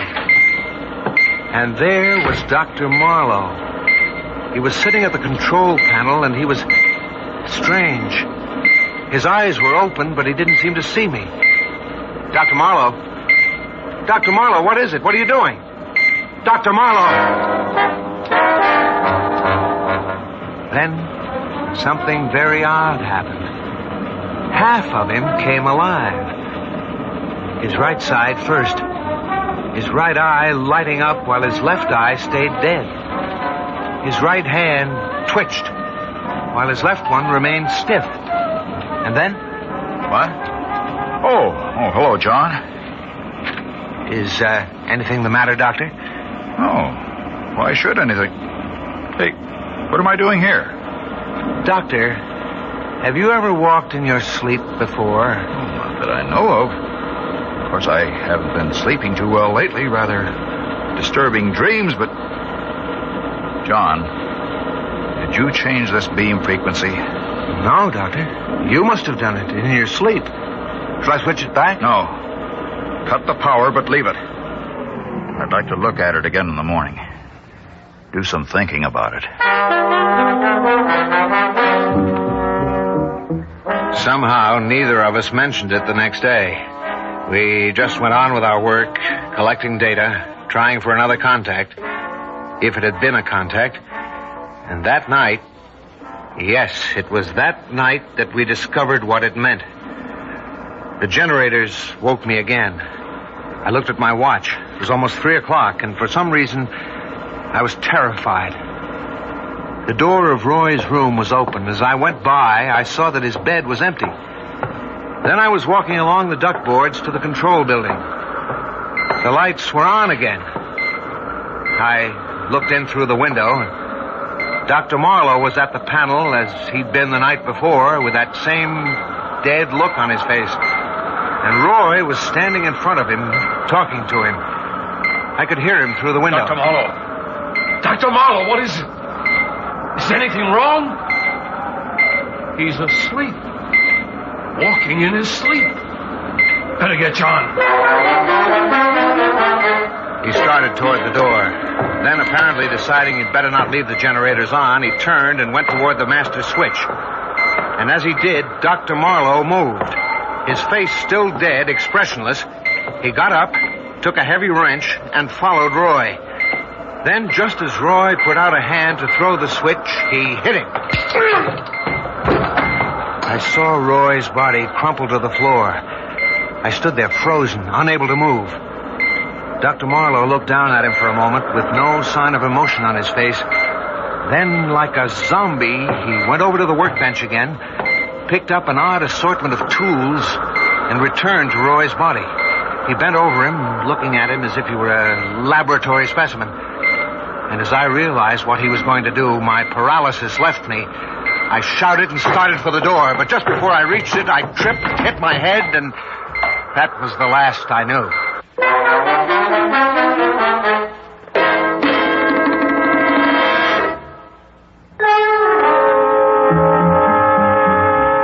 I'm not sure how long I was out, but when I came to, I was lying in front of the door and a dark shape was bending over me. John, what happened? Keep away from me. Don't touch me. I saw what you did in there. And where? When? Just now in the control room to Roy. What do you mean? I just came up here from my cottage. I had a bad dream, came out to get some air, and I found you lying here. But I tell you, I saw you and...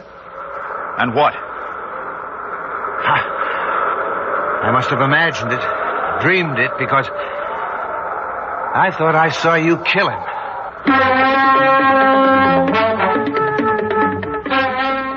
We looked everywhere, but there was no sign of Roy. Then we hurried back to the control building and searched it again. He's not here either, John. No. Must be in my mind. Of course, if it had really happened, there'd be something, if not his body, at least his blood. Where, John? Where would it be? Right here in front of the master switch. But there's nothing. No. Except that the floor is wet. Looks as if it's been scrubbed. Hey, you're right. John, did you change the beam frequency this way? No, Doctor. You must have done it just the way you did last night. Last night? You mean something happened last night, too? You don't remember? No. Tell me what you thought you saw happen tonight, whether you believe it or not. Well, you were sitting at the control panel with your eyes open, but as if you were asleep. Yes? The generators were on, and the beam frequency was set the way it is now. Roy was speaking to you, but you didn't answer him. Then when he started to cut the power, you picked up a wrench and hit him. I hit Roy? But that's not the worst of it. After that, you picked up some tools and bent over him as if he were a laboratory animal. Telling you about it now, I know the whole thing's mad. It's impossible. I wonder. You mean it could have happened some way? Without your knowing it? In the old project, and in this one. We've been listening for messages from out of space, trying to determine whether intelligent life exists anywhere in our galaxy. John, if it did exist, what form would it take? Well, it wouldn't necessarily look like us with 2 arms and legs. Exactly. And suppose it existed in a totally different form. In the form of electrical energy. Electrical energy? Why not? Isn't that the way the brain functions? Giving off electromagnetic waves? And what do we know about Deimos? Suppose living beings existed there, in the form of complex electrical charges, and a channel were suddenly opened between it and the Earth. Our laser beam. You mean they could travel down it, take hold of someone, I'm speculating, John. Of course, even if it's true, we don't know if these entities are malevolent, dangerous, or not. When they made you kill Roy? Because he was going to shut off the transmitter, cut off contact with their base. As for the rest, well, they'd be very interested in the human body, particularly the brain. They'd want to examine it, study it. Do you realize what you're saying, suggesting, Doctor? Intelligences from outer space, another world, the taking over of a man's body by forces that we... Yes, John, I know what I'm saying. And while I'm only hypothesizing, I don't really believe it's possible. Do you own a gun? Yes. So happens I do. Well, start carrying it. And if you notice me doing anything strange, don't hesitate. Shoot. And shoot to kill. I didn't go back to sleep that night. And I was convinced that I would never sleep again. Because it would be then that it would be easiest for them to... No, I can't think about it. I won't, even now. I felt a little better in the morning. I went over to have another talk with Dr. Marlowe. But he wasn't at his cottage. He wasn't anywhere on the base. And no one seemed to know where he was. Then I called Colonel Gately at headquarters. No one there knew anything about Dr. Marlowe or Roy. But by that time, something had happened to me. It had all become blurred, like an old nightmare that you know was frightening, but whose details you can't remember. About a week later, the colonel called me and asked me to meet him at the police station in the town nearby. You knew Swanson pretty well, didn't you, Parker? Yes, of course. Some fishermen found a body in their nets this morning. We'd like you to look at it. Oh? All right. Brace yourself. Here. Good Lord. I can't be certain, but I'm fairly sure it's Roy. How did he die? We'll have to wait for the coroner's report, but my guess is that he fell off the cliff. And Dr. Marlowe? Nothing new on him yet, but if they were together, his body may turn up soon, too. He was a better prophet than he knew, because Dr. Marlowe came back that very night. I'd taken something to make me sleep. It was the only way I could sleep, but the sound of the generators woke me. I took my gun, went to the control building. The lights were on. I opened the door, and there was Dr. Marlowe. He was standing near the console, his face thin and drawn, and his eyes blank. And when he spoke, his voice was hardly human. as if someone was speaking through him. It is unfortunate that you awakened, Parker. And even more unfortunate that you came in here. What do you mean, Doctor? Where have you been, and why are you talking so strangely? We have been looking over your planet, studying it and its life. Particularly, you so-called humans. We have found it very interesting. And now, we are ready to go. Go? Go where? Wait. You said we. Dr. Marlowe, have they... You will stay where you are. You will not move. We have some preparations to make. And then... Her voice, that horrible voice, broke off. And Dr. Marlowe swayed as if he were about to fall. I grabbed him, held on to him. And then his eyes changed, came alive. And when he spoke again, it was with his own voice. John, for heaven's sake, help me. What? They got me. They took me that night. Took me all over the country, looking, examining, studying. They picked my brain, John. And now they're going to take me with them. Take you? Back to where they come from. Not my body. They're not interested in that. But the essential me. And in heaven's name, shoot, John. Shoot me! And now, we are ready. Look here. At his eyes. Look closely. Yes. Like that. As your friend told you, we are taking him with us. But you will not remember what has happened. You will remember nothing. Do you understand? Because someday we may come back. I stood there, frozen, holding Marlowe. Suddenly he broke my grip, pushed me away.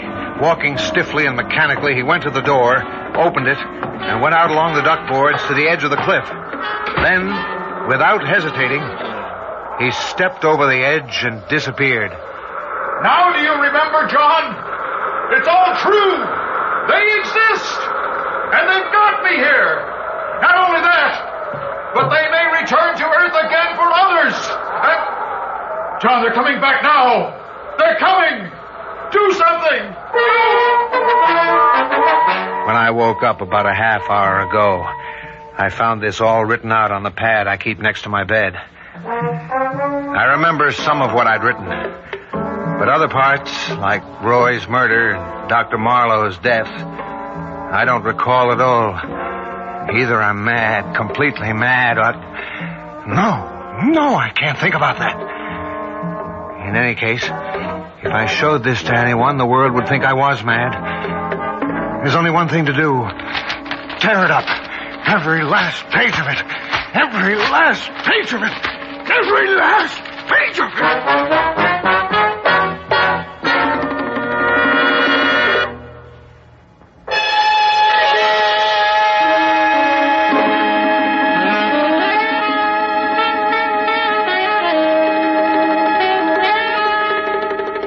Theater 5 has presented Terror from Beyond, written by Robert Newman and directed by Warren Somerville. In the cast, Robert Dryden, Ralph Camargo, and Gilbert Mack. Audio engineers Marty Folia and Bill Sandreuter. Sound technicians Ed Blaney and M.C. Brock. Original music composed by Alexander Vlastatsenko. Orchestra under the direction of Glenn Osser. Executive producer for Theater 5, Edward A. Byron. This is Fred Foy speaking.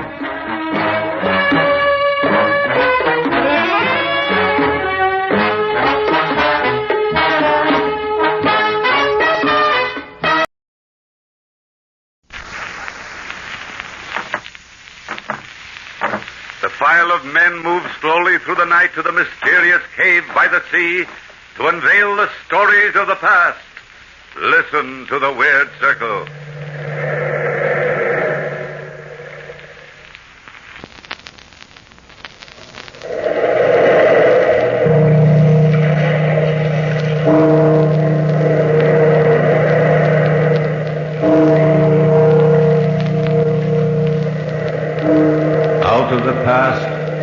phantoms of a world gone by speak again the immortal tale. A terrible night.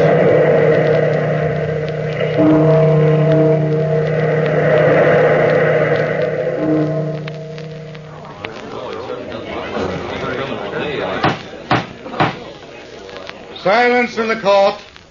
Next witness, please. If Your Honor, please. The next witness is Charles Castar, the defendant in this case. Will Mr. Castar please take the stand? Silence in the court. Place your left hand on the Bible. Do you swear to tell the truth, the whole truth, and nothing but the truth? I do. Suppose, Mr. Castar, you tell this court your story in your own words. From the very beginning? Don't be afraid. From the very beginning. Well, I don't know where to start, to be honest. I feel like a man that's drowning. I guess it started the night my wife, Bertha, and her brother, Dick Linton, were helping me to pack my suitcase. Dick and I were preparing to go on a hunting trip in Canada, in the northwest section, when... And don't forget to put the compass in, Charlie. A hunting man needs a compass, you know. Sure he does. Keeps him from getting lost. See how bright my wife is, Dick? She knows all the answers. Oh, I didn't mean it that way. I know, Bertha, I know. It's just that when a gal's brother and husband go gallivanting off on a hunting trip to the North Woods, a gal wants to know they're coming back safe. You worry about Charles, Bertha. You know me. I never get lost. Do you remember the camping trips we used to take when we were kids? You were a Boy Scout then, Dick. He's no Boy Scout now. Hey. Well, let's see, darling. Have I got everything packed in here? Yes, dear, everything. Woolen underwear. You're a lucky man to have a wife gun like my sister, cartridges? Charles. For both guns? Mm-hmm. The cartridges for the hunting gun are in the rear pocket of this suitcase. Uh-huh. And for the .38, they're in your holster. Oh, good girl. Where's your suitcase, Dick? Oh, it's checked at the station. Hey, what time is it? Well, it's almost 10 p.m. Oh, we better be going along, darling. I like to catch my trains with ease. I'll help you close the suitcase, Charles. The best suitcase sitter runner in the world. Yeah, I see what you mean. Yeah, there, that does it. You can get off now. Have a nice trip, both of you. Bring back at least 2 dozen deer. Oh, at least, sis. Bye, honey. Bye. Oh, don't forget your muffler, darling. It's in the closet downstairs. And please be careful. When little boys play with guns, well, you know how dangerous guns can be. So, we left, Dick and I. We took the express to Montreal and then traveled by train west of the Hudson Bay to the Northwest Territory, specifically to a small town known as Fort Ray. What equipment we hadn't already purchased, we purchased there. Mostly food provisions and plenty of coffee. Then, on the morning of September 3rd, Dick and I started out, on foot. It was a clear, brisk morning, and the air was alive with sounds. Birds chirping, the constant crunch of leaves underfoot. We were both in high spirits, as Dick said. Oh, this is the life, old boy. This is what a man needs. To get away from civilization and breathe again. Yeah, back to nature. Mm-hmm. Back to nature's right. You know, there's something the matter with modern civilization. You get all jogged up inside. Begin to think all sorts of strange things. Strange, Dick? In what way? Oh, morbid thoughts. Hating yourself, hating everybody else, hating the world. You know, that's bad for a writer. His work becomes bitter, and he pours the gall out in words. Paints the world he sees in gray overtones. You mean like that last story you sold? Yeah. It was a depressing story, but that was my mood. Both you and Bertha have morbid emotional streaks. Well, Sis and I are very much alike in many ways. Funny, my marrying Bertha. What's so funny about it? You know, I engineered it. You did? Why? Well, Bertha and I have always been pretty close, you know. Much closer than ordinary brother and sister. I didn't want to see her marry some clerk. Well, thanks, Dick. You be my roommate at college. I got to know you pretty well. Yeah, Sis and I have the same likes and dislikes, and I just knew you were right for her. You mean to tell me I didn't have anything at all to say about it? Sort of. Sort of? Well, Bertha's beauty, her chemistry, if you like, and youth took care of the rest. You sound like an old man airing philosophy. I told you, I've been civilized too long. You've been a bachelor too long. I think I'll dig up a nice young girl for you. Marriage is a sensation, Dick. Well worth a try. Well, I don't quite like the idea of digging up a girl for me. Sounds like she's been buried already. Here, we turn this way, to the north now. Are you sure? Of course I'm sure. I know these north woods like a... like a book. Yes, like a book. You'll never get lost with me. We'll be at the next port by 6 this evening. I still think we ought to have taken a guide along. Oh, nonsense. There's nothing to worry about. Nothing to worry about at all. Just stick to Dick Linton and you can't go wrong. Nothing to worry about. That's the way writers are. So sure of themselves. Except they ought to stick to paper and pencil, not to their memories of North Woods.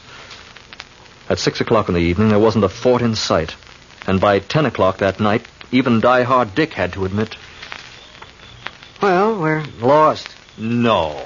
Yeah, we're lost. I'm sorry, Charles. Well, you're being pretty monosyllabic about the whole thing. Normal under the circumstances. Hey, that wasn't the wind, was it, Dick? No, wolves. Wolves? Not afraid of them, are you? Oh, no, I love them. Especially at night when I'm cold and hungry. And they are, too. Well, we'll have to sleep in the trees. You'll have to sleep in the trees. I wasn't built that way. You can't sleep on the ground. You'll never live through the night if you... I'm not sleeping on the ground, Dick. I'm walking until we find someplace. Well, we might not find the fort till tomorrow morning. Or tomorrow evening. But whenever it is, I'm going to find it as soon as possible. Even sooner than that, if that keeps up. You coming with me? Sure, I'm with you. Oh, boy, I'm hungry. Oh, say, wouldn't a nice, thick, luscious steak taste good? You know, one of the charcoal broiled variety, dripping with butter and fried onions. Oh, stop it. Or one of Bertha's lamb stews with mashed potatoes and rich tomato gravy. If you want to die, just keep on talking. It's the thought of food, and I'm a murdering maniac. Oh, how about a real English roast beef with Yorkshire pudding? Oh, you're asking for it. I wonder just how hungry that wolf is. Maybe he won't mind if his meat isn't cooked, huh? I'm sure he won't. They're carnivori, which means in Latin carnivorous, or man-eaters. Hey, Charlie. Huh? Look, straight ahead of you. Isn't that a light over there? Well, yeah, I think so. Hey, maybe it's the fort. No, it's not the fort here. We're miles off the beaten track. Well, what is it then? I don't know. Looks like a cabin from here. I'm not particular. Let's find out. Fine, I'll lead the way. Oh, no. You've led the way so far, but this time, Dick, my boy, I'm leading. Follow Charlie and see some food. Food? Food. Whoever lives there must eat.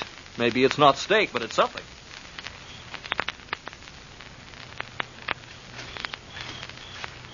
It is a cabin, all right. Shall I knock on the door? Well, you can't get in any other way. Who can't? This rickety old shack could be blown down by a good strong breath. Funny-looking place, isn't it? I'm not amused. Knock on the door. Such a timid knock. My hand's numb. Yeah, we'll try it again. Hope this guy's friendly. Uh-oh. Our friends are sniffing about again. And I don't look at all well in tomato sauce. Oh, Charlie. Evening. Something I can do for you, gentlemen? We managed to... we hope to find some place to stay for the night, sir. We're completely off the beaten track. You don't say. Come in. Come in, gentlemen. Yes. I'd be delighted to put you up this evening if you don't mind sleeping on the floor in the attic. Well, at this point, we don't mind anything. Don't you? My name's Charles Costar, sir, and my friend is Dick Linton. How do you do? Yeah. My name is Joel. Just Joel. At least, they used to call me Joel. Have you eaten yet this evening? No, as a matter of fact, and we're starving. Come in and sit down, and I'll fix you some dinner. That is, if you don't mind my meager rations. Oh, we don't mind anything at this point. Do we, Dick? Oh, no, definitely not. There's an old American saying, you know, food is food. Let's eat, huh? I'll fry some deer steak for you, and I've some wine. Oh, wonderful. Tell me, Mr. Joel, do you live here all alone? Unfortunately, yes. You see, I'm an outcast from your society. Let a man be different, and automatically he becomes an outcast. Yeah, there's something in what you say. Let him look a little different, or think a little different, or speak a little different, and he becomes a marked man. The individual is not allowed the privilege of individuality. Mankind doesn't permit it. Oh, I don't think so, really. Don't you? I'll just set the table, and you can sit down over here and eat. Come along, Charles. I can prove my point. Now, look at me. I'm different. larger than most men, I unfortunately grew too tall. And I'm too ugly for the average man to stomach. I was hated. Yes, hated by your civilization and feared too. Not because I was cruel or vindictive or dishonest, but because I was different. Yes, I'm a giant in stature. Don't feel badly for me. I've had my revenge on society, and I'll have even more revenge on little people like yourselves. Yes. It's quite understandable that you feel that way. Gentlemen, before you sit down to dinner, allow me to hang your hunting guns up here. They'll bother you if you carry them around. Oh, well, we really don't mind. I mind. Your hunting gun, sir. And your hunting gun? There. Now I both. I'll just hang them up here. You say you live alone, Joel? Yes. That shoe in the corner, that was never your shoe. It's too small for you. You're very observant, Mr. Linton. No, that wasn't my shoe. I found it in the forest one day and brought it home for the purpose of remaking it, like that coat hanging over there. Found a coat and a shoe lying in this outlandish district? Yes, a coat and a shoe. Of course, they were on a man, but he was dead. He died of... I don't quite know what he died of. His legs had been gnawed off by some prowling beasts. Oh, he must have become lost out here, like ourselves, huh? Exactly like yourselves, gentlemen. Exactly like yourselves. Dinner's ready.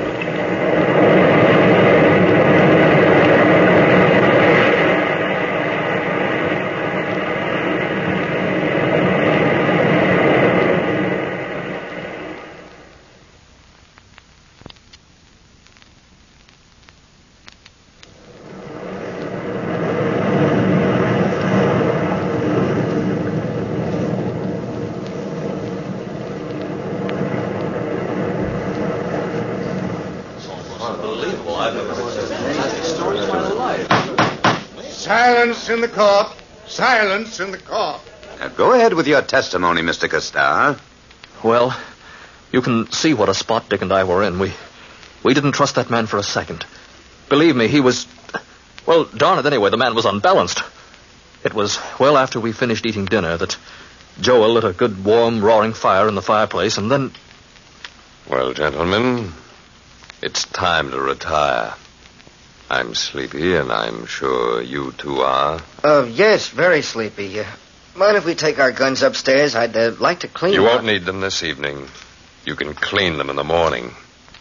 Come along, please. Come on, Charlie. Yeah, I'm right behind you, Dick. Be careful of this stepladder. It's rickety, to say the least. So I notice, yeah. I'll go first and get the blankets out. Yes, fortunately, I have 2 blankets up here, although they're musty enough. Oh, don't worry about us. All right. Come up now. Right away. I'd feel a lot better if I had those hunting guns. I don't blame you. You can see for yourself, Mr. Linton, that this attic is not accustomed to guests. Musty. And the spiders are troublesome to strangers. Spiders? They are my friends. My only friends. They say he who shares a roof with you automatically becomes your friend. They have shared this roof with me for many years. Good night, gentlemen. Sleep well. Oh, good night. Great Scott, what kind of a mess have we gotten ourselves into? I don't know. He's got a cog loose in his mind somewhere, that's certain. Very certain. What'll we do? I'll tell you. One sleeps and the other stands guard. That won't do us any good, Dick. He's 10 times our size, and besides, we're unarmed. I've got your 38 in my pocket. You forget about it, huh? Yeah, I did. Look, through these boards in the attic. You can watch Joel very easily. The fireplace throws a nice light on him. How will we arrange the watch? Well, you go to sleep for an hour. Yeah. Then I'll wake you up, give you the gun, and then I'll go to sleep for an hour, and you stand guard, okay? Yeah. What time is it now? 1 a.m. What's he doing down there? He's curling up on the floor near the fireplace. About to go to sleep. I hope he sleeps well.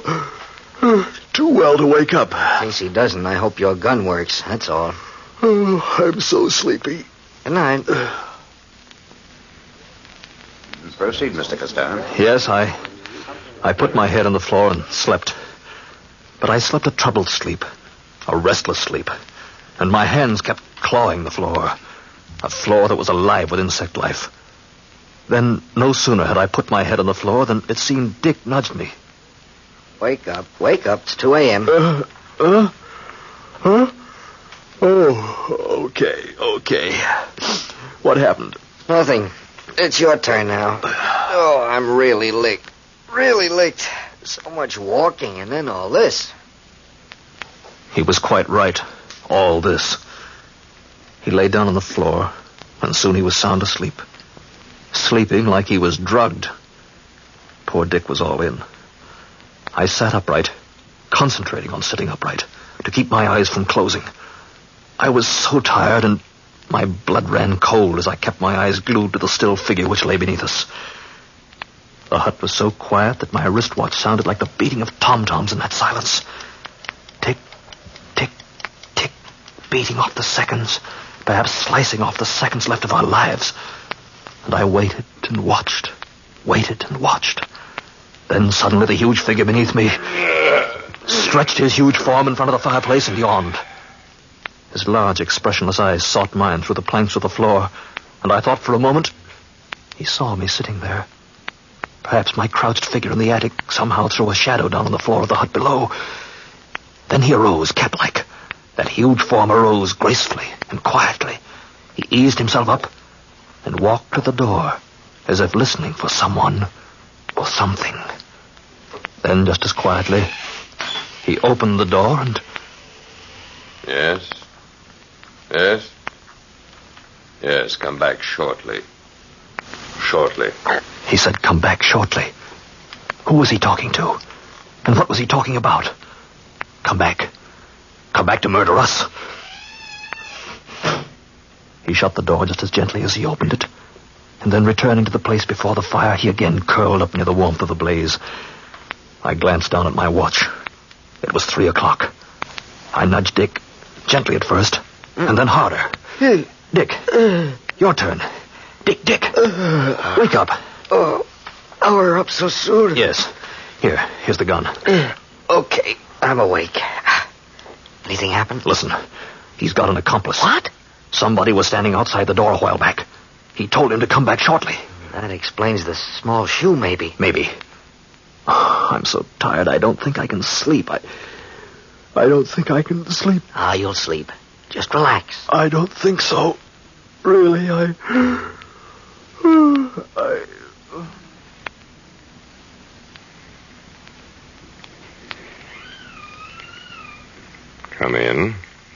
Come in. Yeah? Are they asleep now? Yes, fast asleep, the poor fools. One of them thought he could stay awake. I could see them taking turns staying awake. But I put enough dope in their wine to knock them out completely. Have they much money with them? Who knows? But whatever they have, we need. Here, give me that log you brought in. Here you are. Now I'll splinter it like this and light one end of it. Nothing like this wood burning to dope them completely. What will we do with them later? Put them outside for the animals. I'll wait down here for you. You go upstairs. I won't be long. These things never take very long. Dick, give me the gun. Dick, have you fallen asleep? Dick, wake up. Dick, are you doped? Dick, he's coming at us. Give me the gun. Please, Dick, give me the gun. There, I've got the gun now. You're laughing at me. Time to wake up now for the last time. No, take this. There, that's got you. Where's your friend? Where's the little man? Dick, help me find the little man now. Help me. Dick.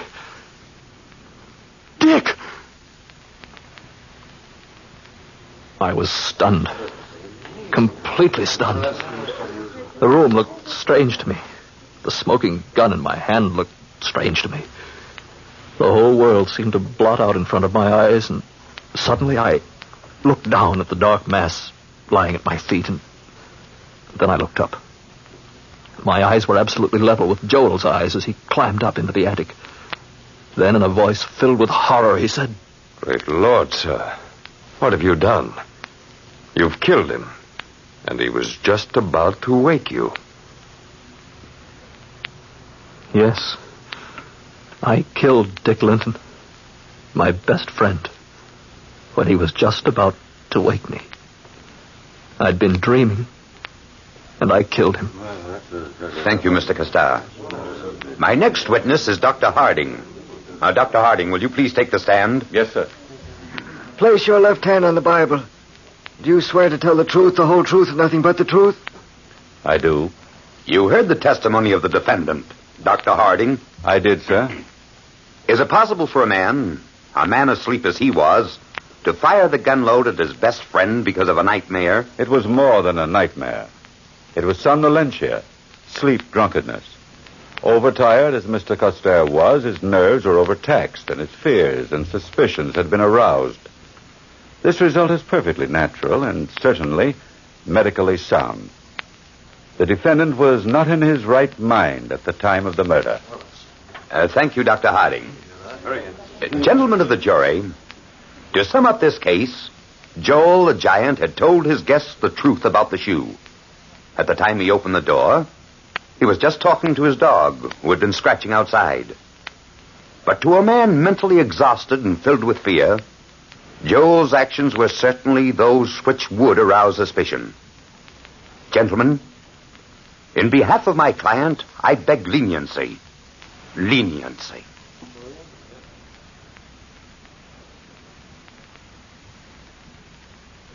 Bertha, please, darling. It was all explained in court. This doesn't change anything between us, nothing at all. Doesn't it? I love my brother more than you can understand, Charles. I know the court has ruled you innocent. But a court of law has very little to do with a woman's heart. If you love me, Bertha... I'll always love you. But I'll never be able to trust you again. There are 7 days in a week, Charles. Some of those days, I'll love you and forget this whole horrible affair. But more days, my brother's face will loom up in front of me. But Dick would understand. I wouldn't see you, because his face would stand between us. I'd spend those days hating you. So, I'm leaving you, Charles. Take good care of yourself. I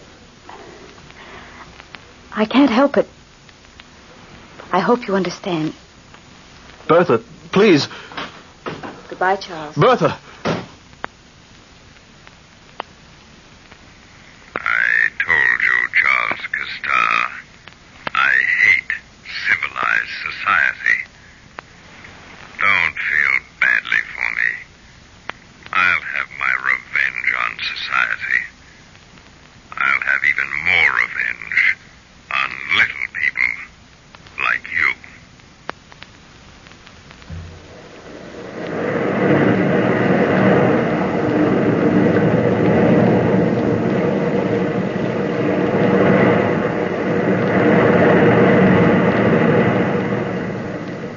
From the time-worn pages of the past, we have brought to you the story, A Terrible Night. Bellkeeper, toll the bell.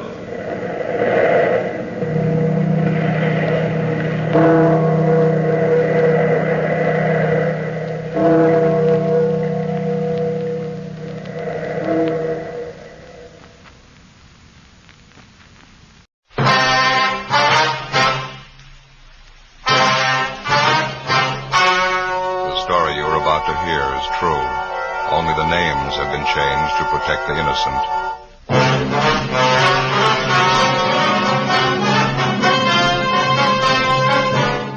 You're a detective sergeant. You're assigned the homicide detail. It's New Year's Eve in your city and you're on special duty. Thousands of people crowd downtown streets. One of them is a killer. Your job, find them.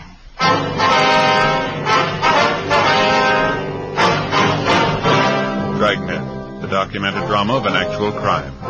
For the next 30 minutes, in cooperation with the Los Angeles Police Department, you will travel step by step on the side of the law through an actual case transcribed from official police files. From beginning to end, from crime to punishment, Dragnet is the story of your police force in action. It was New Year's Eve. It was cold in Los Angeles. We were working the night watch out of homicide, special duty. My partner's Ben Romero. The boss is Thad Brown, chief of detectives. My name's Friday. I was on the way back from dinner, and it was 8:35 p.m. when I got to room 42. Homicide. Joe? Hi, Barney. How is it outside? It's cold. Not keeping people at home, though. Did you check the crowds? Yeah. Been watching it from the window here. Seems bigger than last New Year's. Crazy. You're on with Ben and me tonight, is that right? Uh-huh. Thought I was going to have it off. Wife had a little house party planned and everything. Well, that's too bad. Maybe next time, huh? Yeah, that's what I said last New Year's. Nah, guess we better start moving. Yeah, where's Ben? He went down the hall a minute, said he'd be right back. I better take my top coat, huh? Yeah, I would if I were you. Nothing for us in the book, is there, Barney? I almost forgot Jack Conley called, having a little party out at his house. Wants you, Romero, to drop around when you get off.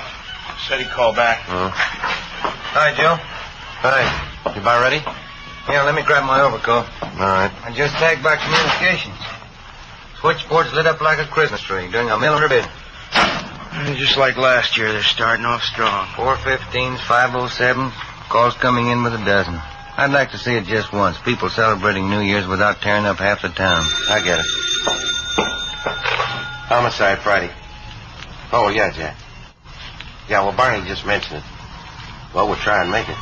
You know how things are tonight. Yeah, we'll try, sure. Thanks a lot. There's Jack Conley, Ben, on his way home. He wants us to drop by his place if we get off early tonight. Not much chance of that. You ready? Yeah, I am. You, Barney? Let's go.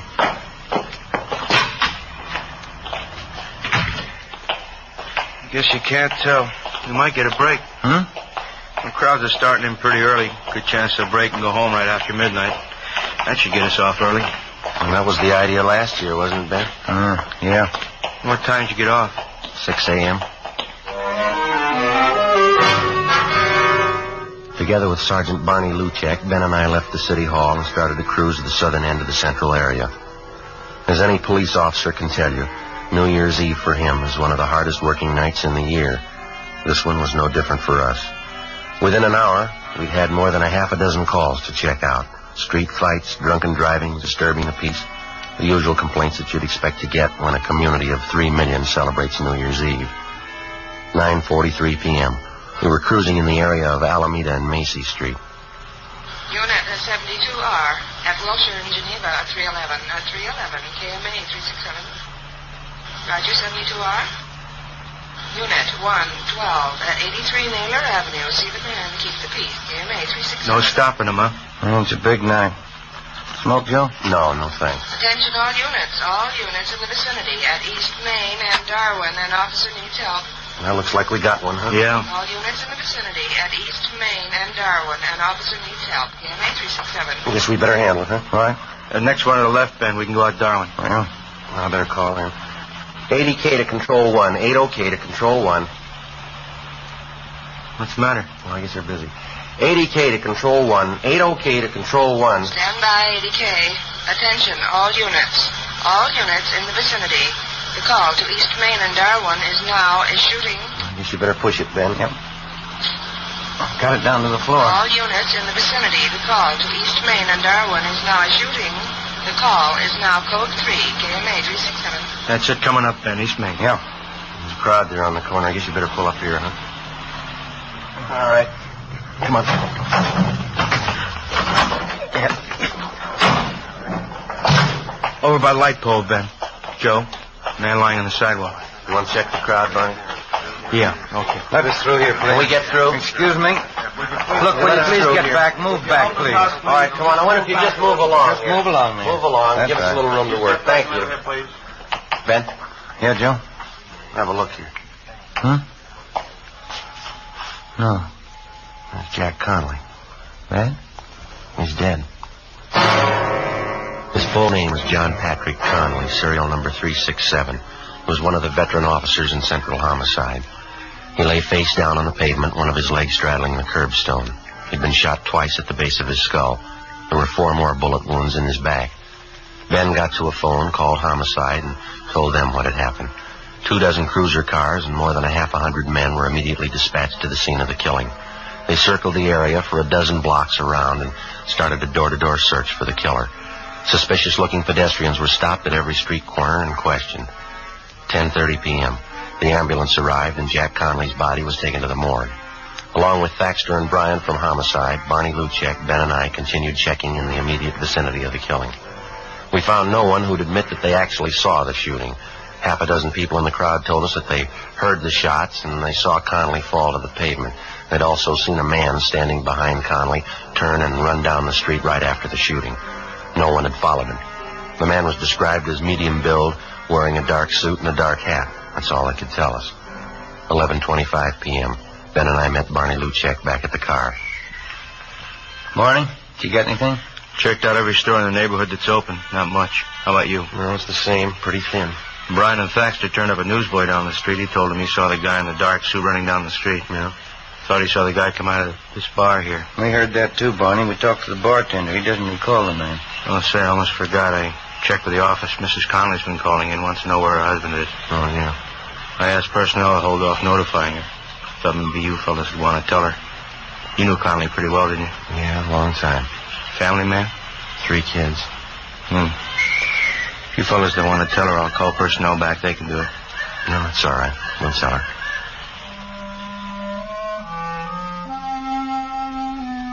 11:40 p.m. Ben and I got in the car and headed out for the home of the slain officer, Jack Conley. The house was on Ralston Avenue, just a few blocks from where Ben lived. We parked the car and started up the front walk. The lights were burning in the living room.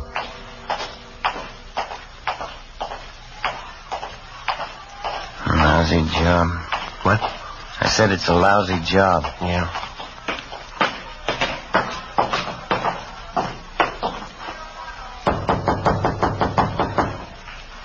Better try it again, huh?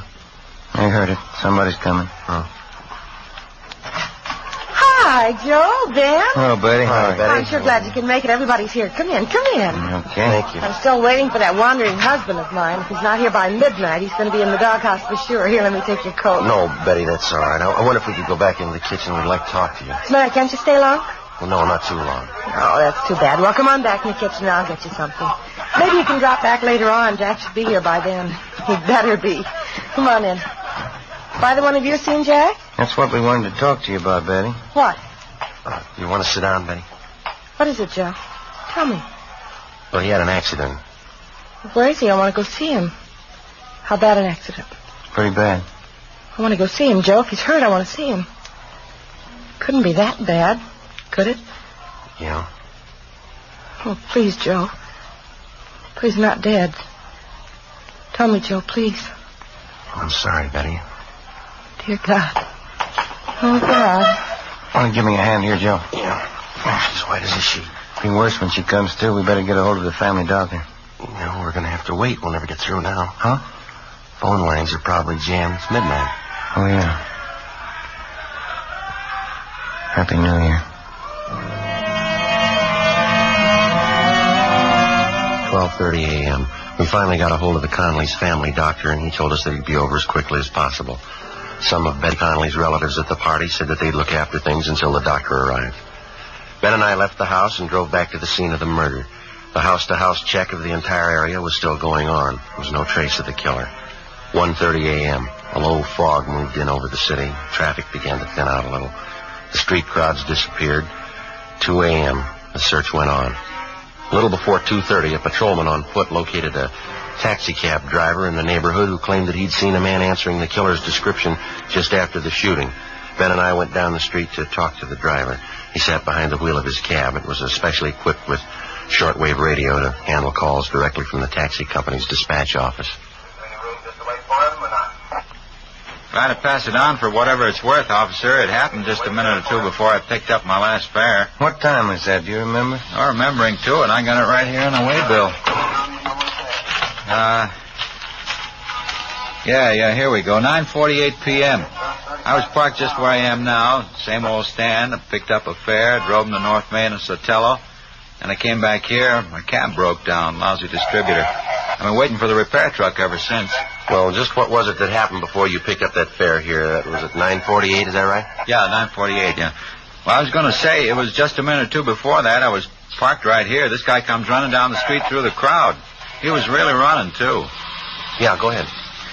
He's almost past me when he stopped all of a sudden, turned around and looked at me. I thought he wanted a cab, so I opened the door for him. He just looked at me and said, "Never mind," or something like that, and then he took off down the street. Maybe he was just a little goofed up, I don't know. Can you remember what he looked like? Oh, about your build, I guess.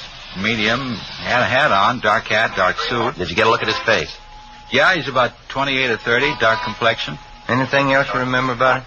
No, not for sure. He looked like 100 other mooches down around this neighborhood. Just listen to those calls come in, huh? New Year's Eve and I draw a lame cab. Well, there's nothing else that you remember about this man that you think might help us, huh? No, you got it all, Sergeant. Just acted a little queer, that's all. Goofed up, probably. Did you see which way he went when he took off? Right down the street. That way. Mm-hmm. Lost himself in the crowd. I couldn't be bothered. Mm-hmm. How about when he came running down the street towards you? Did you happen to notice where he was coming from? Matter of fact, yeah, that was just after I heard those gunshots. Of course, I didn't know there were gunshots then. Yeah? Looked to me like he came out of that joint up there, right near where the cop was shot. Which joint was that? The 228, that bar up there. Well, it wasn't much, but it was the only lead we had to go on. 7 persons in the vicinity at the time of the shooting had volunteered the information that the killer had been a recent customer at the 228 Club, the neighborhood tavern. The owner and bartender of the club, a Ralph Stevens, had been questioned twice that night by different officers, and he twice denied that there was any possibility that the killer could have been a patron at his bar. Stevens' denial didn't make any more sense than the killing itself. We made arrangements to have the cab driver we interviewed come down to the city hall to check through our mug books for the suspect. By 10 a.m. the next morning, the body of the slain homicide officer, Jack Conley, had been posted. 4 bullets were taken from his back, 2 from the base of his skull. Russ Camp ran the slugs through ballistics, where they were identified as having been fired from a .38 caliber Colt Special revolver. 11 a.m. We drove back to the 228 Club, where we talked to some of the customers who'd been there the night before. 3 of them told us that they'd seen a man answering the general description of the killer in the bar shortly before the shooting. Ben and I went back to the stockroom at the rear of the bar and talked to the owner, Ralph Stevens. Look, how long does this thing have to go on anyway? I told you everything I knew last night. We know that, Stephen. Doesn't seem to jibe with what the rest of the witnesses saw, though. Then maybe you better take it up with them. I don't know anything about it. I got work to do, and you're in my way there. Excuse me. How come you're so sure that the man we want wasn't in your place last night? I'm not on trial here. You asked me what I know, and I told you. If you don't mind, I got work to do. You mind moving over there?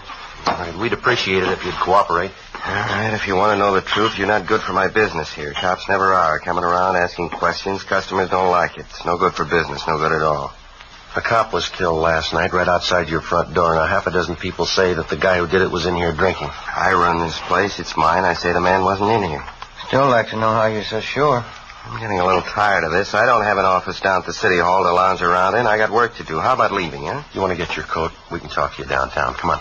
Not before I call my lawyer. Go ahead and call him. Where's your coat? Why do we have to have trouble? I haven't got any beefs with you. No trouble, Stevens. We have to get to the bottom of it, that's all. I'd like to have you cooperate. Maybe the guy was in here last night. He came in a couple of times, that's all. I didn't want it to get out. Bad for business, those things.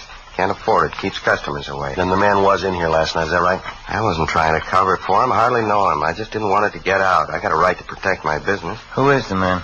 Harry Talmadge. He's a hophead. If he did it, it probably wasn't his fault. How do you mean? He was hyped up last night, uses heroin. He probably didn't mean to shoot. Where do we find him? I wouldn't know if this is right. Old address. What is it? Fairview Hotel. Try there. 11:35 a.m., New Year's Day. We got in touch with Barney Luchek and Tom Bryan from Homicide, and they drove downtown to check at the Fairview Hotel for the suspect. Ben and I finished questioning the owner of the 228 Club, and we went back to the office. 11:58 a.m., Barney Luchek and Bryan got back. Barney, what have you got? Fairview Hotel in South Grand. Was that the one? Yeah. Did you find it okay? Yeah, I talked to the desk clerk. Talmadge registered there? Yeah, he was. Checked out 2 months ago. No leads.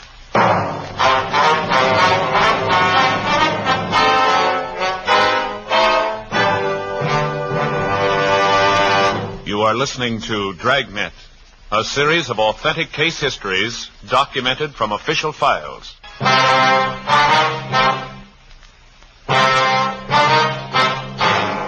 1 p.m. New Year's Day. After we found that the suspect, Harry Talmadge, had checked out of the Fairview Hotel months before, Ben and I went back to the office and ran his name through R&I. The information given us by Ralph Stevens, the owner of the 228 Club, was apparently correct. The record on Talmadge showed that he was a confirmed user of narcotics. He served 2 brief terms for illegal possession of narcotics and another short term in the county jail for petty theft. We got out a broadcast and an APB on Talmadge. We checked out all his known friends and relatives, the places that he frequented, hotels, boarding houses that he'd stayed at. No leads. With the help of Lieutenant Walters and narcotics detail, we finally found the trail most likely to lead us to the suspect. The peddlers who were suspected of supplying Talmadge with narcotics. They were kept under a 24-hour watch. 3 days passed. No results. January 4th, 9 a.m. Ben and I went to the funeral and burial services for the murdered officer, Jack Conley. 11 a.m. We got back to the office. Don't know why, Joe. I just don't cotton to funerals. Not a cop's funeral, anyway. Well, I don't blame you. Wife looked a lot better, didn't she? Yeah, seemed to be bearing up good, considering. Well, Joe? Hi, Barney. What do you say, Barney? Yeah, young fella you told me about. He phoned you, Ben. Oh, is that right? Did you give him the information? Yeah, he wanted to know all about taking the police department examination. Now, who's that? One of my neighbor boys, a nice kid. Wants to get on the force. I told him to apply at room 5, City Hall, any weekday. You can make his application then. That it? Fine, Barney, thanks. Well, they got the recruiting campaign going now? Yeah, all this month. Taking applications from all over the country. I'll get it. Homicide, Friday. Oh, yeah, Walters. Just a minute. Okay. ALDSON, Donaldson. Okay, fine. Thanks a lot. Lou Walters, narcotics might be something. What's that? Oh? Well, he got a line on one of the mules who used to push heroin to town. He's a guy by the name of Donaldson. He's been sounded out. He's ready to talk to us. This Donaldson was close to Talmadge? Well, supposedly, yeah. You know where Talmadge is? Well, let's ask him.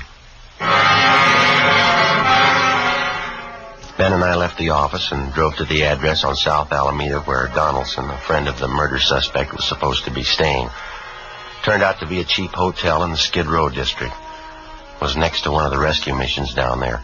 We finally located Donaldson across the street. He was standing on the sidewalk along with 4 or 5 other men. They were listening to a small Salvation Army band playing outside one of the beer joints. I hardly miss any of these sidewalk meetings, Sergeant. Like 'em. Band music. I even listen to the sermons. Do me a lot of good. I understand you're not pushing junk anymore, Donaldson. Is that right? And you want to call me Big, Sergeant? Name's really John, but everybody calls me Big. All right. No, I haven't been pushing junk. Not for months.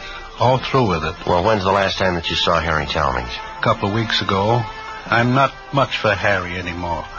Like I say, I've been regular at these sidewalk meetings, hearing the sermon. Changes the way a fella does things, you know. Yeah. Man's got to turn good sometime during his life. Not getting any younger. 58. I figure it's time I start living by the word. Say, that's nice music, isn't it? Yeah. Do you have any idea where we might find Talmadge now? I might have a few ideas on it. I don't know. Say, I guess neither one of you fellas use snuff. No. Don't bother you, does it? No, go right ahead. That's all right. I know the last boarding house Harry stayed at, if that'll help any. Place on 12th Street. I can give you the address. Well, is he still there, do you know? I don't think he is, no. Matter of fact, I'm sure he's not. Wish Harry'd come around and see me. Like to get him interested in these sidewalk meetings. Getting listening to the sermons might help him. Did an awful lot for me. Yes, sir. Will you say that you saw Talmadge about 2 weeks ago? Well, not quite 2 weeks ago. It was the day after Christmas. Came down to my hotel and wanted some money. I couldn't give him any. That's when he told me he was moving. Going to some rooming house up around the City Hall section up there. Did he mention any address? Not that I recollect, no. That sure is nice music, isn't it? Well, how about some of his other friends, Biggs? You think they might be able to help us? Well, Duke might help you. Harry and old Duke are still great friends. Duke sees them more than I do. Where do we find Duke? Well, you know the Penny Arcade down in South Main? Right down from the train depot there? Yeah. That's where Duke works. He's a janitor there. I've been trying to get Duke to come to the sidewalk meetings, too. He sure could stand it, old Duke. Well, thanks very much, Biggs. Not at all, Sergeant. Always glad to help out. Now, look at that now. All out of snuff. Say you couldn't see your way clear, could you? There you go, Biggs. That's sure Christian of you, Sergeant. I'll handle this just like a personal loan. That's all right, Biggs. Don't say anything about us talking to you, though, huh? Not to anyone. No, sir, I won't. You can trust me. Say, when you see Harry, give him a message, huh? Well, what's that? You tell him to come and see me. I want him to show up at these meetings, hear the sermons. It could change everything, Sergeant. Could give him a new life, new soul. Brand new soul for Harry. Think of that. Yeah, he could use one. 3 p.m. Tuesday, January 4th. We drove down to the Penny Arcade on South Main. Harry Talmadge's friend, Duke, wasn't there. The manager of the place gave us his home address, and we checked it out. Duke wasn't there either. We staked out at the place for the rest of the afternoon. Duke failed to show. At 6 o'clock that night, Barney Luchek and Brian from Homicide came out and relieved us. Ben and I had dinner at Johnny Copen's, and then we went back to the office. 7:20 p.m. Want to grab that, Joe? Yeah, I got it. Homicide, Friday. This is Luchek, Joe. Oh, yeah, Barney. Talmadge's friend just showed up here. We're talking to him now. Will he tell you anything? Yeah, you got a pencil. You better write this down. All right, wait a minute. Just a second. All right, go ahead. 1727 West Hoover, apartment 3. That was 1727 West Hoover, is that right? Yeah. Apartment 3? Well, what's the pitch? Harry Talmadge. Duke says he's there now. All right, Barney, thanks. Bye. Luchek? Yeah. What's he got? Harry Talmadge. Supposed to be at this address. Ben and I got in the car and drove out to the West Hoover Street address where we met Luchek and Brian. 1727 was a small two-story apartment house, Spanish stucco in style. Apartment 3 was at the rear of the first floor. All right, Luchek, you want to pick up Brian and you cover the back. Huh? Right, Joe. Come on, Ben. Let's go.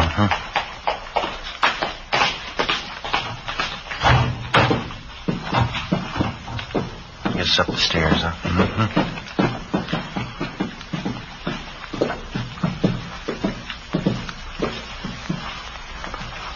Number 3.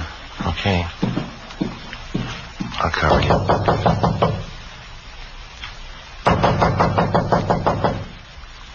No sound inside.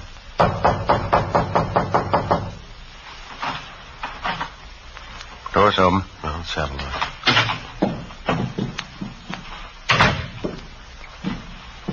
No, it's empty. You want to try the bedroom? I'll check the kitchen.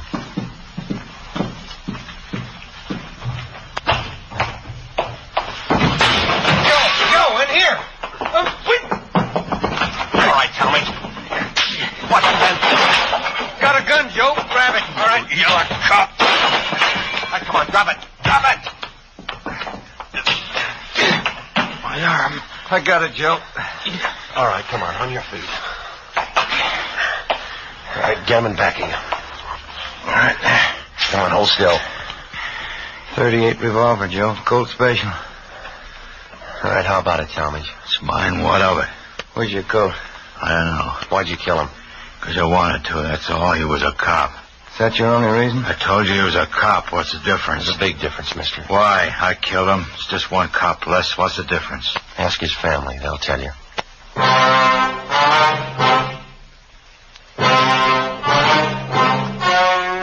The story you have just heard was true. Only the names were changed to protect the innocent. On March 26th, trial was held in Superior Court, Department 86, City and County of Los Angeles, State of California. In a moment, the results of that trial.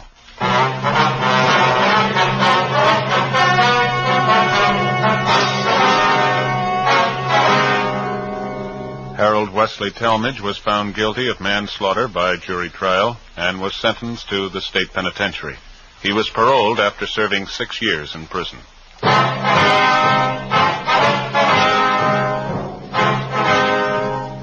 You have just heard Dragnet, a series of authentic cases from official files. Technical advice comes from the Office of Chief of Police W.H. Parker, Los Angeles Police Department. Fatima Cigarettes, best of all long cigarettes, has brought you Dragnet, portions transcribed from Los Angeles. Stay tuned for Counter Spy, more good mystery on NBC.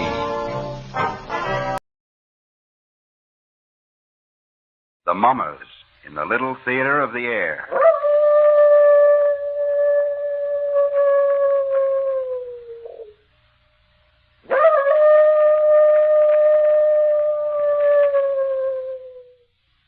Now, the Hermit.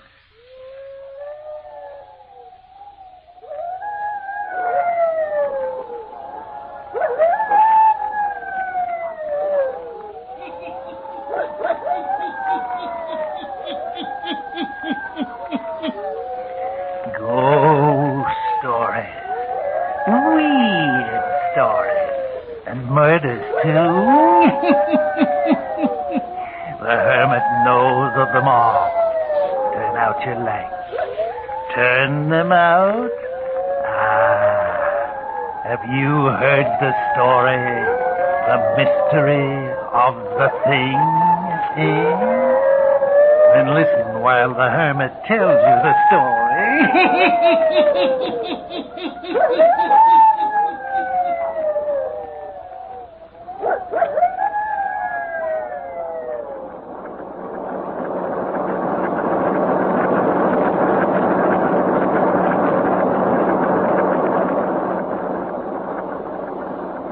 Startling new development and mysterious disappearance of Dawn Forestier, beautiful wife of Dr. John Forestier.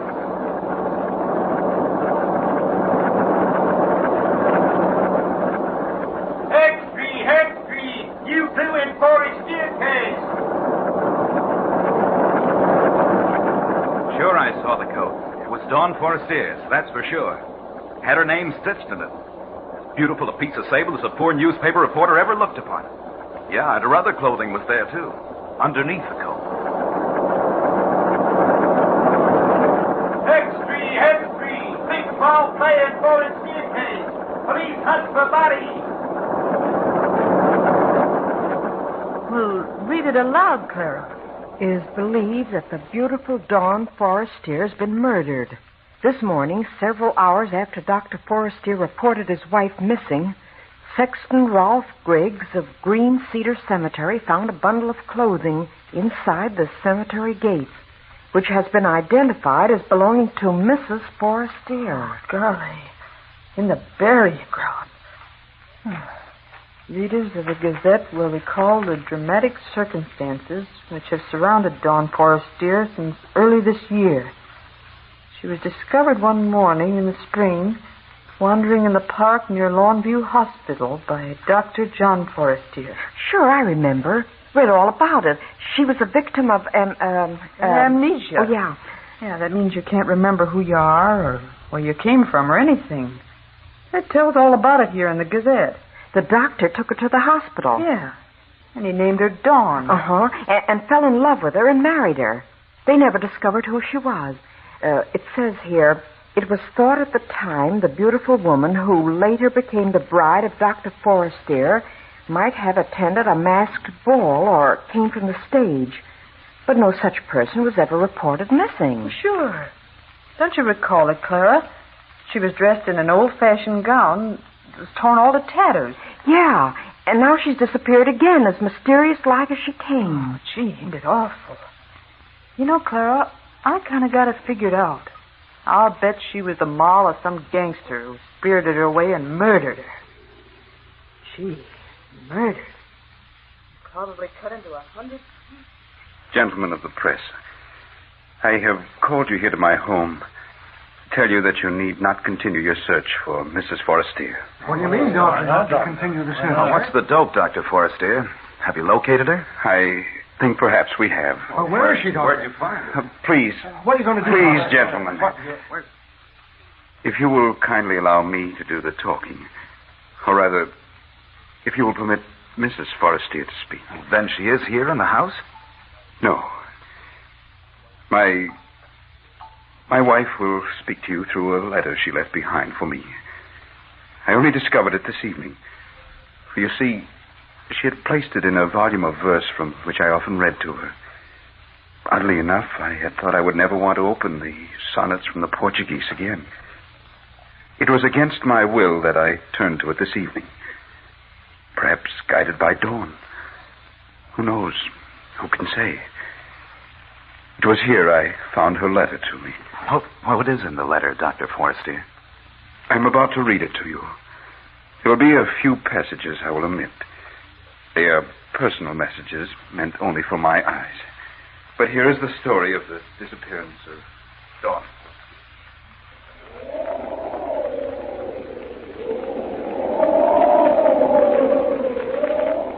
My darling John, this is going to be the most difficult and tragic hour of my life. For in this letter, I must say farewell to you, my devoted husband.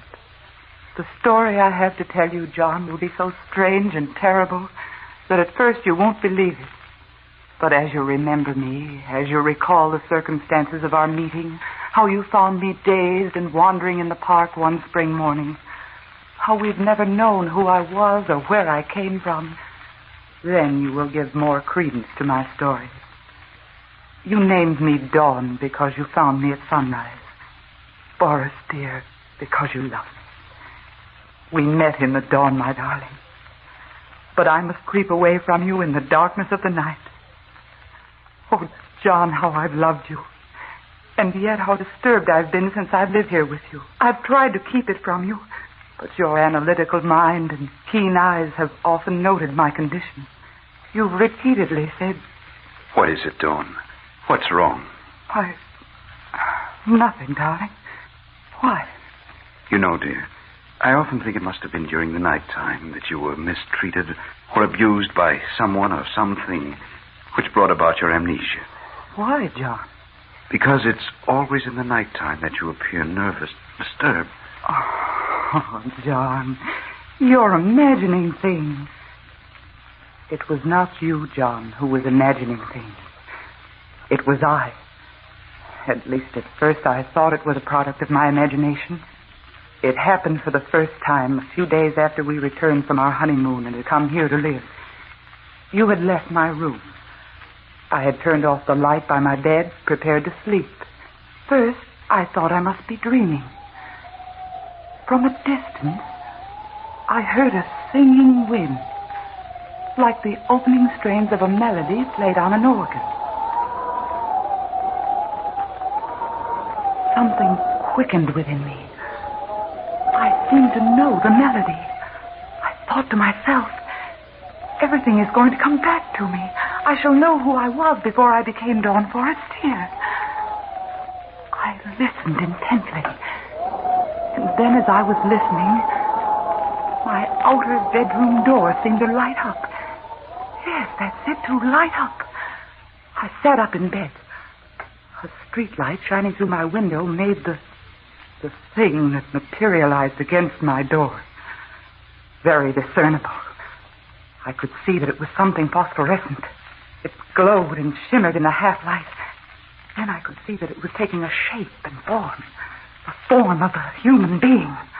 For many seconds I looked upon it, too frightened to speak. Finally I got out the words, "What are you?" There was no answer. When I spoke, it disappeared. In the morning, I was convinced I'd dreamed it all. But the next night, the same thing occurred again. Once more, I was aroused from a half-sleep by the music of the wind. The second time, the glowing figure seemed to be closer. I spoke again. Who are you? This time the figure didn't vanish so quickly after I'd spoken. It lingered a few seconds and then faded away like a picture on a screen. This materialization occurred for 7 consecutive nights. It was then, John, that I asked a favor of you. Remember? John? Yes, darling? Would you think it too bold of me if I asked if we might go away for the weekend? No, darling. I wish we could. I've noticed how nervous you've been the last few days. I'm sorry, dear. I don't know what it is. Don't let it distress you, Dawn. You're not entirely well, you know. Maybe some time before your nerves stop playing tricks on you. You're so helpful to me, John. I wish I might grant your request to go away for the weekend, but my work at present makes it impossible. Oh, it's all right, dear. It was only a suggestion. I'm really all right, so long as I have you. You had said it would be a long time before my nerves stopped playing me tricks. Oh, this was something to cling to. It was silly of me to get upset. No human figure really materialized in my room. It was my nerves playing me tricks.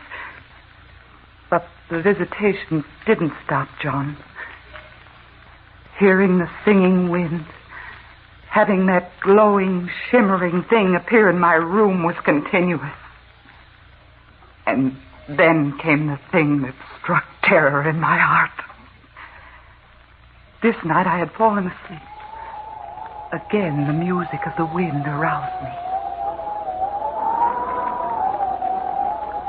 I opened my eyes, and then I gasped in fright. For this time, the glowing figure was standing beside my bed, so near me I could reach out and touch it.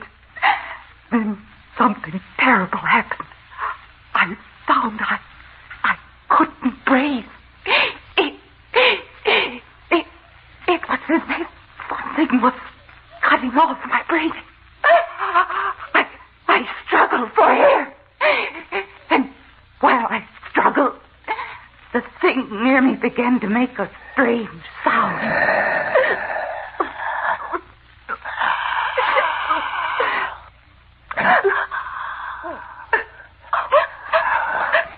Then I sensed what was happening. The thing was somehow taking the breath from me, getting it into its own body.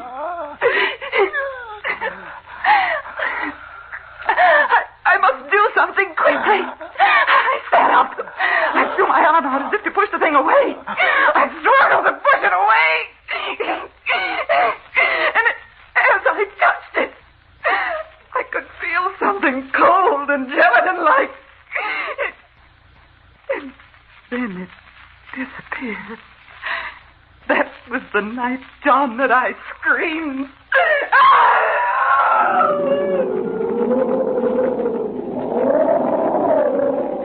Darling, what is it? What in the world is it? Dawn, look at me. Tell me, what was it? A nightmare? John!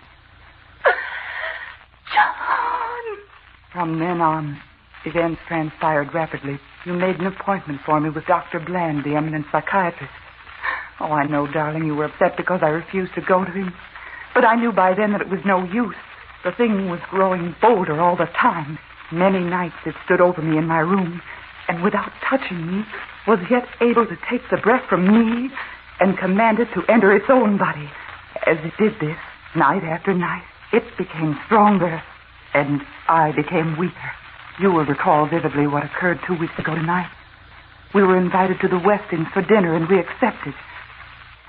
An hour before we were to leave, I sat at my dressing table, putting the last finishing touches to my makeup.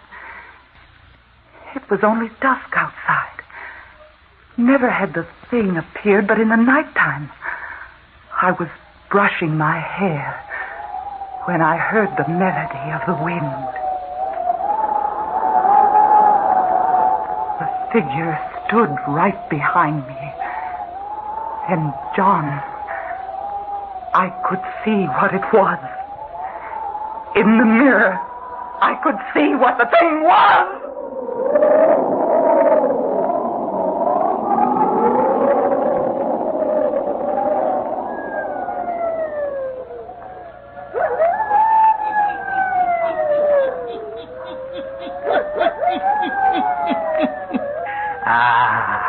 And what can be the thing that haunts and torments the beautiful Dean Forestier? The hermit who knows all the weird and terrible happenings on the earth.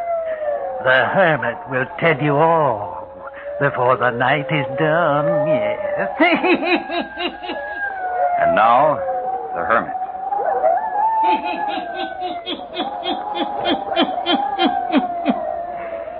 And now, Dr. Forestier continues to read to a group of newsmen the letter his wife, Dawn Forestier, left for him before her strange disappearance.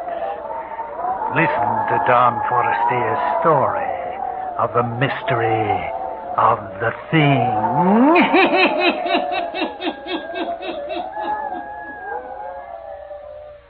This, John, is going to be the difficult part to make you believe.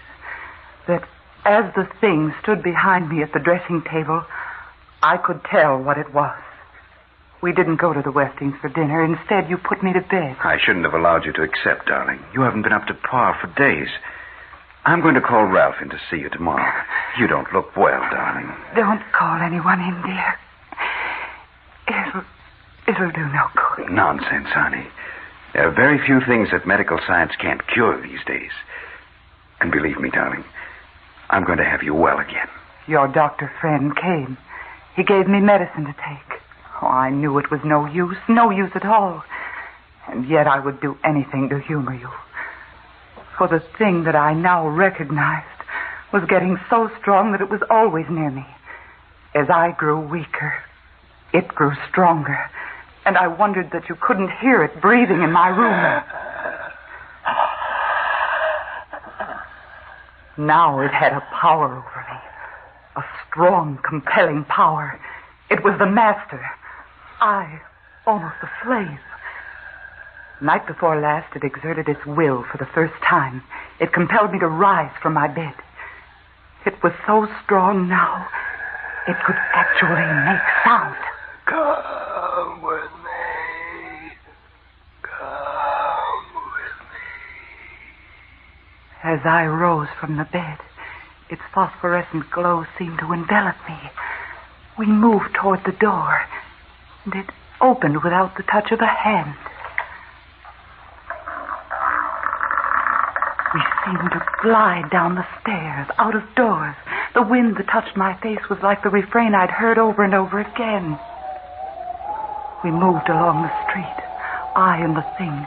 With great speed, we covered the streets and were soon on the outskirts of the city. I could see now the place which was our destination. Then I mastered all the willpower left to me, for I understood clearly all the dark things I'd not known before. Oh, but John, there was you. I couldn't go to this place where the thing was taking me. I couldn't enter there without somehow leaving word for you. I struggled. I fought with my adversary.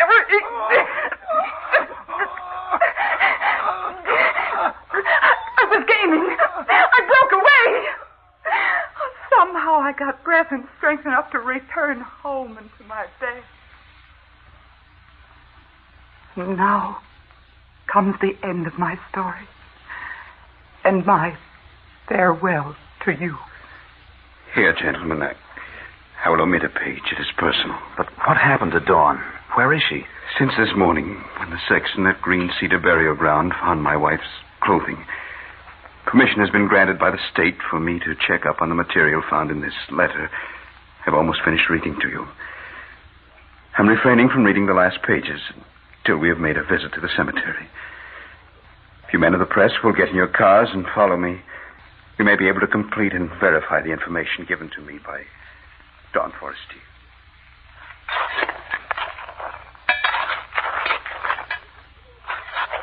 Hello, Dr. Forestier. The men have nearly completed digging. Thank you, Sexton. What goes on, Dr. Forestier? As you can see, these men are engaged in opening up a grave. What for, Doctor?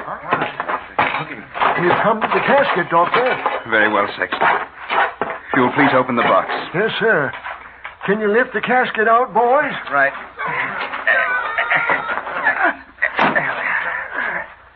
Now, gentlemen, After the box is opened, I will read the remainder of my wife's letter. Open it, please, Sexton.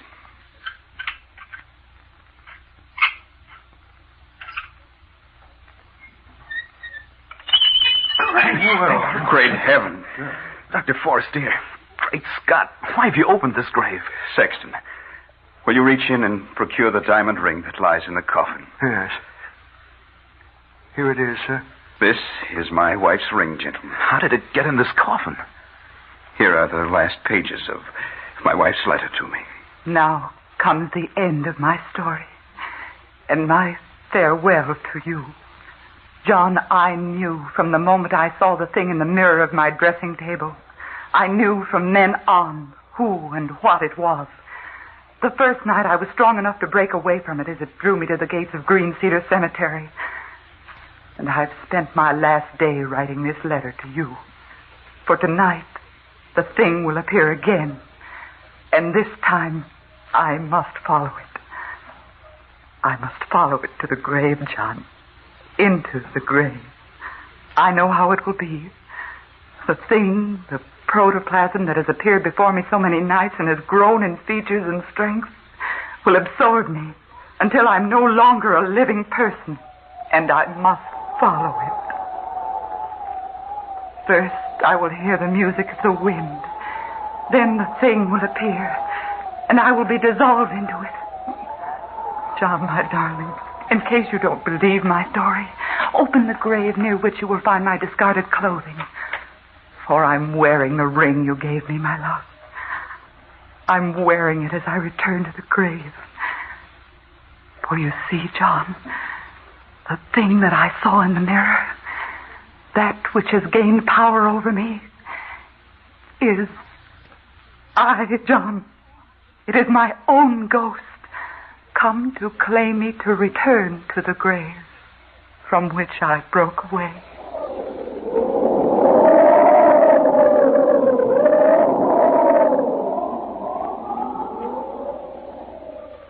Ain't it awful, Clara? Could anyone believe such a terrible thing could happen on this earth? It's almost too horrible to talk about. Yeah.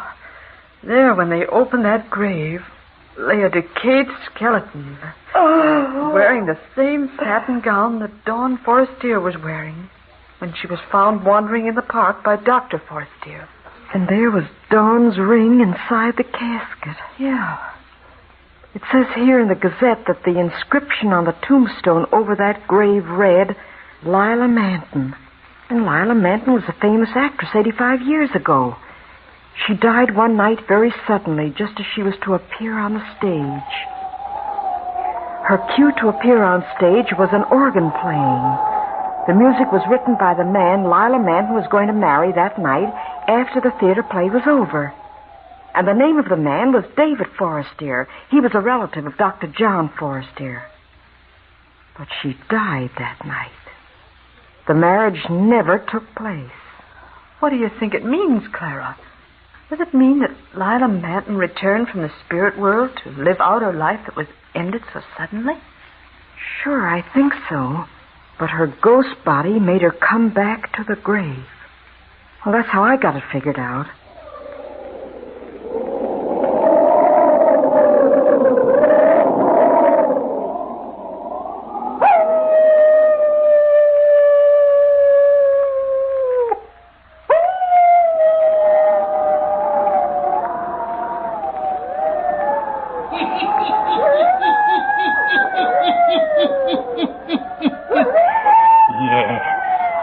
Dawn Forrestier was haunted by her own ghost body until it finally absorbed a new vision and shape and made her return to her grave. Yes, turn on your lights. Turn them on. I'll be back. Pleasant dreams. All characters, places, and occurrences mentioned in the Hermit's Cave are fictitious, and similarity to persons, places, or occurrences is purely accidental.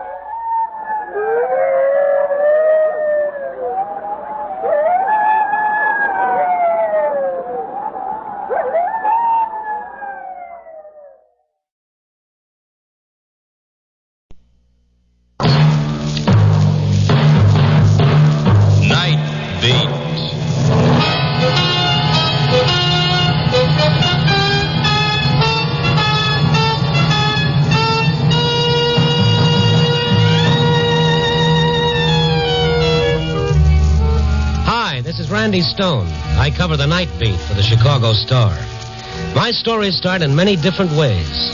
This one began with greed and fear and ended when two men started out for murder. Night Beat, starring Frank Lovejoy as Randy Stone.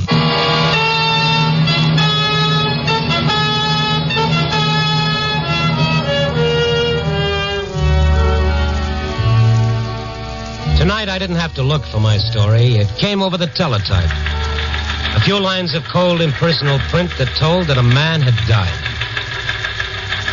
Charles Keller died today in the state penitentiary. Keller served 14 years of a 20-year sentence for armed robbery. The clacking stopped for a moment, as though the machine were taking a breath. Charles Keller. I thought of his wife, Molly, a quiet, patient woman who worked here in the building, scrubbing floors.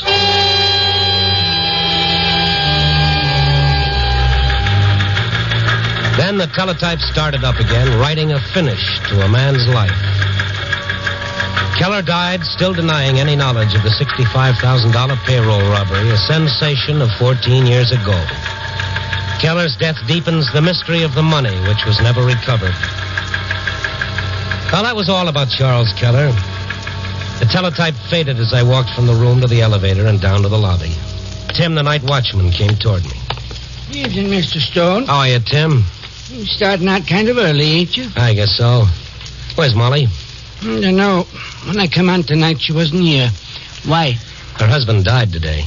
Yeah, I heard it. Who's gonna scrub the floors if she don't show up? Who'll scrub the floors? Well, there's the sanitary viewpoint. She didn't send word, sick, or anything like that? Not that I know of. She just ain't here, that's all. Okay, you know where she lives, don't you? Sure. The first night she's missed in 14 years. Funny, ain't it? Oh, sure, very funny. Give me her address. I'd known Molly for as long as I'd worked on the Star. At first, people had pointed her out. Molly Keller, Charles Keller's wife of a convict. But she scrubbed her floors and said nothing. Once a month, she'd go to visit her husband. And then the years passed, and Molly wasn't the wife of a convict anymore. She was just a scrub woman.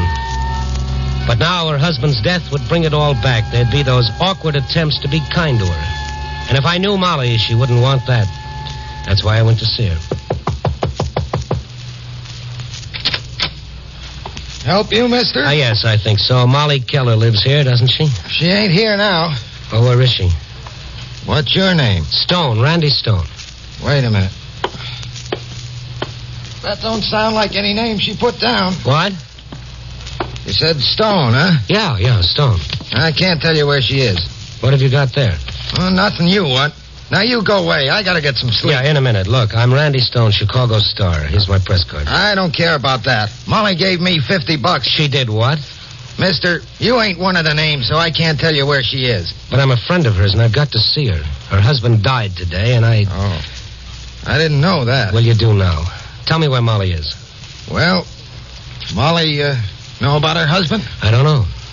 Oh, okay, but when you see her, don't tell her it was me that told you. All right. Where is she? Lake Drive Hotel. Huh? The Lake Drive? Are you sure? You asked me, I told you. Now, that's all. The Lake Drive Hotel, swank and plush. Visiting royalty had to show their crowns before they could get in. So I went there. I walked through the lobby, past the diamonds and the furs, and up to the desk where a clerk with a Harvard accent and a Vassar personality looked me over. Front boy. May I help you, sir? Yes, I think so. I'm looking for a woman named Molly Keller. Is she registered here, sir? I don't think so. Molly Keller is, she's a scrub lady. I beg your pardon? A scrub lady, one of the great army of working people. I suggest you try the servants' entrance. You forgot the sir. If you'll excuse me. Yes, this is important. I want to find Molly Keller. The servants' entrance? You're wasting the springtime of your youth repeating that. Now, all you have to do is go to the phone and check with the employees department, find out if there's a Molly Keller working there. Very well. One moment, please. Thank you. Hello. This is the desk. Is there a scrub woman working here named Molly Keller? Thank you. Well? There's no one here by that name. Maybe she used the name Mrs. Charles Keller. Sir? Mrs. Charles Keller. But we have a Mrs. Charles Keller registered here. Registered? Certainly. In the Royal Suite. The Royal Suite? When did she check in? Really, sir, I cannot give out information about our guest. Yes, all right. Will you call her, tell her I'd like to see her? One moment, I must check something first. I hate to see you patter back and forth on your delicate little feet. What's up now? Your name, sir? Stone, Randy Stone. Oh, I'm sorry, sir. That is not one of the names Mrs. Keller gave me. She gave you a list of names, too? No one but these 3 men were to be shown up under any circumstances. Well, ask her if she'll see me, Randy Stone. She knows me. Very well, sir. One moment. The clerk went to the desk phone. I told myself the woman in the Royal Suite couldn't be Molly Keller, and not at $100 a day plus tips. I half expected the clerk to come back and tell me Mrs. Charles Keller didn't know me. Mrs. Keller, there's a gentleman here to see you. No, not one of the 3. Well, he says his name is Randy Stone. Yes, Mrs. Keller, I'll send him up. Mrs. Keller will see you, Mr. Stone. The Royal Suite is 4A. The elevators are in the alcove to your right. Okay. The elevators are... Oh, thank you. I'll walk up. The air might clear my head.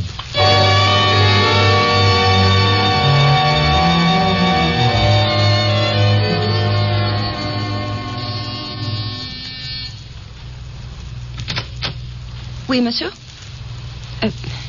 Oui, monsieur? Oh, I'm sorry. I'm Randy Stone. Mrs. Keller? Oui, Monsieur Stone. You will please come in. Thank you. I will tell Madame Keller you are here. All right, Colette. I heard him. Oui, Madame. In there, monsieur. The sitting room. Thank you again. Hello, Brandy. Hello, Molly. Will Madame wish me any more? No, I'll call the service desk when I need you. Merci, Madame. How'd you find me, Randy? Did I? But you're here. Yeah, I know. I'm here, but are you? What do you mean? What do you think I mean, Molly? Or should I say, Madam Keller? What do you want? I don't know. What are you doing here? I live here. Since when? I registered tonight. That clears up the whole thing. You just walked in here and registered at $100 a day plus a French maid. What is all this? Please go, will you? Yeah, in a minute. This came over the teletype about an hour ago. Charles? Yeah. They notified me. You're not going up there? Charles is dead. Why should I go up? Look, there's something wrong. This doesn't make sense. I've known you for a long time. I've watched you. A woman for whom I had a lot of respect because she had a lot for herself. A woman who broke her back and her hands for 14 years while her husband rotted in prison. While you stuck by him? Because I was a fool. Well, then why didn't you divorce him? Oh, I couldn't. You couldn't? Why not? Please go now. Don't ask any more questions. Why not, Molly? Why are you afraid to have me ask questions? What do you want, a story? No. Get out. Molly. What? Where are you getting the money for all this? It's got nothing to do with you, Randy. But it has everything to do with you and your husband. He's dead. Molly, that money from the robbery, the $65,000. Leave me alone. You know where it is, don't you? You've known for 14 years. You don't know anything about it. You've got it. Get out. Okay, Madam Keller, I'm sorry I called on you. I was looking for Molly Keller. It's the wrong number. Goodbye. You're going to the police? No, I won't have to. Another thing, Molly. I read about the case. There were other men in that robbery. You think they'll stand still and let you get away with this? There were 3 other men, Molly, and they... They what? Those names that you left with the landlord and the clerk. What about them? Who are they? All right, Randy. You want a story? I'll give you one. Here. The names and addresses of 3 men. So? You want a story? And I'll give you one. The biggest you've ever had. A murder story. Murder? Yes. You go to these men and tell them about me. Where I am. How I'm living. If they're who I think they... No, I won't. It'll be your murder, Molly. No, Randy. Not mine. Then whose? I promise you'll find out before tomorrow.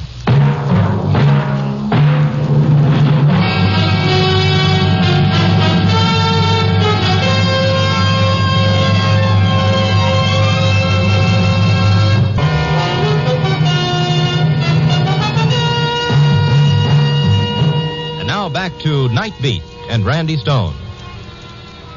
That was all I got from Molly, a piece of paper with the names and addresses of 3 men written on it. I left her, I headed for the street, and I walked around thinking. A couple of times I started to toss away that paper, but it stuck to my fingers. A couple of times I headed for the precinct police station and stopped. What did I have? 0. What could I get? A story, she said. Okay, Molly, let's see. The first address took me to a Harry Campbell, a gimlet-eyed pool hall tout. I interrupted his game. Newspaper, huh? Well, what gives? Let's get away from the table. Say it here, Mr. Stone, ain't it? Uh-huh. Okay, go ahead. 9-ball, corner pocket. This is about $65,000 and Charles Keller. You missed the shot, Harry. It was an easy one. Yeah. Take my cue, Eddie. I got something to do. Yeah, sure. Steady. Okay, you. Come on. Now, what was that you said? $65,000. Keep going. 14 years ago, there was a payroll robbery. The money from it was never recovered. Somebody has it, Harry. Why tell me? I thought you'd like to know. Why? Charles Keller said he didn't get the money. Oh, now, look, you come in here, give me a fast chorus about 65 G's I don't know nothing about. But you're interested. Anybody's interested in that much dough. That's what I mean. What's your angle, Stone? How come you found me? How come you knew where to find me? Molly Keller told me. You don't know her, huh? No. Well, I thought maybe you did. Anyway, I interviewed her at her suite at the Lake Drive, and Where? The Lake Drive Hotel. She's registered in the Royal Suite, French maid and all. Yesterday, she was scrubbing floors. You better go, Mr. Stone. Okay. I'll see you around, Harry. Yeah. I'll be waiting up for you.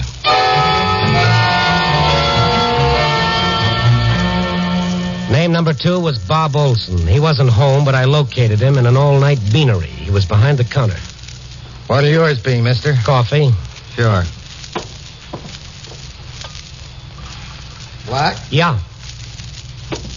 Coffee black. Sugar? No, thank you, Bob. I know you. No, not yet. How come you know my name? Bob Olson, that right? Yeah. How'd you know? Oh, psychic, or maybe Molly Keller told me. Huh? I've just come from Harry Campbell. I don't know him. Never heard of her. Mm-hmm. You just don't know the right people, Bob, or you'd know all about $65,000.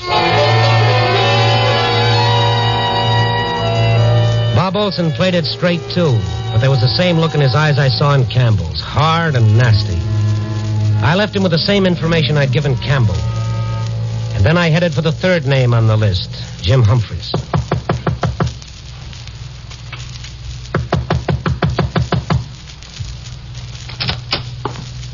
Yeah, what do you want, Buster? I'm looking for Jim Humphreys. What for? Is he here? That depends. Are you a copper? No, I'm a reporter. Randy Stone, Chicago Star. What do you want? You're, Mrs. Humphreys? So I had bad luck. What do you want? Who is that, Kitty? A guy with a tie on. Nobody you'd know. Oh, yeah? Who are you? What's the pitch? The name is Randy Stone, Chicago Star. What's the newspaper guy got to talk to me about? 14 years and $65,000. Jim, what's he talking about? I don't know yet. Come on in. Kitty, What? get in the other room, close the door, and stay there. Listen, I want to know what's Shut going up. on. I'll go ahead. Get in the other room.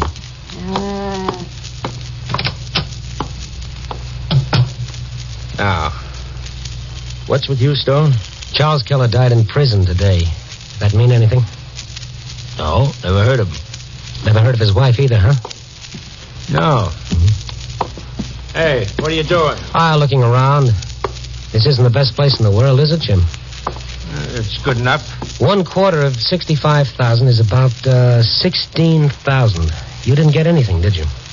I don't know what you're talking about. Oh, everybody is innocent. Olson, Campbell. You know them, Jim? No. Well, I guess Molly Keller sent me on a wild goose chase. Molly Keller? Yeah, she's living at the Lake Drive. For 14 years, she scrubbed floors while her husband was in prison, but now she's... Jim! Get back in there. I ain't. You heard what this guy says. The Lake Drive Hotel. She's living there. You flathead, shut your trap. I won't. Do you hear me? I'm telling you, get back in that room and stay in there. I've been living in this crumb joint. Look at me. Mister, you look at me. I am kidding. So I'm ugly. No, not at all. No, I ain't. But I gotta live in this trap. Me, I could have had lots of things, but I ain't. I've been taking this guff because he tells me that someday... Keep it shut, I tell you. Keep it shut. I've been keeping quiet for long enough. For 5 years I've been keeping quiet because you told me that someday I told you.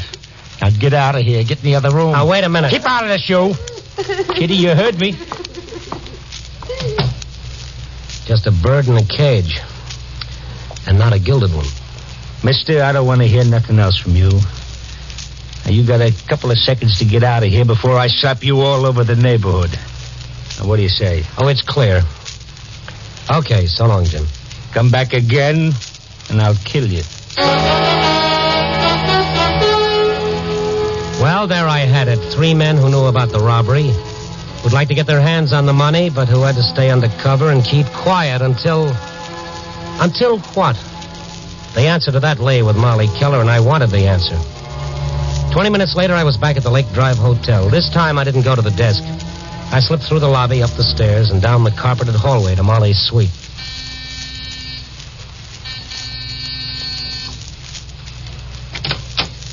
Randy. Hello, Molly. Want company? Yeah.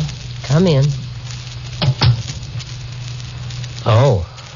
You've already got company. Take it easy, Stone. Yeah, guns forced me into a sort of composure, Olson. Molly. Thanks, Randy. Thanks for sending him here. Sit down again, Molly. Of course, Harry. Now, once more. Where's the dough? You expect me to tell you, Bob? You will or else? Molly, if you got any sense at all, you'll tell them they can't get away. I know. You're crazy. Why did you let them in? I wanted to.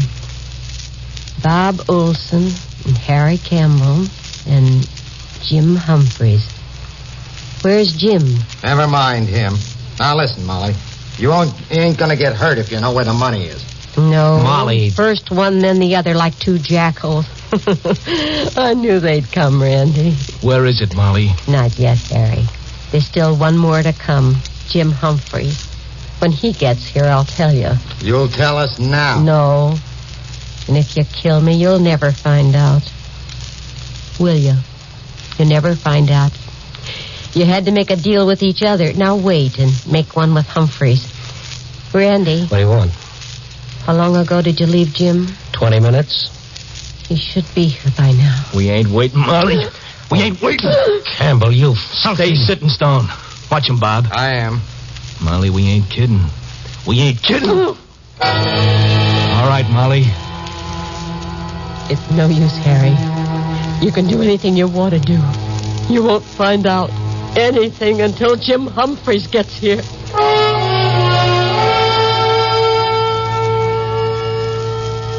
And there we sat, Campbell, Olson, Molly, and I, and the minutes ticked by.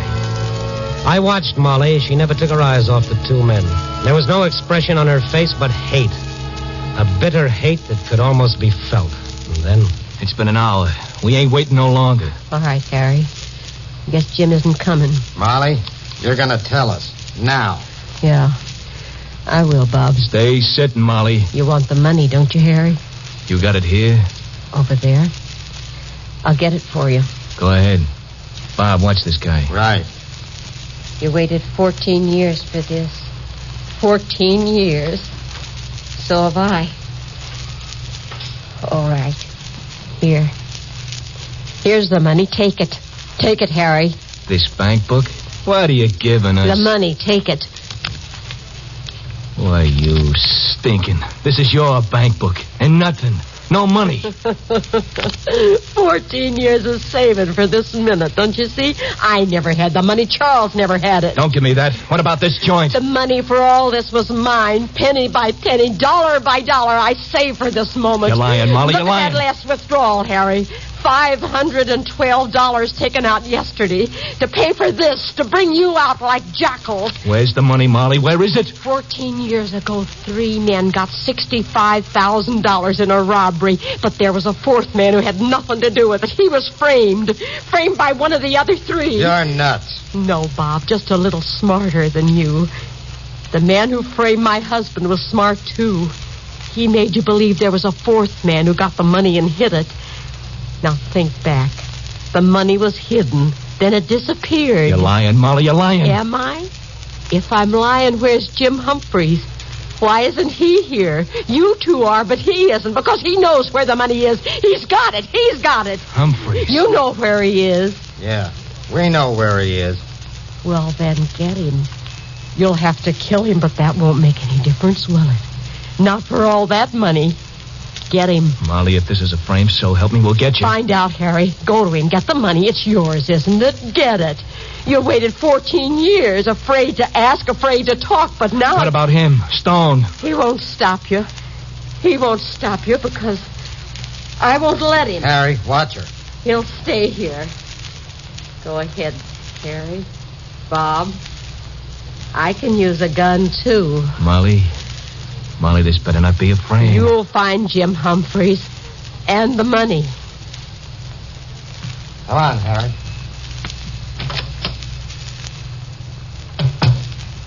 I guess you would shoot me, wouldn't you, Molly? If I have to. And this is my story? Yeah. Please don't get up, Randy.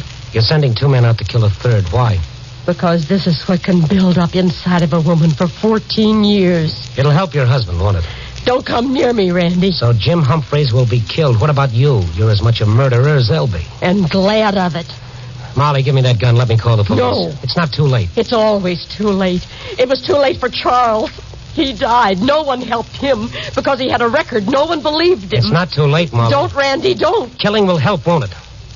One man's death will bring back those 14 years, won't it? It'll make everything all right. Oh, sure, an eye for an eye. That's why the whole world is going blind. Kill or be killed. Live in a jungle. Shut up. Join the pack, Molly. Run with the jackals. You're crying, Molly. Why? Why? Let me alone, Randy. Molly, I'm going to the phone, and I'm going to call the police. No, don't. You can shoot if you want to. Oh, please. Please don't, Randy. Take your choice, Molly. Be like those two who just left, or be yourself. I know what I want. What I've waited for. Yes, 14 years you've waited. It's a long time, Molly, a long time to build up an act of violence. One that can't bring back a single day or change a minute that's gone past. You got what you want. Those 3 men live in fear and hatred, mistrust and suspicion. Now tonight you gave them in 1 hour the bitterest pill they could swallow, the realization that they've wasted 14 years. You didn't, you knew. That 1 hour is all you need. Go ahead and shoot if you want to, Molly. Hello, get me the police, quickly. All right, Randy. All right. Welcome back, Molly.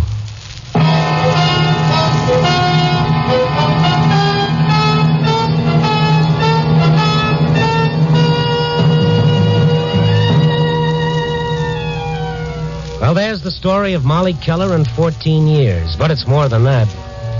It's a story of people. Mix them up all you want, put them in any situation. And what they do depends on what they are inside. You can't change that. Maybe it's all to the good. Gives a guy a starting point when he begins to wonder how things will turn out. For all of us. Copy, boy.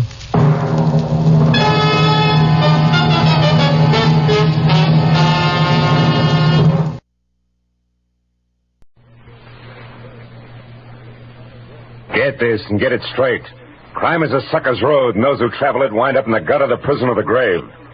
This time a fireball, two-handy with a target pistol, led me down a rocky road past the sleazy money grubber to a curly-headed corpse. And it might have gotten worse if I hadn't slowed down at the hairpin turn. It happened like this. From the pen of Raymond Chandler, outstanding author of crime fiction, comes his most famous character in The Adventures of Philip Marlowe.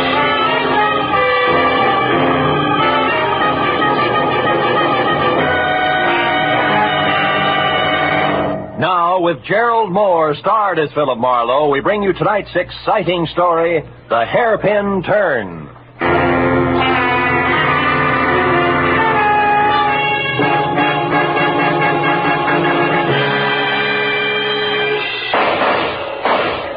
Hey, stop it. Put down that gun and listen to me. Stay back, Uncle Enoch. How do you like that? And if you could think just half as straight as you could shoot, I'd have nothing to worry about, but you can't. And it's high time you realized that... Oh, there's the house buzzer. Somebody's up at the house, Uncle Enoch. And this is Miles' night. Oh. Well, all right, I'll answer it. I'm expecting a man from the office. But as soon as I finish with him, you and I are going to have a talk, young lady. Do you understand? I said... Oh, what's the use?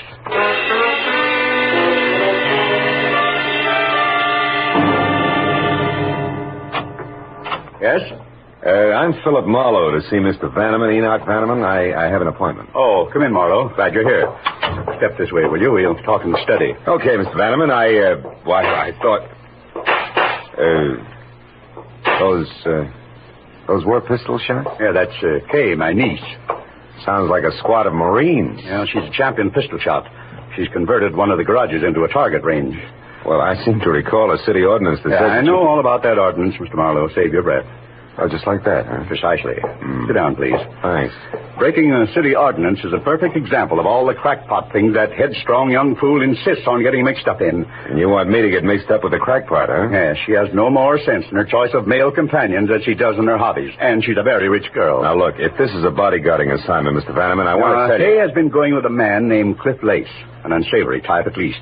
Professional horse player, I think, and it was quite an affair. Was quite an affair? That's right. She threw Lace over for a new love recently. Fellow I've never met. She's serious, but refuses to tell me anything about him. So Cliff Lace doesn't like the idea because, from his standpoint, a very good thing has slipped through his fingers. Oh. He's going to do something about it, huh? And I don't know. But since about the time they broke up, a man's been snooping around the grounds here, Marlowe. Really? He's about 40, short, greasy looking. He has a flabby kind of face with fat lips and with a large black mole on the right side of his nose. Hey, I may know that character, Mr. Vanneman. I'll have to check to be sure. Marlowe, I want to know who he is and why he's been hanging around here. Also, I want to find out all there is to know about Kay's new man. Tell me, how old is Kay, Mr. Vanneman? She's 26. That's her picture there. Oh, well, blonde fireball. Look, Mr. Vanneman, if she's 26, maybe her love life is none of your business. It is my business. I'm her guardian, and I'm very fond of her. But she's reckless, stubborn, and erratic. Yeah, well, money's great, but it'll never replace the old-fashioned... Also, a big responsibility, you know. No, not firsthand, I don't. It leaves one open to every crooked scheme in the book. Here, look, Marlowe. I've written my personal phone number on this card. You can reach me there privately at any time. All right, Mr. Vanneman, I'll see what I can find out.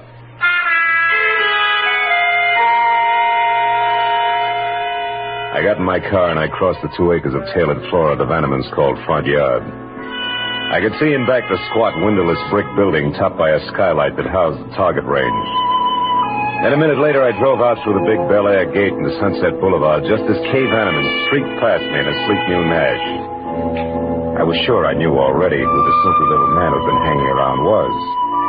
The description of flabby face, fat lips, and mole fit tight on a guy named Mutt Pomeroy, who somehow been issued a private detective's license and somehow managed to keep it. He was just about as ethical as a stab in the back. I remembered he had an office in a fire trap on Bronson, so I made that my first stop. Climbed a flight of dark, smelly stairs to a tired door marked Pomeroy, Private Investigations. Well, there was no answer, so I tried the door. Somebody beside Mutt had been there ahead of me. Turned the place inside out. It was a shambles. I spent 5 minutes going over its files, scattered like leaves in November, and was still at it when the door behind me swung shut. Lose something, chum? Hello, Mutt. What's the big idea tearing up my joint, Marlowe? Hey, you know better than that. I wouldn't touch the stuff you keep on file without rubber gloves. Real funny. If you didn't do this, then who did? I came in and found it just like this. One of your clients must have gotten a little careless. You're full of them tonight, aren't you? Yeah. What do you want here, Marlowe? I need a little help, Mutt. No kidding. Okay, chum, sit down. Glad to help out a brother sleuth any time at all. Now, what's your problem? Why are you so interested in the Vanneman place? Oh, the Vanneman place? Yeah. Quite a chunk of real estate they got there. I know. What's the fascination? A little simple investigation for a simple little lady. For purposes of conversation, what'll we call her?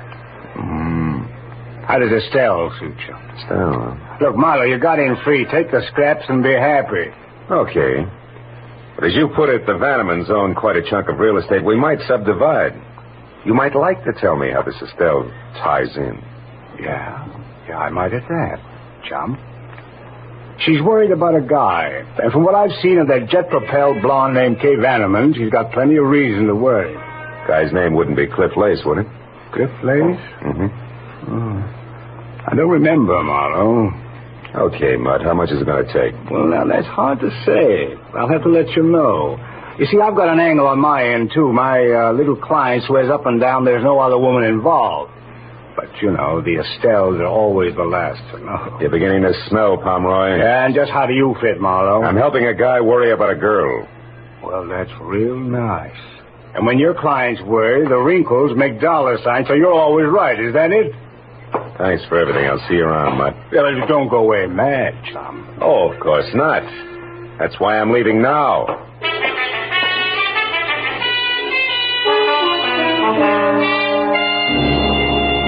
It took a friend at the phone company all of 10 minutes to locate Cliff Lace's address for me, which turned out to be a snug bachelor's nest bungalow style at the foot of the Hollywood Hills, numbered 4300 Cherimoya. I parked, started for the front door, and on the way, past an open window where the silhouette of a man at a telephone was cut into neat slices by a Venetian blind. Oh, but you better want But his voice came through in one piece, and you couldn't miss it. To see Estelle, I know almost all about you. Oh, yeah. I got your name earlier tonight from a mutual friend, Mr. Mutt Pomeroy. Yeah, I think it's about time we got together for a little business conference, huh? Right there at the plaza in, say, 2 hours. You'll still be registered as Ruth Bridges. Good. Goodbye, Estelle. When he hung up, he moved over to a bottle of Johnny Walker Scotch.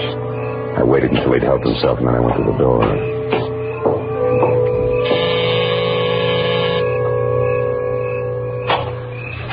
Yeah. My name's Marlowe, Mr. Lace. I'd like to talk to you. What about? Whatever it was you were looking for when you ransacked Mutt Pomeroy's office tonight. Do I come in? Yeah, of course. All right. But I'm afraid I don't know what you're talking about. Oh, come on. We both know that's a lie. Let's forget it and go on from there, huh? Just a minute. You a cop? No. But I'll call him at the drop of a hat. Make it easy on yourself. What's Mutt Pomeroy to you? Bag of worms. But I want to know who he's working for.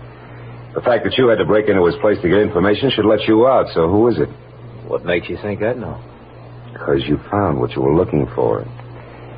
What's Estelle's last name, Cliff? You do get around, don't you, Blackie? Yeah, I do. Only sometimes not fast enough. Look, Buster, why don't you answer the door? Somebody's got his finger caught in the buzzer. Yeah, that's right. Kay, I told you I didn't... I stopped by to deliver something, Cliff. An ultimatum. I'm telling you for the last time... Hold it. We're not alone. I don't care what I have to say to you. I'll shout from the rooftops. We're through, washed up. Now get out of my life and stay out. Kay, please. Good evening, Miss Vanneman. I don't know you, son, but keep out of this.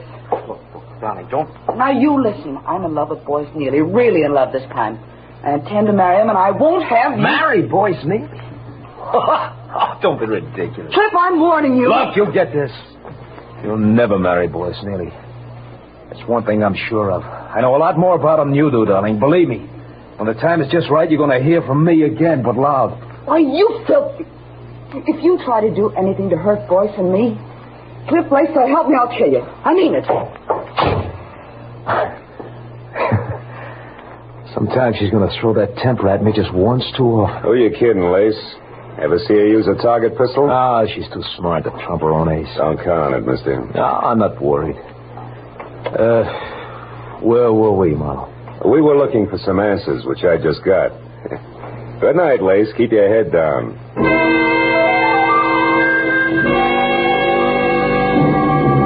The way things were breaking, I was sure if I didn't get to the woman named Estelle before Lace did, I wasn't going to get anywhere.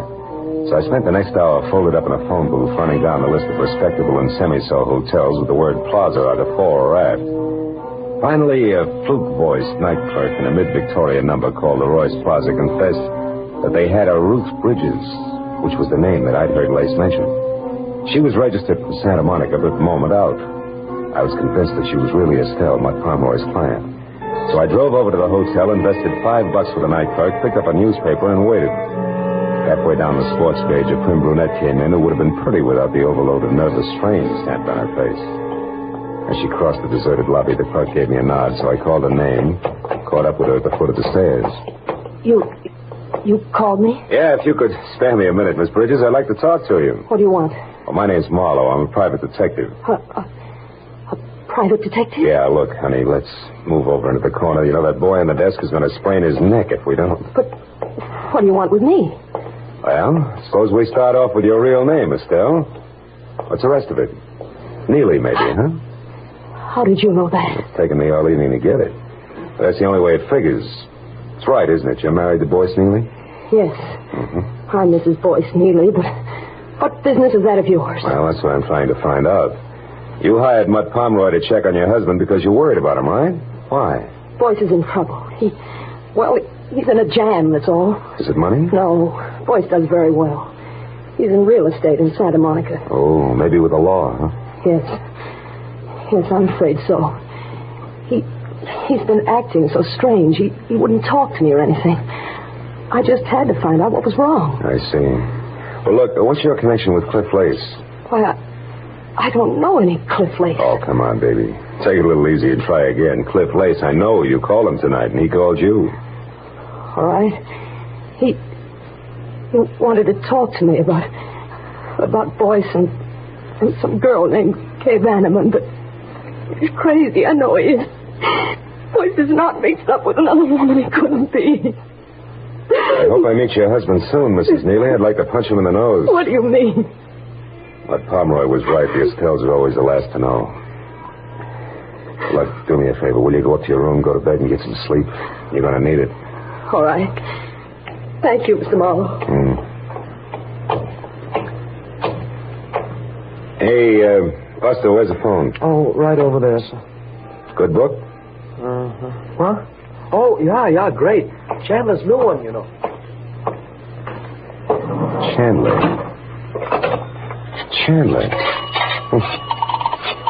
Where have I heard that name before?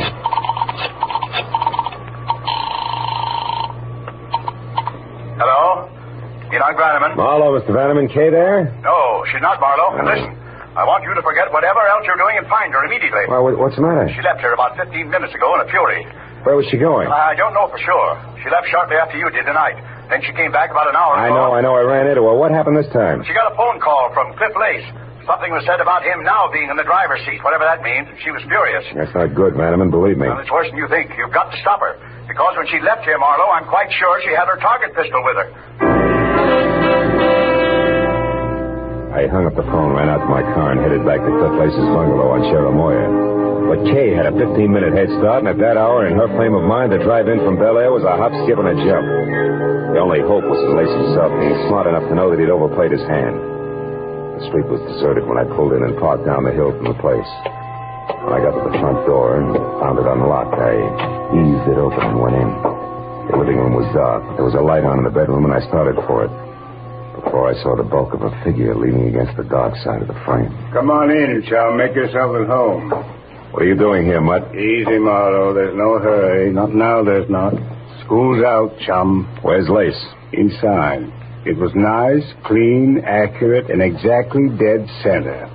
He never knew what hit him.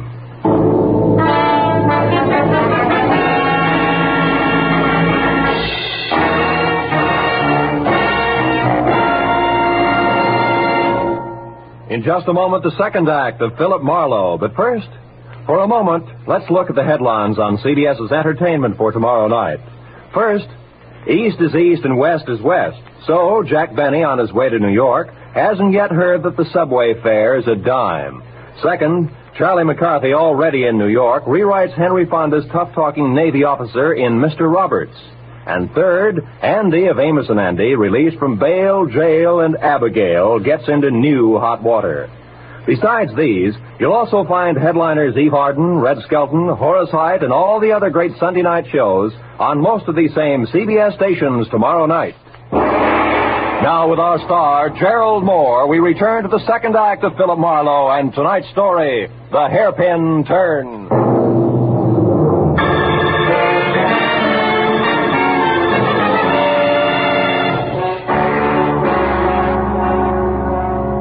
A small neat hole front and center at his forehead said that Cliff Lace had been shot to death. And everything from jealous motive to target pistol method pointed directly to Kay Vanneman.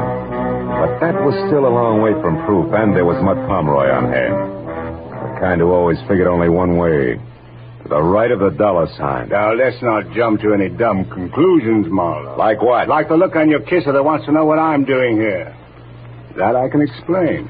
I got Cliff Lace's name from you, and a sawbuck to the right guy gave me a rundown on him, a sort of a character analysis, you might say. So I figured he was the guy who frisked my office to find out who I was working for. He must have tagged me out of the Vanneman place, followed me down to my joint, then turned everything inside out until he ran across something that added for him. Something like the name Estelle Neely, maybe?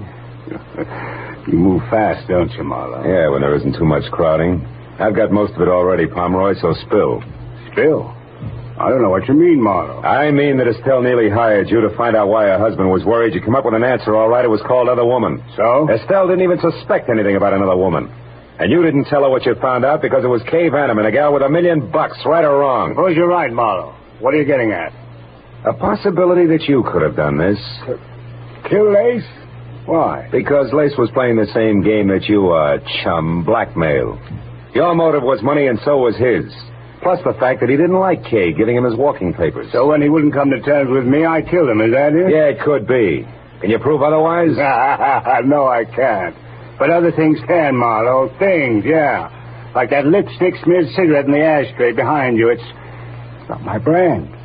And I don't drop hairpins on the carpet when I kill. Do I go on? Or were you just trying it for size because you hate to think that a gorgeous item like young money bags could be it? Right or wrong, Marlowe? You know, leveling with you, Pomeroy, takes the kind of talent that can cash a $7 bill at a bank. Who are you calling, Marlowe? The cops. It's the custom.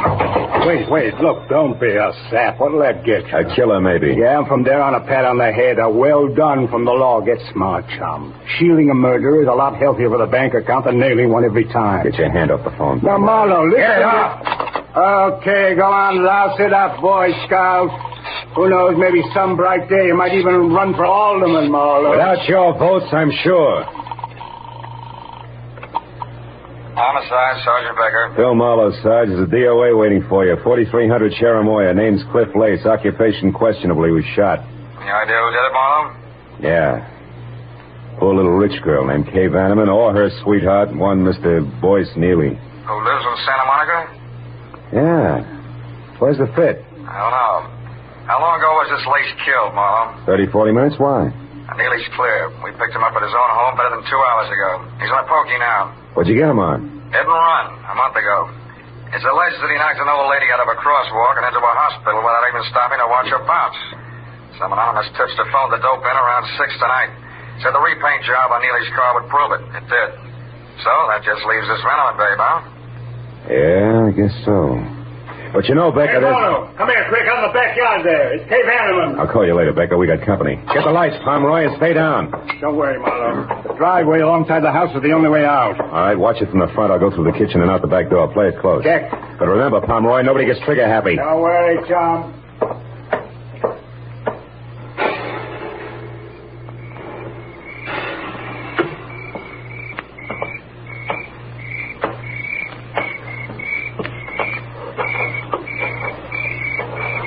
Kay. Come on, baby, you're cornered back there. Talk up. Who's that? Philip Marlowe, the guy you saw here with Cliff Lace earlier tonight. I'm also a private detective who's working for your uncle and trying to keep you out of trouble. Now, let's have the target pistol, baby. Come on, throw it in. I can't. I don't have one. Uncle Enoch says different. He told me you left the house with I it. told you I don't have one. All right, come on out. But slowly, hands high, no jokes. I always lose my sense of humor right after murder. After... Yeah. Lace was shot to death. Never mind the carefully arched eyebrows. You're in too deep, honey. You don't think I had anything to do with Cliff Lace getting killed, do you? Oh, no. It's all one great big coincidence, huh? Why don't you leave, Miss Vanneman? I said, why don't you leave? Well, how about it, Mr. Marlowe? Go ahead. I won't try to stop you. If you're guilty, you won't get very far. Well, all right. All right, Pomeroy, what's on your mind? A partnership, chum. Based on what, chum? Based on the fact that I saw you kill Cliff Lace. Fact? You what? Yeah.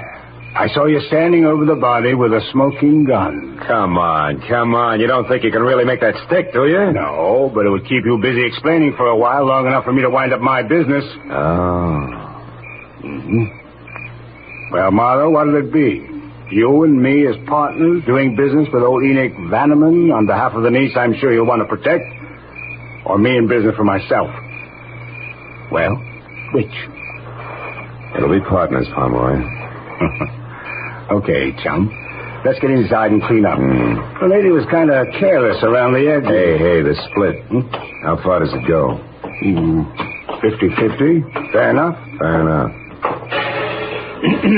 After you, Phil. Now get that cigarette butt and the hairpin on the copper there. Then tell Sergeant Becker that you were jumping the gun about the Vanneman girl because you just found out that she was at home all night. I'll check the rest of it. Okay, Mutt. First the cigarette butt, then the hairpin. Hey. What is it, Marlowe? What's with the hairpin? Why'd you say... Marlowe, quick, get the light. Someone's out front. Don't shoot it. Maybe the law. In skirts? Look, get in that car over there. It's a babe, and 5 will get you 10 that she answers the name of Kay. Oh, that jerk's going to be a Lulu to protect. Yeah. Well, we better go in. Hey, the hairpin you dropped into your pocket, Marlowe. What's so special about it?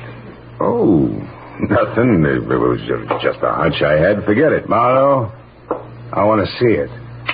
Okay. Here. Get a good look. Partner.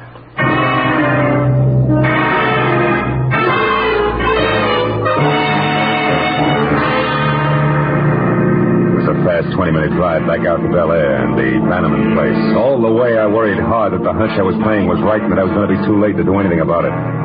When I was there, parked halfway up the pebble driveway out of my car and running toward the fluorescent light and the sound of a woman's voice that filtered through the heavy iron mesh over an air vent in the windowless target range, I slowed to a walk, switched to 45 from pocket to right hand, and then I moved up to where I could both see and hear.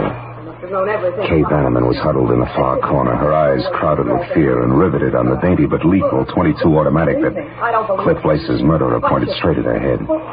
Estelle Neely had her back to me, but with the grill that was designed to stop bullets between us, there was nothing I could do. You've got to listen to me. Please listen before you do anything crazy. I swear, I never knew that Boyce was married. I'd never have gone with him if I'd known. You're a liar. No, it's the truth, I tell you.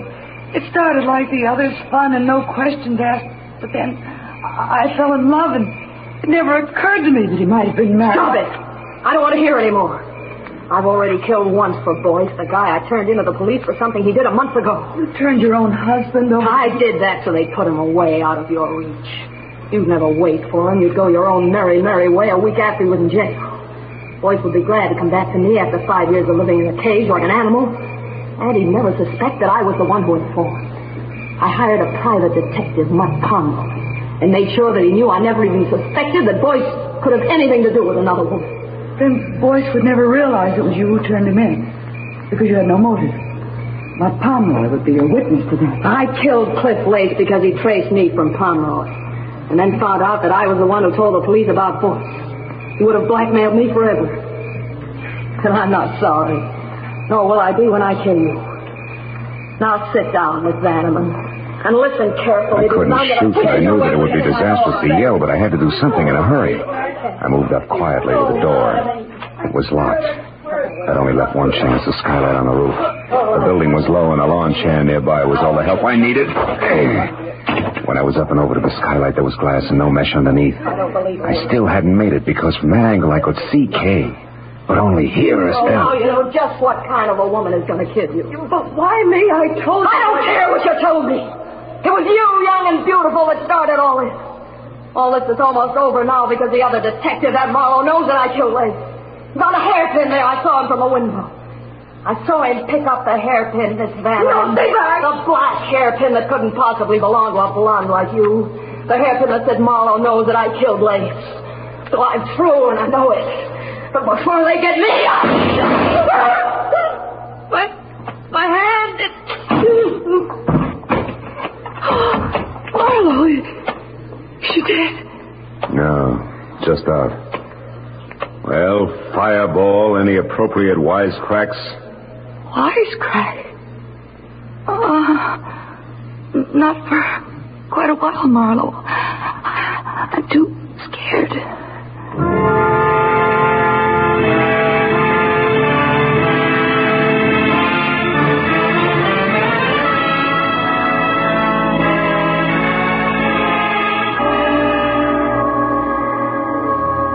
Well, it was the usual hour and a half of questions and answers with client, followed by the same questions and answers with police before I finally closed the door on Enoch Bannerman's marble halls and started down past the manicured shrubbery to where I'd left my car.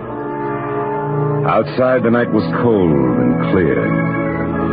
As I walked, I looked up at the vastness overhead and wondered why I had the kind of job that made me no more than a houseboy with gun for a rich guy with a badly spoiled niece.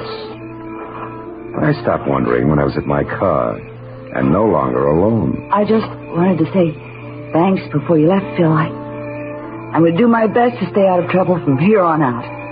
You know why? No, why?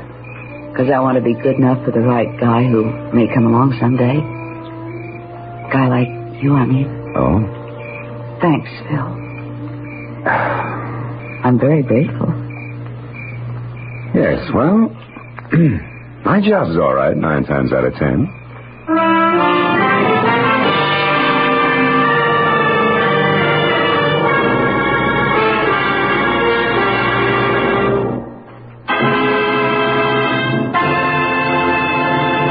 Marlowe, bringing you Raymond Chandler's most famous characters, star Gerald Moore, are produced and directed by Norman MacDonald, and are written for radio by Robert Mitchell and Gene Levitt.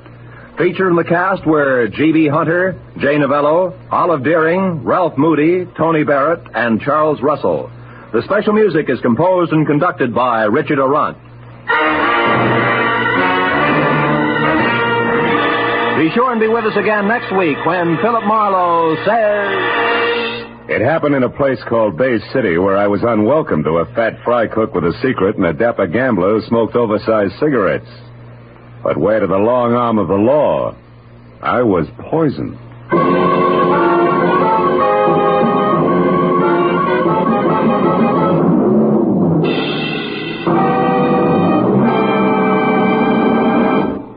Philip Marlowe has a new night, ladies and gentlemen, Tuesdays. Yes, starting February 7th, the adventures of Philip Marlowe will be heard every Tuesday night at 9:30 Eastern Standard Time. Be sure and listen. Remember, Tuesday night, Marlowe night. And 1 week from tonight, at this time, you'll find one of your favorite radio families, the Goldbergs. Yes, Molly, Jake, Sammy, Rosie, and all their friends are moving from Friday nights on CBS to Saturdays, starting next Saturday. This is Roy Rowan speaking. Stay tuned now for Gangbusters, which follows on most of these same CBS stations. This is CBS, where the Goldbergs and Arthur Godfrey's Digest will now be heard every Saturday night, the Columbia Broadcasting System.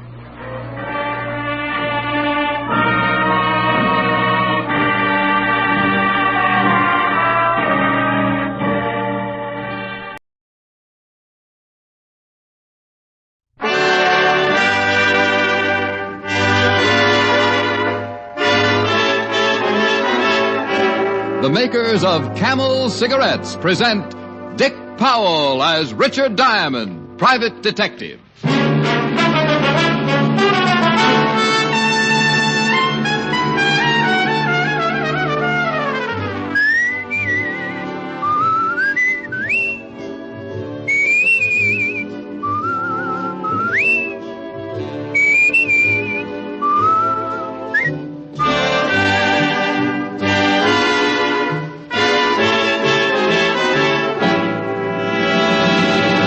How mild can a cigarette be? Martha Tilton knows. Ezio Pinza knows. Vaughn Monroe knows. Yes, so many stars whose voices are their fortunes know it's Camels for mildness.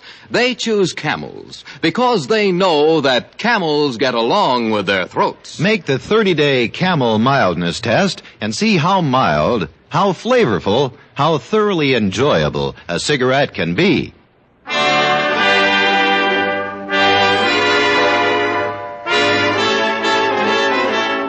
Here transcribed is Richard Diamond, Private Detective, starring Dick Powell.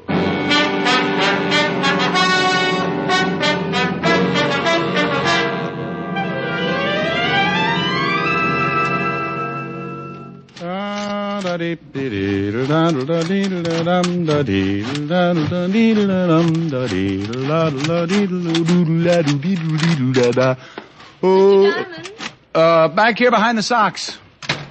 Care for the clothesline. I thought you were a detective. Oh, it's been a rumor for some time. Do you always do laundry in the office? Only on Fridays, honey. Have a seat, Miss... CASPARY. Well, I'll be right with you, Miss Caspary, as soon as I ring out these, as soon as I ring them out. Go right ahead. There. Mm-hmm. All right, Miss Caspary, what can I do for you? It's Mrs. Well, now, what's it all about? My husband's going to kill me. Just frisky, or has he got a reason? I found out he's been stealing from his partner, and when I faced him with it, he threatened me. Has he done anything more than threaten? Last night he went out and said he'd be gone for most of the evening. I went to bed, and about an hour later, I thought I heard somebody start upstairs. I got frightened and put pillows in my bed to make it look like I was sleeping. Was it your husband? I hid in my dressing room and watched, and then the door opened. It was too dark to tell, but I'm sure it was Phil. He came in and had a knife, and he jabbed the pillow several times before he realized it wasn't a real body. Couldn't he see? What do you mean? Well, there's some things a guy remembers. Even if you slept in a diving suit, you'd have a hard time hiding them. I like lots of covers. Yeah. Now, you said Phil. Is your husband Phil Caspary, the gambler? Yes, he and Max Bruno are in business together. Yeah, I know. The Rooftop Club. An iron claw with a cover charge. This morning, Phil said he was going away on a business trip, but I don't believe him. I'm afraid he's going to try killing me again. I want you to come around about 8 and protect me. Here's $100. That should cover it. Well, thanks. We might be up late. Maybe I should bring a good book. You'll strain your eyes. I like dark rooms.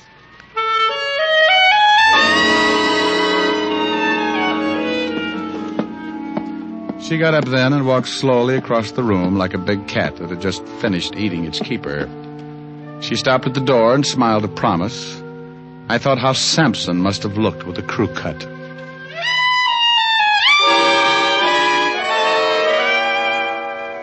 Around 1, I stopped in at the corner of 51st and Broadway for a bite of lunch. I killed part of the afternoon at the newspaper morgue, looking up the past files of one Phil Caspary. No convictions, but a bundle of arrests.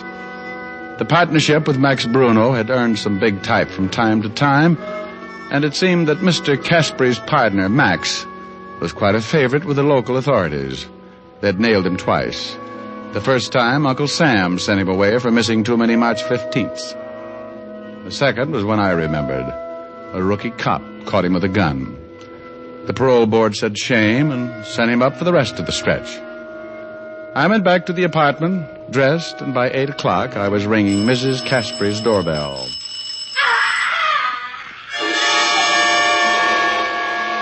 The skin of my back crawled up and sat on my head. Whoever was dying was doing it the hard way. The door was locked, so I gave it the benefit of one of my shoulders. It was one of those heavy panel jobs with a will of its own, but finally the hinges got tired and gave up. I stumbled into the living room and came up with my .38. The screams had stopped, and I knew the only reason she had given up yelling was because she'd given up living. She was sprawled on the bed, but she didn't look anything like she had that afternoon. The killer had made sure of that. He'd used a knife. And now she just didn't look like anything. I took a quick look around, found no one, so headed for the phone on the nightstand to call homicide. He must have been standing behind the door. When I turned, he gave it to me. Oh! He used something heavy enough to split a block of cement. It caught me across the nose, and I went down like an express elevator. While I was thinking the floor looked silly trying to be a funnel, he nailed me again. Oh, and this time he pushed back the ceiling and let the night in.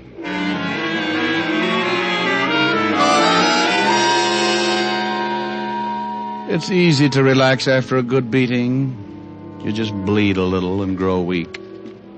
When someone tries to shake you out of it, it's like trying to sober a drunk that got mauled on cleaning fluid. Come on, Rick. Let's go. Snap out of it. Come on, kid. You're a mess. Oh, I'm stuck in the confetti. Yeah. We have a party or something? Yeah, it looks that way. Wake up, you're still running around with the squirrels. Oh, my. Take a look at that bed, Walt. If I appear untidy, it makes up for things. We cleaned it off. Now try and sit up. The ambulance will be here in a minute. Oh, get me a bat, will you? If I can find the guy who crowned me, I'll give you another customer. We got him outside, but I can't say I blame him. Who you got? CASPARY. He says you knocked off his wife. What? He called us. Said he came home, found the body, and found you tiptoeing through the corpses. Yeah? Well, maybe he told you his wife came to see me today and gave out with $100 to protect her from him. No, as a matter of fact, he didn't. Well, then don't stand there on your swollen bunion, Walt. He's got me in line for a murder rap, and I don't like it. Don't blame you. Otis, bring in Mr. CASPARY. Yeah, Lieutenant. Get in there, CASPARY. Okay, Sergeant. Okay, take it easy. Here he is, Lieutenant. CASPARY, Diamond here says he'll trade you a seat in the electric chair for his pushed-in face. I don't get it. Well, stick around, Phil. They'll catch up with you. Hold it a minute, Rick. I've had my face turned into an ad for taffy machines. I've got a right to gloat. Look, why the chit-chat, Lieutenant? You got your killer. That's what Diamond thinks. He says you fit the job. He's a dirty liar. Says your wife retained him to protect her from you. For why? She found out you were robbing your partner. You made one try for her, but you missed. You graduated, Diamond. Now you're a filthy liar. All right, Rick, lay off. Okay, but I'd like to play some more. I want some answers. Then why don't you ask his partner? You know him, Max Bruno. All right. Let's all go see Max Bruno.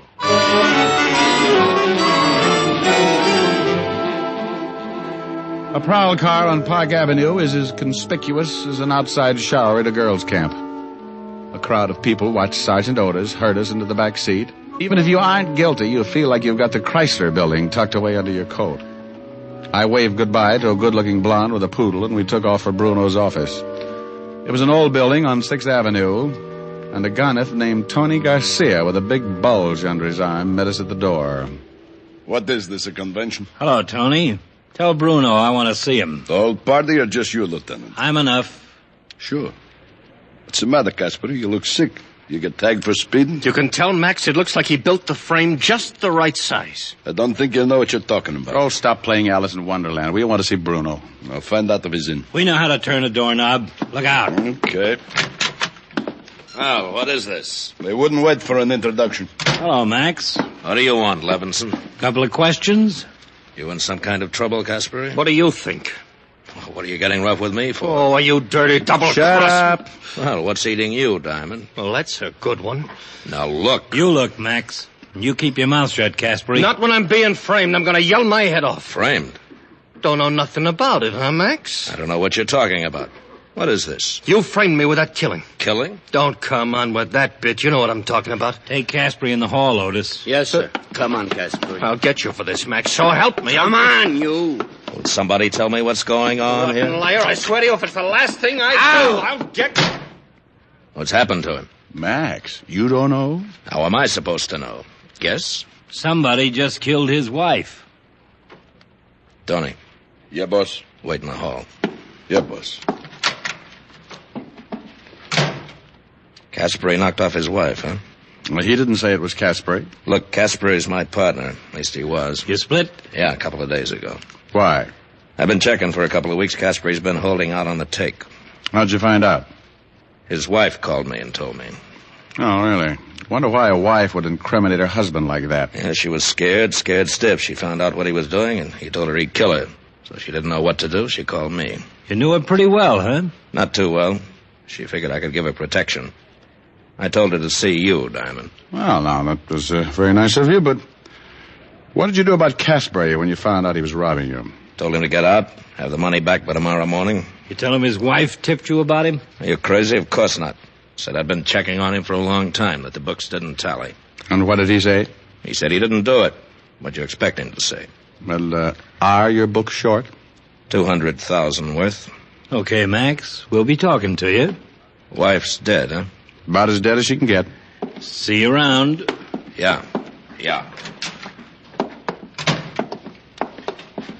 Okay, so he told you how I've been robbing the till. Yeah, he did. Well, let's go. What's the matter, Caspary? You give it up? I'm framed. That's it. Let's go. Oh, by the way, what did you do with the murder weapon? Don't be surprised if you wake up some morning and find it sticking in your back. Get him out of here, Otis. Come on, you. Come on. Well, Levinson did it again. Suspect in custody. What do you do for an encore? Sleep? You want me to drop you off in emergency? You could use a new face.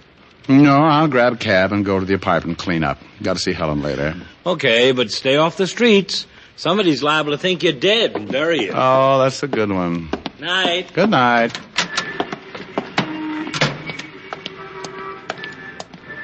Hey, cabby. Yeah? Where to, Mac? Holy yike. What's the matter? Oh, don't scare me like that. I got a nervous stomach. Well, they could sell your face for 60 cents a pound. Okay, so good housekeeping shuns me. 553 East 51st and step on it. What are you rolling the window down for? I want to see if it's still bleeding out.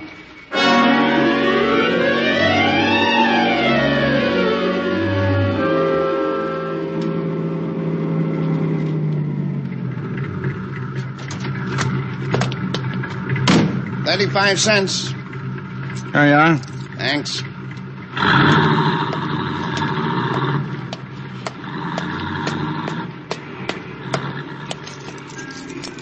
Let's take a ride instead. Huh? Don't move. Hey, what's going on? I told you we're going to take a ride. The gun in my back I don't recognize, but you should have worn your other head, Tony. Move. Okay. What's the matter? Doesn't Max give you enough to eat? That's because I don't think you're funny. All right. You're Tony Garcia and you make people bleed. Right, boy. Hold it. Now get in the car. You're bending the suit. Get in. You drive. Okay, but I'm a better pedestrian. Where to? Washington Bridge. I don't swim any better than I drive. You won't have to. You're out for high diving. Get going.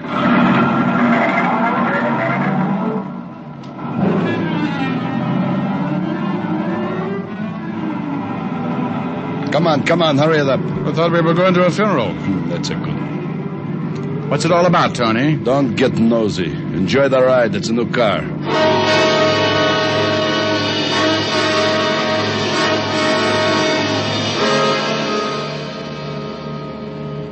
We rode like that. Tony sitting half-turned with a big .45 in his fist, pointing right at my stomach. I drove south across town, trying to figure it out. Max Bruno's killer getting ready for a job. Why? Why me? What did I know that could get Max Bruno in trouble? Turn here. I turned, and the Washington Bridge wasn't far away. I could see it, stretched out across the river like a long coffin lined with bright candles. I eased down on the accelerator, and by the time we reached the bridge, I was doing a good 60. Slow down. We were near the toll gate. I took my foot off the accelerator and then jammed down on the brakes as hard as I could.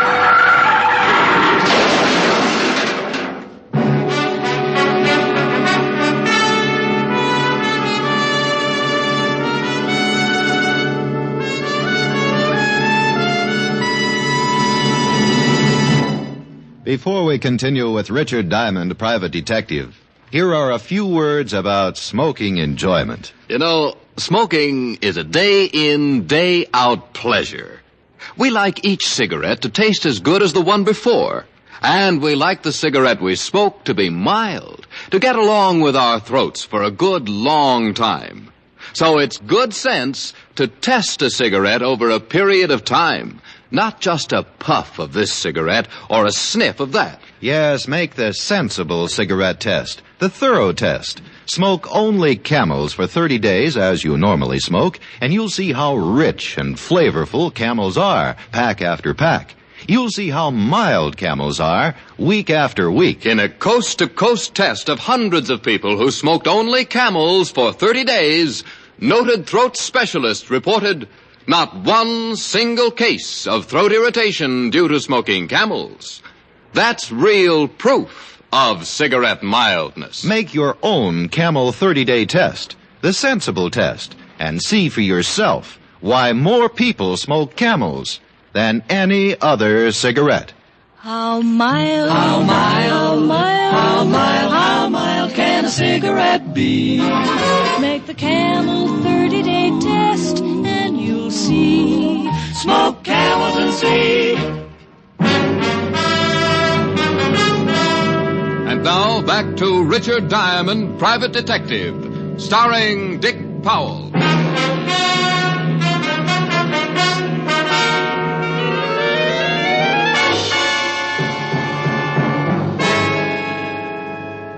We had hit the bridge railing and stopped cold. The steering wheel had caught me in the stomach. I opened my mouth to make my lungs work. It was like sucking air through a bent straw. I didn't know how long I sat there before I finally made it, but a slow, dripping sound made me remember Tony and look over. He was halfway through the windshield, and the dripping wasn't a broken radiator. His life was running out all over the hood.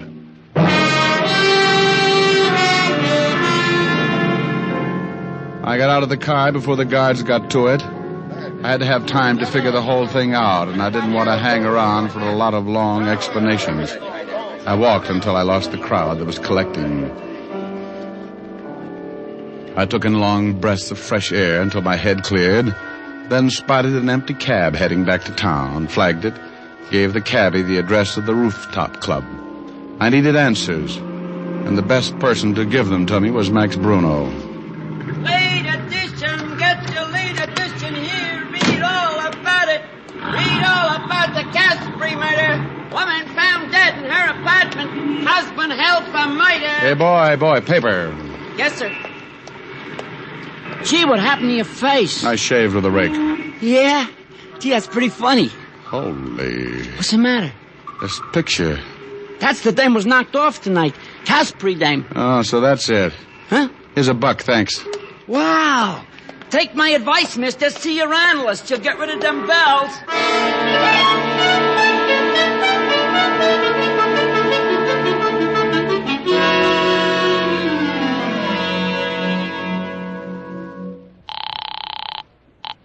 Homicide, Lieutenant Levinson. Walt, did you get to 415 at the George Washington Bridge? Yeah, about 10 minutes ago. Tony Garcia ran into the bridge railing.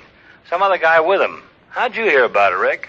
Well, I was the other guy. What? Yeah, Tony was going to show me the bottom of the river. Are you nuts? Not at all, no. And have you seen the evening papers? No. Well, there's a picture of Mrs. CASPARY on the front page. So what? Well, so this. The girl in the picture isn't the same girl who came into my office this afternoon. Who was she? I don't know. Now, wait a minute, Rick. Well, no. Don't you get it? That's why Tony was supposed to gun me tonight. No, I don't get it. Oh, Walt, somebody wanted to frame Phil CASPARY. They sent a girl to my office posing as Mrs. CASPARY, so I'd swear she suspected that Phil was going to kill her. When I found the wife dead, she was cut up so bad I couldn't tell the difference. Well, then why kill you? To prevent what's just happened. Get me out of the way before I saw the evening papers. Then Max Bruno was lying about CASPARY taking the money. Sure. There had to be a motive, so he cooked up the story about Mrs. CASPARY calling him and telling him about Phil and the money. Then Bruno's our man. Oh, Walt, you're such a good boy. I knew you'd get it.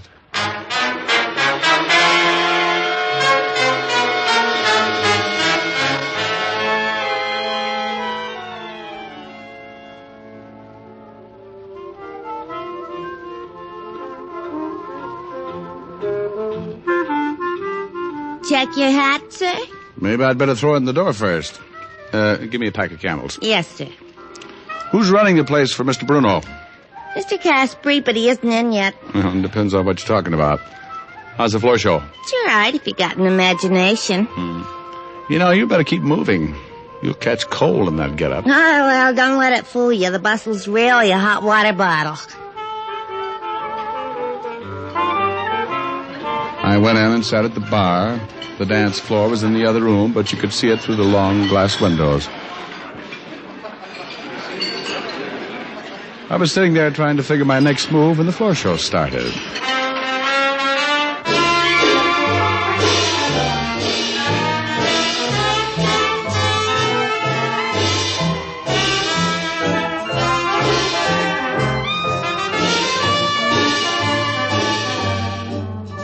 The usual line of cuties came out. The hat check girl was wrong. You didn't need an imagination. They were wearing just enough to make a bathing suit look like a sleeping bag. They tripped over each other getting off, and the lights went dim, and a white spot circled the piano. She came out in a green satin evening gown. I've seen grapes with looser skins. I didn't know what time it was. She knew what time it was. She was pretty good, too. But she was better this afternoon in my office when she told me she was Mrs. Caspary. I got up and went back to the hat check girl with a warm bustle. Maybe you need a shot. Even the old ones stick around for the last show. Honey, where can I find that singer's dressing room? I thought you looked healthy. Mr. Bruno wouldn't like it. Well, maybe we don't let Mr. Bruno in on it. Oh, $10. You'll have to shove bamboo under my nails before I talk. She told me how to find the singer's dressing room. I thanked her and gave her a pat on the... You know, it was a hot water bottle. I walked by the bar again and listened while she poured it on.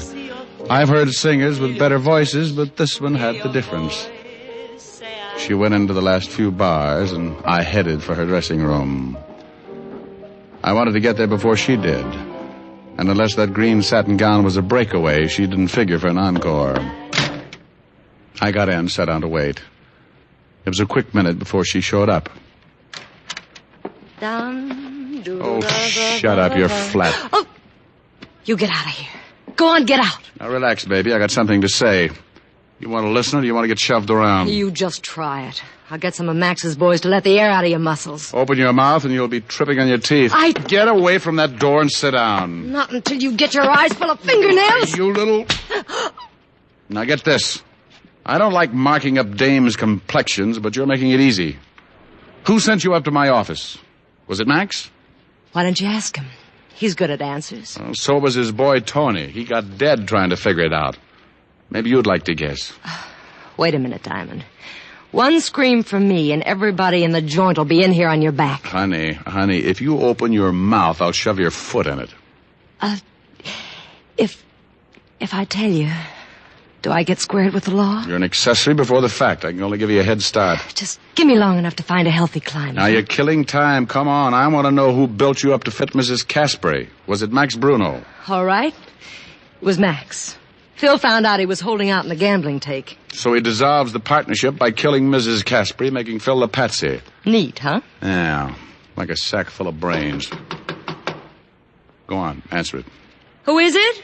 Open up, baby. It's me. Max, look out. Diamond's in here. Sorry, baby, but twice makes you a punching bag. I didn't want to hit her, but it was the only way to keep her tongue in. She dropped like a wet wash in an earthquake, and I jumped for the door.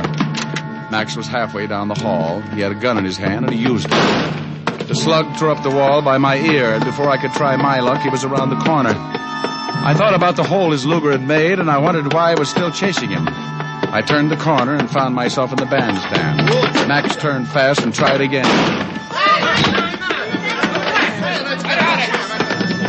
I was across the crowded dance floor when the panic busted loose. What's going on here? I shoved aside a drunk who thought it was the 4th of July and went through the bar like I needed the exercise. That man's got a gun! You're on me. Max was nearly to the front door when he turned around for another shot at me. He didn't see the little hat check girl standing behind me with her arms full of coats. He backed right into her, and they both went down together. Max stumbled up, tangled, and an assorted wardrobe. He squeezed first, but he was wearing too many coats, and he missed again. I didn't miss. Max doubled up like a tired ice bag and got himself a face full of carpet. He was pretty dead. The hat check girl looked at me for a minute, then leaned over to Max.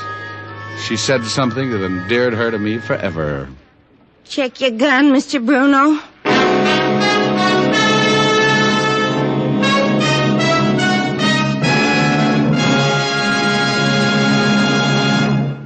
Dick Powell will return in just a minute. What cigarette do you smoke, Doctor? That question was asked of doctors in every branch of medicine, doctors in all parts of the country. In repeated surveys, the brand named most is Camel. Yes, according to these surveys, more doctors smoke Camels than any other cigarette. Camel's costly tobaccos are properly aged and expertly blended for your smoking enjoyment. Make the sensible cigarette test, the 30-day Camel test, and see how enjoyable a cigarette can be. See for yourself why people say, once a Camel smoker, always a Camel smoker. How mild, how mild, how mild, how mild, how mild can a cigarette be? Make the Camel 30-day test and you'll see. Smoke Camels and see. Here's Dick Powell with a special message. Thank you. You know, it's a pleasure for me to make this weekly announcement, ladies and gentlemen, because each week the makers of Camels send gift cigarettes to a most deserving group of people, servicemen and veterans who are hospitalized. This week's Camels go to Veterans Hospitals, Fargo, North Dakota, and Alexandria, Louisiana. U.S. Air Force Hospital, Randolph Air Force Base, Texas. U.S. Naval Hospital, San Diego, California. Now, until next week, enjoy Camels. I always do. How mild, how mild, how mild, how mild, how mild can a cigarette be?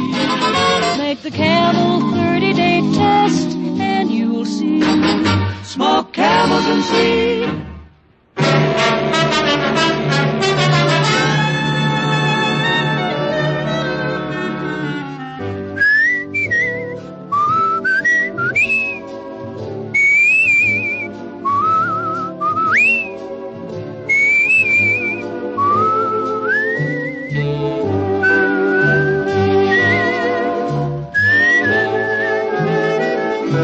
Tonight's adventure of Richard Diamond, starring Dick Powell, was written by Blake Edwards with music by Frank Worth.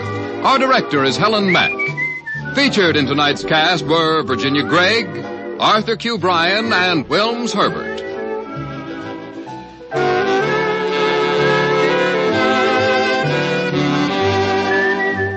Men, whether you buy the handy pocket tin or the big 1-pound tin of Prince Albert, you're in for real smoking joy. PA's Choice Tobacco has a rich taste and delightful natural aroma. It's specially treated to ensure against tongue bite, and it's crimp cut for smooth, even, cool smoking. Get Prince Albert, the National Joy Smoke, America's largest selling smoking tobacco.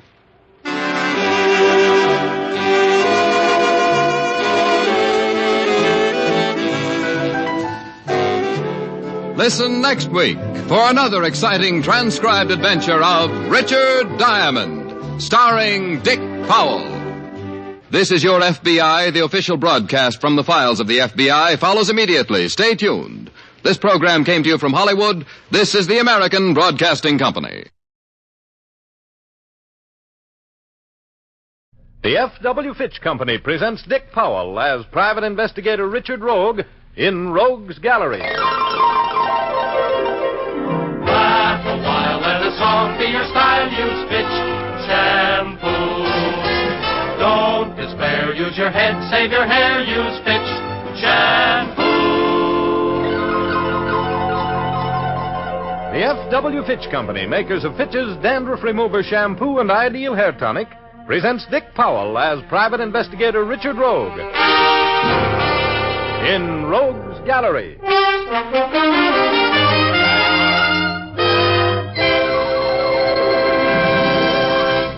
Rogue speaking.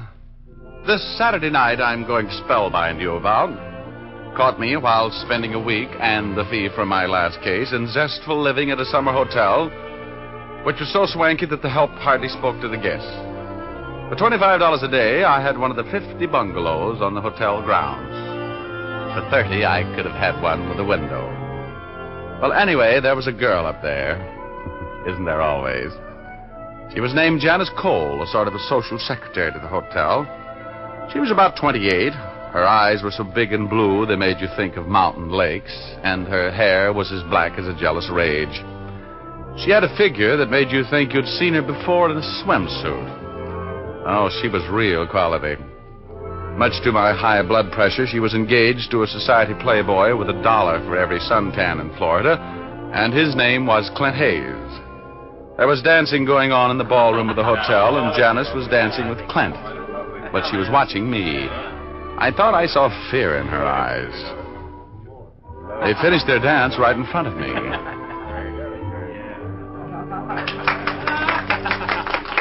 Well, I certainly enjoyed that exhibition, Clint. Glad you liked it, Rogue.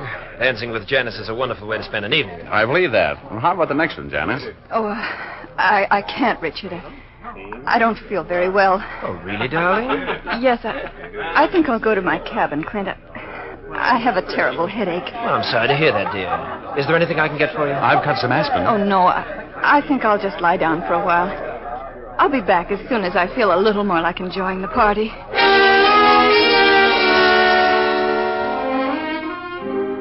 After Janice Cole left, I ducked Clint and mingled with the crowd, fencing in and out of polite conversation and keeping up a gay front to cover the worry which was stampeding around in my mind. I couldn't forget the lost look in the eyes of Janice Cole, a look that was so full of fear and hopelessness that it haunted me. I decided, after sweating out 30 minutes of wondering why she was so frightened, to drop by her bungalow and have a fatherly chat with her. I casually worked my way along a chain of conversations to the open door and faded unobtrusively out into the night. There was a light in Janice's bungalow. I walked rapidly toward it. The door was ajar. When I knocked on it, it swung open. And I saw Janice lying there, a red pool expanding on the Navajo rug under her head. I took a few steps into the room. Oh! I was on the inside of a giant bell, clinging to the clapper with the strength of desperation. It swung through eternity like a giant pendulum, and at the end of every arc, the universe was shattered by the sound of the tolling. I couldn't stand the noise.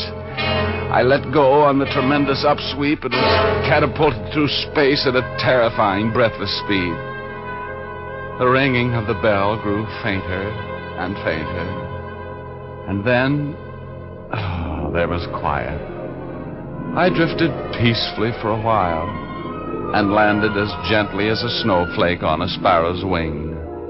And I rested on cloud 8 in the blackness of complete oblivion. Hey, Chiefy! Chiefy! You better come out of it! Oh, go away, Yugor. No, I'm sorry, Rogie, but you've got to get back on the ball or you're going to find yourself behind it. Come on now. Come on. Yugor, go away. I'm not well. I've been hurt. There are things going on that you ought to know about, Rogie. I don't care. I'm on my vacation. You're in trouble, Rogie. Bad trouble. Remember that dead girl? Yeah, I remember. Well, what are you going to do about it? Let him get away with it? Oh, I don't want to talk about it. Let me alone. Well, I guess you've been hit on the head once too often, Rogie. Lost your nerve, huh? What do you mean, midget? No fight left in you. It's too bad. I've got plenty of fight left in me. What's going on down there? Well, you better go down and see, Rogie. Come on. I'll help you over the side. Okay. Come on, give me a push, Yugor. Oh, you're a fine alter ego, and I'm proud of you. I try to take care of you, Chiefy. Over you go, Rogie. Over you go.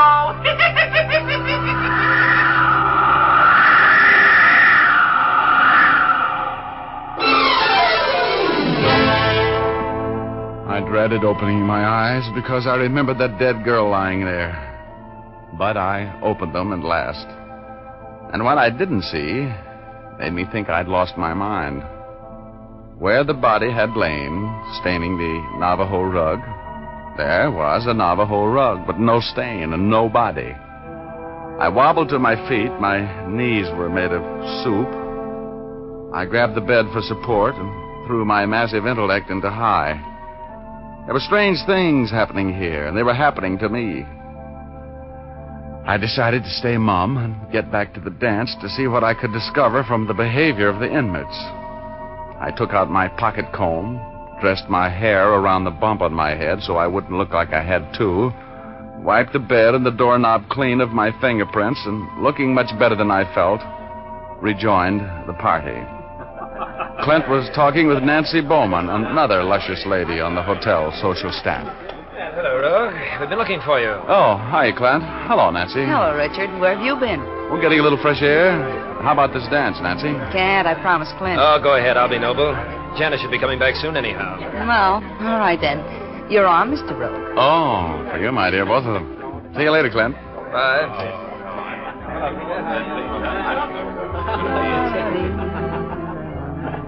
You know, Nancy, that Clint's a lucky man getting a girl like Janice. She's what the boys in the back room call a dish. I suppose Janice isn't lucky getting a man with $1 million. Not my type. Now, I don't have the million, but I have then let's just dance. Oh. Now that Janice has her millionaire, I'm out to get mine. You girls old friends? No, I've worked up here with her summers for a couple of years. She's a grand girl. Everybody loves her. She's engaged to this creep with the millions? Yes, they're going to be married in 2 weeks. Don't you ever read the newspapers? Oh, guess it wasn't on the sport page. Probably not. Though the way Janice stopped him, it could have been. Kitty, kitty, kitty, kitty. May I cut in? Hi, Frank. That's up to you, Richard. Well, I never give up beautiful ladies to strangers. You don't know Frank, the ladies' home companion? That can be taken care of. Introduce me, Nancy. Mr. Rogue, this is Frank Pitts, friend of Janice. Oh, glad to know you, Mr. Pitts. Thank you, Mr. Rogue. Where is Janice anyway? She promised me some Roombas tonight. Well, she wasn't feeling very well. She went to her bungalow to get a little rest. You insist on cutting in? Unless you have some very fine arguments against it. Well, I guess I haven't. Nancy, I hope I'll see you later. You will. This is a temporary thing, Richard. Oh, what happened to your dance, Rogue? A man cut in on me. Oh, that's Frank Pitts. He doesn't belong here, Rogue. He's all shoulders and no money. I understand that he and Janice are old friends. That's right. Frank Pitts has been in love with Janice for years. They're from the same town back east. No kidding. Oh, well, he was in love with her, too, huh? Desperately. But I don't feel sorry for him. He's not good enough for a girl like Janice. No, Clint, a girl's entitled to old friends. You seem to be the jealous type. No, I used to be a little like that about Betty Callahan. I'm not jealous, Rogue. You'd hate to see a girl like Janice making a fool of herself over a no-good like that Pitts. Ever since he arrived today, she's been moody and dejected. Oh, that's the way it is. Oh, that's the way it is, huh? You and Janice had a spat over the old flame. We did not. You're being most impolite, Mr. Rogue. Janice and I happen to be in love. Yes? There's a man outside who would like to talk with you for a minute. Why? It's most important, Mr. Rogue. Please come with me. Okay, excuse me, Clint. Well, you look a little upset. What's the matter? Oh, it's horrible. Horrible. May I ask what you're talking about? No, I can't tell you, Mr. Rogue. But in all my years in hotel management, this is the most terrible thing that's ever happened to me. Here he is, Mr. Mills. Mr. Mills is our district attorney, Mr. Rogue. Oh, well, I'm glad to know you, Mr. Mills. What can I do for you? You're Richard Rogue, the private investigator from Los Angeles? That's right. Why? Well, I'd like to talk with you, Miss Rogue, about a murder. Oh, yes. Why, sure, Mr. Mills. Always glad to lend my talents to law enforcement. That's nice of you, Mr. Rogue, because you can help a lot on this case. Why did you murder Janice Cole?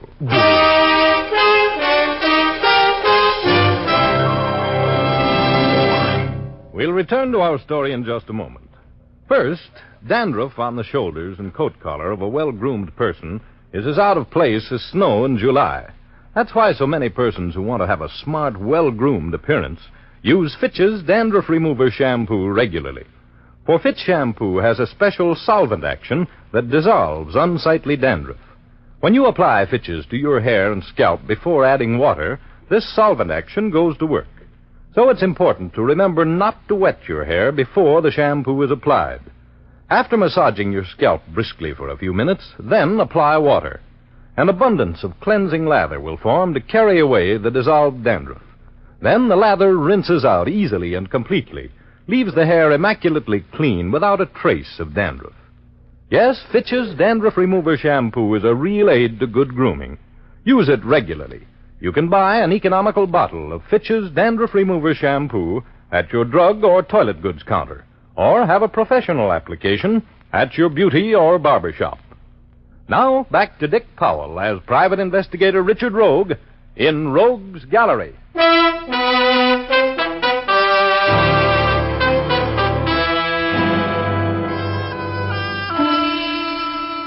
My guilty conscience was calling me names and giving me bad advice as I strolled out of the ballroom with the DA.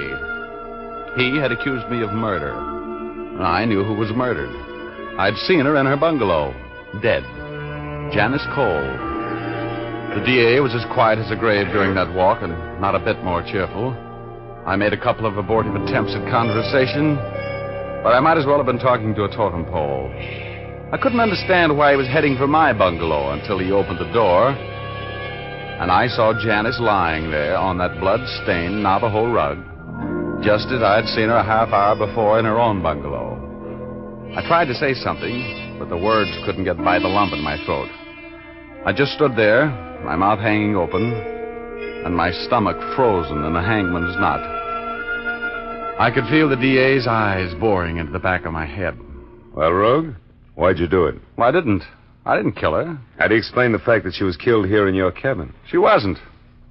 Now, look, Rogue, you better organize yourself, huh? You're supposed to be a smart investigator.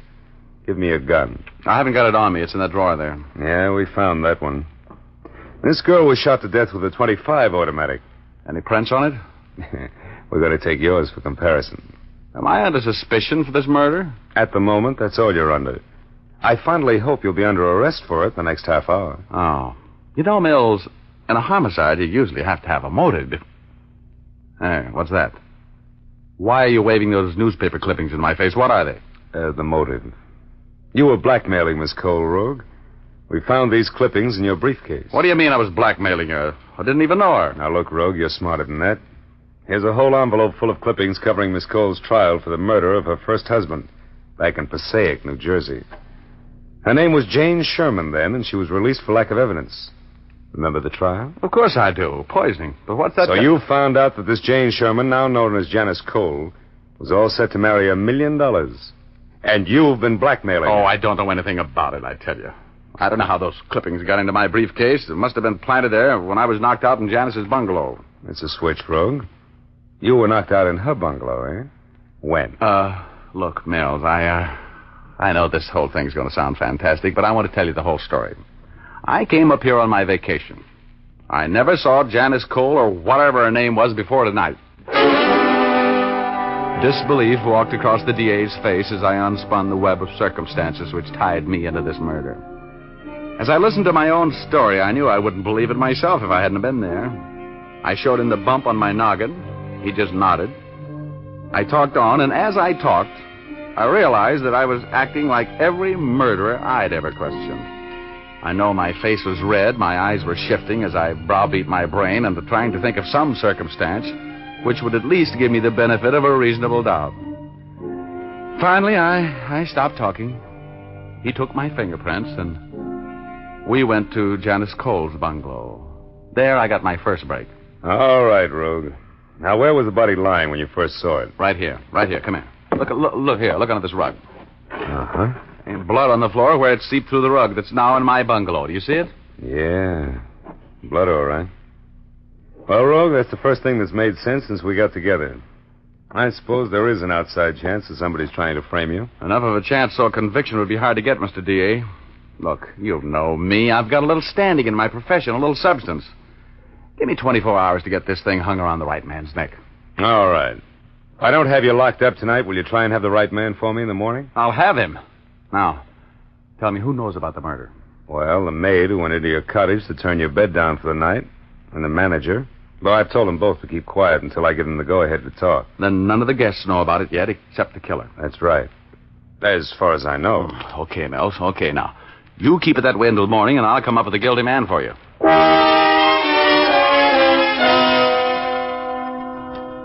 Big talk. I had been framed with loving care, like a sweetheart's picture. The DA shoved off to take care of the grisly details of moving the body from its temporary resting place on my bungalow floor, and I started shaking Janice Cole's bungalow down. There were particles of curved glass on the floor near where the body had been lying. I picked them up carefully and fitted the larger pieces together.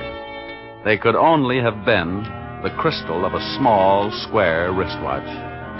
It might be the clue to the killer. I went back to the main hotel building. The Saturday night party was still going strong. I rejoined the merry throng and looked for Frank. He seemed to me to be the logical suspect. He was from Janice Cole's hometown. He would have known about her trial for murder. I found him talking with Nancy in a corner, and he had on a large, round wristwatch. Nancy's watch was a dainty diamond and ruby affair, small and oblong. Hello, Rogue. Nancy's been beating the bushes looking for you. I have not. I just was mildly curious about where you disappeared to. I wanted to get rid of Frank and finish that dance with you. Wow, this is as good a time as any. May I have the next one? You may have all the rest of them if you like. Oh, what's the matter, Richard? You have a pensive look. Well, I was just trying to figure something out. Oh? I was supposed to have a dance with you at 9 o'clock.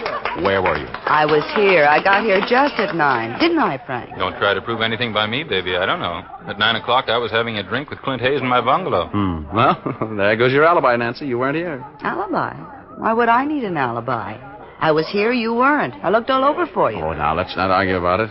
Let's have the next one, huh? I'll be right back. Okay. No tricks now. Hi, Clint. What? Oh, how come you're sitting this one out? Oh, hello, Rogue. Well, I'm sorry I startled you. I was just in a deep fog. Nancy come back yet? No. Nancy, I just changed her name there, if you don't mind. Yeah. I'm kind of worried about her. Well, she's subject to headaches like this, poor kid. Maybe you'd better run over and have a talk with her, huh? Oh, I hate to bother her when she's feeling bad. Look, Clint, just to settle a little argument. Yeah. Are you and Frank Pitts having a drink in his bungalow at 9 o'clock? Oh, yes, matter of fact, we were. How'd you know that? He just told me. Just a silly little argument. I wish Janice would hurry back in time for the last dance, at least.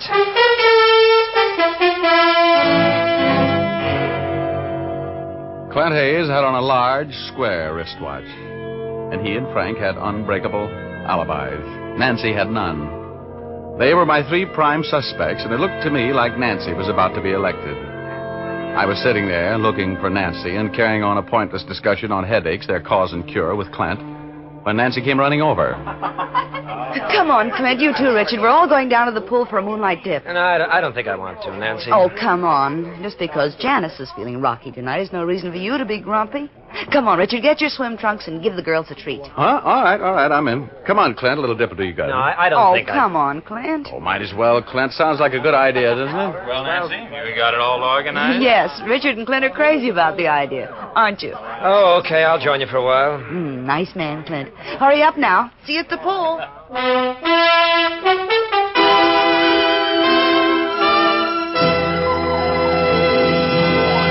We'll continue our story in just a moment. First, a word to the ladies. Are you planning to have a new permanent to help you achieve that cool, crisp look this summer? If you are, here's a good point to remember. Shampooing with Fitch's Dandruff Remover Shampoo will put your hair into grand condition for that cold wave or permanent. That's because Fitch's Dandruff Remover Shampoo is such a thorough cleansing agent. It gets the hair immaculately clean and dandruff-free. Then, since it's completely soluble in water, it rinses out easily, leaving no dull, soapy film. Your hair is left radiant with no dirt, dandruff, or soapy film clinging to the hair strands to obstruct the work of the waving solution. Yes, permanent wave equipment manufacturers, such as the Realistic Permanent Wave Machine Company, E. Frederick Incorporated, and Duart Manufacturing Company, all agree that really clean hair is the first requisite to a successful permanent wave. For a soft, natural-looking wave, prepare your hair first with Fitch, F-I-T-C-H, Fitch's Dandruff Remover Shampoo. Then use Fitch's regularly to keep your wave looking lovely.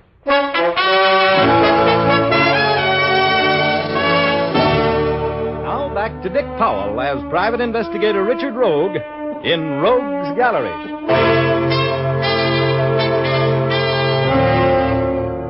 My performance in the pool that night made Nero's fiddle solo in the light of a burning Rome seem like the height of propriety. Here was Richard, the fall guy rogue, swimming and laughing with Frank, Clint, and Nancy, a bunch of murder suspects. A matter of hours before the law put a pair of stylishly plain bracelets on me and claimed me for its own if I hadn't solved the murder of Janice Cole. But there was method in my madness. That swim gave me the information I wanted. In fact, it gave me the murderer. I left before the swimming party broke up and went to one of the guest bungalows. An open window made the job of getting in as easy as falling in love. I found what I was looking for in a chest of drawers. Then I sat down and waited for my victim to come in and turn on the lights. Rogue, What are you doing here? Waiting to talk with you about a murder, Clint. Shut the door. Come in and sit down, Clint. I want to know all about what happened to Janice. Janice? Something's happened to Janice? Yes, Janice, and don't act so innocent. What do you know about her murder? I didn't kill her. What makes you think I killed her? I didn't say you killed her, but I'm sure you know something about it. You know, you shouldn't get involved in murder, Clint. It's too complicated. You're just talking, Rogue. You killed her. You were a blackmailer and you killed her. No, Clint. You weren't supposed to know anything about that. In fact, you couldn't have known anything about it unless you were the guy who framed me so nicely. I'm a little mad at you for that, you know. I'm going to get a confession of that murder out of you some way or other. Now, do you feel like talking, or do I have to beat it out of you? What makes you think I did it, Rogue? Take off your wristwatch. Now, look at your wrist. What? You see that small square of white skin where you used to wear your small square wristwatch? That was the giveaway, Clint. You see this watch here, the one I found hidden under the shirts in that chest of drawers there? The crystal's broken, Clint. That was broken in the struggle with Janice tonight just before you shot her. The broken glass was found on the floor of the cabin right where the body was before you moved it to mine. Now, do you feel any more like talking, Clint? Why did you kill her? I didn't kill her. I got until morning for you to start talking, and I've got more socks in a 10-story laundry. Now, let me know when you want to start singing. You know what happened in that room, and you're going to tell me. I didn't kill her. I swear. I didn't, Rogue. I was there. Sure, I was there, but if you didn't kill her, who did? I can't tell you. Come on, Clint. You're not smart enough to work out that frame on me. Who was in this with you? I wouldn't answer that if I were you, Clint. Drop the gun, Rogue. Hello, Frank. Well, you're mixed up in this, too, huh? Well, maybe we can arrange a double execution. I didn't tell him anything, Frank. I didn't tell him a thing. I know it. I was listening. Sit down, Rogue. Sure. Glad to. You were the brains of this deal, weren't you, Frank? It's pretty obvious that quivering mess over there wasn't, isn't it? It's a good thing I was keeping my eye on him tonight. You see, Rogue, when he opened the door and turned on the lights, I saw you sitting there, and that's why I came in the back way. I was afraid that Clint would talk too much. You think of everything, don't you? I try. What are we going to do now, Frank? This Rogue, he knows I was there when Janice was murdered. Knows you were there? Well, you might just as well know that you shot her then, huh? You did, you know. Well, it was an accident. Was it? I'll decide that. Aren't you forgetting me, fellas? Oh, no. No, we're not forgetting you, Mr. Rogue. It really doesn't make any difference who killed Janice as long as you disappear with all the evidence pointing to the fact that you did the job. No, Frank. I don't want any more killing. Shut up. I'm handling this affair. What? I'm going to keep you out of the gas chamber, Clint, if you'll just shut up and do as I tell you. Take Rogue's necktie off and tie his hands. We're going to knock him off and throw him over a canyon where he'll never be found. Oh, you are? Well, I might as well take a crack at it. Give me that gun. Grab him, Clint. Grab him. Well, thanks, Clint. You were very handy with that chair. How come you hit him? I couldn't let him kill you. I just couldn't. All right. Take his necktie off and tie his hands with it. We're going to take him for a ride down to see the district attorney. I killed her, Rogue. I killed Janice, but it was an accident. I swear it was an accident. Well, you'll have a dandy chance to explain that to a jury, Clint. But now, come here. I've got something for you. Oh! That's for helping to frame me. Oh, brother, is that DA going to love me? Well, that was the end of the case. Frank had been blackmailing Janice Cole ever since her engagement to wealthy playboy Clint Hayes was announced. And that night, when Frank went to Janice's cabin, Clint followed him. When Clint arrived on the scene, jealousy took over. Frank drew a gun, and Clint jumped him. In the struggle which followed, Janice was shot while the gun was in Clint's hand. Helpful Frank accused scared Clint of the murder and talked him into framing me. Frank saw lovely visions of many happy years of blackmailing a millionaire. That broken watch crystal was the only thing that kept the frame from working. So I get my brains beat out. I put the arm on a killer and blackmailer. My vacation is broken up like a drop light bulb, and I didn't make a dime. Oh, well. Let's face it, if I hadn't been so clever, I'd be doing a life sentence instead of Clint and Frank. I wouldn't like that. No. I've heard that stone walls do not a prison make, nor iron bars a cage. But it's hard to illustrate the truth of that old saw to a guy who's behind the former looking through the latter. You know what I mean?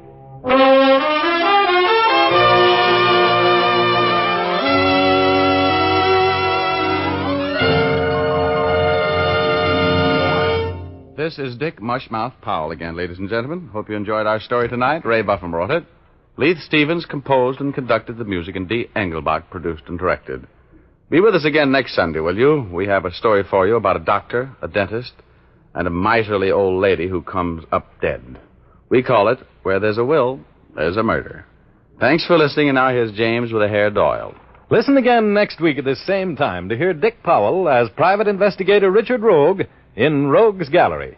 And by the way, Dick will soon be seen in his newest Columbia picture, Johnny O'Clock. Laugh a while, let a song be your style. Use Fitch shampoo. Don't despair, use your head, save your hair. Use Fitch shampoo. After and between Fitch shampoos, you can keep your hair shining and manageable by using a few drops of Fitch's Ideal Hair Tonic every day. Fitch's Ideal Hair Tonic is not sticky or greasy, yet it gives your hair that well-groomed look.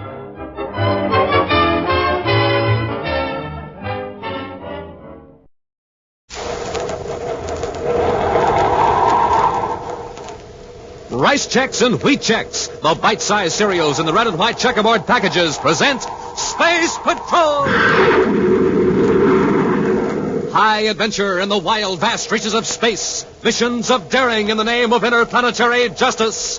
Travel into the future with Buzz Corey, Commander-in-Chief of the Space Patrol!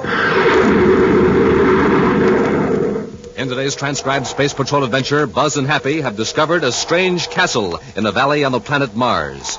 Curiously, they make their way down a long corridor. This place has the weirdest lighting, sir. Yes, it seems to come from the walls and ceiling as if the surface were glowing. I wonder where this corridor leads. It seems to go on forever. A trick of perspective, Happy.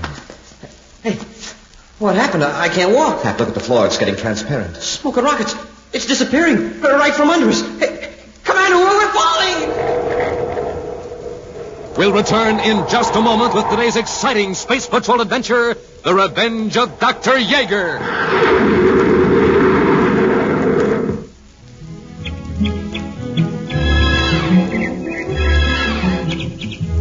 Breakfast time, Space Patrollers, the happiest time of the morning for all of you when you fill up your breakfast bowl like this with Rice Chex.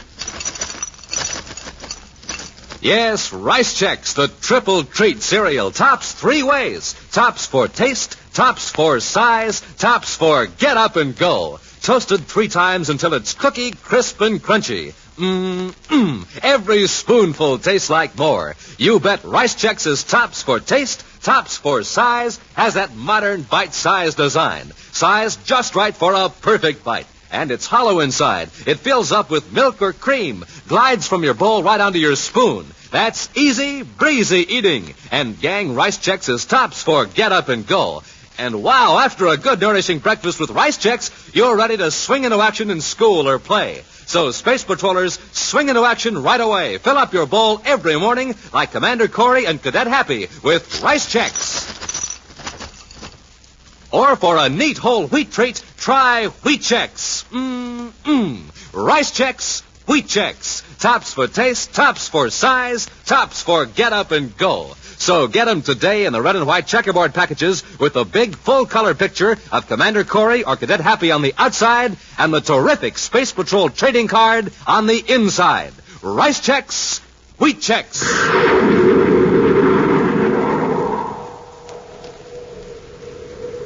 And now, today's Space Patrol adventure, The Revenge of Dr. Yeager. Commander Corey and Cadet Happy are in the Commander's space battle cruiser, the Terra 5, returning to the man-made planet Terra after a mission to Jupiter. Several thousand DUs inside the Mars orbit, Happy picks up a spaceship in the forward view scope. It's a small private cruiser, Commander. There's no sign of a rocket blast. It must be in free fall. What's its vector, Hap? I haven't reckoned it yet, sir, but well, at the rate we're gaining on it, its velocity is very low. And it doesn't seem to be on any planetary vector. Better call him. Yes, sir. It looks like a drifter to me, all right, sir. Emergency. Private cruiser M89 calling Space Patrol Battle Cruiser Terra 5. Hey, they're calling us. It's a faint signal for such a short distance. I'll boost the gain, sir. Private cruiser M89 calling Terra 5. I'm in trouble. Commander Corey aboard Terra 5, the cruiser M89. What's your trouble? I'm not sure. Power failure, I think. We'll join airlocks with your ship and come aboard. Corey out. Happy, stand by to operate magnetic coupler. Standing by, sir. You'll both go aboard. Bring the emergency oxygen bottle just in case.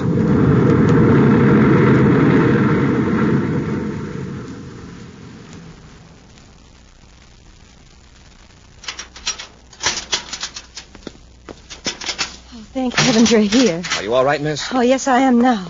The cabin air pressure seems okay, sir. Oh, yes, everything's fine. Just a minute. Didn't you space a phone an emergency? You said something about power failure. I'm sorry, but I didn't know what else to do. You see, I was frightened. Are you alone in this ship? Well, yes, Commander. You see, Happy, check that control panel. Yes, sir. What's your name, miss? Lorna Stark. Is this your ship? Yes, I'm from Lowell City, Mars. You can check that. I certainly will. The instruments check, sir. The rocket controls are off, that's all. Yes, that's right. I've been in a free fall for about a half an hour. Why? I was afraid someone was after me. I thought if they didn't see the rocket exhaust, I'd have a better chance. Oh, I was just praying for a space patrol ship to come along. You have no idea how relieved I am. You'd better have a good reason for faking a distress call. Who's after you and why? Well, I'm afraid it's going to sound very strange. That's why I wanted you to come aboard so we could talk privately. I was afraid to explain over the spaceophone. I'm listening, Miss Stark. Well, perhaps I'd better start at the beginning. Did you ever hear of a Dr. Yeager? Yeager? Wilhelm Yeager, the scientist and inventor. Dr. Yeager's been dead for nearly 30 years. Yes, I know. He and my father were friends. You've probably heard that several of Dr. Yeager's inventions were never made public, that they're hidden in a secret castle. Dr. Yeager was quite a colorful personality from what I've read. A lot of fantastic legends have sprung up about him, but how does all this tie in with your fake emergency call? Commander, that castle of Dr. Yeager's is not legend. Yeager?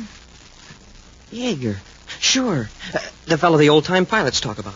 The man who's supposed to have made all those frightful inventions. Weapons so terrible he never even wrote down his secrets. He did write them down, Cadet. I've seen some of the designs. Huh? Designs for what, Miss Stark? I don't recall them all now, but there was the Letha ray. Now, just a minute.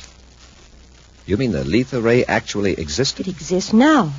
Where? Who has it? Well, nobody. It's still where Dr. Yeager hid it. You don't know where it is? No, but somebody thinks I do. That's why they're after me. Well, who has reason to suspect that you know about Yeager's secrets? A man named Carl Bracker. He once worked for my father. He was present when I opened the sealed package containing documents that Dr. Yeager gave my father. You see, Dr. Yeager left it up to my father's judgment whether certain inventions were to be revealed. One day, about 3 years ago, I came across that sealed package. Curiosity got the better of me, and I opened it. Go on. A moment later, my father and this Carl Bracker walked in. My father was furious with me. Right then and there, he destroyed the documents. He said Dr. Yeager was right, that people couldn't be trusted. I was ashamed and frightened. Neither Father nor I mentioned the matter again. Then after Father passed away, Bracker showed up. And wanted you to tell him where Yeager's secrets are hidden? Yes, but I told him I didn't know. He was angry. He said I'd be sorry, but he went away. Then a few days ago, this other man started following me. I just know Bracker sent him. When you saw those documents, did you notice where Yeager's inventions were hidden? Yes, but I've forgotten. I pushed it out of my mind. I didn't want to know. Miss Stark, I want to give you a brainograph test. You don't believe me? No, that's not the point. If that information about Yeager is in your subconscious, someday you might recall it or be forced to reveal it. I want to find those inventions, if they exist, to keep them from falling into the wrong hands. And the brainograph will make me remember? It'll put your thought images on a screen. Even those dim patterns and impressions your conscious mind isn't aware of. It's completely painless. Are you willing? Well, of course. And it'll be late when we get to Terra. I'll arrange for a room for you at the Terra Space Hotel with a guard at the door. Guard? You said someone was after you, remember? Let's get into my ship. You can tell me more about this Carl Bracker. Early the next morning, Buzz and Appy arranged with Major Robertson, Space Patrol Security Chief, to set up a brainograph test. Then they hurry to the Terra Space Hotel to get Lorna Stark. They step out of the elevator and walk down the hall. Room 2309, wasn't it, sir? Yes. Say, where's the guard? He was to stay on duty in the hall until relieved. The door's unlocked, sir. Something's wrong here. Miss Stark. Hey, Commander, look. It's the guard. He's on the floor, tied up and gagged. Just a minute, Sergeant. Happy, untie him. I'll loosen the gag. There. Where's Miss Stark? They took her away. I tried to stop them, but they slugged me. They? Yes, 2 men, a big one and a little fellow in a waiter's outfit. That's how he got close to me out in the hall. The little guy with the tray, he pulled a ray gun on me and forced me into the room. The big guy came in. Guess he'd been waiting around the turn in the hall. Here's a waiter's coat and tray on the floor, sir. How long ago did this happen? About 2 hours ago. You really tied me up. I've been trying to What get... about Miss Stark? Did she know the men? Did she go willingly? Well, she put up a squawk till the big guy got rough. But she seemed to know him, called him by name. Let's see, Bracker. That's it, Bracker. Hap, get on the phone to headquarters. Have them check the files on Carl Bracker. I want all the data on my desk when we get there.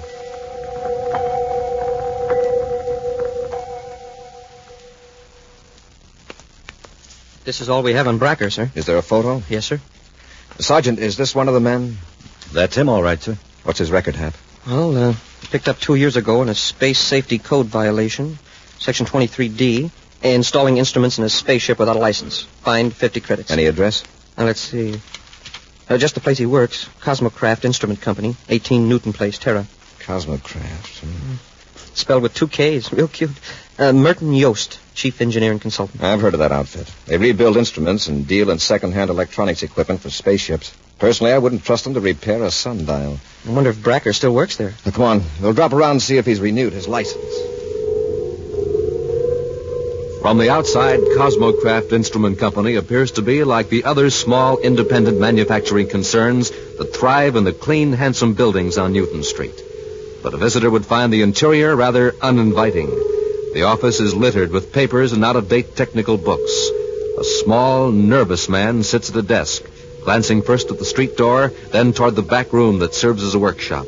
In the shop, Lorna Stark sits huddled on a packing case, while a large man towers threateningly over her. I'm tired of playing games, Lorna. Now let's have it. Where's Yeager's castle? I don't know. I tell you, I don't know. Don't give me that! It's on those papers. The lethal ray and all those other secret weapons are at the castle, aren't they? I've forgotten, I tell you. Believe me, Bracker, I've forgotten. Hey, cut out that noise. I can hear you clear out in the office. She's playing coy, Yost. But I'll get it out of her. We shouldn't have brought her here.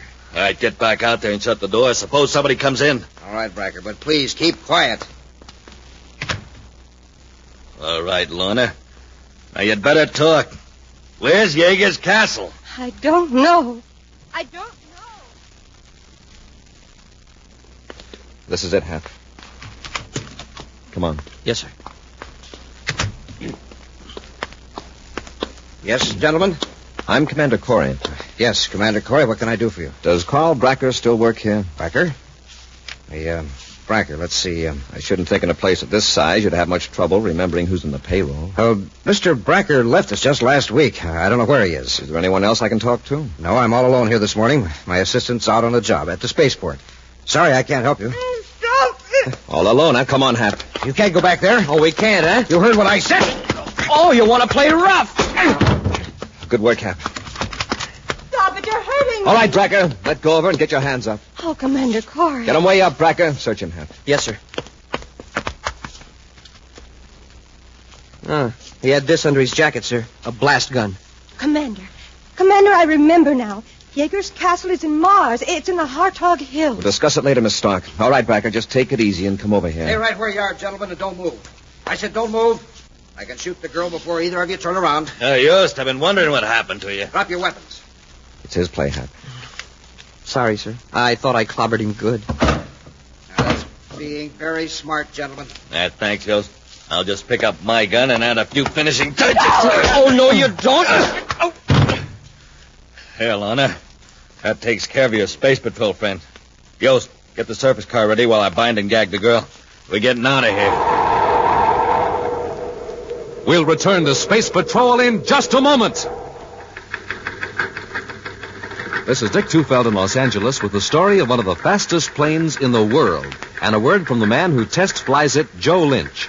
It's North American's Air Force F-86D Sabre Jet Interceptor. Speed well over 700 miles per hour. Wingspan is 37 feet. Length 41. Cruising range 500 miles. Now, by special tape recording made at International Airport, the well-known test pilot of the Sabre, Joe Lynch. The D is a one-man interceptor, so when you fly it, you're really on your own. That's why I see to it that I'm in good condition all the time. And one way to stay in good condition is by eating a good breakfast cereal, like Rice Chex or Wheat Chex. They're just packed full of energy, and they taste swell. I think you'll like them, too. No other cereal, puffed or flaked, contains so much nourishment in such concentrated bite-sized form. So take a tip from Joe Lynch, George Welch, and other top test pilots. Make your cereals Rice Chex and Wheat Chex.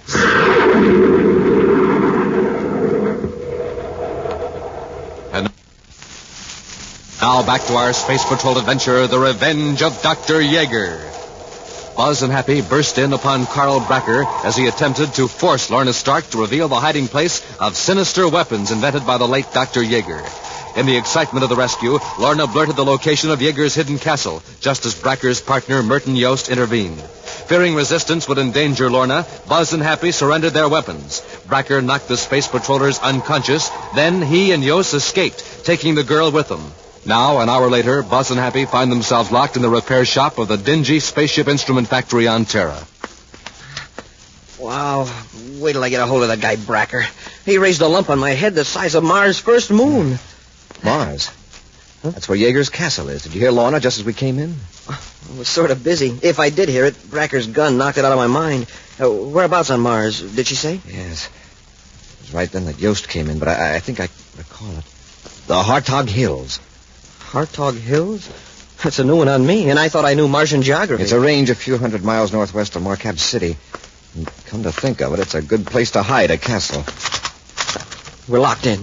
That isn't going to last more than a few seconds. We'll notify headquarters that we're blasting off from Mars. Oh, gee, Commander, do you think Bracker will go there? Doesn't he know that you heard Lorna tell where the castle was? He's gone pretty far already, Hap. He may figure that it's worth taking a chance in getting his hands on Yeager's weapons. Those rumors are even half true. One man could wipe out an army with the lethal ray alone. Wow. Let's hope we find the castle before Bracker does. The door, Hap. Oh, yes, sir. Allow me. Here, Hap, I'll help you out. Now to the spaceport. Hurry. Yes, sir. Merton Yost sits hunched over the controls of a private cruiser, watching the red-tinged disk of the planet Mars grow larger in the viewscope. He turns as Carl Bracker shoulders his way through the narrow opening into the control compartment. Can't you get any more acceleration out of this old bucket? Take it easy, Bracker. We'll be over the Hartog Hills right after sunup, the way I figured. Well, you better contact Jacobs at Markov City. We'll meet him out in the desert. He can fly us to the Hartog Hills to look for the castle. Smart idea. When we locate Yeager's hideout, there won't be a grounded ship there to give us away. Sometime later, another ship enters the thin, cold atmosphere of Mars. As Buzz handles the controls, Cadet Happy compares the terrain in the viewscope screen with the detailed 3D projecto chart of this sector of the surface of Mars. Hartog Hills appearing in the screen now, sir. And so far, no sign of any ship that might be Bracker. I'll bet he didn't have the nerve. Well, let's not underestimate him, Hap. No, sir. You sure were right when you said the Hartog Hills were a good place to hide a castle. Those rock formations are sure confusing. I'll cut our altitude, Hap, and place back and forth across the range. Now the viewscope scanning beam to a small arc. Yes, sir.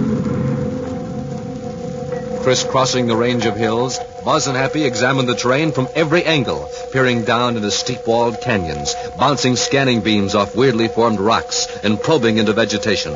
Then, for a fraction of a second, a formation appears in the viewscope that causes Buzz and Happy to exchange glances. Well, was it or wasn't it, sir? I'm going to circle back and make another pass over that canyon at a slightly different angle of approach. What we saw might have been a natural formation. I've been staring at different shapes of rocks for so long, I don't think I'd recognize a castle if it had a sign on it. We'll know in a minute, Hap.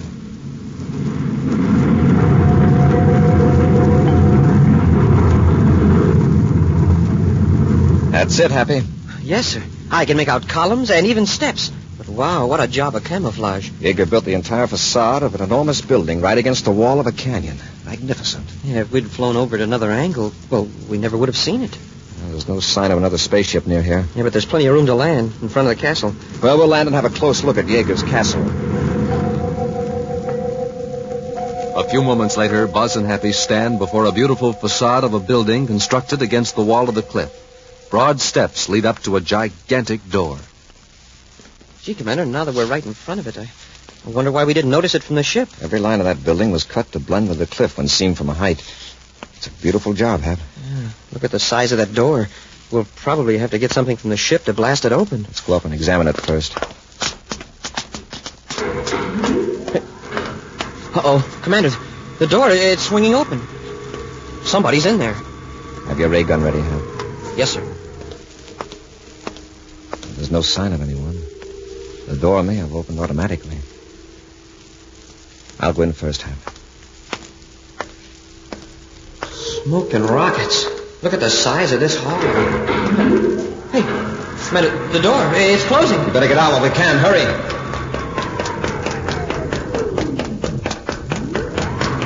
Hey, now the door's swinging open again. It is automatic. You don't have to worry. Let's explore the castle. I'd sure like to find those weapons that Yeager hid. It may take time, judging by the size of this place.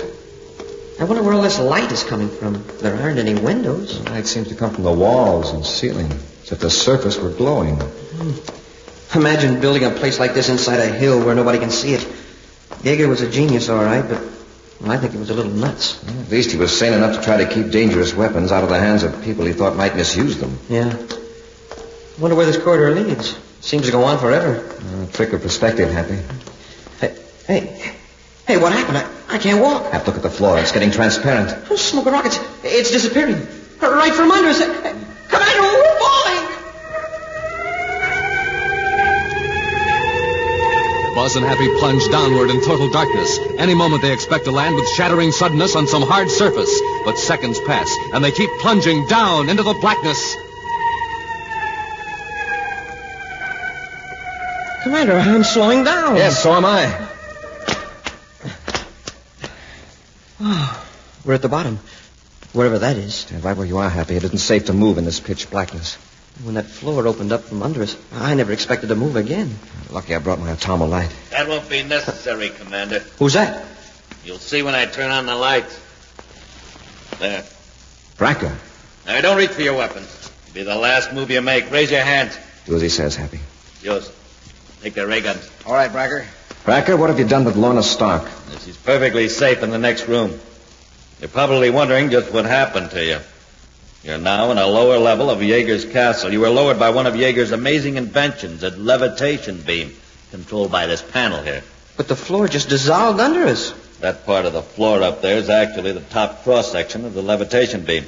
By cutting the beam completely off, I could have dropped you to your deaths. I suppose you want a medal. Yost, open the door. I'm sure the commander would like to talk to Miss Stark. Get moving, you two. What are you going to do with us, Bracker? You'll see in a moment. Oh, Commander Corey. In there, both of you. Commander, they found out everything. The big room where Dr. Yeager hid all his horrible weapons. That's right, Corey. Yeager left full instructions. Now, you three stay in here a few moments. Then we shall see how the lethal ray works. You aren't going to use it on us. Exactly. There's a small hand model that should serve the purpose quite nicely. I'll be right back. We've got to try to find a way out of here before they get back with that lethal ray. We've got to stop them, Commander. With those weapons, they can wipe out whole cities. And it's all my fault. No, that's not going to help. Oh, but look what was in the room with the weapons. A paper that Dr. Yeager left. Let us see it. I had hoped that this message would never be read. The fact that you are reading these words is proof that human beings cannot be trusted. Therefore, you deserve to be destroyed. Knowing there was evil and destruction concealed here, you came willingly. Very well, use these forces that I have discovered. Destroy yourselves and improve the universe. Dr. Wilhelm Yeager. Wow. A very bitter man. He was right. Human beings can't be trusted. I proved that. Everybody makes mistakes. And Dr. Yeager made one when he assumed everyone was evil.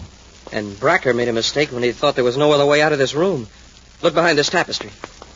A door. See if it's locked. It opens into a long hall. Come on, quickly, before Bracker comes back. Hurry, Lorna. Well, if only we can find our way out of the castle.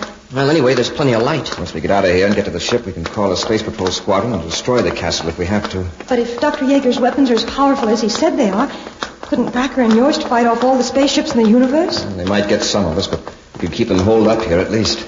Smoking rockets as sure as a long corridor. What did I hit?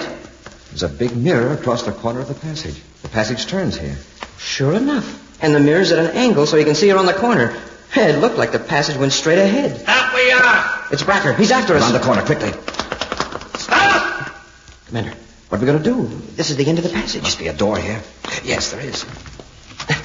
Oh, it's locked. We're trapped. And Bracker's coming for us. Yeah, I can see him in the mirror coming up the corridor. And he's got a weapon. Come on, Yost. We got him now. They can't get out. Use the lethal ray. I want to get a little closer. Commander, does he think that lethal ray shoots around corners? Doesn't know he's aiming at a mirror. He thinks the corridor is straight. Yeah, but, sir, what if the mirror reflects the ray toward us? Go on, Bracker. What are you waiting for? I'm waiting for him to plead for mercy. Well, Corey, haven't you anything to say? Don't talk. Keep perfectly quiet. All right, then. We'll see how Yeager's lethal ray works.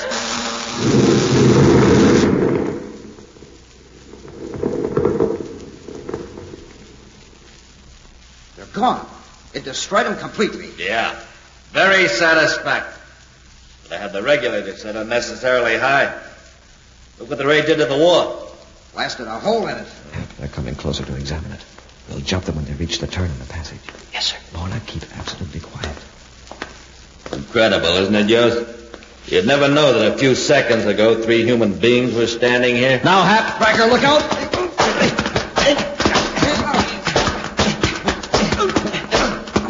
I'll take that weapon, Bracker. All right, Bracker, get up. Corey, I saw you disintegrate. Yeah. The 3 of them. I saw it, too. You can't always believe what you see. You were looking at a reflection. The lethal ray merely destroyed a mirror on the wall behind it. A mirror? That's right. That's the first and last bit of damage Dr. Yeager's lethal ray or his other weapons are going to inflict. Come on, Hap. Let's get these crooks up to the ship. Yes, sir. An action preview of next week's exciting Space Patrol adventure in just a moment. Hey, Hap, where are you hiding your rice checks and wheat checks these days? Right here, Captain Tufeld, in this top-secret Space Patrol file cabinet. Hey, you gotta be careful where you keep the checks around here. They taste so good, anybody who sees them eats them. Are you filing them under C for checks? Smoking rockets, no. Under T for tops. Oh, one thing for sure, Captain. It's no secret that rice checks and wheat checks are tops. 3 ways. For taste, for size, and for get up and go. Yes, sir, gang. Hap is 3 times right. Checks are tops 3 ways. For taste, sunny gold rice checks or power-rich wheat checks. Delicious right out of the box for snacks or out of the bowl with milk or cream. Tops for size. Checks are made in that modern, streamlined, bite-sized design for super easy eating. And checks are tops for get up and go. Real Space Patrol get up and go. After a good breakfast with checks, you're off to a blazing, lightning-fast start every morning. Jumpin' Jupiter, Captain Tufeld. What are we waiting for? Hey, let's get going on the checks right now. Space Patrollers, why don't you get going? Go get checks today. Look for them in the red and white checkerboard packages with the swell picture of Commander Corey or Cadet Happy on the outside and the wonderful free Space Patrol trading card on the inside. Rice checks, wheat checks.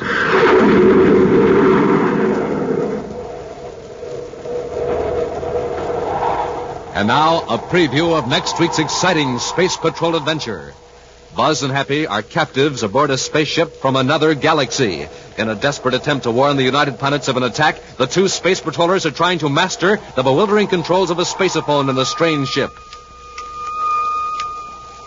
Well, gee, Commander, this certainly doesn't look like any transmitter I ever saw before. Hold it, Hap. I think you've got it. Don't touch anything else. Make the call. Smoking rockets. Commander, look. It's the robot. Zervox sent him to stop us. He's a monster. And he's coming right for us. Get that call out, Hap. I'll try to hold that thing off. Space Patrol, emergency. All units. It's got me. Be sure to join us next week for the thrilling story, The Visitor from Galaxy 9, when Rice Checks and Wheat Checks again present Space Patrol! Space Patrol, created by Mike Moser, starring Ed Kemmer as Commander Corey and Lynn Osborne as Cadet Happy, was written by Lou Houston, produced and directed by Larry Robertson, executive producer Mike Devery. Other players were Virginia Hewitt, Norman Jolly, and Ken Mayer. Dick Tufeld speaking. Now, don't forget to tune in next Saturday and every Saturday when Rice Checks and Wheat Checks again present Space Patrol!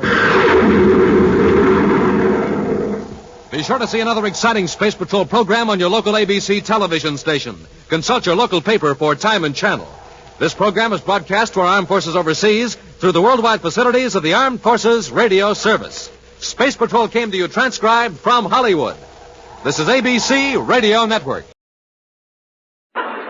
Kraft presents The Great Gildersleeve.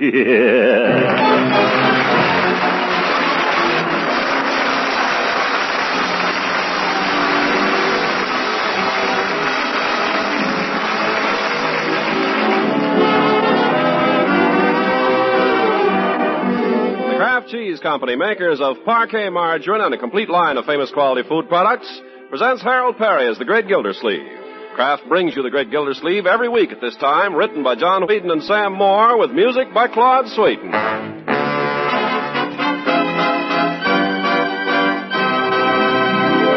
We'll hear from The Great Gildersleeve in just a moment. With quality foods in such big demand, it's only natural that more and more families should want to buy Parquet margarine. Parquet's quality is known from coast to coast, and Parquet's delicious flavor is preferred by millions to any other brand. So that explains in large part why you can't always get Parquet margarine these days at your favorite food store. It's simply because more and more families are buying this spread that tastes so good. Kraft wants to assure you, however, that everything possible is being done to keep dealers supplied. All available Parquet margarine is distributed fairly and equitably. So if you can't get Parquet the very first time, try again, won't you? The chances are that right soon your dealer will have a new supply. Look for and ask for Parquet, the nourishing spread that tastes so good. Parquet, P-A-R-K-A-Y. Parquet margarine, made by Kraft.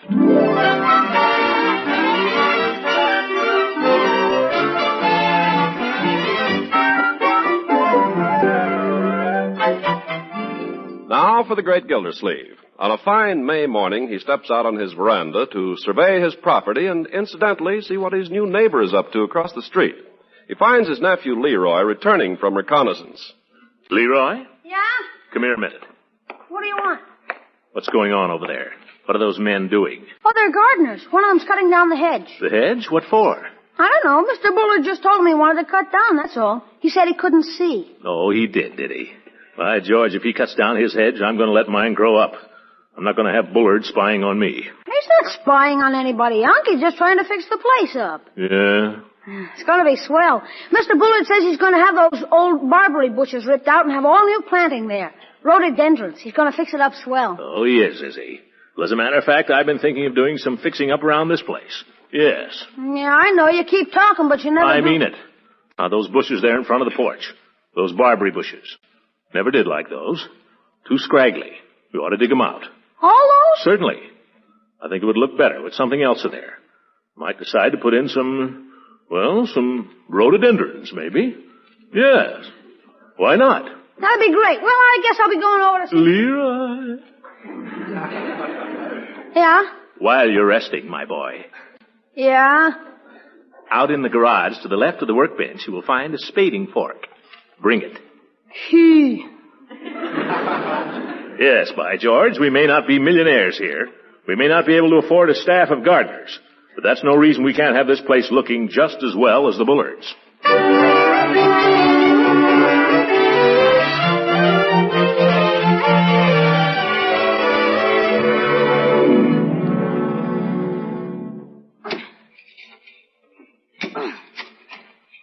Honest, Unc, this ground is so hard you can't even... You're not handling the fork right, Leroy. I'm not? No. You show me. I don't need to show you. Just do as I say. Throw your weight behind it. Why doesn't he throw his weight behind it?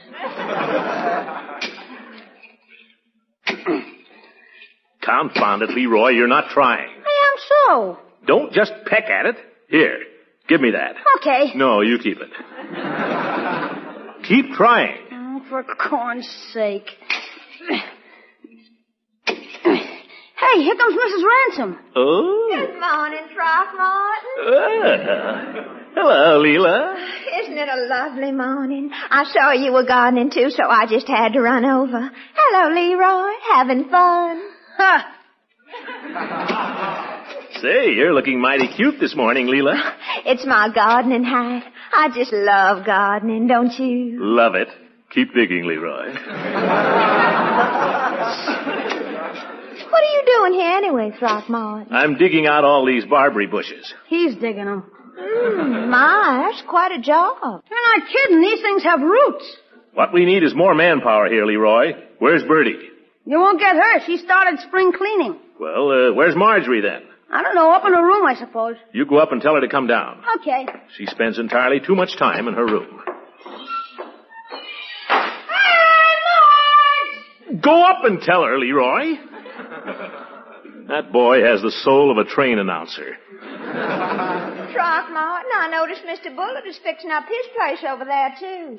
So I notice. Well, I believe he's even got a man digging out his barberry bushes. Yeah, well, monkey see, monkey do. Don't you like Mr. Bullitt, Throckmorton? I thought him rather charming the only time I met him. Mr. Bullard is a snob, and you may tell him I said so, Leela. Him and his DeSoto. I don't understand. Well, I won't go into details. But Judge Hooker and I tried to pay him a neighborly visit the other day when he was moving in his furniture, and the guy was too busy to speak to us. Well, of course, there's nothing worse than moving. That's all right. He needn't speak to us if he don't want to. But just wait till he wants a favor. Wait till they really move into that house and he wants to get his water turned on. Ha! He'll darn well wait his turn. He'll be lucky if he gets water by July. He'll be lucky if he doesn't have to bring it in on donkey back. In goat skins. Oh, here's Marjorie. Good morning, Marjorie. Hello, Mrs. Ransom. Uncle Mort Leroy said you told me to come downstairs. That's true, my dear. I did. Well, here I am. What do you want? I want you to get outdoors. Get some fresh air. Enjoy yourself. Here it is, a nice day. Is that what you got me down here for? Well, I think it's bad for you to stay cooped up in your room all the time. Your uncle's right, Marjorie. It's not good to stay indoors all the time. You're looking pale. Yes. Look at Mrs. Ransom. Look at the color in her cheeks. Why don't you be like her? Uncle Mort, you won't let me use rouge, and you know it. Well!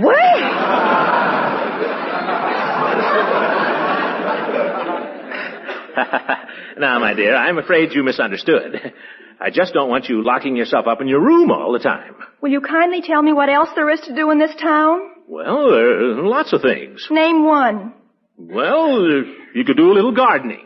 I loathe and despise gardening. Oh, but gardening can be fun. Now, Leroy's been helping me here. Yes, and why do you think he's hiding upstairs right now? Why, the little... Here's Leroy now. Yeah, you see? Hey, everybody, listen to this.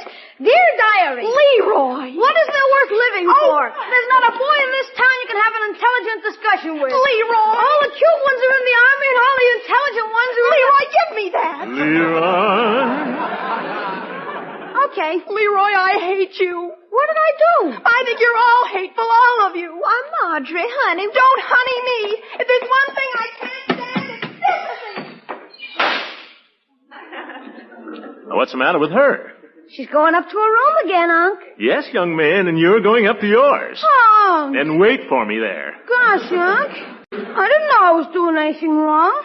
Just found the diary lying there, and I thought you'd like to hear it, so I just do, okay, I'll go.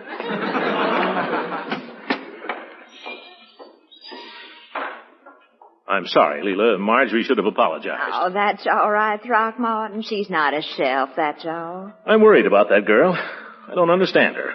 All she does is stick around the house and mope and read. Too much reading isn't good for a girl at that age. It gives them ideas. I wouldn't worry. I wouldn't worry, Throckmorton. She'll forget it all. Gracious, I've forgotten every word I ever read. Tell me, how old is Marjorie? Why, let's see. She's 16, I guess. I don't know. Well, no wonder. No wonder what? Down where I come from, Throckmorton, girls start getting married when they're 14. Huh? And at 15, they worry about being old maids. I don't see what that's got to do with Marjorie. Did it ever occur to you that she might be human? Huh? Think it over, Throckmorton.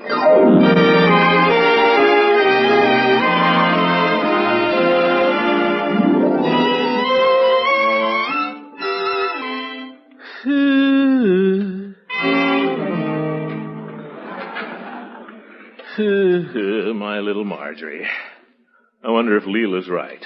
Mr. Gildersleeve, that Mr. Bullard from across the street's here. Mr. Bullard, what does he want? I don't know, sir. Shall I tell him you stepped out? No, send him in. I've been waiting for this. This is the moment. Yes, sir. He thinks he's going to get his water turned on. He's got another Oh, come right in, Mr. Bullard. Mr. Gildersleeve says he's been waiting for you. I didn't tell her to say that. Well, Mr. Gildersleeve. Oh, good day. Excuse me, I'll just get my vacuum cleaner out of your way here. I just dropped over, Mr. Gildersleeve, to say that I'm afraid I owe you an apology. Oh? I don't know what for. For my behavior the other evening when you dropped by. I'm afraid perhaps I seemed a little abrupt. I didn't notice anything. Well, I didn't mean to. But I'd had the devil's own time. You know, moving day, worst darn thing in the world. The wife usually takes care of those sort of things, but, say, this is a nice place you've got here. Well, it's not as large as some. Well, I like it. Comfortable. Shows real taste. None of this modern stuff. Well, thanks. Will you sit down? Well, I don't care if I do. I don't suppose you'd smoke a cigar. Don't care if I do. I like a man who smokes a cigar. I never trust a man who doesn't. Mr. Gildersleeve, I can see that you and I are going to get along together. I'll tell you after I've smoked the cigar.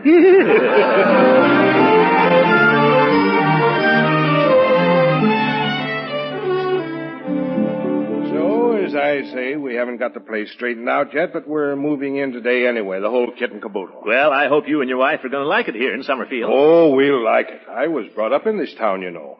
The only one I'm concerned about is my oldest boy, Marshall. He's been going to prep school in the East, and now he's switching to public school, and, well, it'll do him good, I say. May knock some notions out of his head. How old did you say he was? 17. Very difficult age. You're telling me. I have a niece here who's 16. Well, that's fine. Maybe we can get them together one of these days, eh? Yes, indeed. Yes, indeed. Well, mighty glad to meet you, Mr. Gildersleeve. Mighty glad to meet you, Mr. Bullard. I expect we'll be seeing a lot of each other now that we're neighbors. Yes, indeedy. Now that you know the way, come often. You know, I'll tell you something. The first time I saw you across the street, I didn't think I was going to like you. I'm going to tell you something. I didn't think I was going to like you either. Well, it just goes to show. Oh, by the way. Yes? You said you were with the water department, didn't you? Yeah, I'm in charge of it. Well, I feel like a fool. I forgot to do anything about getting my water turned on, and now... don't give it a thought. The whole thing will be attended to. You sure you don't mind? Mr. Bullard, it'll be a distinct pleasure. I'll even waive the customary deposit.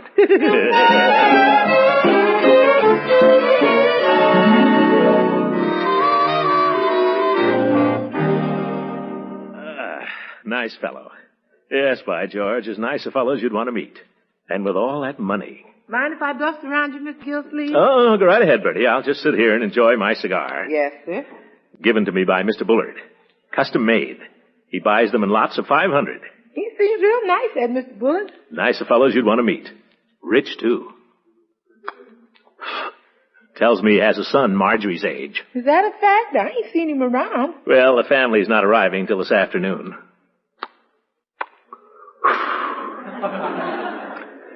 Our little Marjorie's growing up, you know, Bertie. Well, it happens to all of them. Yes, I suppose she'll be getting married one of these days. You thinking of marrying off to that Bullard family, Mr. Gildersleeve? Yeah. Well, she could do worse. I guess they got plenty of money if that's what you want. Oh, I wouldn't want anything for myself, Bertie. Any kind of financial settlement or anything. That would be out. But I might go and visit them now and then after they were married. I bet. By George, they'd make a handsome couple, you know it. You ain't even laid eyes on the boy yet, Mr. Gildersleeve. Well, if he's anything like his father, what a wedding. Champagne, flowers by the carload, a 3-piece orchestra, articles in all the newspapers. And there I'd be in my full dress suit giving away the bride. And me in the new silk uniform giving away a wedding cake. Hallelujah.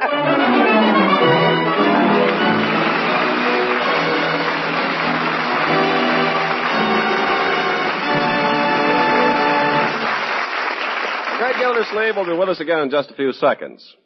If you're packing lunches, remember that every lunch should provide at least 1/3 of the energy and other essential food elements your children at school and grown-ups at work need for good nutrition. It's important, too, that you pack foods that taste good. So here's a grand suggestion. Include in each lunchbox nourishing sandwiches of bread or rolls spread with delicious Parquet margarine. Parquet tastes so good and is so high in food energy value, too, It's doubly sure to satisfy hungry appetites. And remember, Kraft fortifies every single pound of Parquet with 9,000 units of vitamin A. So in meals you serve at home and in the lunches you prepare for school or work, be sure to include Parquet, the nourishing spread that tastes so good. Buy Parquet, the delicious spread millions prefer to any other brand. Parquet, P-A-R-K-A-Y. Parquet margarine made by Kraft.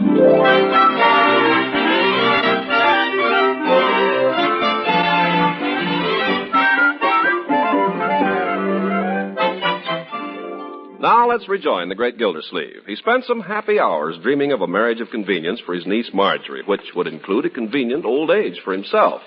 Now it occurs to him to take steps to make his dream an actuality, so we find him arriving at Peavy's drugstore to consult the oracle. Well, where's Peavy? An early summer nap, I guess. Oh, Peavy! Peavy! Ow! Sorry to disturb you, Peavy. Oh, it's you, Mr. Gildersleeve. What can I do for you this afternoon? Peavy, how do you think you're going to get anywhere in business if you spend your time asleep in the back room? You'll never get rich that way. Well, now, I wouldn't say that. I suppose you're going to say you weren't asleep. Well, no, I wouldn't say that. I was leaning back in the chair out there, and I may have dropped off just for a minute. What time is it? 3 o'clock. Back room must be stuffy. I went out there about 12:30. Well, sir, what can I do for you? Well, as a matter of fact, I wasn't going to buy anything, Peavy. But seeing I woke you up... You don't have to buy anything, Mr. Gildersleeve. I'm much obliged to you. Well, I just wanted to talk to you. I'm thinking of marrying my niece Marjorie. Well, I hope you'll be very happy. What did you say? Peavy, I'm thinking of marrying her off to somebody else. I'm going to say you're a little old for her. Now I think of it, she's a little young to get married, isn't she? Well, I don't know. Her mind seems to be full of nothing but nonsense about love. Maybe the only way to cure it is to let her get married. What makes you think that'll cure it? Well, a married woman soon learns that life is a matter of bringing up children and running a household, not dreaming about romance. She does? Well, gosh, doesn't she? Mr. Gildersleeve, last week I caught Mrs. Peavy cutting a picture of Sonny Tufts out of a magazine. You don't say. In fact, and I gave her quite a talking to. My gracious, woman, I said, why don't you pick someone your own age, like Barry Fitzgerald, I said. And she said he was too old for her. Made me kind of shy, brought the whole thing up. Well, I'm tired of arguing with Marjorie. Let her argue with her husband. Have you anyone in mind, or are you just looking around? Well, I understand Rumson Bullard has a boy about 17, my new neighbor. I thought you weren't speaking to him. Listen, Rumson Bullard is a fine fellow, and don't let anybody tell you different. You ought to see the cigar he gave me this morning. No. Well, he's got this boy, Peavy. Now, he and Marjorie, they're both about the same age, and they live right across the street from each other. The only problem is how to get them together. Mr. Gildersleeve, I'd say all you have to do is just let nature take its course. Nature? That's no way. No, I wouldn't say that. Nature's a powerful force, Mr. Gildersleeve. Look at Niagara Falls. Drip, drip, drip for 3,000 years, but she made it. I don't want Marjorie to wait 3,000 years, Peavy. Besides, if I just let nature take its course, how do I know that Marjorie won't marry some fellow that plays a saxophone and hasn't got a dime? You never know how a woman's mind is going to work. Mr. Gildersleeve, you said it. Well, what am I going to do, Peavy? Don't ask me, ask a woman. But you've been through all this. I mean... Mr. Gildersleeve, I don't know anything about women. I just married one.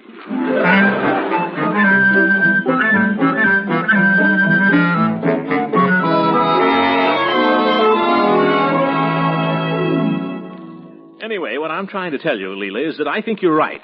Marjorie ought to get married, and I've picked out the man. Oh, Throckmorton, how exciting. Who is he? Rumson Bullard's older boy. I was wrong about Bullard. Nice family. Well, how old is the boy? 17. That's a little young, of course. Yeah, Marjorie's known boys her own age before, and they've never even tried to hold her hand. Really? George William Hungerford asked me to marry him on his 17th birthday. Gosh, I had to help him a little.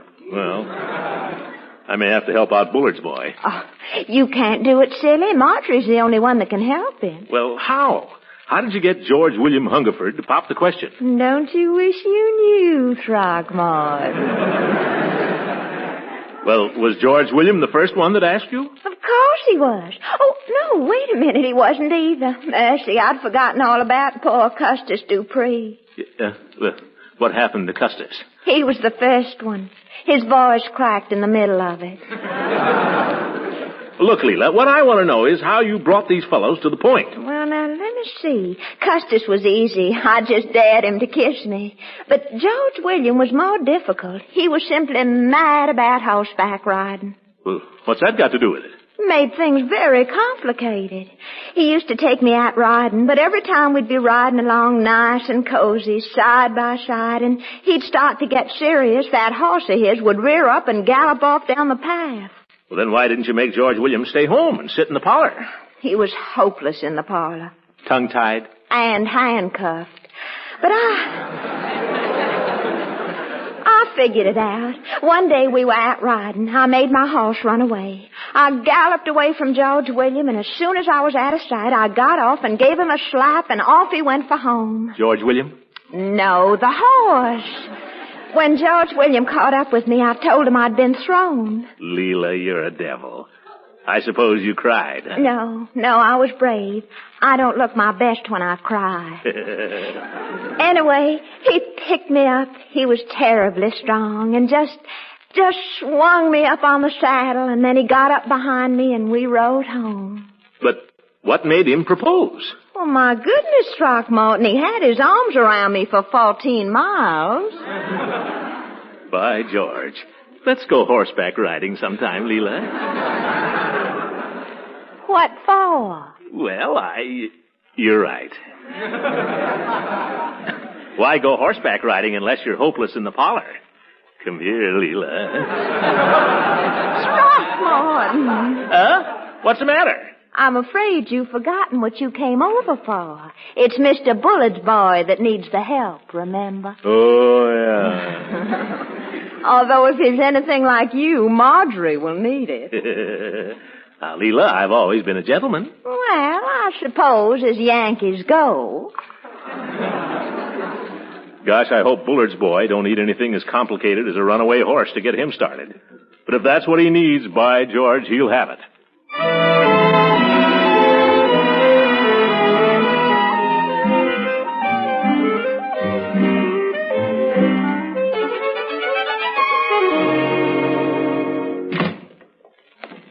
Well, Bertie, supper smells good. Shoulder of lamb, Mr. Gildersleeve.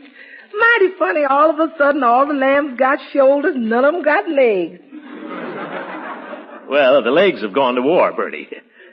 Where's Marjorie? She's out in the backyard with some boy. Some boy? What boy? I don't know who he is, Mr. Gildersleeve. They're just out there sitting in the swing talking. You can see him from the window here. Huh? Where? Let me see, Bertie. Well, I don't like his looks. I'll send him home, that's all. Wait a minute. Maybe that's young Bullard. Is that who it is, Bertie? I don't know, Mr. Gildersleeve. Leroy might know. By George, the kid looks like Bullard. I wonder... Leroy! Leroy here? Yes, he's around somewhere. Leroy! You calling me, Unc? Yes. Who's that boy out there with Marjorie, you know? That's Marshal Bullard. He came over about half an hour ago. Well. Maybe nature's not so bad after all. Huh? Nothing, Leroy. That's all, my boy. Okay. Gosh, I thought he wanted me to do something. Well, Bertie, that's the young man. Marshall. Marshall and Marjorie. Make a fine-looking couple, don't they? They might in a few years. Oh, sooner than that, Bertie, sooner than that. By George, I think I'll just tiptoe out there and see how they're doing. Do you like music, Marshall? Yeah. I'm crazy about Brahms and Chopin. Do you like that kind of music? Oh, I like classical music, but not for a steady diet. Well, I don't want to give you the wrong impression. I'm not exclusively classical. Oh, don't get me wrong, Marjorie. I'm not knocking classical. Oh, no. I love the Basie record of 1 O'Clock Jump. All his records are great. I think so, too. I saw him in New York once, at Radio City. Did you? Gee, I've only heard his record. He looks just like his picture. Do you like Artie Shaw? I like him pretty well. Do you? Yeah, pretty well. Do you like to read? Oh, I read all the time. Do you like poetry? Pretty well. Oh, brother, they'll never get anywhere this way. Well, Marjorie, I didn't know you were out here. Oh, company. Hello, Uncle Mort. This is Marshall Bullard. This is my uncle, Mr. Gildersleeve. How do you do, Mr. Gildersleeve? Well, my boy. Sit down. I'm delighted to meet you. Glad to have you in the neighborhood. I guess Marjorie's glad, too. Aren't you, Marjorie? Sure, I guess so. Why don't you sit over there with Marjorie, my boy, and I'll sit on this side. I'm getting a little, stout. Oh, you're not really, Uncle Mort. Nice girl. It's okay. I'll stand up. Stand up? You're not afraid of my niece, are you? Oh, Uncle Mort. Huh? Your dad and I are going to be great friends, Marshall, and we want you to feel at home over here. Thanks a lot, Mr. Gildersleeve. Yeah, say, why don't you stay for supper tonight? Glad to have you. Oh, no, I don't think I'd better. Why not? Come on, coax it, Marjorie. Why should I? Marjorie. I think I'd better be going. Mr. Gildersleeve, it's probably my supper time, too. Well, come back afterwards. Oh, he can't tonight, Uncle Mort. Why not? I have to do my homework. Homework? Well, I'll tell you. How'd you both like to go horseback riding tomorrow, huh? Do you like horseback riding, Marshall? I like it pretty well. Well, I've never been on a horse in my life, and you know it, Uncle Mort. Why, Marjorie. Gosh, neither have I. Well, you can learn together. We'll get 2 nice, gentle horses, and you can take a long ride in the country. I won't do it. Marjorie. You'd better go now, Marshall. Maybe I'll see you around. Huh? Oh, sure. Well, good night. Wait a minute. Good night, Mr. Gildersleeve. There he goes. Marjorie, look what you've done. What I've done? You're the stupidest uncle a girl ever had. And you're fat, too. Oh! You go in the house.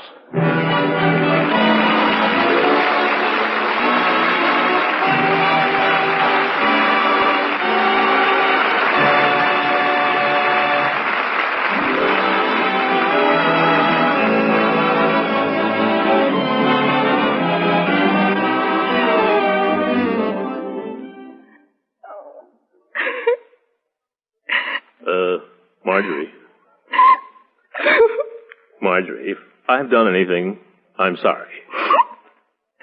It was all my fault. I guess I just haven't any tact, that's all. I guess I'm just a blundering idiot. I guess I'm just a fat old fool. But you don't have to sit there and agree with me. We were getting along so nicely. And now he'll never come back again. Don't you worry. I'll fix it all up for you. Oh, no. Well, you cheer up right now, young lady, or I will. Oh, no, please. I'll be all right. I'm fine now. I feel wonderful. Promise you won't say anything to Marshall. All right. Hi, George, don't tell me I don't know how to handle kids. Good night, everybody.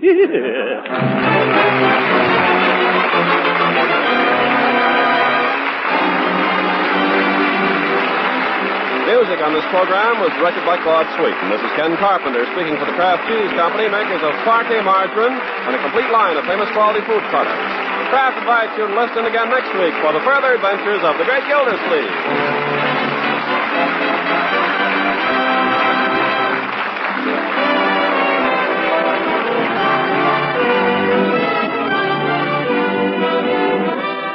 In these days of food shortages, certainly no one's wasting important leftovers. But do you know the trick of making leftovers not seem like leftovers at all? It's easy with Pabstet, the delicious cheddar cheese food. First, make a luscious golden cheese sauce with Pabstet and a little milk. Then pour this tempting Pabstet cheese sauce on leftovers of meat, fish, vegetables, or rice, fixed any way you like. Presto, Pabstet has helped create a brand new main dish, rich in mellow cheddar cheese flavor. You can serve nourishing Pabstet many other ways, too. Toasted in sandwiches, melted with macaroni, or sliced to serve with fruits and pie for dessert. You can buy Pabstet in 2 delicious varieties. Golden Pabstet in the yellow package and Pimento Pabstet in the red package. Treat your family to both kinds. Ask for Pabstet, the delicious cheddar cheese food.